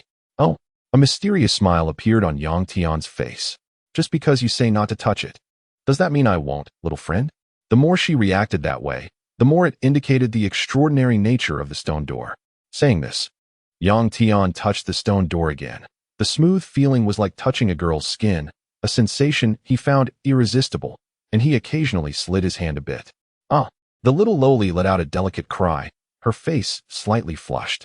After seeing her reaction, Yang Tian's face showed an odd expression. What is going on? It looks like I'm touching the little lowly's body. He then lifted his hand from the stone door, and indeed, the little lowly's strange behavior disappeared. I told you not to touch that thing. A hint of shame and anger appeared on the little lowly's face as she glared at Yang Tian. Before she could speak further, Yang Tian touched the stone door again. It wasn't that Yang Tian was at fault. It was just that the little lowly's reactions were too amusing. After a short while, Yang Tian saw the little lowly kneeling on the ground, holding her stomach with both hands, her legs trembling slightly, and he decided to stop. Clearly, Yang Tian had played enough. He had no real interest in a little lowly. The reason for his actions was to leave a terrifying villain image in her mind. If you want me to stop, you can tell me your background, Yang Tian said, noticing the little lowly trembling all over, clearly having lost her chance to escape. You bad person, I won't tell you. The little lowly protested, as if her first time had been taken away by Yang Tian. Not telling me. Yang Tian grinned, preparing to make another move. No, I really don't know. The little lowly pleaded, and although she was small in stature, her age was probably enough to be Yang Tian's grandmother. She had just encountered fewer humans, and her intelligence hadn't fully developed yet. Don't know? Upon hearing this, Yang Tian continued to explore the stone door, realizing that this little lowly was actually a projection of the door. What a terrifying being, capable of giving birth to intelligence. Don't laugh. The little lowly couldn't help but giggle, as if she was enduring some immense tickling sensation. What Yang Tian didn't know was that everything he did was being quietly observed by someone. Peter, who was running away. Peter, who had long since fled, also felt the violent energy fluctuations and headed in that direction, which was where Yang Tian was located. Upon reaching the destination, he found no so-called secret realm, but saw Yang Tian silently talking to himself in an open area. Instantly, Peter's face darkened, and he cursed his bad luck, quickly leaving the area. At that moment, Yang Tian appeared like a mental patient, constantly reacting with the air. Peter kept looking back, thinking he couldn't escape. After all, if he could find Yang Tian, then with Yang Tian's strength, he must have long since sensed his presence. However, the expected pursuit did not come. All he saw was Yang Tian alone reacting to the air. This made Peter stop thinking about fleeing. As with Yang Tian's strength, he wouldn't need any tricks to kill him. The current situation indicated that Yang Tian was trapped in some dilemma, unable to spare any attention for him. There really is no way to heaven that doesn't lead to hell. I finally have a chance to take revenge. Seeing Yang Tian in a passive state, Peter quickly stopped running, as this might be one of Yang Tian's rare miscalculations. The closer he got to Yang Tian, the heavier his expression became. Even though Yang Tian wasn't facing him directly, the terrifying fluctuations emanating from Yang Tian's every move made Peter tremble. Yet, this did not make him flee. Overcoming the fear in his heart, Peter understood that if he didn't seize this opportunity, death was likely all that awaited him. At this moment, Yang Tian was still conversing with the little lowly in front of him, trying to obtain some useful information. Just when Yang Tian was about to give up, in the moment he turned his body, the little lowly suddenly smiled eerily to herself, her mouth stretching open to the back of her head, revealing her white, fawn-like teeth. Her hollow eyes staring intensely at Yang Tian, as if he were a plump prey in her eyes. Just as Yang Tian was preparing to forcefully break through the door, he suddenly felt a chill running down his back, as if icy steel needles were piercing him. Turning his head, he saw the adorably naive little lowly. And Yang Tian was baffled. What was happening? He felt as if some great horror had set its sights on him. Meanwhile, Peter, who was outside preparing to ambush Yang Tian, was not so lucky. As soon as he made contact with Yang Tian's body, it felt as if he had sunk into a swamp, continuously being drawn into Yang Tian. Those who didn't know might have thought Yang Tian was practicing some kind of man-eating technique, but the outcome was clear. Only terrified whimpering sounds echoed in the space, as if Peter had never existed. Coincidentally, two people from Sakura country, hiding in the shadows and too afraid to approach, witnessed this scene. What the hell? Nakayama-kun. What is going on? Where did Peter go? Did he just disappear? He can't really be a man-eating monster, can he? The short one, seeing Peter being devoured by Yang Tian, was starting to doubt his own eyes, and he turned to Nakayama-kun, who was too scared to breathe. They had already sensed the energy fluctuations here and quickly rushed over, but unlike before, they had a rough understanding of Yang Tian's strength and knew that whatever reaction Yang Tian had, they couldn't easily approach. After waiting for a long time without receiving a response from Nakayama-kun, all they heard was some anxious breathing sounds. Perhaps if they didn't take any action, they might meet the same fate as Peter. Let us go check somewhere else. If we're lucky, there might be a teleportation exit, Nakayama-kun said uncertainly. He had completely given up on opposing Yang Tian, or rather, he currently lacked the strength to do so, but that didn't mean he was cowardly. The two sides were already enemies, and if he didn't eliminate Yang Tian, he would genuinely be unable to eat or sleep peacefully. The only solution was to seek help. Chapter 72. The world behind the stone door. Yang Tian felt a massive chill coming from behind him. He turned around, but found nothing unusual. There was only a smiling little lowly, who, despite being cute and petite, gave Yang Tian an ominous feeling.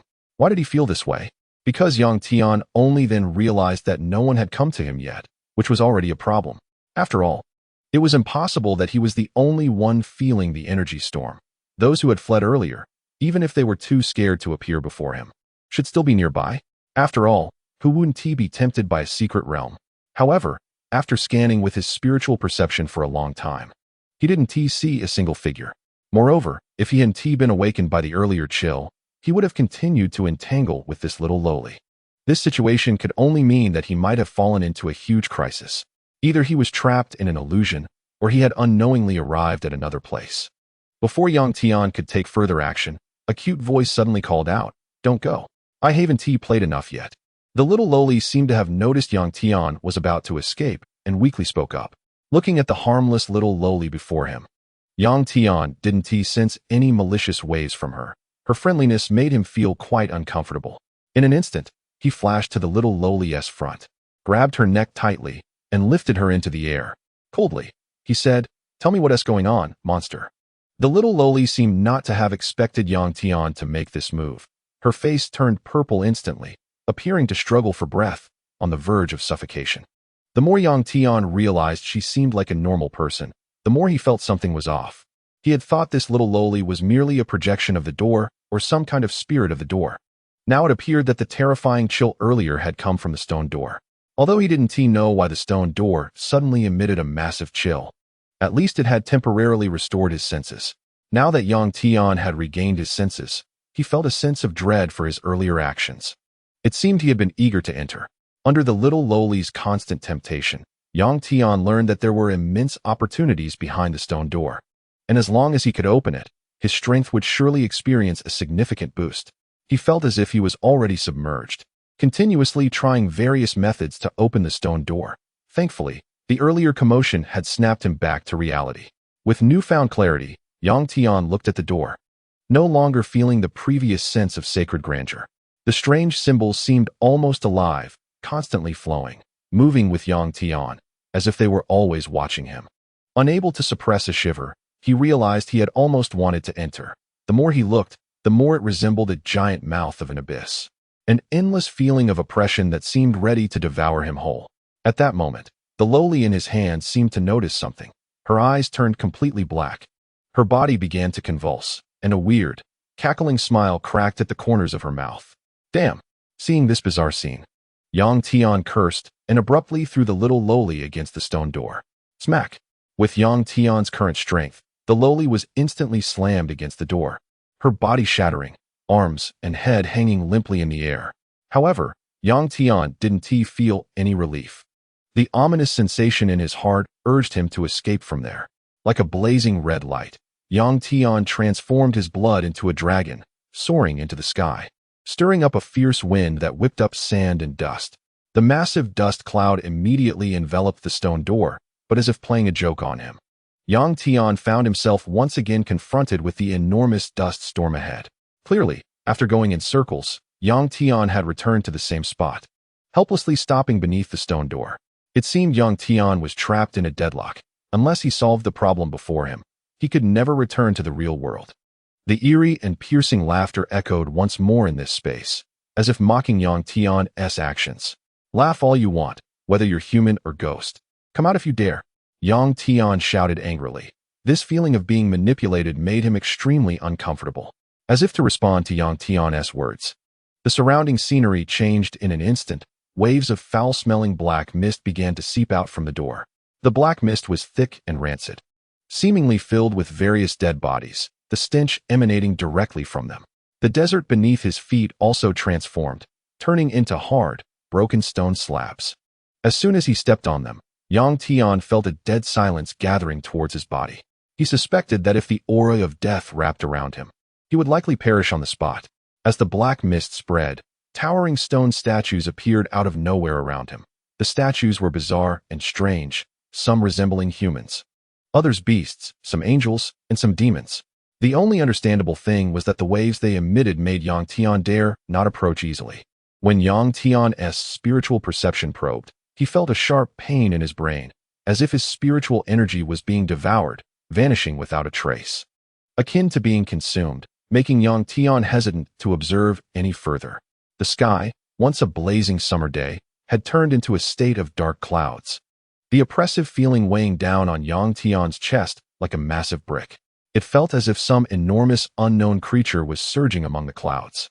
The vividness of the scene made Yang Tian doubt whether he had entered another world, struggling against the feeling of oppression in his body. Yang Tian forced himself to look into the distance. There, an endless dark red horizon appeared like a red curtain of light, and he seemed to see several decaying headless giants slowly walking, making eerie sounds from the corners of their mouths. If it weren't for his steadfast martial heart, Yang Tian would likely have been unable to take a single step in the face of such terrifying sights. However, even now, though he could walk, he did not feel his situation was any better. How do you like this place? This is where you wanted to come before. Just as Yang Tian felt he might perish here, a teasing voice came through. I actually wanted to lure you in, but a little bug couldn't wait to become nutrients. Its energy just happens to be enough to bring you in without me needing to coax you. Chapter 73, The Land of Silence. System malfunction. Listening to the little girl's wolf-like words, a serious expression appeared on Yang Tian's face. He had been targeted by her from the very beginning. Not only that, but he also noticed that the little girl had undergone a significant transformation. Her hair was gradually growing longer, her cheeks were pale, and her eyes had no whites, appearing as dark as a black hole, as if just one look could draw a person in. What exactly is your purpose? Yang Tian sighed deeply, trying to calm his mindset. In such a scene, he no longer felt any rebellious emotions. Facing overwhelming power, blind resistance would only lead to death. Anything here could easily warrant his full effort.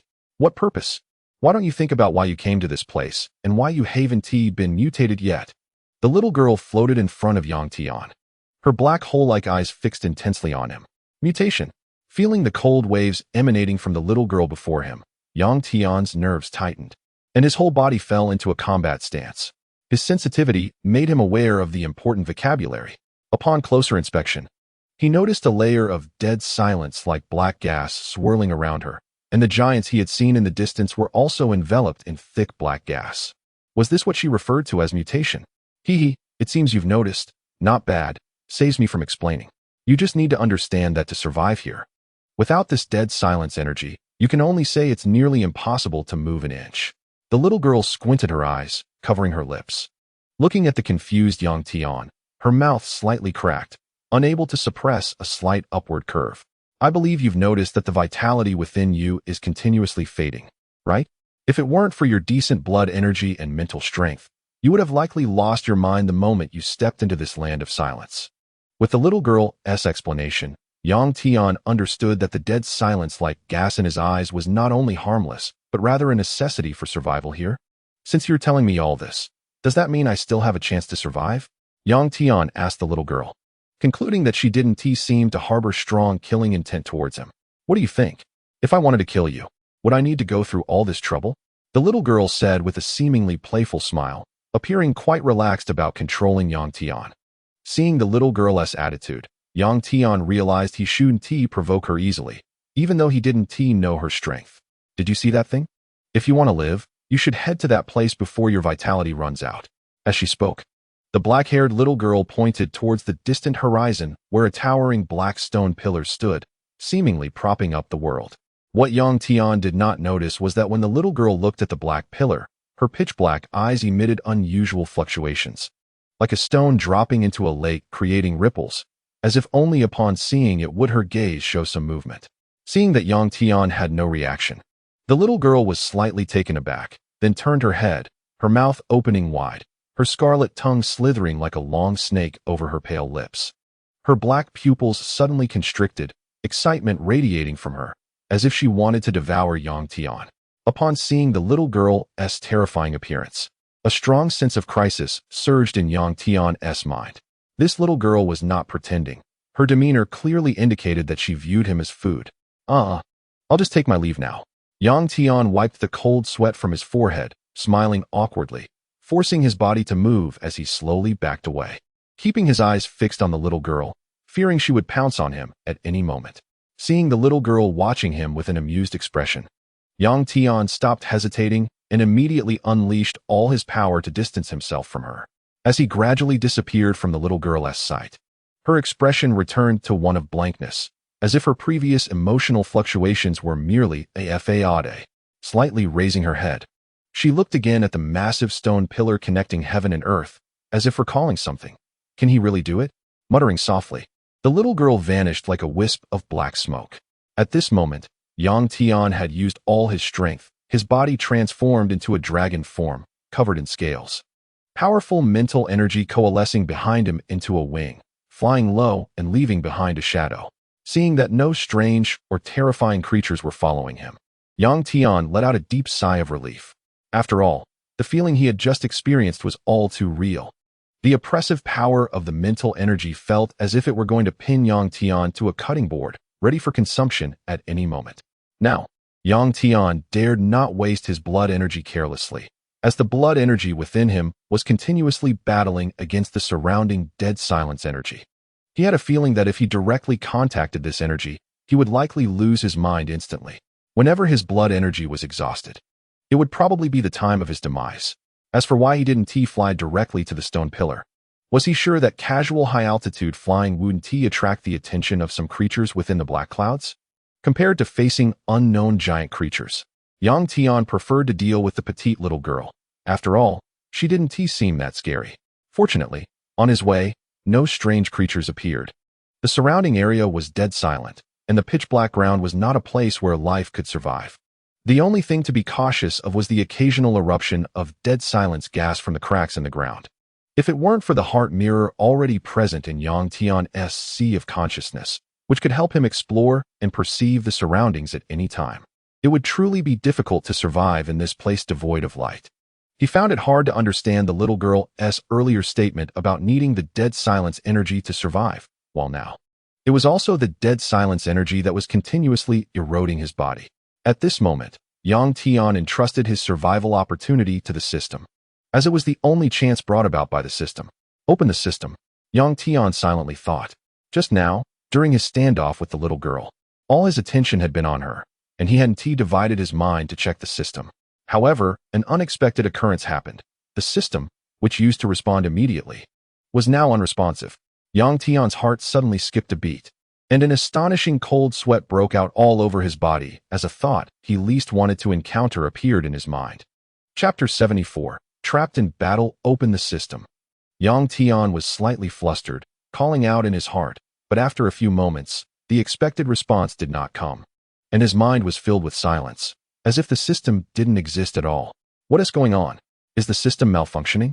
Yang Tian never expected that the system could fail. After all, it was one of the crucial means for him to maintain his composure here. Now that the system was letting him down at a critical moment, he felt a bit panicked. However, the current situation allowed no time for complaints. Since the system had failed, he could only rely on himself. Anyway, Yang Tian believed that with his luck, he wouldn't refresh anything good, and he was just trying to numb himself with that thought. In fact, Yang Tian also knew that without the system, he had lost the means to predict the future, and survival here would likely be perilous. As the saying goes, there is gain with loss, and loss with gain. Although Yang Tian temporarily lacked the system's help, his luck was still decent. He hadn't encountered any terrifying entities along the way. The dark clouds hung overhead, stretching endlessly, without a sight of the moon or sun. And even the stars were nowhere to be found, creating a suffocating atmosphere reminiscent of black clouds pressing down on a city. Above him, a few three-legged crows seemed to flash with bloodthirsty red light in their eyes, continuously following Yang Tian and emitting eerie calls from above his head. At first, Yang Tian was ready to let these crows taste some hardship, but then he thought that the most important thing now was to combat the deathly silence. Since they hadn't provoked him, he decided not to take the initiative and waste his energy.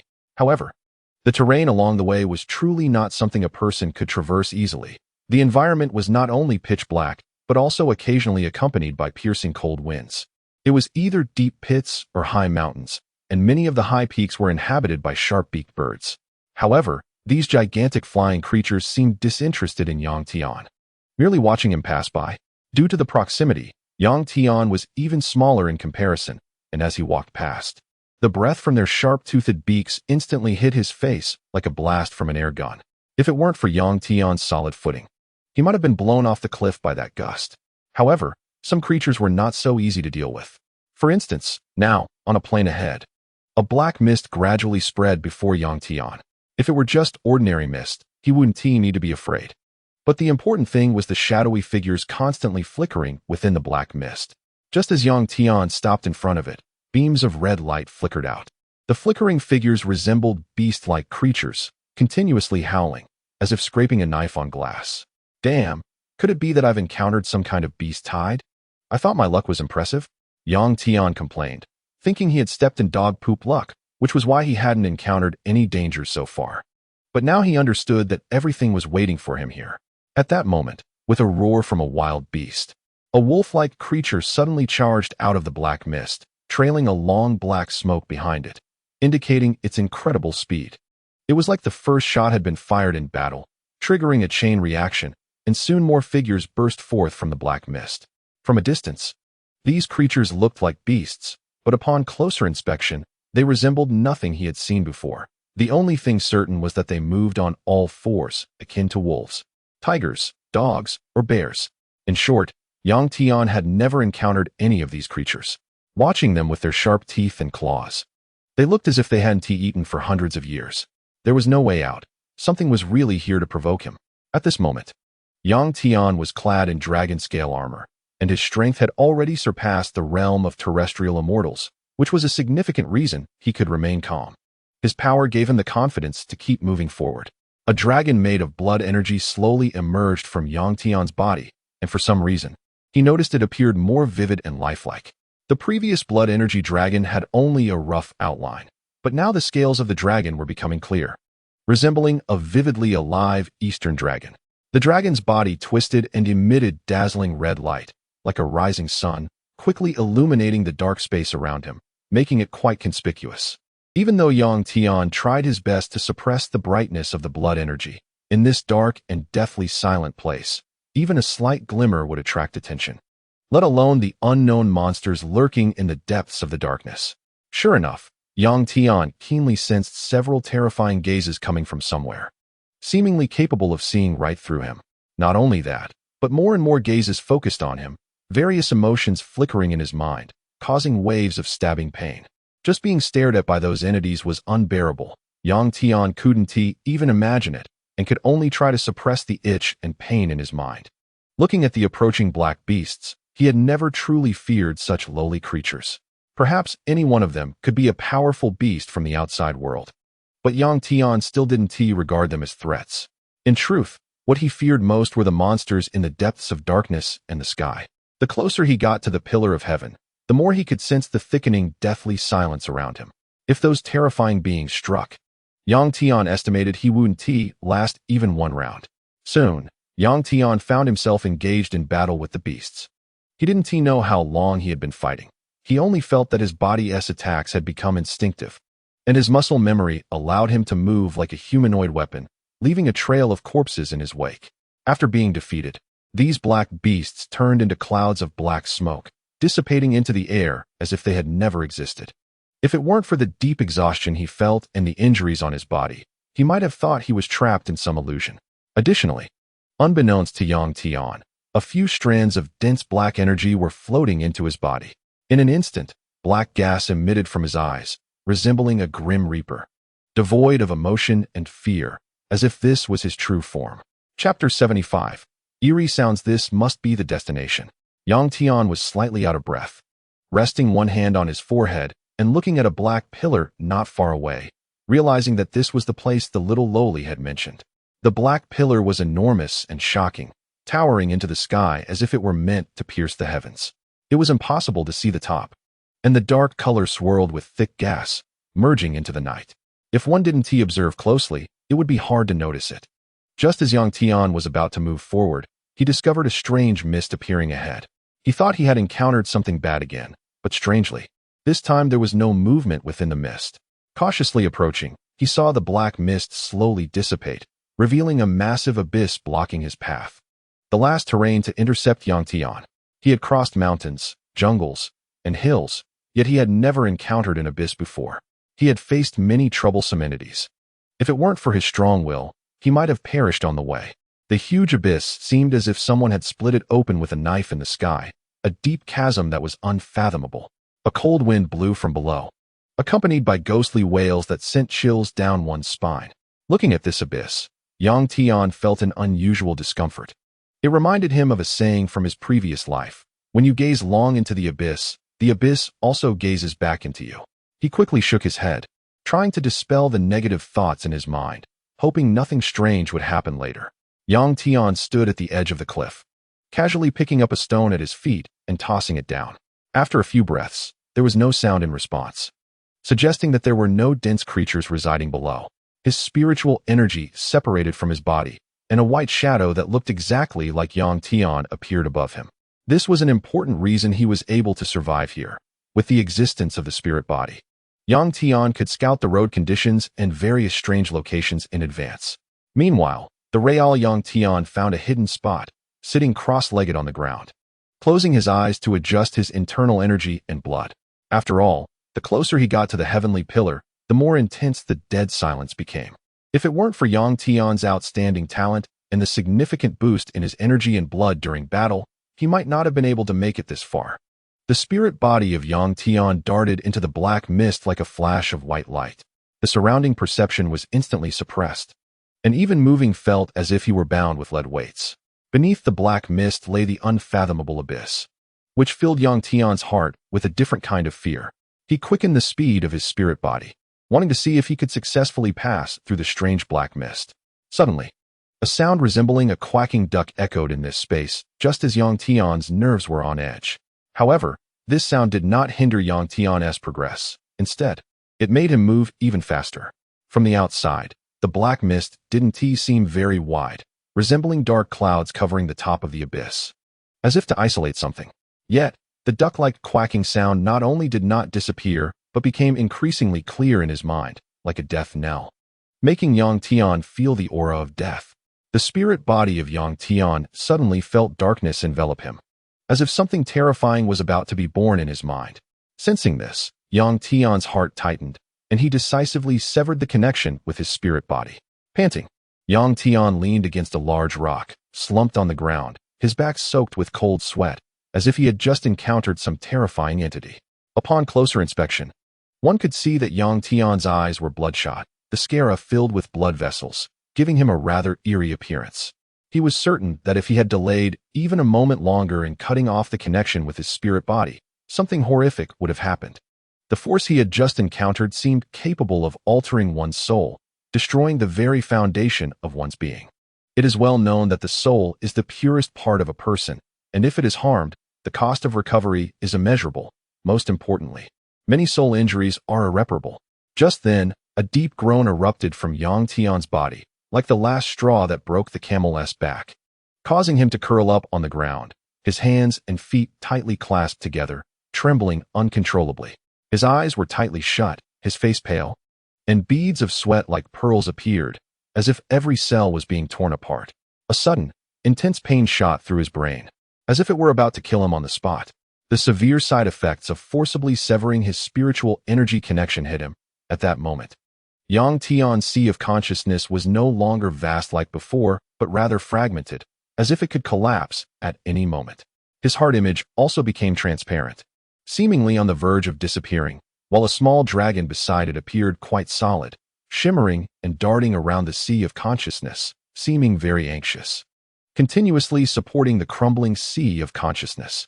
Sensing the abnormalities in his sea of consciousness, young Tian felt for the first time how heavy his eyelids were.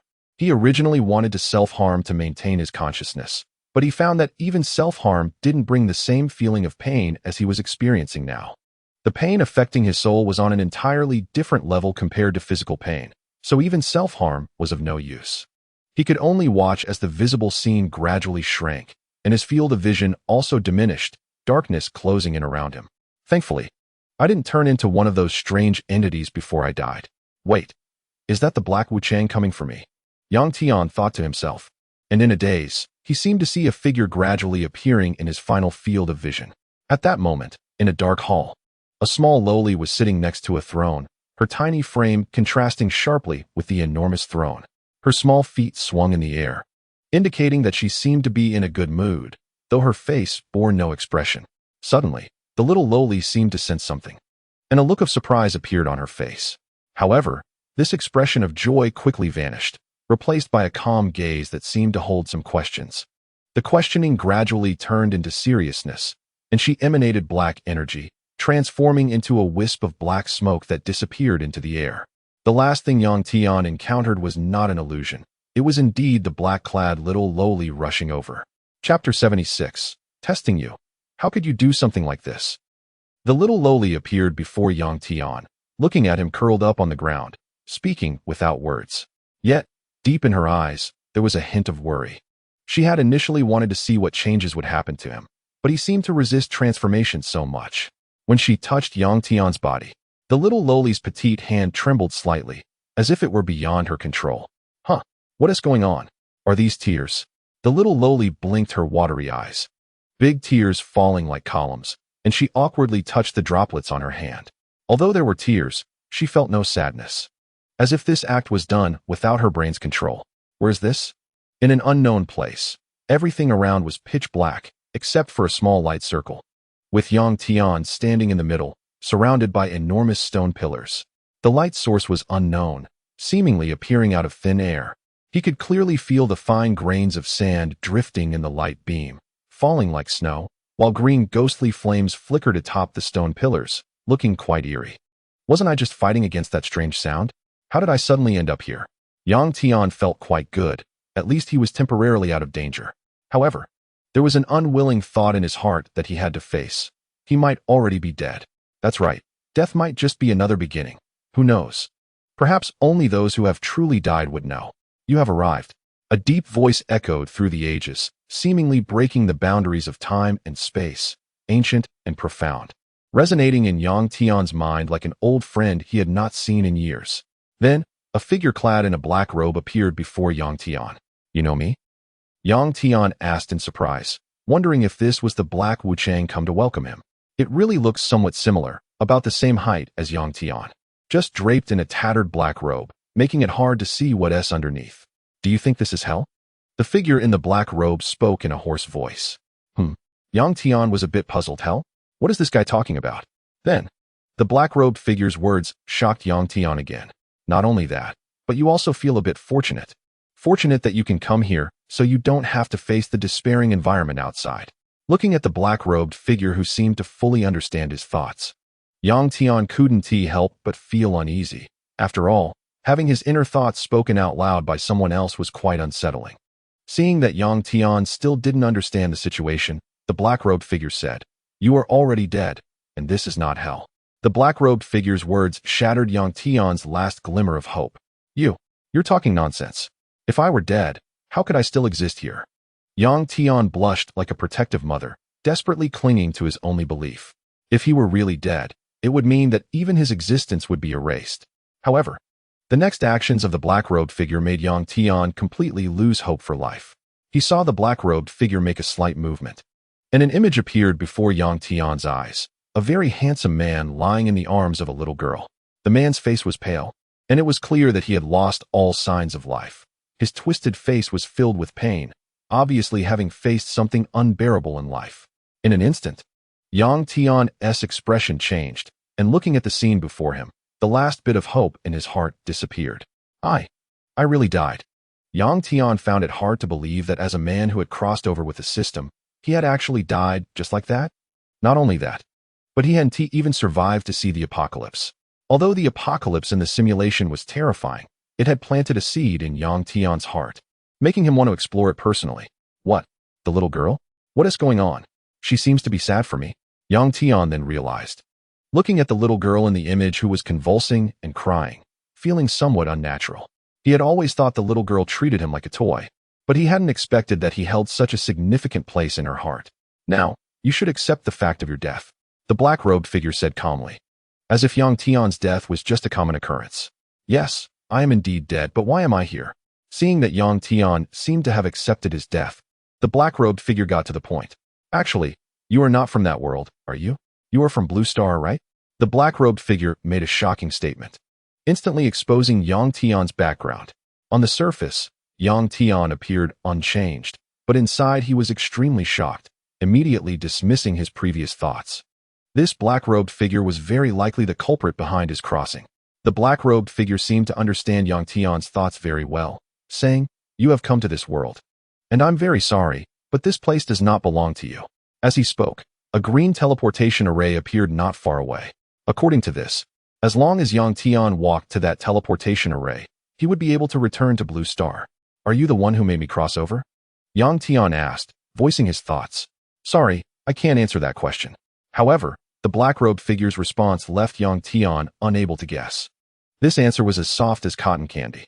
Is it that you can't answer, or you don't want to answer? The last question, am I Yang Tian? The black-robed figure listened to Yang Tian's strange question, clearly a bit surprised.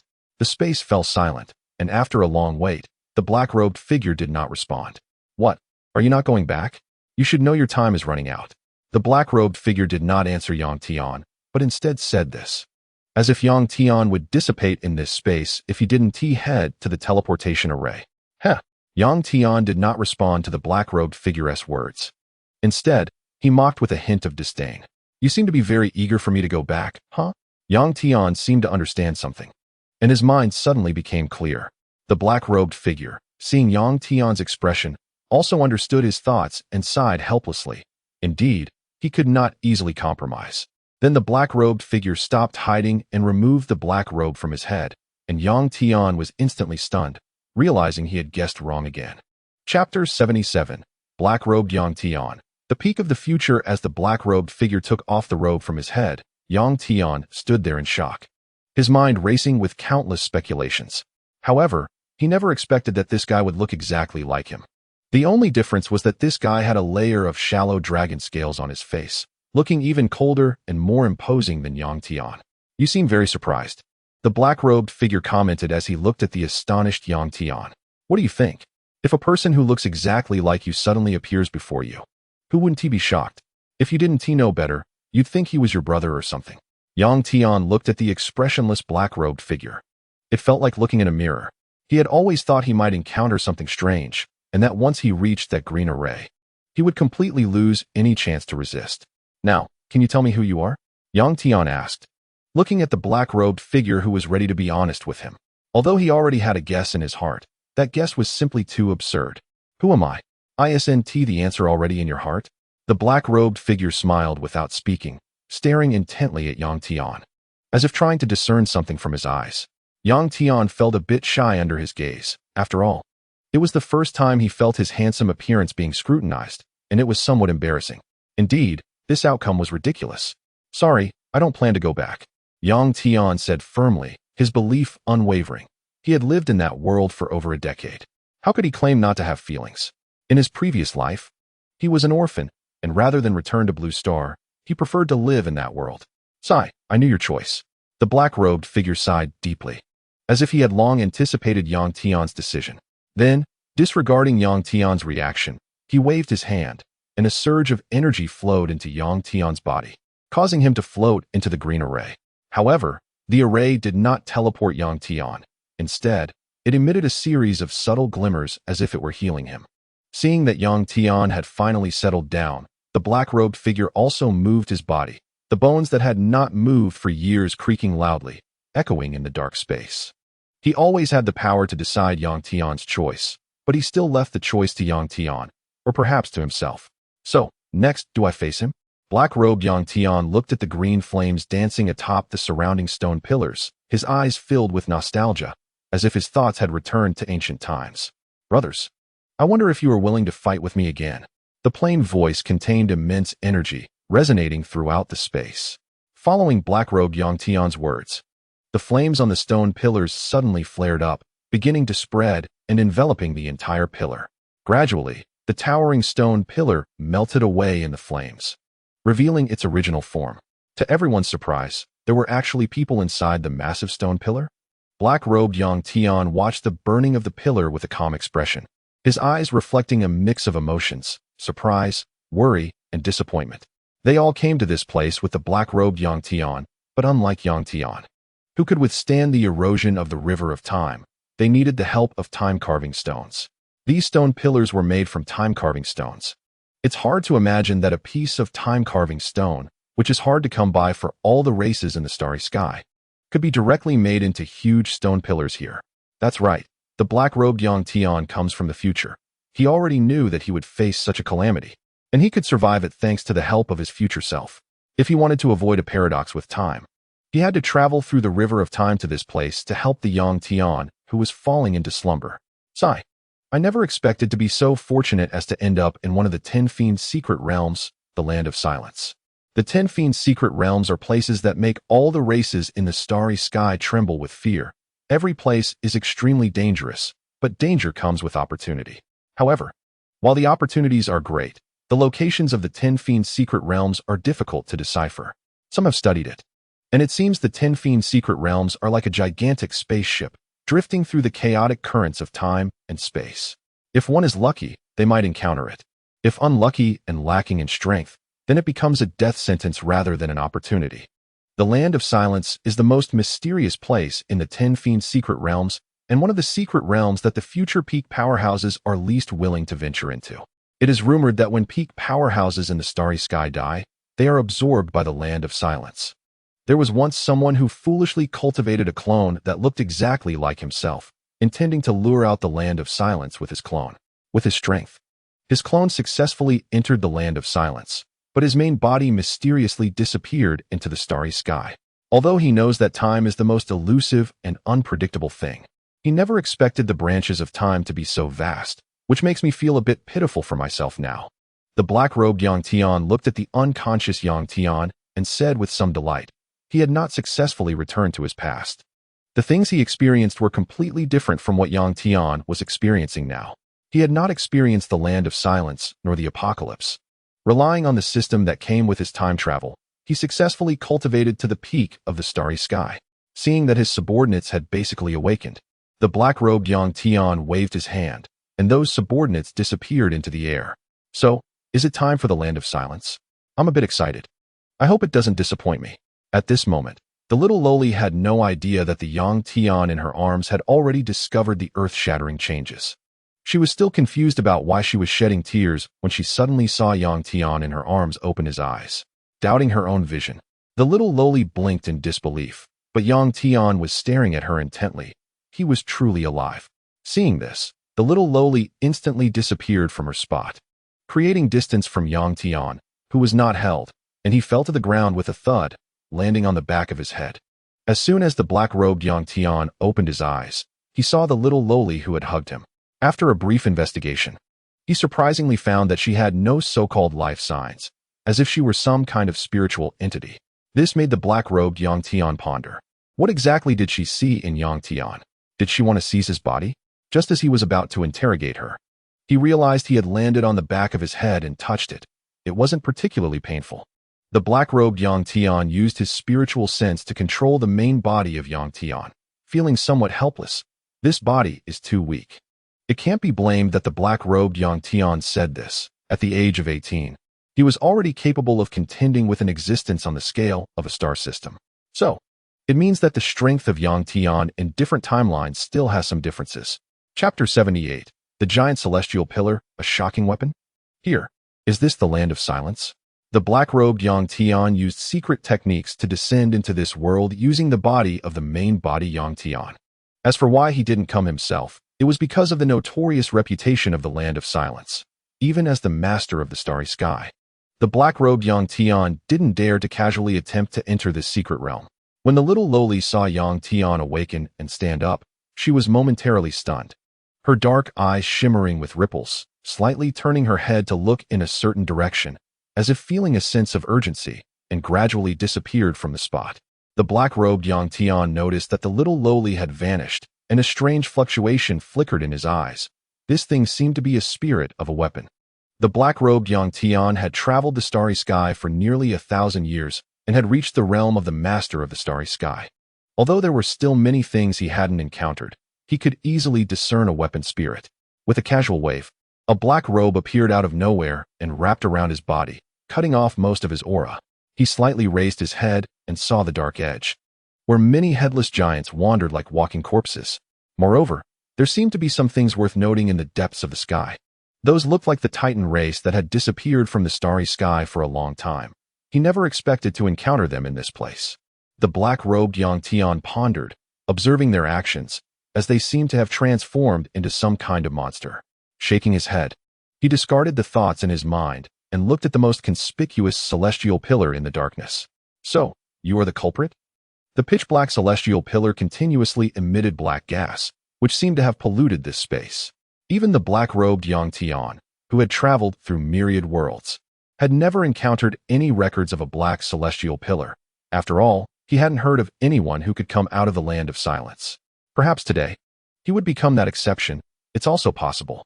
A massive abyss loomed before the black-robed Yang Tian, blocking his desire to move forward.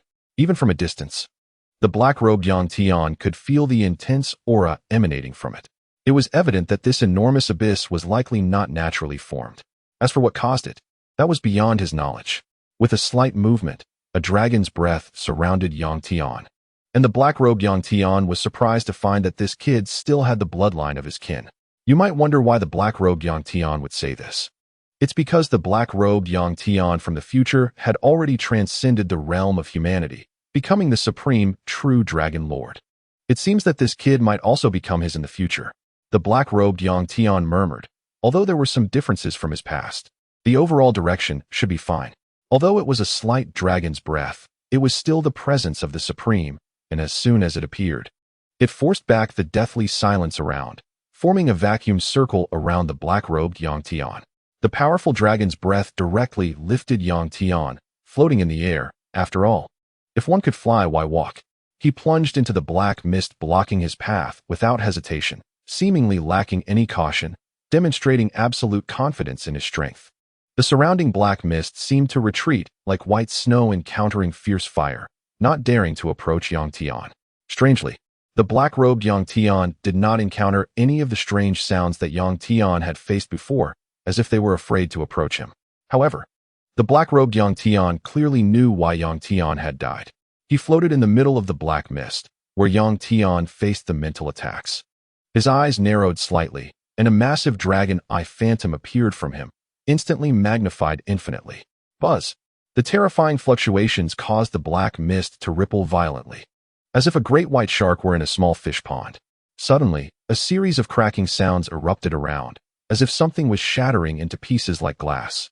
Yang Tian, concealed beneath his black robe, showed no change in expression, as if he were casually crushing a few ants. Seeing that there was no movement, the black-robed Yang Tian easily crossed the abyssal canyon, as if he were walking in his own backyard, relaxed and comfortable. After an unknown amount of time, the black-robed Yang Tian arrived in front of the Pillar of Heaven. He initially thought the distance should be quite short, but it only appeared close. The actual distance was likely something only the black-robed Yang Tian could comprehend. He was somewhat puzzled as to how Yang Tian could get so close to the Pillar of Heaven, considering even he had expended considerable time. Given the strength of the true Yang Tian, it was estimated that even with a few hundred years, he might not be able to approach the Pillar of Heaven. Surprisingly, he encountered no difficulties along the way and arrived at the base of the Pillar of Heaven without obstruction, as if those strange entities in the shadows had intentionally brought Yang Tian here.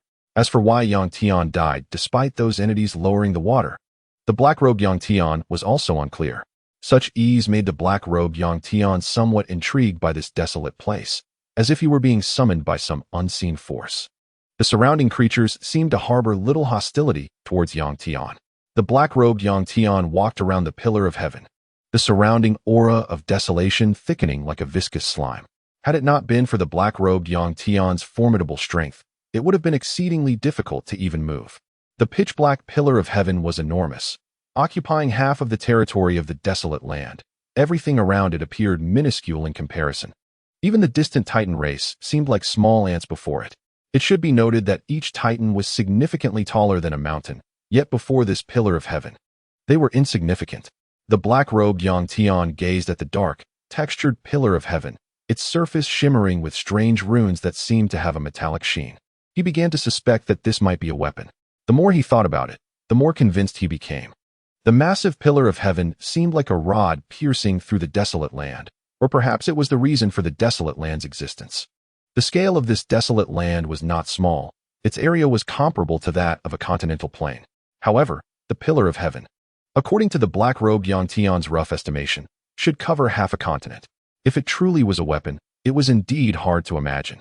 Just as the black-robed Yang Tian was pondering how to explore the pillar of heaven, a swirling phantom vortex gradually appeared before him, his instincts telling him that this vortex was a gateway into the pillar of heaven. Chapter 79, The Dragon Emperor. Who would tolerate the swirling phantom gateway materialized out of thin air before the black-robed Yang Tian, as if inviting him to partake in a grand banquet. The black-robed Yang Tian's pupils slightly constricted, the light flickering in his eyes concealed beneath the robe, and after pausing for a few moments, as if coming to a realization, he stepped directly into it. Upon entering the swirling gateway, the scene before him changed instantly. The temperature dropped sharply, as if he were in an ice cave. This was a dimly lit, yellow-black hollow realm, occupying half of the desolate land. The bizarre black winds swept through like brooms, causing a more suffocating feeling than the outside world. Desolation, hollowness, decay. This was the black-robed Yang Tian's first impression of this place, as if he had been struck by some irreversible destructive force. The black-robed Yang Tian stood on a massive fragment of stone, with no complete land beneath his feet. The space was filled with countless floating large rocks. Below was an abyss, which made the black-robed Yang Tian hesitant to jump down, if it were spatial turbulence. He was not afraid, but he was concerned about possibly falling into the void.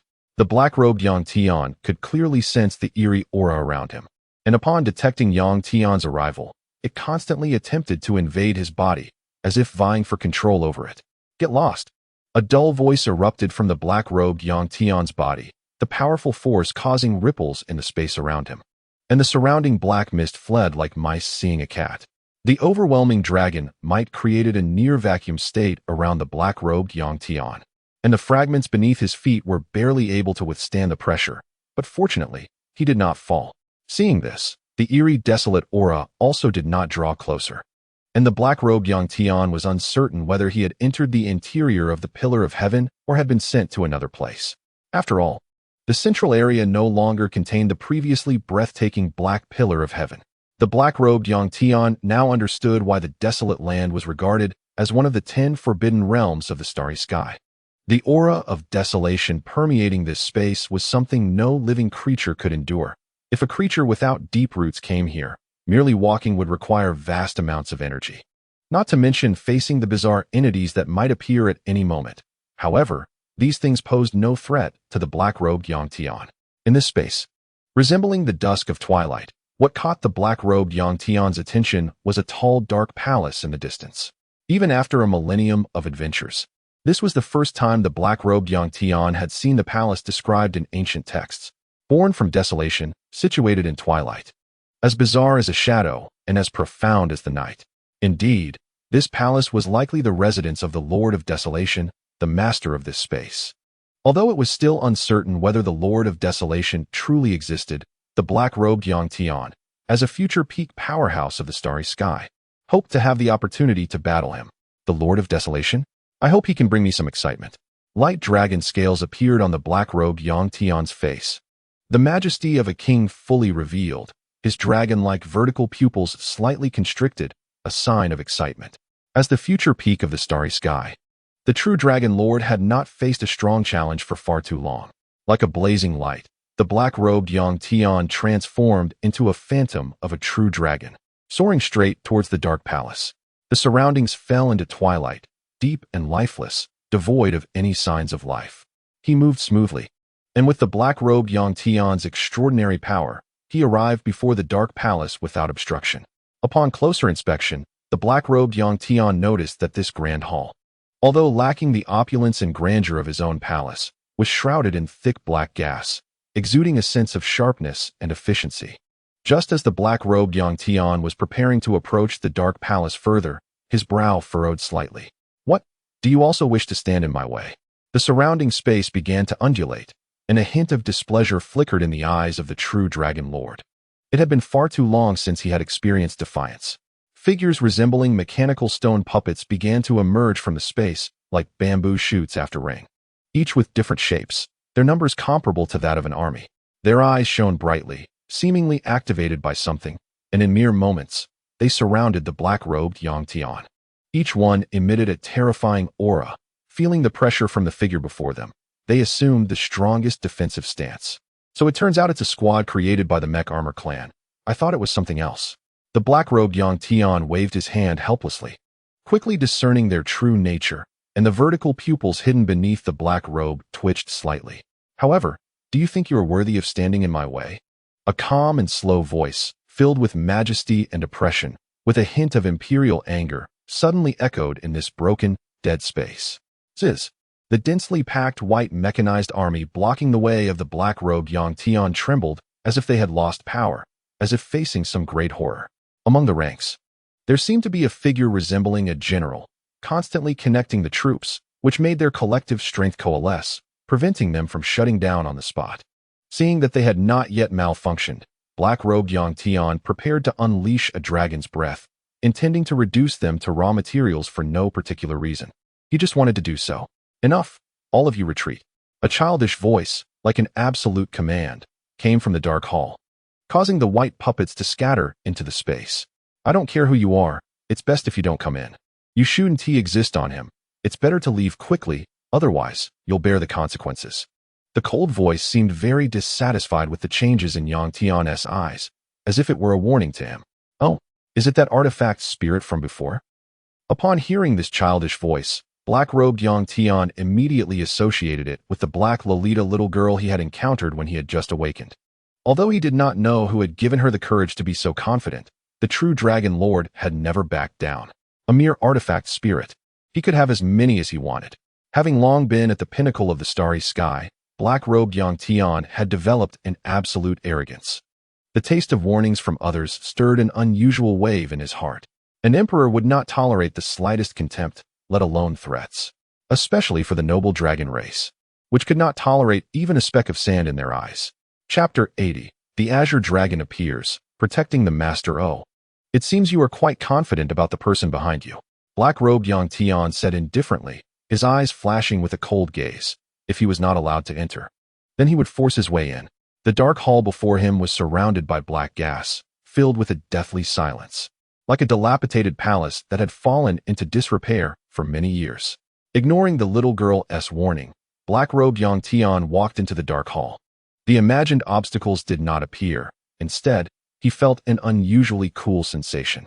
In the dark hall, Yang Tian stood as if he were in a deep starry sky, seemingly directly transported to the center of the palace. On a throne beside him, a little girl leaned back, coldly observing Yang Tian below, as if he were an intruder. "Aren't you leaving yet?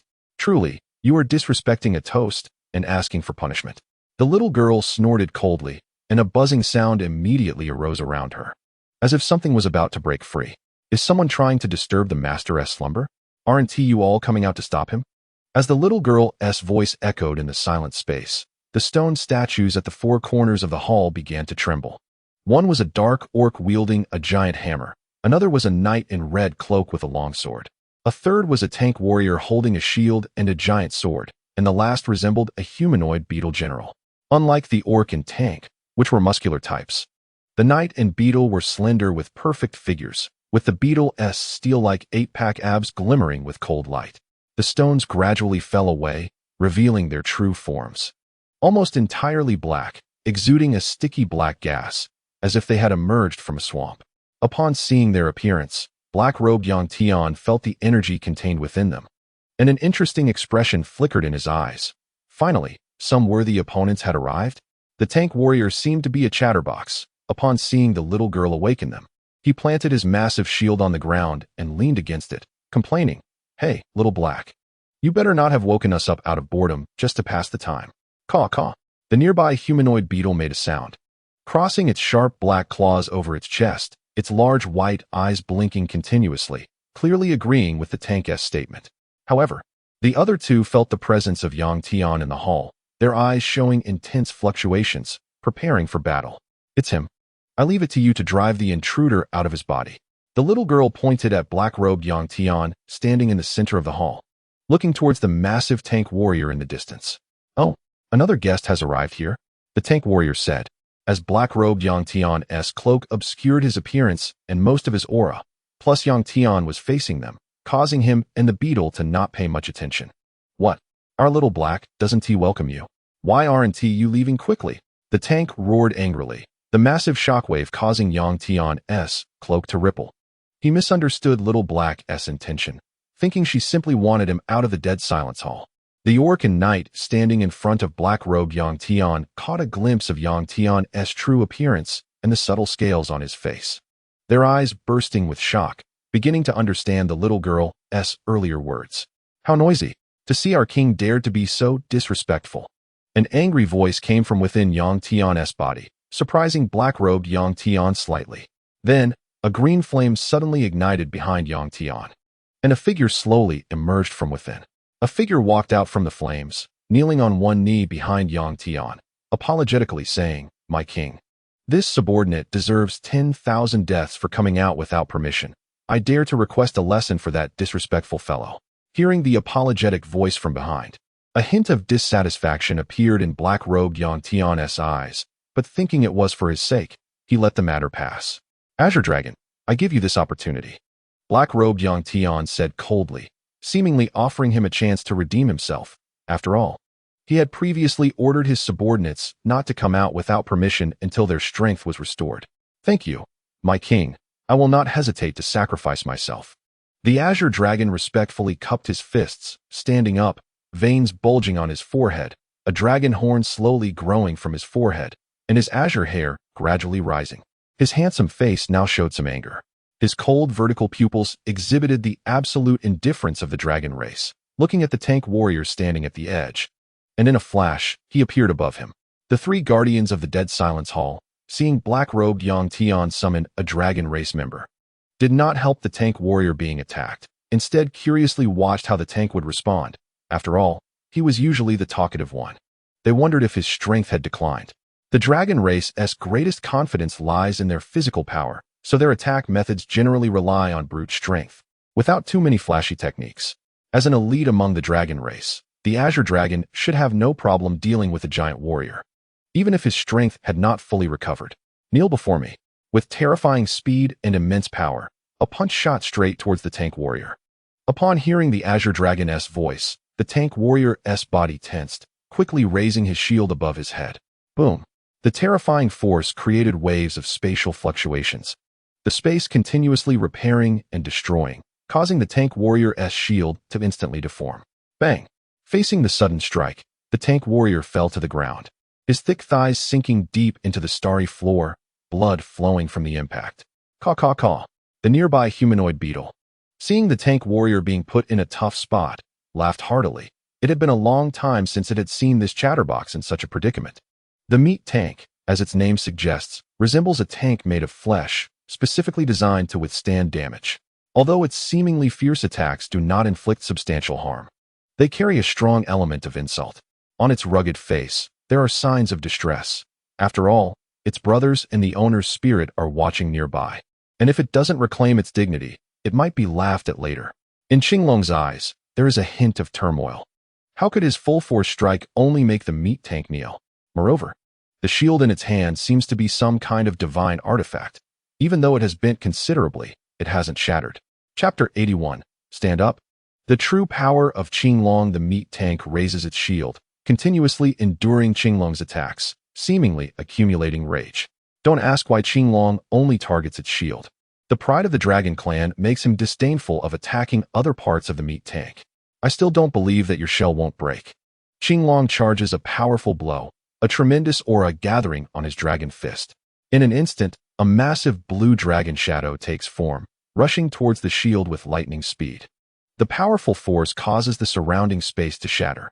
If this place weren't special, they would likely be forced into a spatial turbulence. The collision of immense power instantly envelopes the surroundings in white light, and the energy generated by their clash is comparable to that of a planetary collision. The meat tank struggles to withstand Qinglong's explosive strike, a nearly twisted expression appearing on its face, with dark, rugged skin showing hints of red. As if reaching a critical point, it suddenly roars in anger, sending waves of blood-red ripples bursting from around it. The nearby companions see that the meat tank has moved into a serious state so quickly, their mockery vanishing. They didn't expect this guy to be so formidable, forcing the meat tank into this state so rapidly. Who knows what era it is now? Has the once-fallen Dragon Clan regained strong warriors? The gigantic orc, holding a steel-like wolf fawn club, observes the battle and thinks, despite being the strongest among the four, he is actually the oldest in terms of talent and the most respected, having been among the first to follow the Lord of Silence. The meat tank roars furiously, causing a slight tremor in Qinglong's internal energy, and this suddenly dissipates, as if mocked, igniting an impulse to charge at the meat tank. In the distance, the black-robed young Tian observes, surprised that this giant race would even challenge the king. It seems he is still the leader of the giant clan. Blood-red color fills the meat tank's eyes, and the giant sword in its hand suddenly enlarges, reaching several hundred meters long, making it look less like a sword and more like a small mountain. The giant sword, like a small mountain, presses towards Qinglong, the intense air pressure almost instantly locking him down, the space becoming dense. Qinglong can only watch helplessly as the giant sword continuously enlarges in his pupils. Boom! A fierce sound erupts in the hall, and a massive cloud of smoke quickly spreads. The meat tank's giant sword directly cleaves a huge chasm into the floor of the hall, with debris flying and dust swirling. Fortunately, the hall is not an ordinary place. It seems to have some sort of time-space power, quickly restoring itself to its original state. Caw-caw-caw. The nearby beetle sees the smoke spreading, its pincers making sounds as its large white eyes curve into crescent shapes, and its antennae twist wildly, starting to gloat. After hearing the beetle's noise, the meat tank feels the clearly fallen Qinglong beneath its sword, a hint of pride flashing in its eyes. The Dragon Clan? Unfortunately, they no longer have the ancient prestige. When the meat tank was still following the Lord of Silence, as a direct descendant of the giant king, it had fought across countless realms against many dragons, and the results were always the same. They all perished under its giant sword. The Dragon Clan, being inherently lustful, continuously branched out, leading to diluted bloodlines. After countless epochs, when the ancestral dragon perished, they fell directly out of the ranks of the myriad star races. It is unknown how the Dragon Clan is doing after such a long period of silence.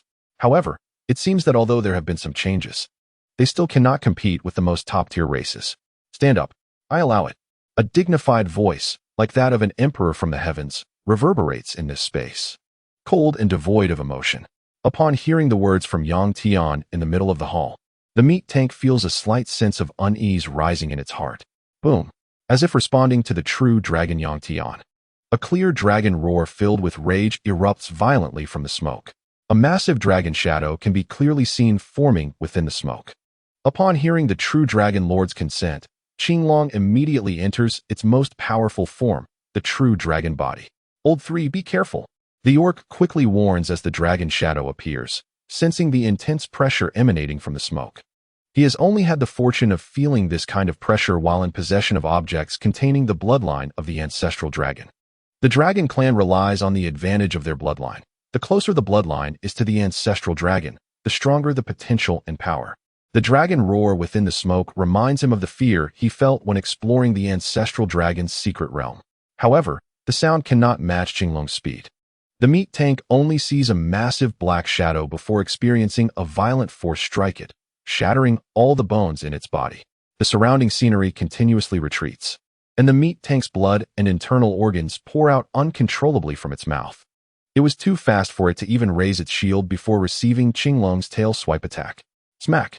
it suddenly crashes against a wall, causing the entire wall to shatter, a flash of light flickering as it repairs and breaks, clearly showing the magnitude of Qinglong's strength in this strike. Damn it. A fragmented sentence appears at the meat tank's lips, and the three silent guardians in the other directions roll their eyes upon hearing it, realizing that he hasn't sustained any fatal injuries. After all, the giant clan is known for their remarkable resilience. Damn. Spitting out a mouthful of blood foam roughly the same size as Yang Tian, the meat tank's expression darkens as it struggles out of the large pit in the wall. In the hall, waves of intense, deathly energy gather and surge into its body. Originally not wanting to tap into the boss's power, but you forced my hand. Today, let you few see what it means to be a dragon-slaying warrior. Clearly, the meat tank's words are directed at its three brothers standing in the corner of the hall. The intense, deathly energy wraps around it like a thick, black, sticky tentacle, and a piece of armor materializes out of thin air, wearing a helmet with swirling black gas. The meat tank looks less casual and more filled with sudden killing intent. Clad in armor, the meat tank becomes even taller, yet still appears tiny compared to the true dragon form of Qinglong.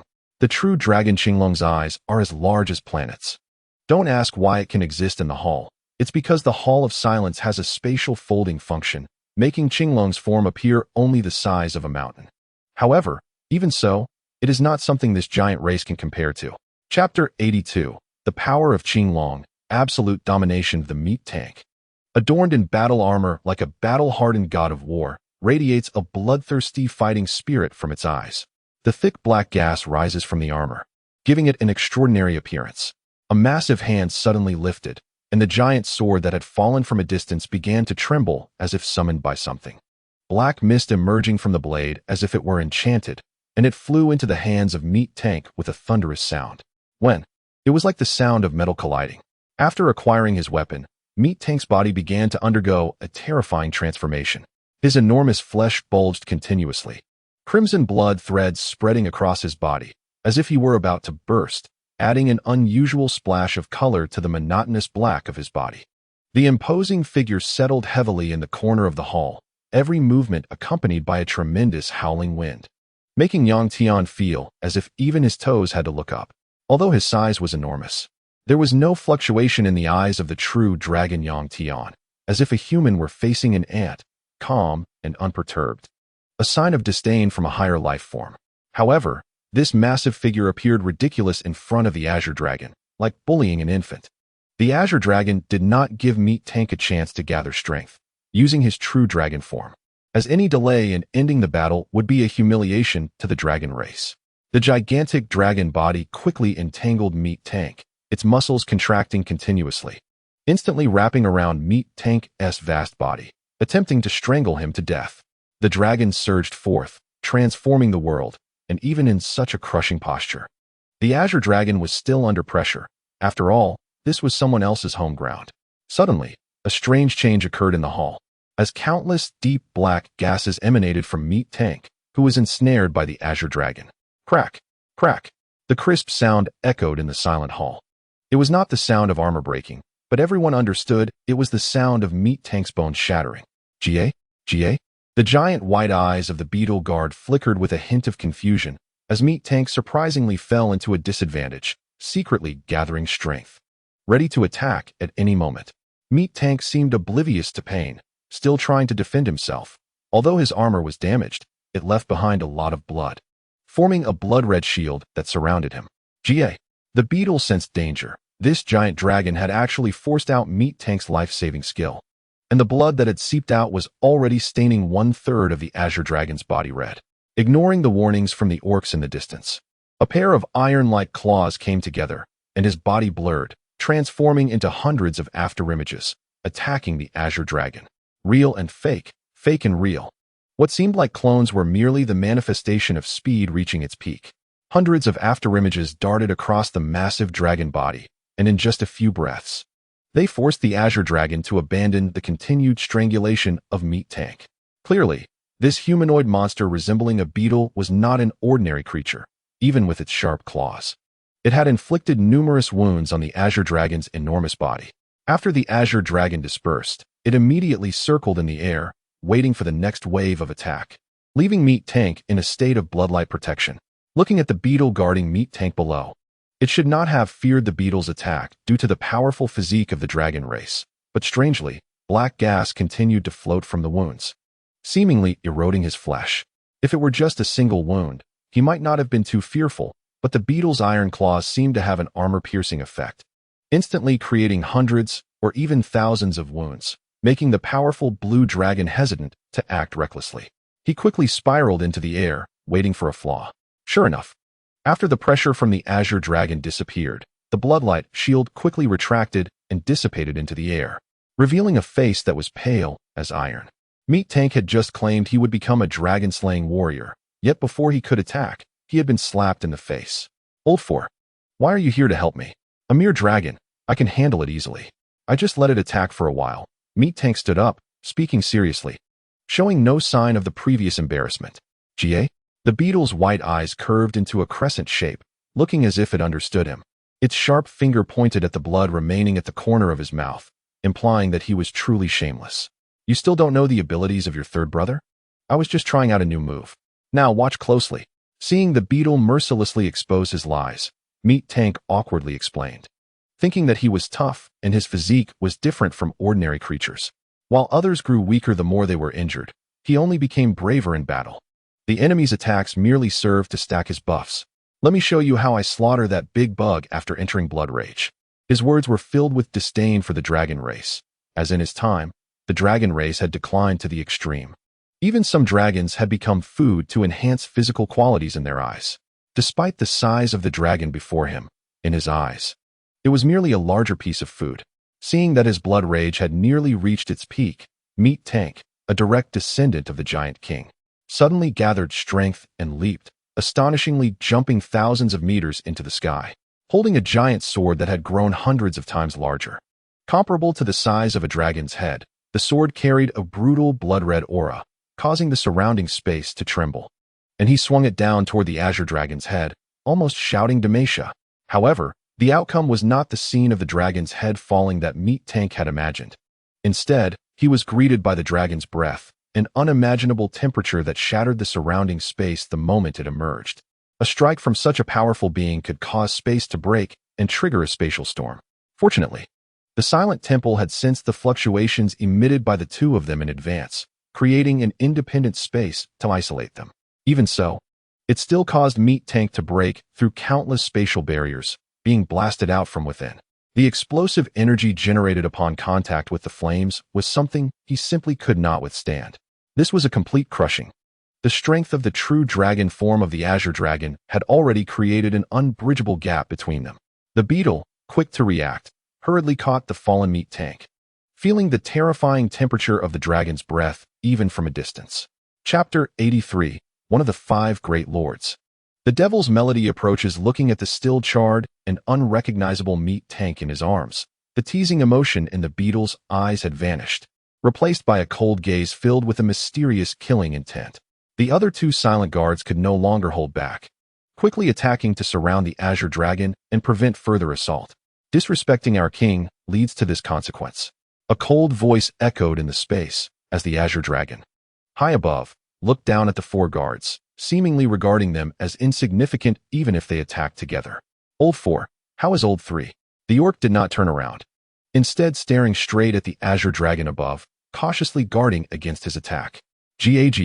The beetle let out two cries, tinged with a slightly mournful and angry tone. I told you to make Old 3 stop being so talkative. Now look, he is simply no match for anyone. The Knight of the Night, wielding a long sword, finally spoke, but from his cold words, it was evident he was a high and aloof character. Old 2, are you confident in dealing with him? The orc leader inquired, as the Azure Dragon before them clearly possessed superior strength.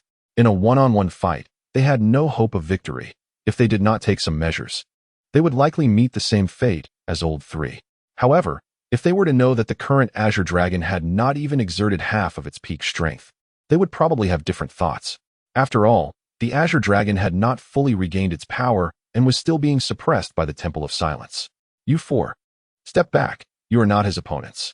An undeniable voice came from outside the hall, and after the voice was heard, the third brother, Meat Tank, miraculously recovered. Is this the Lord of the Demon's Sound? One of the 5 lords under the Master? Shouldn't she be guarding the borders of the Land of Silence? How did she end up here? The orcs were surprised to hear this familiar voice, as lords generally do not leave their territories unless something significant happens. Stop guessing. I sent for her. After all, the demon's sound is closest to the temple.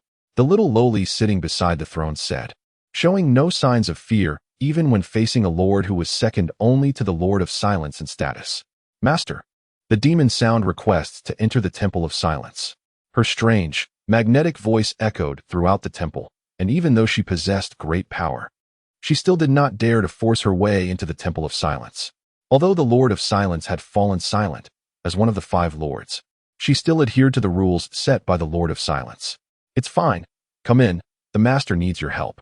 The little lowly's big eyes sparkled with a strange light as she spoke to a figure in black outside.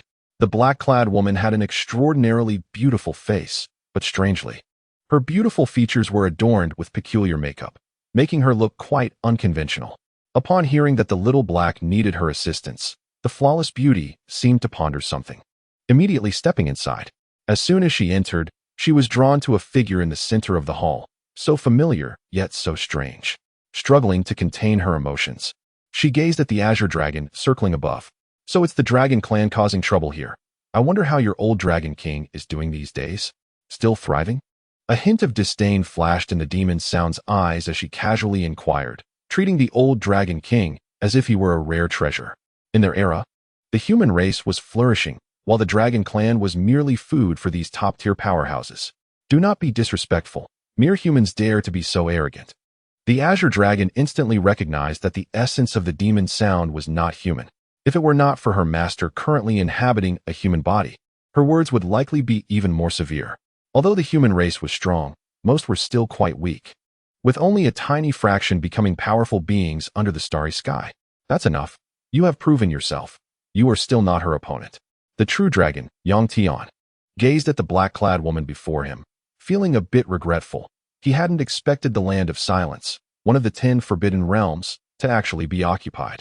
From their conversation, it was evident that the Lord of Silence had clearly transformed this place into a territory with distinct social classes. As for why he had not seen the Lord yet, the silence they spoke of should be related to something like a death seal. In that case, why couldn't he take it down? True Dragon Tian was still familiarizing himself with the restrictions of this space, and when the time came, he could descend into this forbidden realm in his true form. Just wait a little longer. When my wings are fully grown, it will be the day I launch an attack to occupy this place. The dragon clan has always been inherently combative. The principle of strong survive, weak perish has been true since ancient times. After hearing his master's command, the azure dragon also abandoned its offensive preparations. It would not allow anything to tarnish the glory of the dragon clan. Angrily staring at the woman standing at the door, he believed he would eventually have an opportunity to confront her. The azure dragon's body gradually shrank, and intense flames spread out, instantly dissipating into the air. After seeing the azure dragon vanish, the demon sound turned her gaze to the true dragon Tian in the center of the hall. I'll give you a chance. Quickly leave his body, or I'll show you what hell looks like, the demon sound said. Seemingly reluctant to engage in a fight and wanting to preserve the tranquility of her heart's land, or perhaps she simply did not want to battle Tian. Oh, what do you mean by that? True dragon Tian looked at her with interest. He was trying to avoid a confrontation as much as possible. If you don't want to drink the wine of respect, then don't blame me for showing mercy. A cold light radiated from the demon sound's eyes. She was no longer the calm figure she had been before. Her long hair flew wildly, as if she were a madwoman. An eerie voice filled the hall, causing the surrounding environment to blur, directly pulling Tian into another small world. True dragon Tian looked at the unfamiliar surroundings. The mountains were majestic, the breeze gentle, and the distant trees and forests lush. Clearly, she had drawn him into an illusion. And such a realistic illusion was something true dragon Tian encountered for the first time. This is my domain. I believe you should understand what you will encounter. I'll give you one last chance to leave his body. With the demon sound's warning, true dragon Tian also realized that she seemed unwilling to fight him, or rather, she did not want to battle Tian. Chapter 84. The Artifact in the Void, the Heaven-Slaying Demon Sword. Oh, it seems you don't want to fight me? A hint of coldness flashed in true dragon Tian's eyes. It appeared that this version of himself had experienced some events unknown to him. The demon sound floated in the air, standing tall in true dragon Yang Tian's eyes, radiating endless coldness. Upon hearing his question, the only response she gave was a rain of countless swords and blades. Endless swords appeared out of thin air, each one a rare artifact from the outside world. Shimmering with divine brilliance, densely packed like feathers raining down upon true dragon Yang Tian. Watching the swords magnify in his pupils, true dragon Yang Tian adopted a serious expression. Not all of these swords were illusions. The mix of truth and falsehood meant that even the fake could cause damage equivalent to the real. Calmly extending his pure white fingers hidden beneath his black robe, he lightly touched the space before him, as if he were tapping on a barrier, creating a wave of golden ripples. The rain of swords before him seemed to sink into a swamp, their speed suddenly slowing until they came to a halt before true dragon Yang Tian. Break! A shocking sound erupted from true dragon Yang Tian's mouth, like a six-character mantra, bursting forth with immense power. Boom! The demon sound felt a wave of chaos around her, as if she had been pulled into a vast galaxy. She saw a giant golden dragon sleeping amidst the starry river. With each breath, the enormous golden dragon seemed to create stars, sun, and moon, as if the endless galaxy were all its creation. It seemed that her appearance had disturbed its slumber, as it slowly opened its towering vertical pupils, looking down at her tiny form with disdain, letting out a roar of a king. In an instant, the space shattered, and the demon sound returned to the illusionary domain she had created. The return of her senses brought only endless cold and fear, as if she had already died once. True dragon Yang Tian looked coldly at the demon sound before him, her flawless face turning pale, and he could vaguely see her delicate body trembling. A hint of appreciation flashed in his eyes. Not only could she withstand his soul attack, but she could also maintain the illusion, indicating that her research on illusions was not shallow at all. However, just like this, she couldn't catch the attention of the true dragon Yang Tian. He had once seen a real master of illusion, who could create countless small worlds with just a thought, each one real, and yet each one false. The distinction between truth and falsehood was just a matter of his intention. Compared to the magic sound before him, the difference was not necessarily. True dragon Yang Tian observed the strange black rune that appeared on the forehead of the magic sound, which added an enchanting charm to her entire being. He somewhat understood why she was called the magic sound, magic sound, magic sound, first magic then sound. It seemed she was indeed a master of the demonic way. He watched as the magic sound slightly tilted her head back, her slender arms outstretched, her eyes half closed, with endless demonic energy swirling around her, as if she were completing some form of transformation. True dragon Yang Tian noticed that the magic sound seemed to have discovered something, his pupils slightly constricting, but not because of her transformation, rather due to the sword hilt that suddenly appeared before her. The sword hilt slowly manifested as if summoned, immediately absorbing the demonic energy emitted by the magic sound, then feeding back an even larger amount of demonic energy. Gradually, the sword body emerged, and true dragon Yang Tian clearly saw its true form. This long sword was quite extraordinary, with a slender blade surrounded by wisps of demonic energy. Inside the sword body flowed a red liquid resembling blood, continuously moving, resembling the blood vessels of a human, giving the sword an infinite vitality. It was the celestial severing demon sword recorded in ancient texts. According to legends, the celestial severing demon sword was born from the void, and as soon as it appeared, it opened up a realm within the void. Due to its innate demonic nature, it could not be touched by non-demonic cultivators. Hence it was called the celestial severing demon sword. Its sword power was said to be able to split the heavens with a single strike, exterminating gods and Buddhas alike. Fortunately, the moment the magic sword appeared, the magic sound's brows furrowed tightly, as if she were resisting something. "Don't blame me for ambushing a woman," true dragon Yang Tian said calmly, as he clenched his hand towards the magic sound in the void, an immense force appearing out of nowhere, instantly compressing her delicate body as if it were in a meat grinder. However, the magic sound's expression showed no change. Her brows remained tightly knitted, indicating her perception seemed to be elsewhere. True dragon Yang Tian moved slightly and instantly appeared before the magic sound, his fingers slowly pointing towards her forehead, seemingly wanting to forcibly pull her back to this world. Just as true dragon Yang Tian's finger was about to touch the magic sound's forehead, the heavens suddenly changed, and the scene briefly turned dark, a white light like a galaxy slashing towards Yang Tian.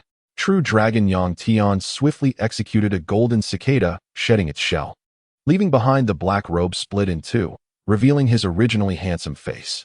Even so, he extended his palm, a fierce sword mark appearing on his hand.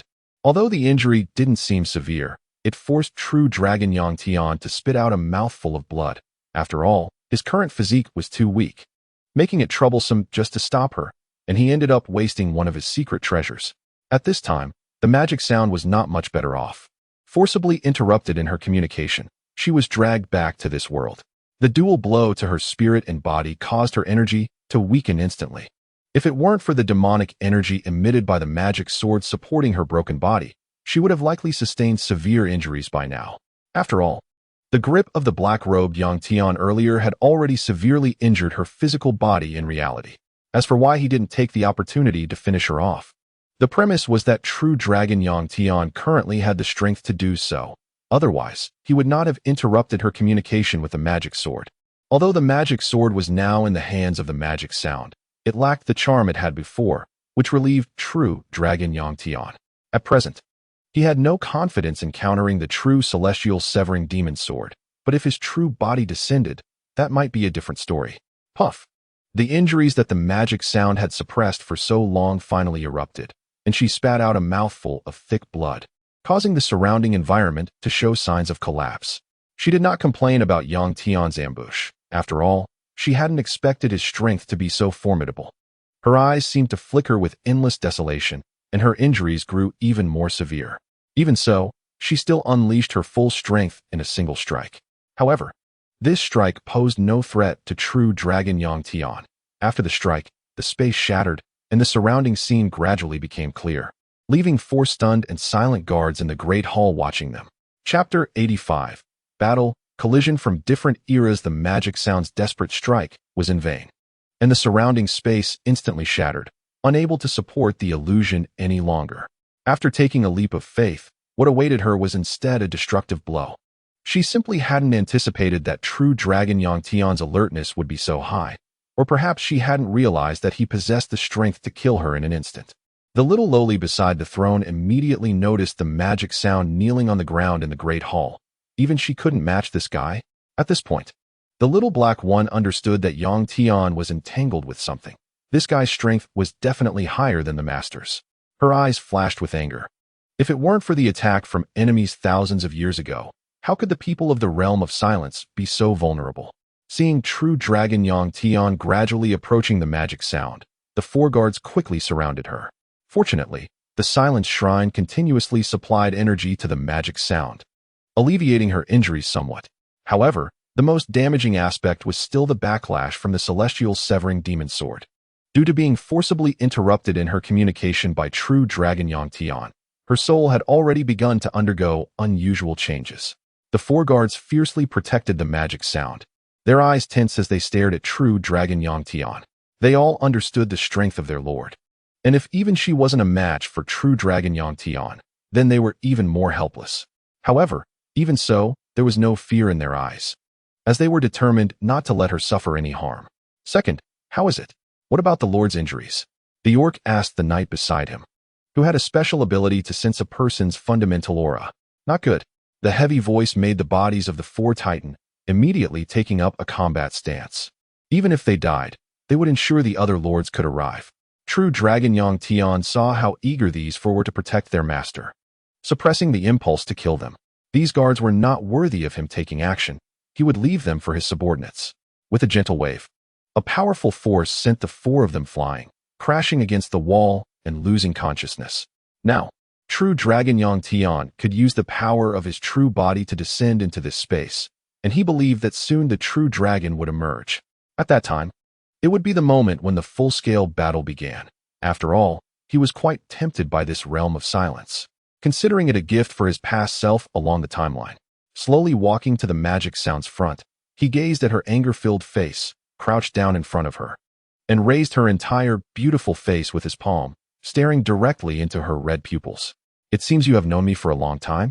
True Dragon Yang Tian probed. Sensing that this woman didn't seem to have exerted her full strength in their battle, it felt as if she was holding back. Perhaps that was why the celestial severing demon sword had backfired on her.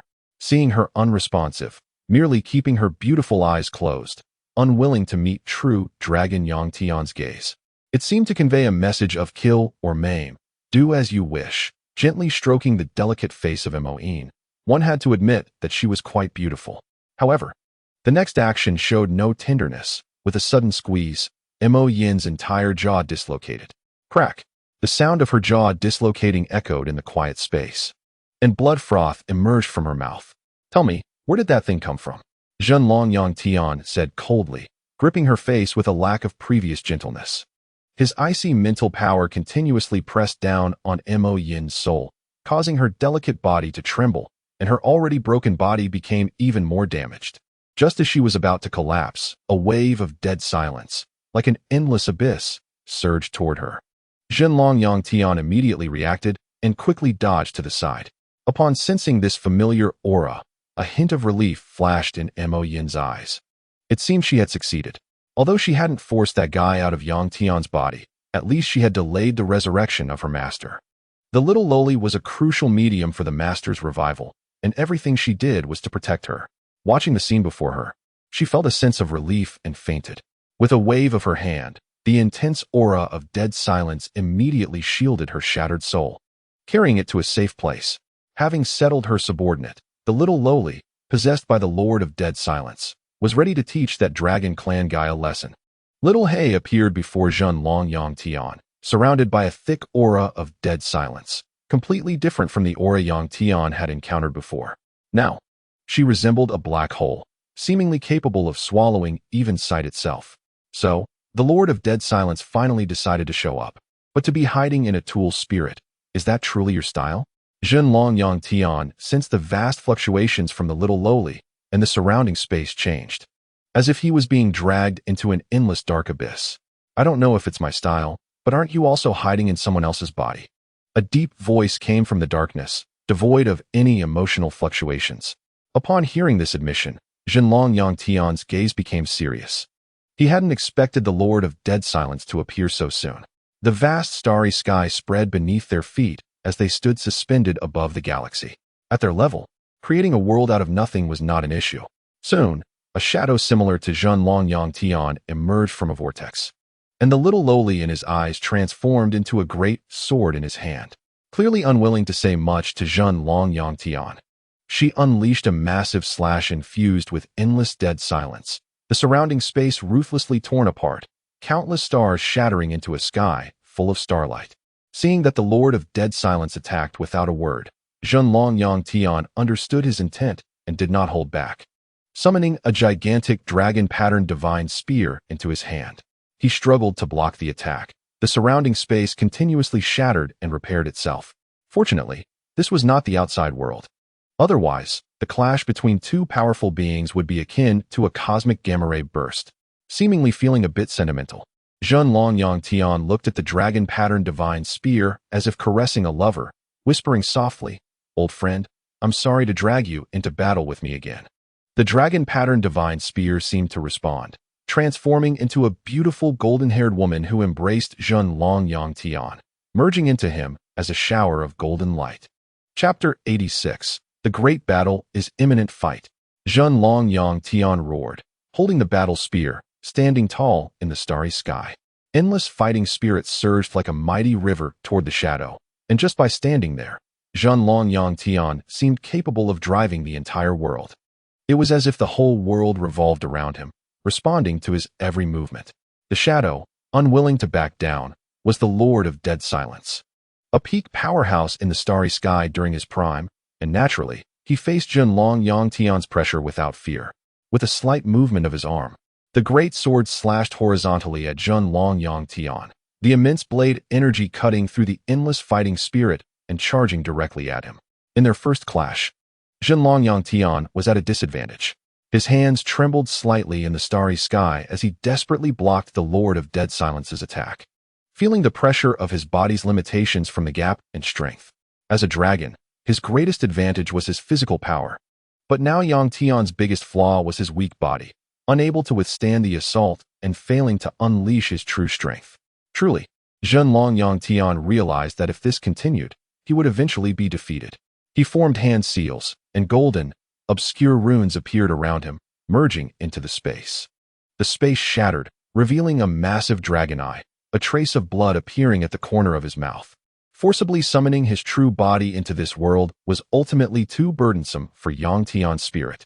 Fortunately, the current time-space barrier was not very strong, and a pair of enormous dragon claws emerged from the crack, forcibly tearing the space apart. Crack, crack, crack. Just like ordinary glass shattering, the surrounding space could not withstand the pressure of the true dragon and began to break apart against a powerful being like the Lord of Dead Silence. If the strength gap was not too vast, even if they fought for hundreds of years, it would be difficult to determine a victor, let alone kill them. The only way was to go all out and see what kind of foundation he had. Upon seeing the true dragon's body descend, the shadow showed no reaction and casually struck again. An invisible blade, like a wailing from the abyss, suddenly slashed toward Yang Tian's head. This strike seemed to transcend time and space, carrying the determination to sever him, and even Zhen Long Yang Tian, as the true dragon, did not react in time. He could only watch as the massive blade shadow came cleaving toward his eyes. In an instant, the Lord of the True Dragon felt as if he had severed all connection with Yang Tian. His entire body felt weightless.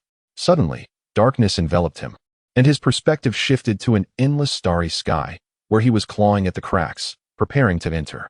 Seeing Yang Tian enveloped in a mass of black mist, while the Lord of Dead Silence had already vanished, was this his goal? To occupy Yang Tian's body? At this moment, the time-space barrier continuously healed, evidently trying to prevent the true dragon from entering, forcing him to exert himself again to gradually widen the crack until it could accommodate his entrance into this space. During this time, he could only see the unmoving Yang Tian within the space. After a few breaths, a tall and majestic figure appeared in this battlefield, accompanied only by a wave of dead silence. This imposing figure was none other than the Lord of the True Dragon, whose true body had arrived in this space. However, he did not find Yang Tian. The human Yang Tian had actually been taken away by him. What was the reason for this? Was his goal really to seize his own body? Without further thought, he vanished like starlight in this space. Back in the Temple of Dead Silence, there was only endless silence. Nothing appeared around, as if no living creature had ever existed here. He looked at the throne above and quietly sat down. With a wave of his hand, the space below erupted with dense waves and vortices, and one after another, terrifying figures emerged from within. Upon closer inspection, these were dragon people of various colors, with the one at the front of the ranks unmistakably the previous Azure Dragon in human form. My king endures forever, conquering all realms. My king endures forever, conquering all realms. The synchronized and resounding voices echoed in the silent hall, filled with endless respect and admiration. The booming sound brought some vitality to this lifeless place, yet strangely, there was nothing appearing outside the Hall of Silence, as if the Lord of Silence had relinquished this place to the True Dragon Lord. As the fighting spirit reached its peak, True Dragon Yang Tian calmly waved his hand, and immediately, the elite warriors of the Dragon Clan transformed and soared out of the hall, appearing high in the sky. As True Dragon Yang Tian and his companions explored, they found no creatures within the space of the ancient deep yellow book.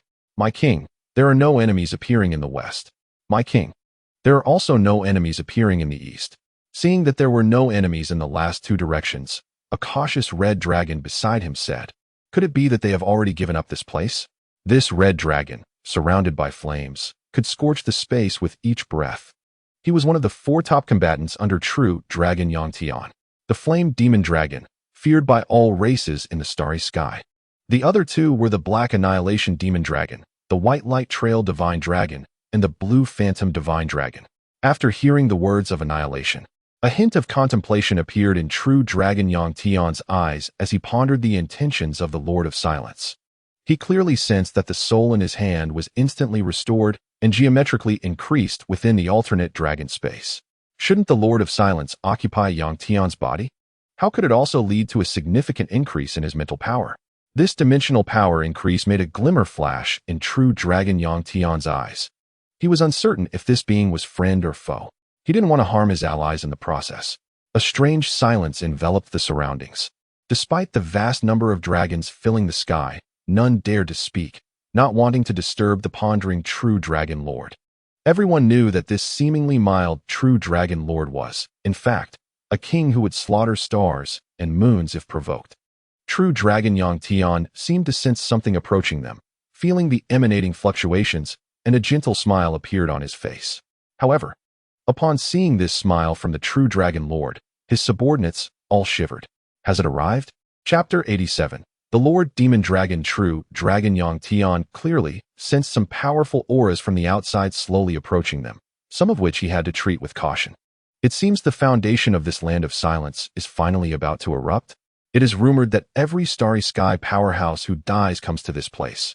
Now, it can be verified. With the movements of the true dragon lord, countless giant dragons followed him, as it seemed their king had discovered the enemy's location. Each dragon radiated a fighting spirit. The dragon clan was inherently warlike, and it had been too long since they experienced a large-scale war, igniting a desire to test their strength. Finally, true dragon Lord Yang Tian led his team to the border of the twilight space, surrounded by the pitch-black silence, where faint figures could be seen constantly appearing. Both sides gathered at the juncture between the outer and inner realms of the land of silence, the atmosphere tense, ready for a brawl at any moment. Although it seemed Yang Tian's side had the upper hand, after all, any single dragon could transform into its true form and dominate a mountain or sea. In contrast, on the Lord of Silence's side, nothing was visible, just a sea of darkness. However, it was precisely because they couldn't see anything that the fear of facing the endless darkness grew. In every battle, there must be a vanguard. The side that strikes first naturally boosts its morale. The true dragon lord stepped out of the ranks, and the first vanguard to emerge was the Annihilation Demon Dragon, the Black Dragon, known for its overwhelming attack power. It was called the Annihilation Demon Dragon because from the moment it emerged, it carried the aura of destruction. Its strongest destructive breath could obliterate an entire star system. To those insignificant races across from him, who would dare to fight him, the Annihilation Demon Dragon shouted at the opposing forces. Seeing the reaction from the true Dragon Lord's side, the Lord of Silence seemed to have made a move as well. Gradually, a void vortex appeared before the Annihilation Demon Dragon. This was the passage to the dimensional space, where only in such a place could they endure the full-force battle of these starry sky powerhouses. Are you truly the all-powerful opponent? Why do you look so soft and weak? The Black Dragon transformed into a burly man, disdainfully looking at the seemingly frail scholar in black clothing before him. They were in a special dimensional space, surrounded by vibrant colors, with the space intertwining and overlapping, allowing them to withstand their attacks. The Lord of Silence sent out one of the 5 lords, the ghostly scholar, who appeared to be a frail scholar, holding a strange feather fan that continuously shed, wearing a smile as if unaffected by the Annihilation Demon Dragon's mockery. Is that so? Haha. The Annihilation Demon Dragon, filled with demonic energy, transformed into endless destructive energy and lunged at the ghostly scholar with a punch. However, the ghostly scholar seemed to be an elusive, formless gas. The Annihilation Demon Dragon's powerful punch felt as if it struck air, having no effect whatsoever. The powerful destructive energy could easily extinguish countless celestial bodies. But when facing the ghostly scholar, it proved somewhat difficult to make effective attacks. Punch after punch, the endless black dragon energy filled the air, while the ghostly scholar continuously dissipated and reformed in the air, as if toying with the Annihilation Demon Dragon. Damn it! The demon dragon roared.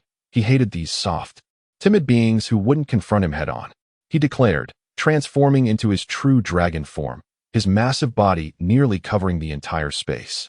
And he refused to believe that this ghostly scholar didn't exist in this space.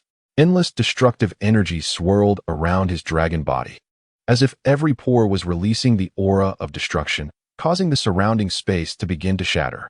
Upon seeing this, the ghostly scholar no longer evaded. His entire being seemed to manifest a martial soul true form, expanding his body to match the size of the demon dragon. That's more like it. The demon dragon and the ghostly scholar finally revealed their true forms, looking as if they belonged to the ghost race. The ghost race was also one of the top races among the starry sky beings, with their king once ruling over the entire starry sky. But that era was long past, just as the once glorious dragon clan would eventually decline. However, that decline was certainly not now. Endless destructive energy and the troublesome ghostly energy began to entangle, as if both sides were claiming territory, with the two colors continuously filling the entire space. Although both sides were black, the pressure contained within was completely different. The black energy of the demon dragon was filled with destruction and dominance, while the ghostly scholar's black energy was chilling and tremorous. Due to the similar strength of both sides, after several breaths, they remained at a stalemate. Seeing this, the ghostly scholar finally made another move. He slightly extended his hands to touch an invisible, gigantic fan.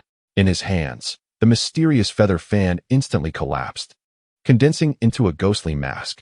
Like a devil mask with a green face and sharp teeth, the ghostly book appeared, revealing a pristine white, and in that instant, many headless vengeful spirits emerged in this area of belonging. Unexpectedly, this seemingly clean and scholarly-looking person turned out to be the master of so many ghosts. Each of these headless, vengeful spirits emitted a powerful aura, suggesting that they were all top-tier warriors in their past lives. The appearance of the headless, vengeful spirits instantly elevated the domain's aura surrounding the ghostly book, effectively suppressing the aura of destruction. For such powerful beings, the competition was about their domains. When one could completely suppress the other's domain, that meant the opponent had lost. The magic dragon represented destruction, a typical annihilation domain, while the ghostly book represented an endless realm of ghosts. The annihilation side was actually losing. The flame demon red dragon, watching the battle in the dimensional space, spoke somewhat unnaturally. His strength was comparable to that of the annihilation magic dragon, and if he was also being suppressed, it was likely that he would fare no better in battle. The true dragon lord, observing the fight in the dimensional space, did not respond. In his eyes, his subordinates would naturally not lose. He had absolute confidence in these subordinates, especially against the powerful force of destruction. Although the annihilation had not yet revealed its true strength, the situation was clearly beginning to reverse. No, the annihilation hasn't used its true strength yet. Whether its victory or defeat is still uncertain, the radiant white dragon said. Chapter 88. Peak Showdown. Following the words of the radiant white dragon, the battle in the dimensional space indeed changed. Seeing that the ghostly book finally used its domain skill, the annihilation black dragon also stopped holding back. An endless aura of destruction gathered in the dragon's mouth, coalescing into a black hole of annihilation. The surrounding auras all condensed back, as if voluntarily yielding their domains. However, the ghostly book, standing opposite the black dragon, did not feel any relief.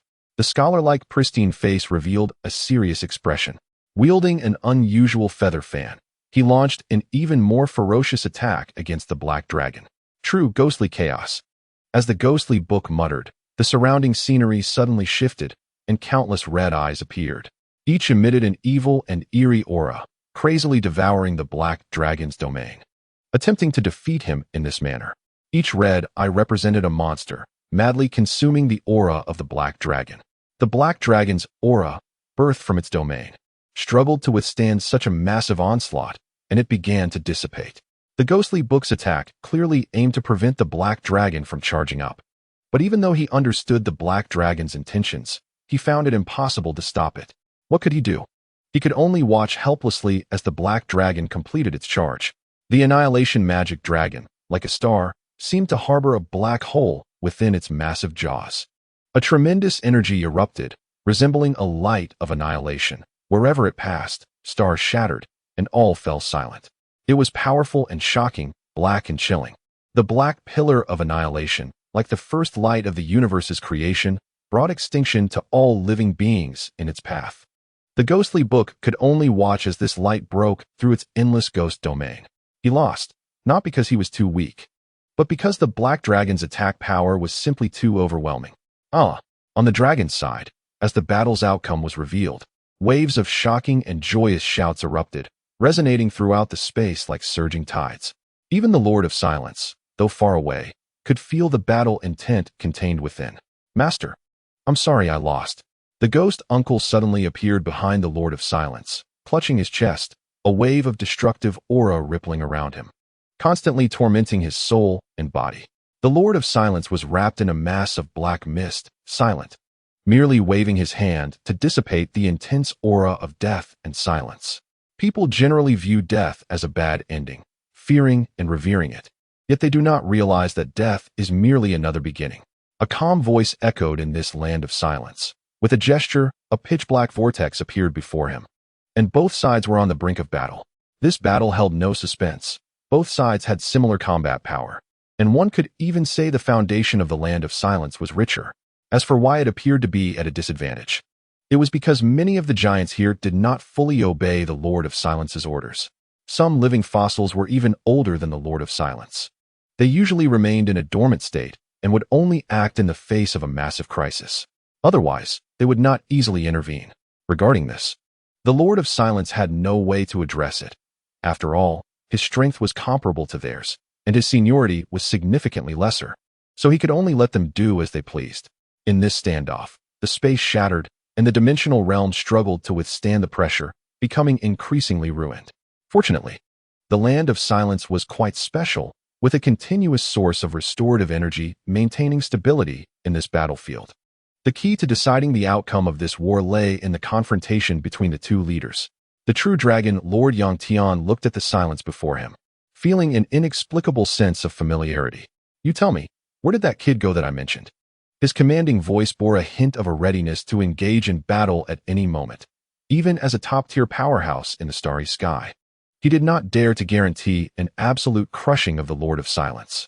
The Lord of Silence remained silent, merely gazing at him, surrounded by a thick aura of death, as if he were the very embodiment of death, akin to a reaper walking among the living. Seeing that the Lord of Silence did not grasp his meaning, anger flared in the eyes of true dragon Tian, and the space trembled.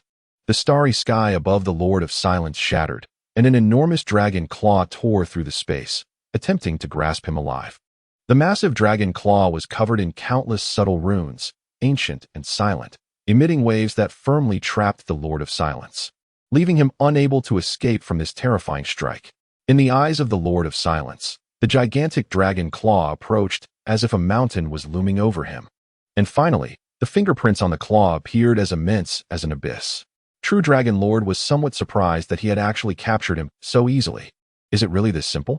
Tian thought in disbelief. If it were truly so, then the Lord of Silence was far too weak. The thought vanished in an instant. Since he had fallen into his hands, he should be prepared to pay the price. You don't like answering questions, do you? Then let me make it so you can never answer again. A shocking cold light erupted from Tian's eyes, and endless true dragon power gathered around him, sensing noticeable fluctuations in the space-time barrier. This was the power from the future true dragon path, and although it had not fully manifested in this world, he had no choice but to do so to inflict substantial damage on the Lord of Silence. The true dragon path was a cultivation system for dragons that Tian created, leading directly to ancestral return and achieving the strongest ancestral dragon body. Even as the creator, Tian had not reached the final realm. Although he could reach the ancestral dragon realm that would nourish the creation of dragonkind, he had not easily taken that step. To this end, he was willing to break the time-space paradox in order to come to the past to seek a solution, not only to resolve a past cause and effect, but also for his future path. He realized that the starry sky he inhabited could no longer withstand the oppression of the true dragon. If he moved forward, he would inevitably be rejected by the entire starry sky. At that point, he could only venture into the unknown void, a place about which there were very few records. And even Tian, the master of the true dragon, would not dare to go recklessly. Chapter 89, Counterattack. The terrifying Lord of Silence, endless power gathered around the true dragon Tian. Feeling the fluctuations of time and space, he understood that the limits of this space had already been reached. If the limits of space were exceeded, who knew what changes this power, which should not exist in the current time and space, would bring? A golden beam of light seemed to transcend time and space, shooting straight toward the Lord of Silence. The powerful fluctuations seemed to imprison space, and the terrifying force could easily tear apart the fabric of space. Behind the true dragon Tian, it seemed as if countless worlds were being born and destroyed within that chaos. The Lord of Silence saw this shocking power and had no way to dodge. Or perhaps he did not want to dodge. The silence-like aura around him dissipated upon contact with the dragon's breath, vanishing into the starry sky. In his mind, the spirit of the Lord of Silence, a little black lowly, was anxiously pacing back and forth in the sea of consciousness. She wanted to go out and fight alongside her master, but a golden barrier blocked her exit. Even if she crashed into it, her form would only turn into a phantom, which was of no use. However, just as the golden dragon's breath was about to reach the Lord of Silence, it suddenly stopped, and the terrifying dragon's breath strangely transformed into light points and dissipated in the space. Of course, this was not the Lord of Silence's doing, but rather the true dragon Yang Tian forcefully interrupted his own attack, and the backlash felt quite unpleasant. The true dragon Yang Tian endured the turmoil within his blood and energy, looking incredulously at the figure in the distance. At that moment, the silence around the Lord of Silence dissipated, revealing his appearance, a tall figure clad in flowing black gas, with a handsome face that could even captivate men. Gazing at the true dragon Yang Tian from a distance like a deity of death, the black diamond mark on his forehead was the most prominent, continuously releasing a stream of silence energy. No matter how much this person changed, he could not escape the perception of the true dragon Yang Tian. This person was the true body of Yang Tian in this time and space. No wonder he felt a familiar sensation from the Lord of Silence. Even though Yang Tian's appearance had undergone slight changes, the essence of his origin had not yet dissipated. It was no wonder the Lord of Silence was suppressed by him. It turned out he had not successfully obtained this flesh. Unexpectedly, the true body he had searched for so long had actually been occupied by the Lord of Silence. This made him feel some trepidation. No wonder the Lord of Silence was not afraid of his attacks. Could it be that he had already sensed his background? The true dragon Yang Tian pondered this, not daring to make any moves for fear that his physical body would be directly annihilated by the Lord of Silence. However, he quickly thought that if the Lord of Silence knew he was from the future, why wouldn't he use this body to threaten him? Although even if his physical body were destroyed, the true dragon Yang Tian still had the chance to reshape a body for this time-space Yang Tian. After all, his soul was still in the Dragon Emperor's dimension being repaired. But that was the worst-case scenario. Even if he reshaped his physical body, it would still have an impact on his future cultivation path. Leaving that body behind, he could consider not attacking the Land of Silence. The true dragon Yang Tian conveyed his thoughts to the Lord of Silence, wanting to see how he would react. To his surprise, in order to save Yang Tian, the true dragon was willing to give up the good opportunity to attack the Land of Silence. After all, it was not easy to gather the elite of the dragon clan to the Land of Silence again. This was inevitable. If something went wrong with this time-space Yang Tian, no one would know what changes the future him, now him, would undergo. Feeling that his essence had not changed, it at least indicated that he had not yet acted against Yang Tian. Leave? Why should I leave? This is my body. A cold voice returned to the mind of the true dragon Yang Tian, faintly carrying a hint of mockery. After hearing this voice, a sense of foreboding arose in the heart of the true dragon. Did he know something? This body is originally yours. What are you talking about? A hint of anger flickered in the eyes of the true dragon Yang Tian. If this was indeed his body, then what about Yang Tian, who was still sleeping in his dimensional space? Your Excellency, you have inexplicably occupied my body, injured my people, and then come to launch a large-scale attack on my territory. I do not know what qualifications you have to be angry. The cold voice echoed throughout the starry sky as the powerful silence energy erupted, with countless figures moving within it. A massive flesh Buddha, a headless eerie immortal, and a terrifying fanged ghost, each wrapped in a thick, nauseating aura of silence, seemed to vibrate the soul with just a glance. The Lord of Silence held a large saber, the blade facing upward, and seemed to struggle slightly as he slowly waved it toward the true dragon. In an instant, like a peacock spreading its feathers, the flesh Buddha behind him twisted and transformed into a terrifying blood and flesh thousand-handed Buddha, with the blood-red light of the Buddha beads on its chest being both alluring and terrifying. The headless, eerie immortal wielded a broken sword, its tattered robes moving without wind, and countless tentacles appeared from its severed neck, swirling like willow fluff in the sky.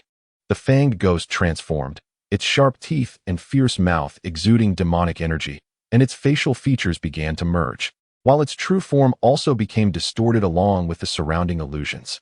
Gradually, the wielding saber was aimed at the true dragon. The Buddha instantly reacted, and a strange character appeared on the giant Buddha's palm, slamming down fiercely at the true dragon. Each of these three figures was half the size of the true dragon. Although none were larger than his physical body, the fluctuations they emitted were not at all inferior. The headless immortal and the fanged ghost also made their moves. The immortal, wrapped in dense tentacles, used its broken sword, and with a sweep, countless tentacles surged like a gigantic wave toward the true dragon. The dense tentacles instantly enveloped the true dragon's body, continuously emitting corrosive gas that caused the dragon's scales to begin melting. The fanged ghost blurred and melted, making it impossible to perceive its true form. All that could be seen was it transforming into a green light, shooting toward the eyes of the true dragon Yang Tian. In the vision of true dragon Yang Tian, the thousand-handed Buddha that had just appeared above him was suddenly attacked by countless corrosive tentacles, causing immense pain to surge through his dragon body.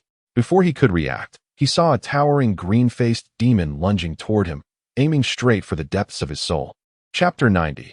The Lord of Silence's speculation. The enormous demon face, filled with overwhelming negative emotions, attacked toward the depths of the true dragon's soul. The depths of the true dragon's soul were silent. Clearly, this attack was aimed at the soul. Slightly stunned, he realized that his leniency had instead placed him in a dangerous situation. In the mental realm, the giant dragon and the demon face faced off continuously, while outside, the headless immortal and the blood-and-flesh Buddha caused disturbances, putting true dragon Yang Tian in a predicament. Taking advantage of the moment, the true dragon Yang Tian was slightly distracted. The Buddha suddenly swung a fist directly at the dragon's head. Bang! The sound of solid bodies colliding can be felt even from a distance, and one can sense the pain within. A heavy blow caused the true dragon's head to tremble, and true dragon Yang Tian looked at the flesh and blood giant in front of him, his eyes filled with uncontrollable anger. Countless spiritual stings pierced his mind, and he decided to eliminate this detestable giant first. His body continuously flickered with golden light, and the surrounding dark tendrils seemed to melt away like snow meeting fierce fire. The dragon's claws broke through space, suddenly enlarging, capturing the giant that had struck him in its grasp, and the fierce dragon mouth lunged to bite down. Instantly, chunks of flesh from the giant were torn apart.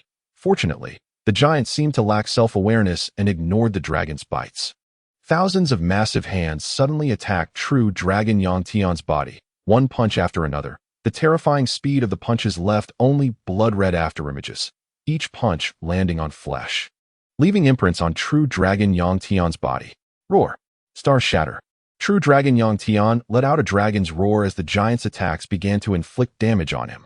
A massive dragon claw appeared in the void above. Endless energy gathered from the starry sky into the claw, ultimately converging at a single point. The energy point was dark and deep, radiating a glow that seemed to escape even light. The dragon claw, covered in the luster of the starry sky, suddenly squeezed, and the point exploded, surrounding the area with white light, as if it welcomed a reboot, and the three beings around vanished into the starry sky.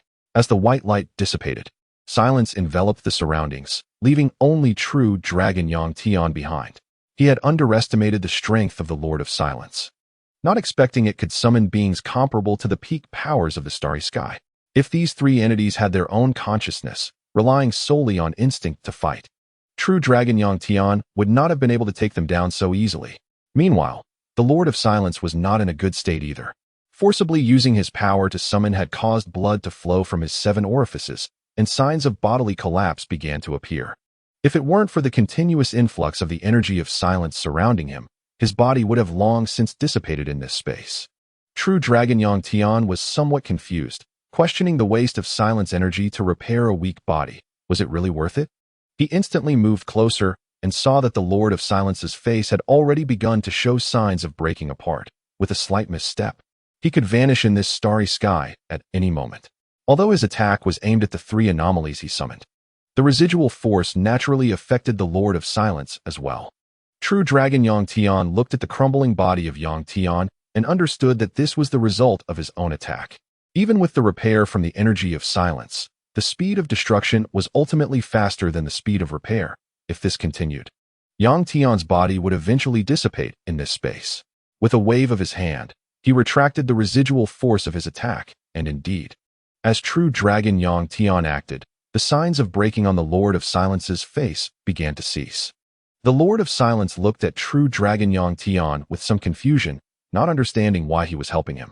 The Lord of Silence couldn't comprehend, and true dragon Yang Tian was even more perplexed, as he was desperately trying to repair a body that was on the verge of collapse. Not knowing what purpose such a futile effort served, did he really believe that he would help him? As true dragon Yang Tian revealed his human form, the Lord of Silence stood frozen in place. Having always been in his true dragon form, the Lord of Silence did not know what his human form looked like. His handsome face was covered in dragon scales, with the dragon race's exclusive vertical pupils radiating the pressure of a king. His tall and slender body was carved by the gods. At a glance, the two appeared like a pair of twins, staring at each other, waiting to see who would speak first. If you leave this body, I might consider letting you go, True Dragon Yang Tian said. Although he wasn't confident he could keep the Lord of Silence, he was sure he could make him pay a price. Leave. This is the body I created to escape the imperial race. The Lord of Silence seemed to understand something, looking at True Dragon Yang Tian with disbelief. Seeing True Dragon Yang Tian lost in thought, the Lord of Silence continued, I planted seeds in the myriad realms. And this is the only body that can perfectly shield the imperial race's aura. You asked me to leave? Do you have any idea how many epochs I have waited? The voice of the Lord of Silence was filled with helplessness and anger as he stared directly at True Dragon Yang Tian, wanting to see how he would respond. Imperial race? Who knows? True Dragon Yang Tian said, somewhat puzzled, as he had never heard of such a race. A race capable of hunting down a powerful being like the Lord of Silence should not be unheard of. Observing True Dragon Yang Tian's inquiry, the Lord of Silence looked as if he had suddenly realized something. You are not from our starry sky, are you? The imperial race is at the pinnacle of the myriad races, one of the most powerful races. Every adult member becomes a peak power in the starry sky. With such powerful strength, you cannot have never heard of the imperial race. You say this person's body is your avatar, but what evidence do you have? True Dragon Yang Tian was somewhat convinced by the Lord of Silence's words, yet still half skeptical. Seeing that True Dragon Yang Tian was still unwilling to let him go, the Lord of Silence sighed and revealed his origin. A sphere of light appeared, with dense energy of silence swirling within. The origin is the most important thing for a powerful being. Casually exposing it in front of others is a grave taboo, as damaging the origin makes recovery extremely difficult. The origin is the fundamental source of a being. No matter how much it changes, one can trace back to its essence. The Lord of Silence extracted his origin just to prove it to True Dragon Yang Tian. And he dared to do so because he vaguely guessed where True Dragon Yang Tian came from. Chapter 91 Crisis, the near-collapse land of silence. This is not his origin aura, is it? Although somewhat similar. Sensing the fluctuations emanating, True Dragon Yang Tian vaguely guessed, and then revealed the aura of Yang Tian, who was still sleeping in the interdimensional dragon space. The Lord of Silence felt the similar aura and, if he wasn't mistaken, understood that this sleeping soul was the true master of this body. A look of shock appeared on his face. It seemed he was indeed wrong. This body was not his avatar. Despite the differences in origin aura, he felt he could still perfectly fit the body. Why was that? I can sense your origin aura. It is surprisingly similar to mine, True Dragon Yang Tian said as he took out his own origin. Inside the golden sphere of light was a swimming dragon, full of vitality and majesty. It seems we share the same source, the Lord of Silence said. Indeed. It really is true that you don't know someone until you fight them. Your real name is also Yang Tian, right? True Dragon Yang Tian inquired. He began to doubt whether he had returned to the past or entered a parallel universe. Since neither of our origins belong to him, then who is he? Listening to the Lord of Silence's inquiry, True Dragon Yang Tian pondered. Earlier, he thought it was merely a deviation in the timeline between the past and future that prevented him from successfully crossing back. Now it seemed that he had failed to traverse and ended up in another parallel universe. So, the universe here is not the universe he exists in. Before waiting for the Lord of the True Dragon to answer the Lord of Death's question, he felt a sign of collapse in his space. Then he noticed the change in the Lord of Death's expression. What is going on? What happened? The Lord of the True Dragon asked. Seeing such a serious expression on his face, it was clear that something significant had occurred. He secretly communicated with his subordinates, instructing them to stop the attack, because this Lord of Death might very well be his ally. He could be Yang Tian of this universe, while he himself is Yang Tian from another parallel universe. Even though their cultivation systems, strengths, and forms are different, even their origins have some differences. He had to admit that Yang Tian of this universe is indeed the Lord of Death before him. As for who the Yang Tian sleeping in his dimensional space is, that remains unknown. The place of death is on the brink of collapse. The Lord of Death's expression was grave, clearly indicating that the situation had become very serious. The Lord of the True Dragon felt a bit embarrassed. He naturally knew that the main reason for the impending collapse of the realm of death was due to his attack. The collapse of the realm of death is not the main issue. The key point is that it has now lost contact with the outside world, meaning that our current realm of death can only allow entry but not exit. As the Lord of Death said this, he seemed to see that the person in front of him was not very tense, which made him certain that he really wasn't from this universe. It seems you still don't know that the realm of death connects the void and reality? Upon hearing the Lord of Death's words, the Lord of the True Dragon's eyes indeed revealed a shocked expression. He wasn't sure about others, but the term void was something to be feared in their universe. Even a peak powerhouse like him in the starry sky wouldn't dare to easily venture into the void. Why didn't you say this earlier? Hurry and take me to see the shattered place. Following the words of the Lord of the True Dragon, the Lord of Death took him out of this battlefield in the starry sky and into the deepest part of the realm of death.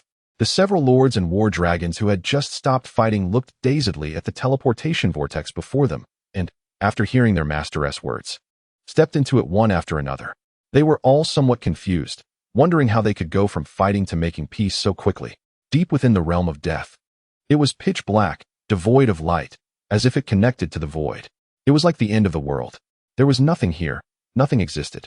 Suddenly, a few people appeared, bringing a bit of vitality into this deep, dark space.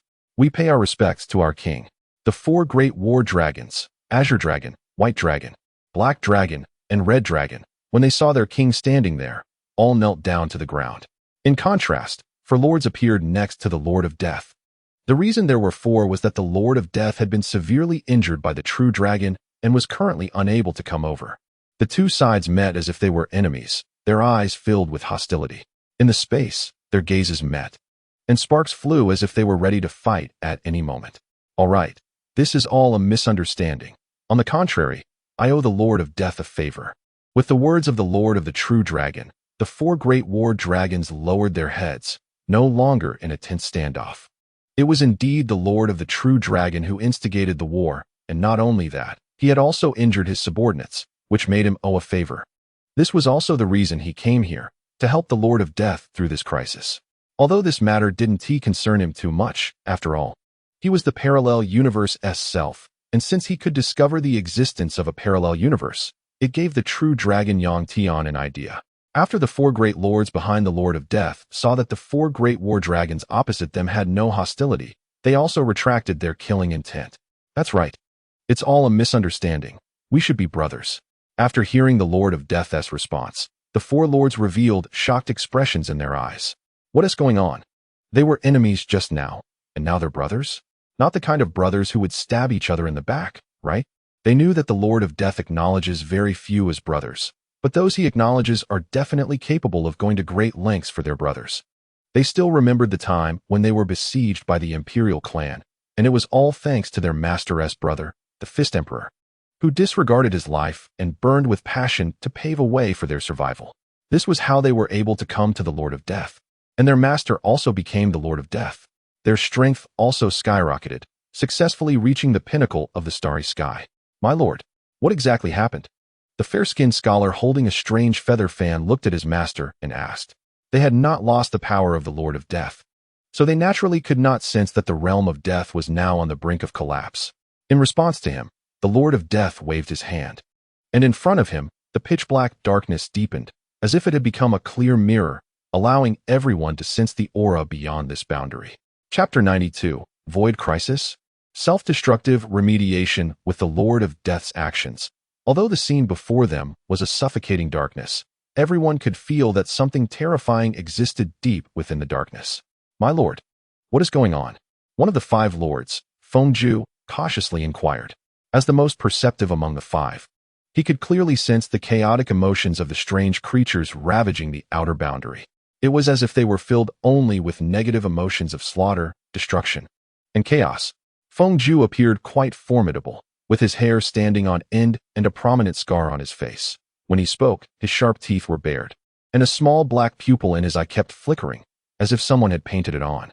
Even his double blades, which emitted a restless black aura, could feel the external threat, indicating the strangeness of the void outside.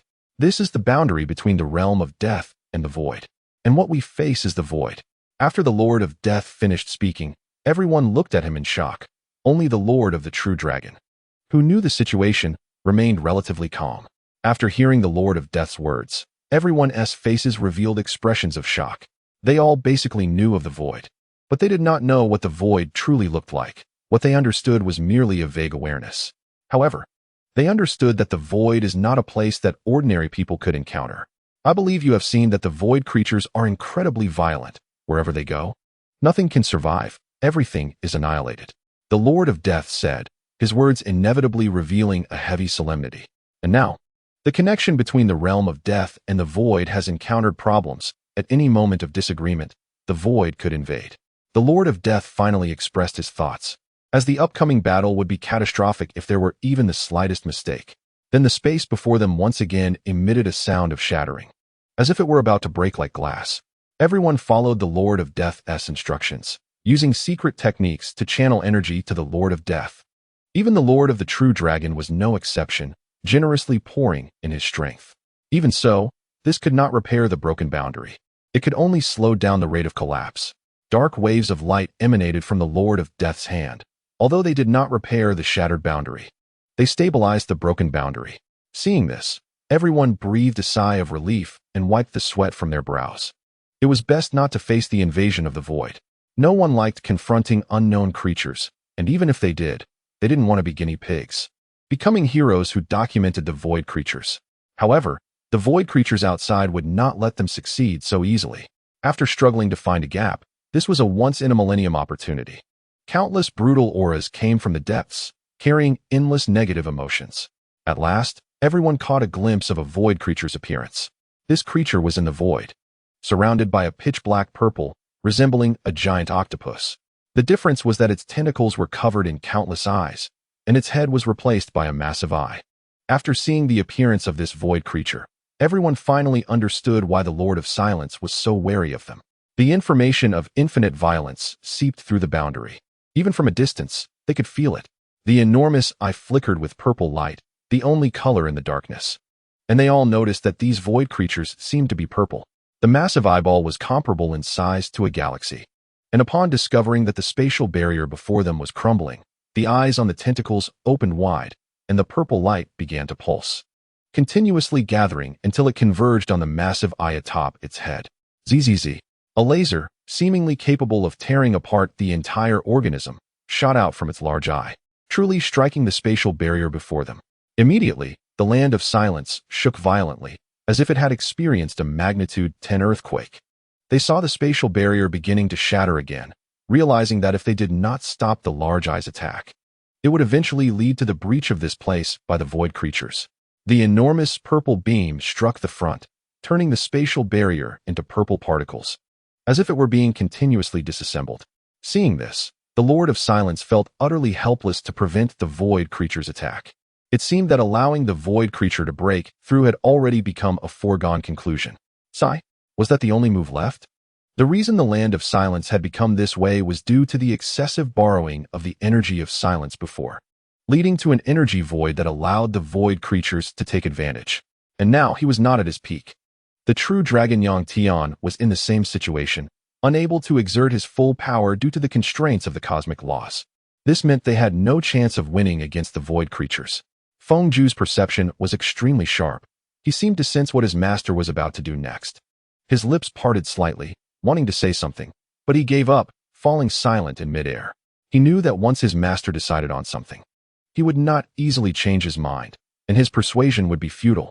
It was indeed very painful. Their master had just returned from the silence, and yet, less than a day had passed before he was to leave them again. Then the other lords also noticed something unusual. Their eyes filled with shock as they couldn't help but shout, "Master, no!" Hearing the voices of the several lords, the dragon kings who were supplying energy also glanced at the black figure before them. What was going on? Was he going to? As everyone's speculations continued, the Lord of Silence gradually revealed white light points on his body, as if he were about to disintegrate. The true dragon lord's eyes flickered with an unusual light. This Lord of Silence was indeed decisive, but even though the void creature looked terrifying, there was no guarantee of victory, even at the cost of one's own life. "Brother, I will assist you." After Yang Tian's words, an incredibly pure, true dragon aura surged into the body of the Lord of Silence, causing the white points surrounding him to intensify. The four dragon kings beneath him were all stunned, questioning the relationship between the Lord of Silence and their king, who would sacrifice his true blood to help him. True blood, as one of the precious resources of the dragon race, was extremely difficult to refine. Extracting a single drop could take decades. Yet just now, their king had given most of his true blood to the Lord of Silence. The four dragon kings exchanged glances, seemingly making a decision, and despite the intense pain in their bodies, they gathered most of their true blood in the air and sent it to the Lord of Silence before them. They didn't understand why their king would do this, but following him was certainly not wrong. The surrounding lords, while supplying energy, felt the aura of the dragon that had just battled him become weak, their eyes flashing with unusual waves. After receiving the true blood from the four dragon kings, the white light around the Lord of Silence became even more brilliant, as if something was about to explode. Let's begin. The Lord of Silence's words were calm and unwavering, echoing in the dark space like the last ray of dawn. Master, are you really going to do this? The nearby ghost book's face turned pale, clearly due to excessive energy transfer. Seeing that the Lord of Silence did not respond, he understood his determination. No longer trying to persuade him, he and the four lords simultaneously performed a spell, their souls appearing above their heads, surging into the back of the Lord of Silence's mind. Seeing this, the true dragon Tian ceased to input energy, his eyes reflecting a flicker of shock, as he had not anticipated the Lord of Silence's resolve to be so great. After accepting the soul power of his subordinates, the Lord of Silence underwent a transformation. The white points around him transformed into white flowers with tendrils. A resonant voice echoed in the dim space. People often say that death is an end. Yet little did they know, death is merely another beginning. Although it was not a loud voice, it was heard by all the creatures in the land of silence. Their dull, lifeless eyes seemed to regain their spark in an instant, all looking toward the Lord of Silence. Sigh, that kid ultimately chose this path. I did not misjudge him. A slightly aged voice echoed from deep within the land of silence. Surprisingly, there were still living creatures in the depths of the land of silence. Indeed, when I chose him, I was drawn to his loyalty and righteousness. However, we must blame ourselves, the old bones among us, for not putting in our share of effort. Another voice emerged, as if it was difficult for them to utter these words, as if they were fighting against something. It was a pity that such a gifted individual, after merely a few thousand years, reached the pinnacle of the starry sky, and now he was to disintegrate. It was unknown when he would be reincarnated. All that was left was to blame ourselves for leaving this mess for him to clean up. After hearing this, the auras deep underground fell silent, as if they had never existed. Upon closer inspection, one would find that the land here had already been stained purple, an endless purple aura expanding like tentacles, as if it had buried some terrifying existence. There was no turning back. Since we chose him, we can only trust his decision. Finally, a faint voice emerged, ending the conversation, leaving no one to expect that beneath the land of silence existed some ancient living fossils. As the Lord of Silence executed complex spells, the surrounding white light points transformed into white flowers with tentacles. The white flowers suddenly bloomed, and the blinding white light merged into the shattered void barrier. Strange white runes emerged within the void barrier, seemingly as a response to the invasion of the white flowers. One after another, shocking white runes appeared from the void barrier, surrounding the Lord of Silence. These white runes seemed to emanate from the purest power of the void. Even the true dragon Tian could sense the fluctuations contained within, feeling no repulsion even when absorbing them. At this moment, the Lord of Silence kindly explained, "The void creatures outside, our means of attack have no effect on them. Only by communicating with the energy in the void can we inflict harm." As he spoke, the surrounding white runes seemed to be infected, swirling with strange black gas, transforming into black runes, as if they had been imbued with their own attributes. Just then, a shocking scene unfolded before the true Dragon Lord. The Lord of Silence's own body shattered, turning into countless light points that merged into the void barrier. The external void giant tentacle monster also seemed to sense something and ceased its attack. Then, the true Dragon Lord saw the Lord of Silence appear in the void, standing boldly before the void tentacle monster. He was somewhat astonished. Why did the Lord of Silence have the audacity to venture into the void alone, continuously possessing means to do so, and daring to face the void army by himself? What happened next made the true Dragon Lord understand why he did this. Light points gathered outside the void, Like a beam of light in the night, the Lord of Silence's figure re-emerged, though he now appeared almost transparent. The true Dragon Lord realized something. In this universe, only spiritual entities seemed able to enter the void. Moreover, with a single action from the Lord of Silence, an enormous black scythe materialized in his hand, leading to the question of why the Lord of Silence dared to enter the void alone. It turned out that those white flowers had formed a space that belonged neither to the void nor to reality, resembling a spiritual world. Was it intentional for the true Dragon Lord to witness his battle with the void creatures? He could clearly see that the Lord of Silence was fighting the void creatures in this spiritual world. This battle was a fight to the death. The Lord of Silence sacrificed himself to buy time for the repair of the Land of Silence. Clearly, the void creatures were suppressed by the Lord of Silence's attack, ultimately perishing beneath his black scythe. In the end, the Lord of Silence also vanished into countless light points within that special spiritual space. With the void giant eye's attack gone, the Land of Silence quickly recovered under the healing of the white flowers. The four great lords who entered the Land of Silence's spiritual realm at the last moment were not forcibly thrown out by any external force, but returned to their original forms. Looking back at the four great lords, who had regained their vigor, one could faintly see the tears hidden within their eyes. Chapter 94. The finale. The four great lords returned, and one could sense the sorrowful aura they emitted. They had been forcefully driven back by the Lord of Silence. The boundaries of the Land of Silence were once again solidified. Everyone expanded their consciousness, feeling only a spatial barrier. Without special means, they had no idea that the spatial barrier actually connected to the void. What happened? Where has your master gone? True Dragon Tian, even knowing the likelihood of the situation, still asked his subordinates to confirm his thoughts. Our master has sacrificed himself. We don't know when he will find another vessel, Goeishu said helplessly. Then a white light ball appeared from his feather fan. Upon closer inspection, there was a small figure inside the white light ball, resembling a human, seemingly Yang Tian's physical body. Goeishu then slightly moved his hands, and the strange feather fan immediately shattered, merging into the light ball, which gradually enlarged, revealing Yang Tian's original body. Looking at this body of Yang Tian, with its black diamond shape on the forehead, true Dragon Yang Tian fell silent, knowing this was a gift from the Lord of Silence. Seeing this, he naturally did not want to fall behind the Lord of Silence. He slightly moved, and true dragon blood floated into the air, transforming into a small true dragon that instantly entered Yang Tian's forehead. Yang Tian's handsome face began to show a few faintly emerging dragon scales. Although his eyes were tightly closed, one could feel the waves of dragon might emanating from him. Surrounding the black diamond shape on his forehead was a golden dragon pattern, giving Yang Tian an appearance that was both handsome and imposing. I'm sorry, this was all a misunderstanding. Since that's the case, everything should come to an end.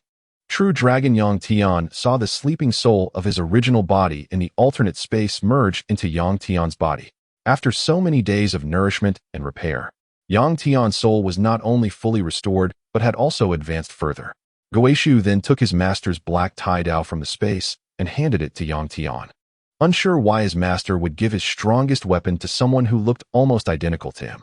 However, he still followed his master's orders given before his sacrifice. Then, he created a teleportation space to send Yang Tian away. Watching the body of Yang Tian disappear, his greatest doubt remained the words of the Lord of Silence before his sacrifice. I didn't return before meeting him.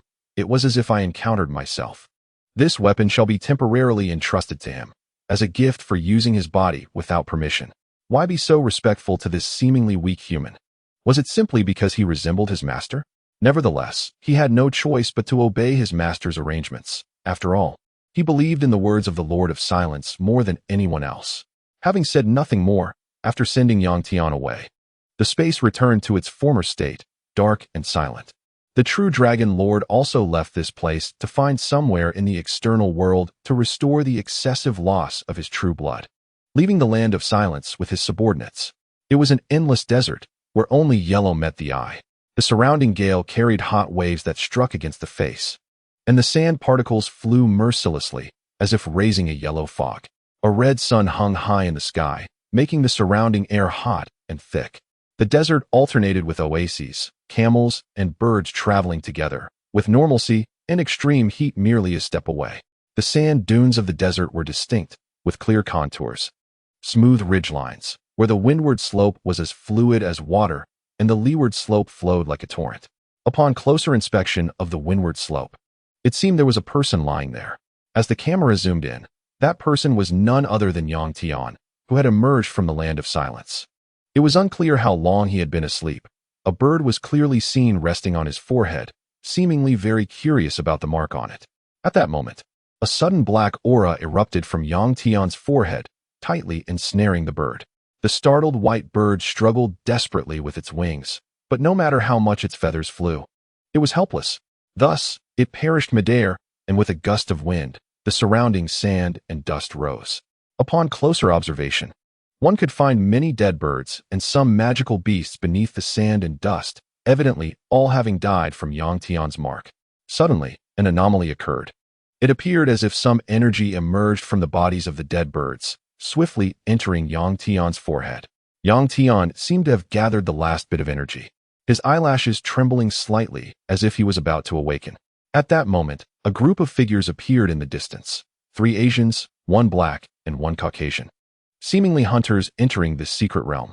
Among them, 2 women, 1 Asian and 1 Caucasian, and 3 men, with the rest being male. Willis. It seems someone is lying on the ground ahead.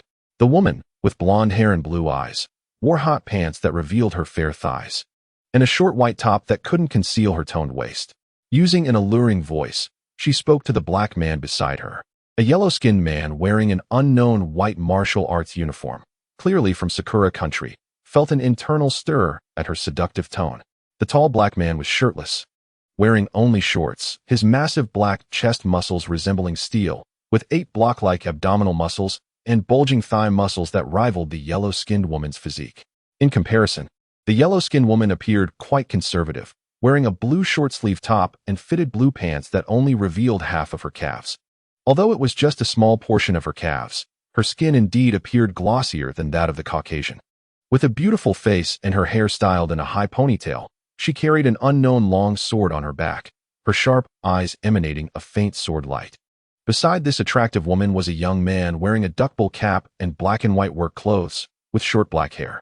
In his hand was a purple butterfly knife, which danced like a living butterfly in his grasp. He coldly showcased his skills, his eyes reflecting a rebellious pride.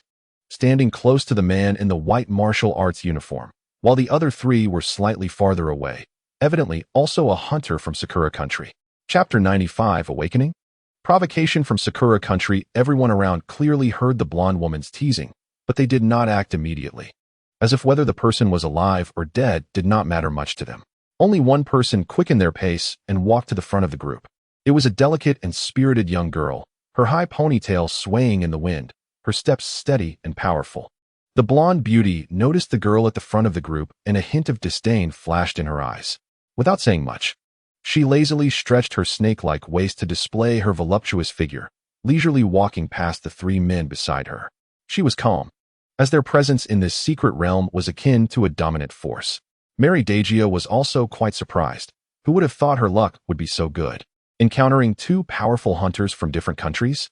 One was the tall black man beside her, and the other was Watanabe Junichi, the master of the first dojo from Sakura country.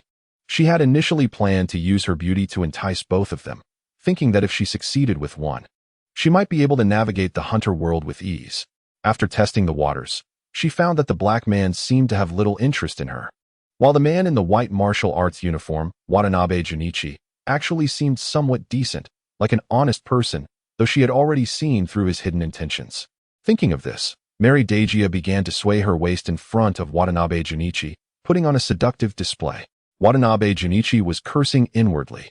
This annoying woman would definitely need to exchange contact information before leaving the secret realm. While the group harbored their own thoughts, Shaylin had already walked to Tian's side. Seeing this rather handsome man, she was slightly taken aback. Was he really from this world? Such a handsome face. Shouldn't he be from the heavens? The black diamond-shaped mark on his forehead, faintly adorned with dragon patterns, made him look noble, yet eerily imposing. She placed her finger, resembling a green onion stalk, on Tian's nostrils and felt a faint breath, letting out a sigh of relief. For some reason, Shaylin hoped he was also from the Great Xia. The others noticed Shaylin standing still and gathered around. Unsurprisingly, All four were stunned upon seeing Yang Tian's appearance. Even the usually expressionless black man showed a flicker of surprise in his eyes. Such handsomeness, even for a man, was mesmerizing. It truly transcended gender. The most shocked was the sexy blonde woman, having encountered countless types of men in her life. It was the first time she met someone as perfectly handsome as Yang Tian. Deep in her eyes, it seemed a heart was faintly floating. Just looking at him made Mary Dejia feel a surge of emotions within her. Watanabe Junichi, in the white martial arts robe, clearly sensed Mary Dejia's unusual emotions and felt slightly displeased that the woman he was interested in was so intrigued by another man. His displeasure stemmed mainly from the fact that Yang Tian's strength was not as formidable as his.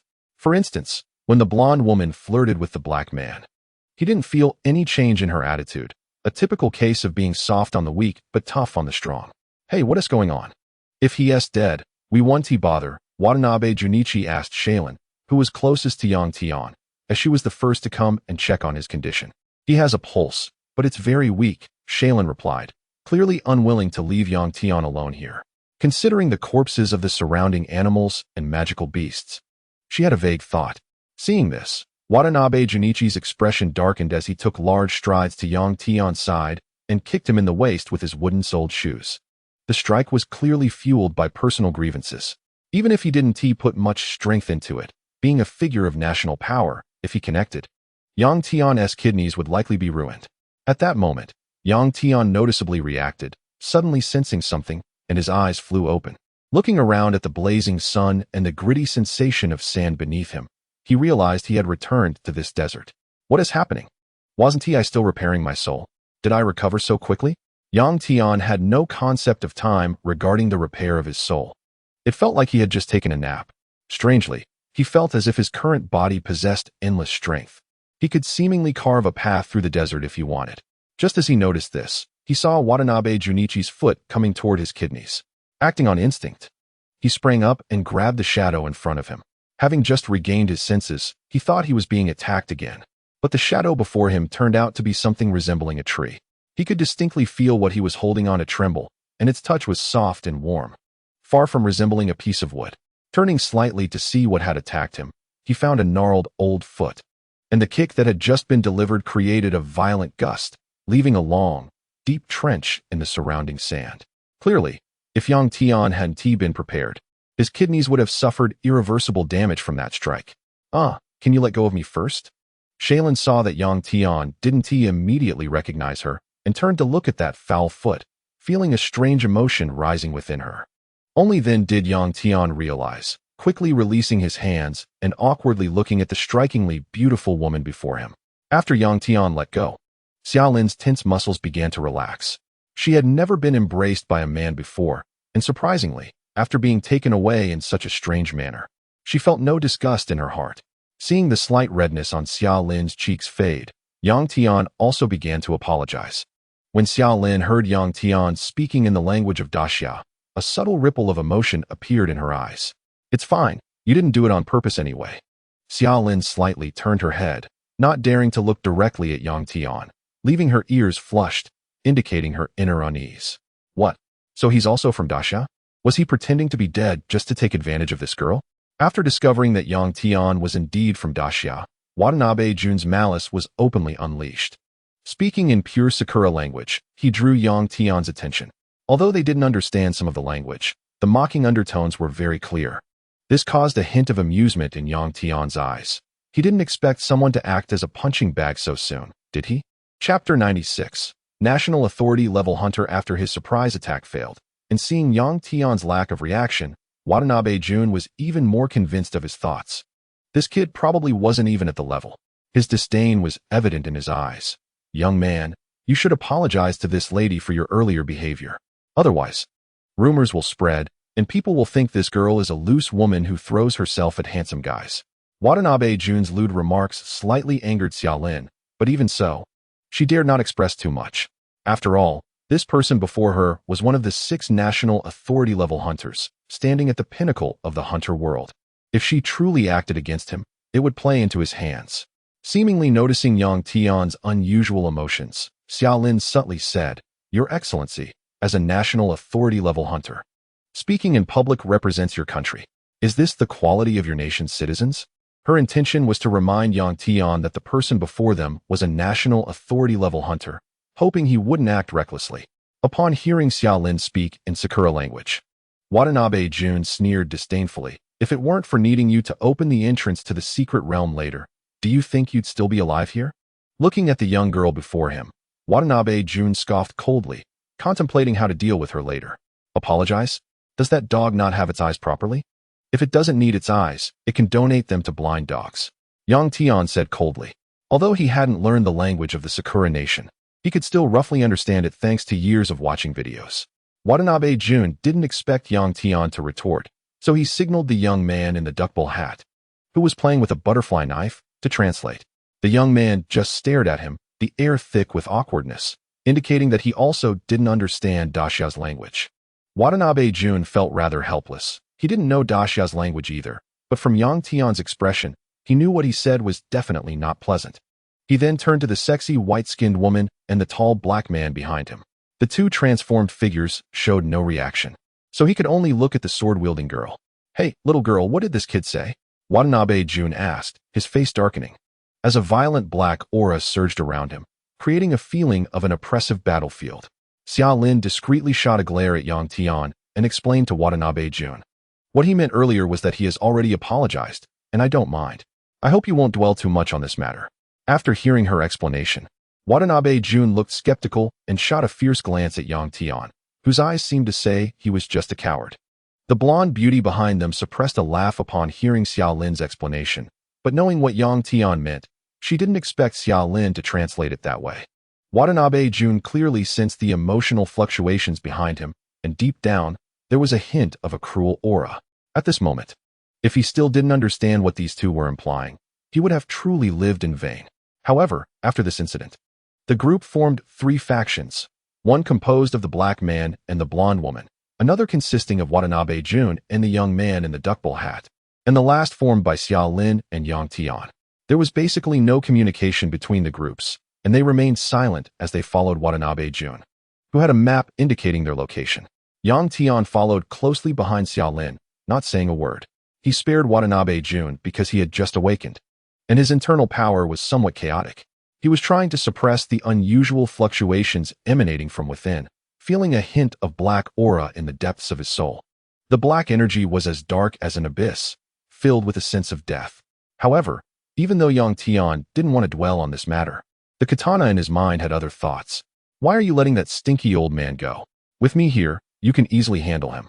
There's no need to be so fearful. Hearing this familiar voice, Yang Tian's expression slightly changed. This was the voice he least wanted to face, after all. It was the owner of this voice who had led him to the land of silence.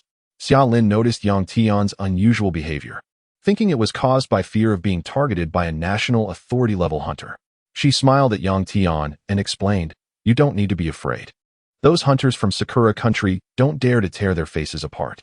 After all, while our hunters from Daxiao may not be as strong, our technology trumps theirs." In response, Yang Tian faced Xia Lin, his handsome face resembling a celestial being, sketching a shallow smile that made Xia Lin blush. With black vertical hair, slanted, heroic eyebrows, long and sharp black eyes, thin and slightly pursed lips, and distinctly chiseled features, his tall and slender figure resembled an eagle in the night, cold and aloof yet imposing, exuding a strong presence that looked down upon the world. Sensing the unusual emotions from Xia Lin beside him, Yang Tian secretly sighed. His charm was indeed too great. Soon, he became serious, realizing that the voice in his mind was clearly not an illusion. "Little lowly, why are you appearing in my mind? Also, wasn't I in the land of silence? How did I end up here?" Yang Tian responded somewhat anxiously in his mind. He didn't want to mysteriously end up in that terrifying place again. "Humph, you talk too much. This doesn't sound like you," the little lowly said discontentedly, not understanding why her master would let her stay by his side. "I won't tell you the reason. I'll be by your side during this time," the little lowly said proudly, but there was an obvious change in her emotions, no longer the previous lack of fluctuation. Yang Tian was slightly taken aback. The expressionless and terrifying little lowly could actually say such proud words? A thin layer of sweat broke out on his forehead. He still didn't know what this little lowly was and how she had eerily attached herself to him, leaving him uncertain about what might happen in the future. While Yang Tian was pondering the future, Watanabe Jun also found the entrance. Soon, the five of them took out a special fragment, merging to form a blood-red teleportation entrance. Chapter 97. The rare secret realm. Watanabe Junichi looked at the blood-red teleportation entrance before him, a hint of disdain in his eyes. He never expected that the fragments he had obtained through his means would lead to just a level teleportation entrance. "Come on, let's go in," he said to the people behind him, as all five of them needed to enter for the teleportation to begin. The brat hiding behind Shaylin sneered. "They say that kid is useless, so why did you even come? You're just dragging us down anyway." Shaylin, hearing Watanabe Junichi's provocation, glanced at Yang Tian with slight concern. Fortunately, Yang Tian's expression showed no change, which made her wonder if he didn't understand the language of the Sakura country. She felt a bit relieved, thinking that if he didn't understand their language, he would be safe from the dangers inside. "You might not want to go in. This is a dual secret realm, and even a level person could die here if they're not careful," Shaylin reminded Yang Tian. She couldn't blame her for saying this, as she had noticed the fluctuations emanating from him that even level individuals couldn't match. Yang Tian didn't respond to her, and when Watanabe Junichi entered the secret realm, he followed closely behind. This made Shaylin feel frustrated. What was this guy thinking? Was he really not afraid of death? The last to enter, the blonde beauty, showed a glimmer of interest in Yang Tian. Anyone who could come here wasn't a fool, and to be so fearless even in front of a national-level person indicated that he had extraordinary strength. "Not bad, this little brother is strong and handsome. I like that," Mary Daga said charmingly, twisting her seductive waist as she finally entered the secret realm. Inside the secret realm, they arrived at a plaza filled with complex and gigantic magic arrays. The blood-red magic array emitted a crimson glow, as if summoning them to this place.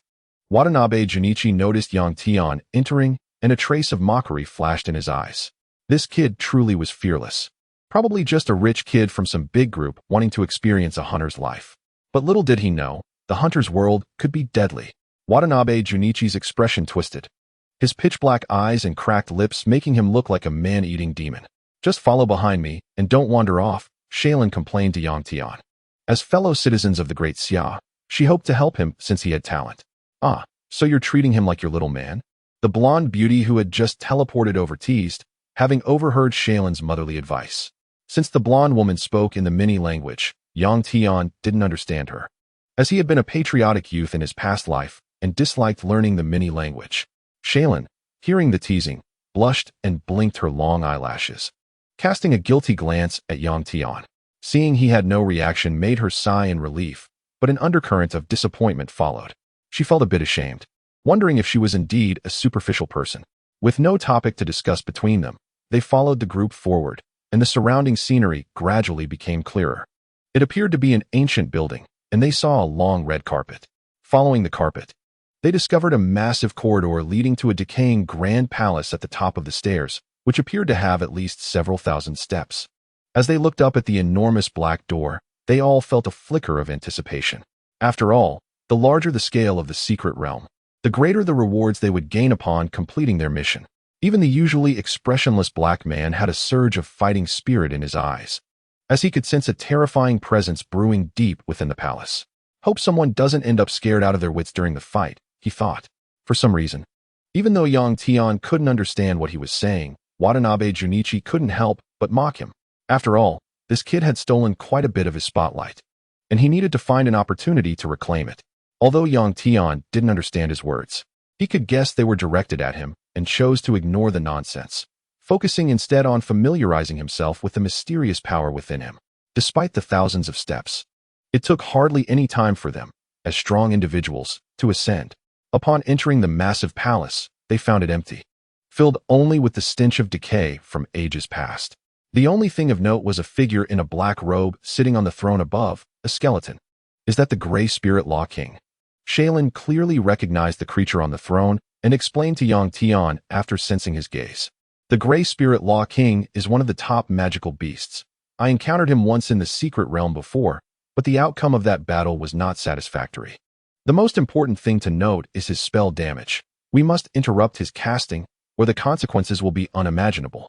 Watanabe Junichi listened to Shaylin explain to Yang Tian.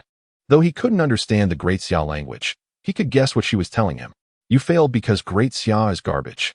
With no national-level hunters to hold the fort, Shaylin couldn't rebut this, as it was true that they lacked national-level hunters. At that moment, something unexpected happened. The magical beast spoke. "You, what race are you, to dare intrude upon my palace?" Everyone was taken aback, having never encountered a magical beast that could communicate. However, they quickly realized it wasn't so much as speaking, but rather a voice resonating in their minds, using its powerful mental force to communicate. But as national-level individuals, they were not particularly concerned. They were merely slightly stunned, their eyes filled with increasing desire. The more rare it was, the more it indicated the rewards at the end of the secret realm would be substantial. Everyone was secretly contemplating how to divide the rewards after defeating it, as that was the most crucial aspect.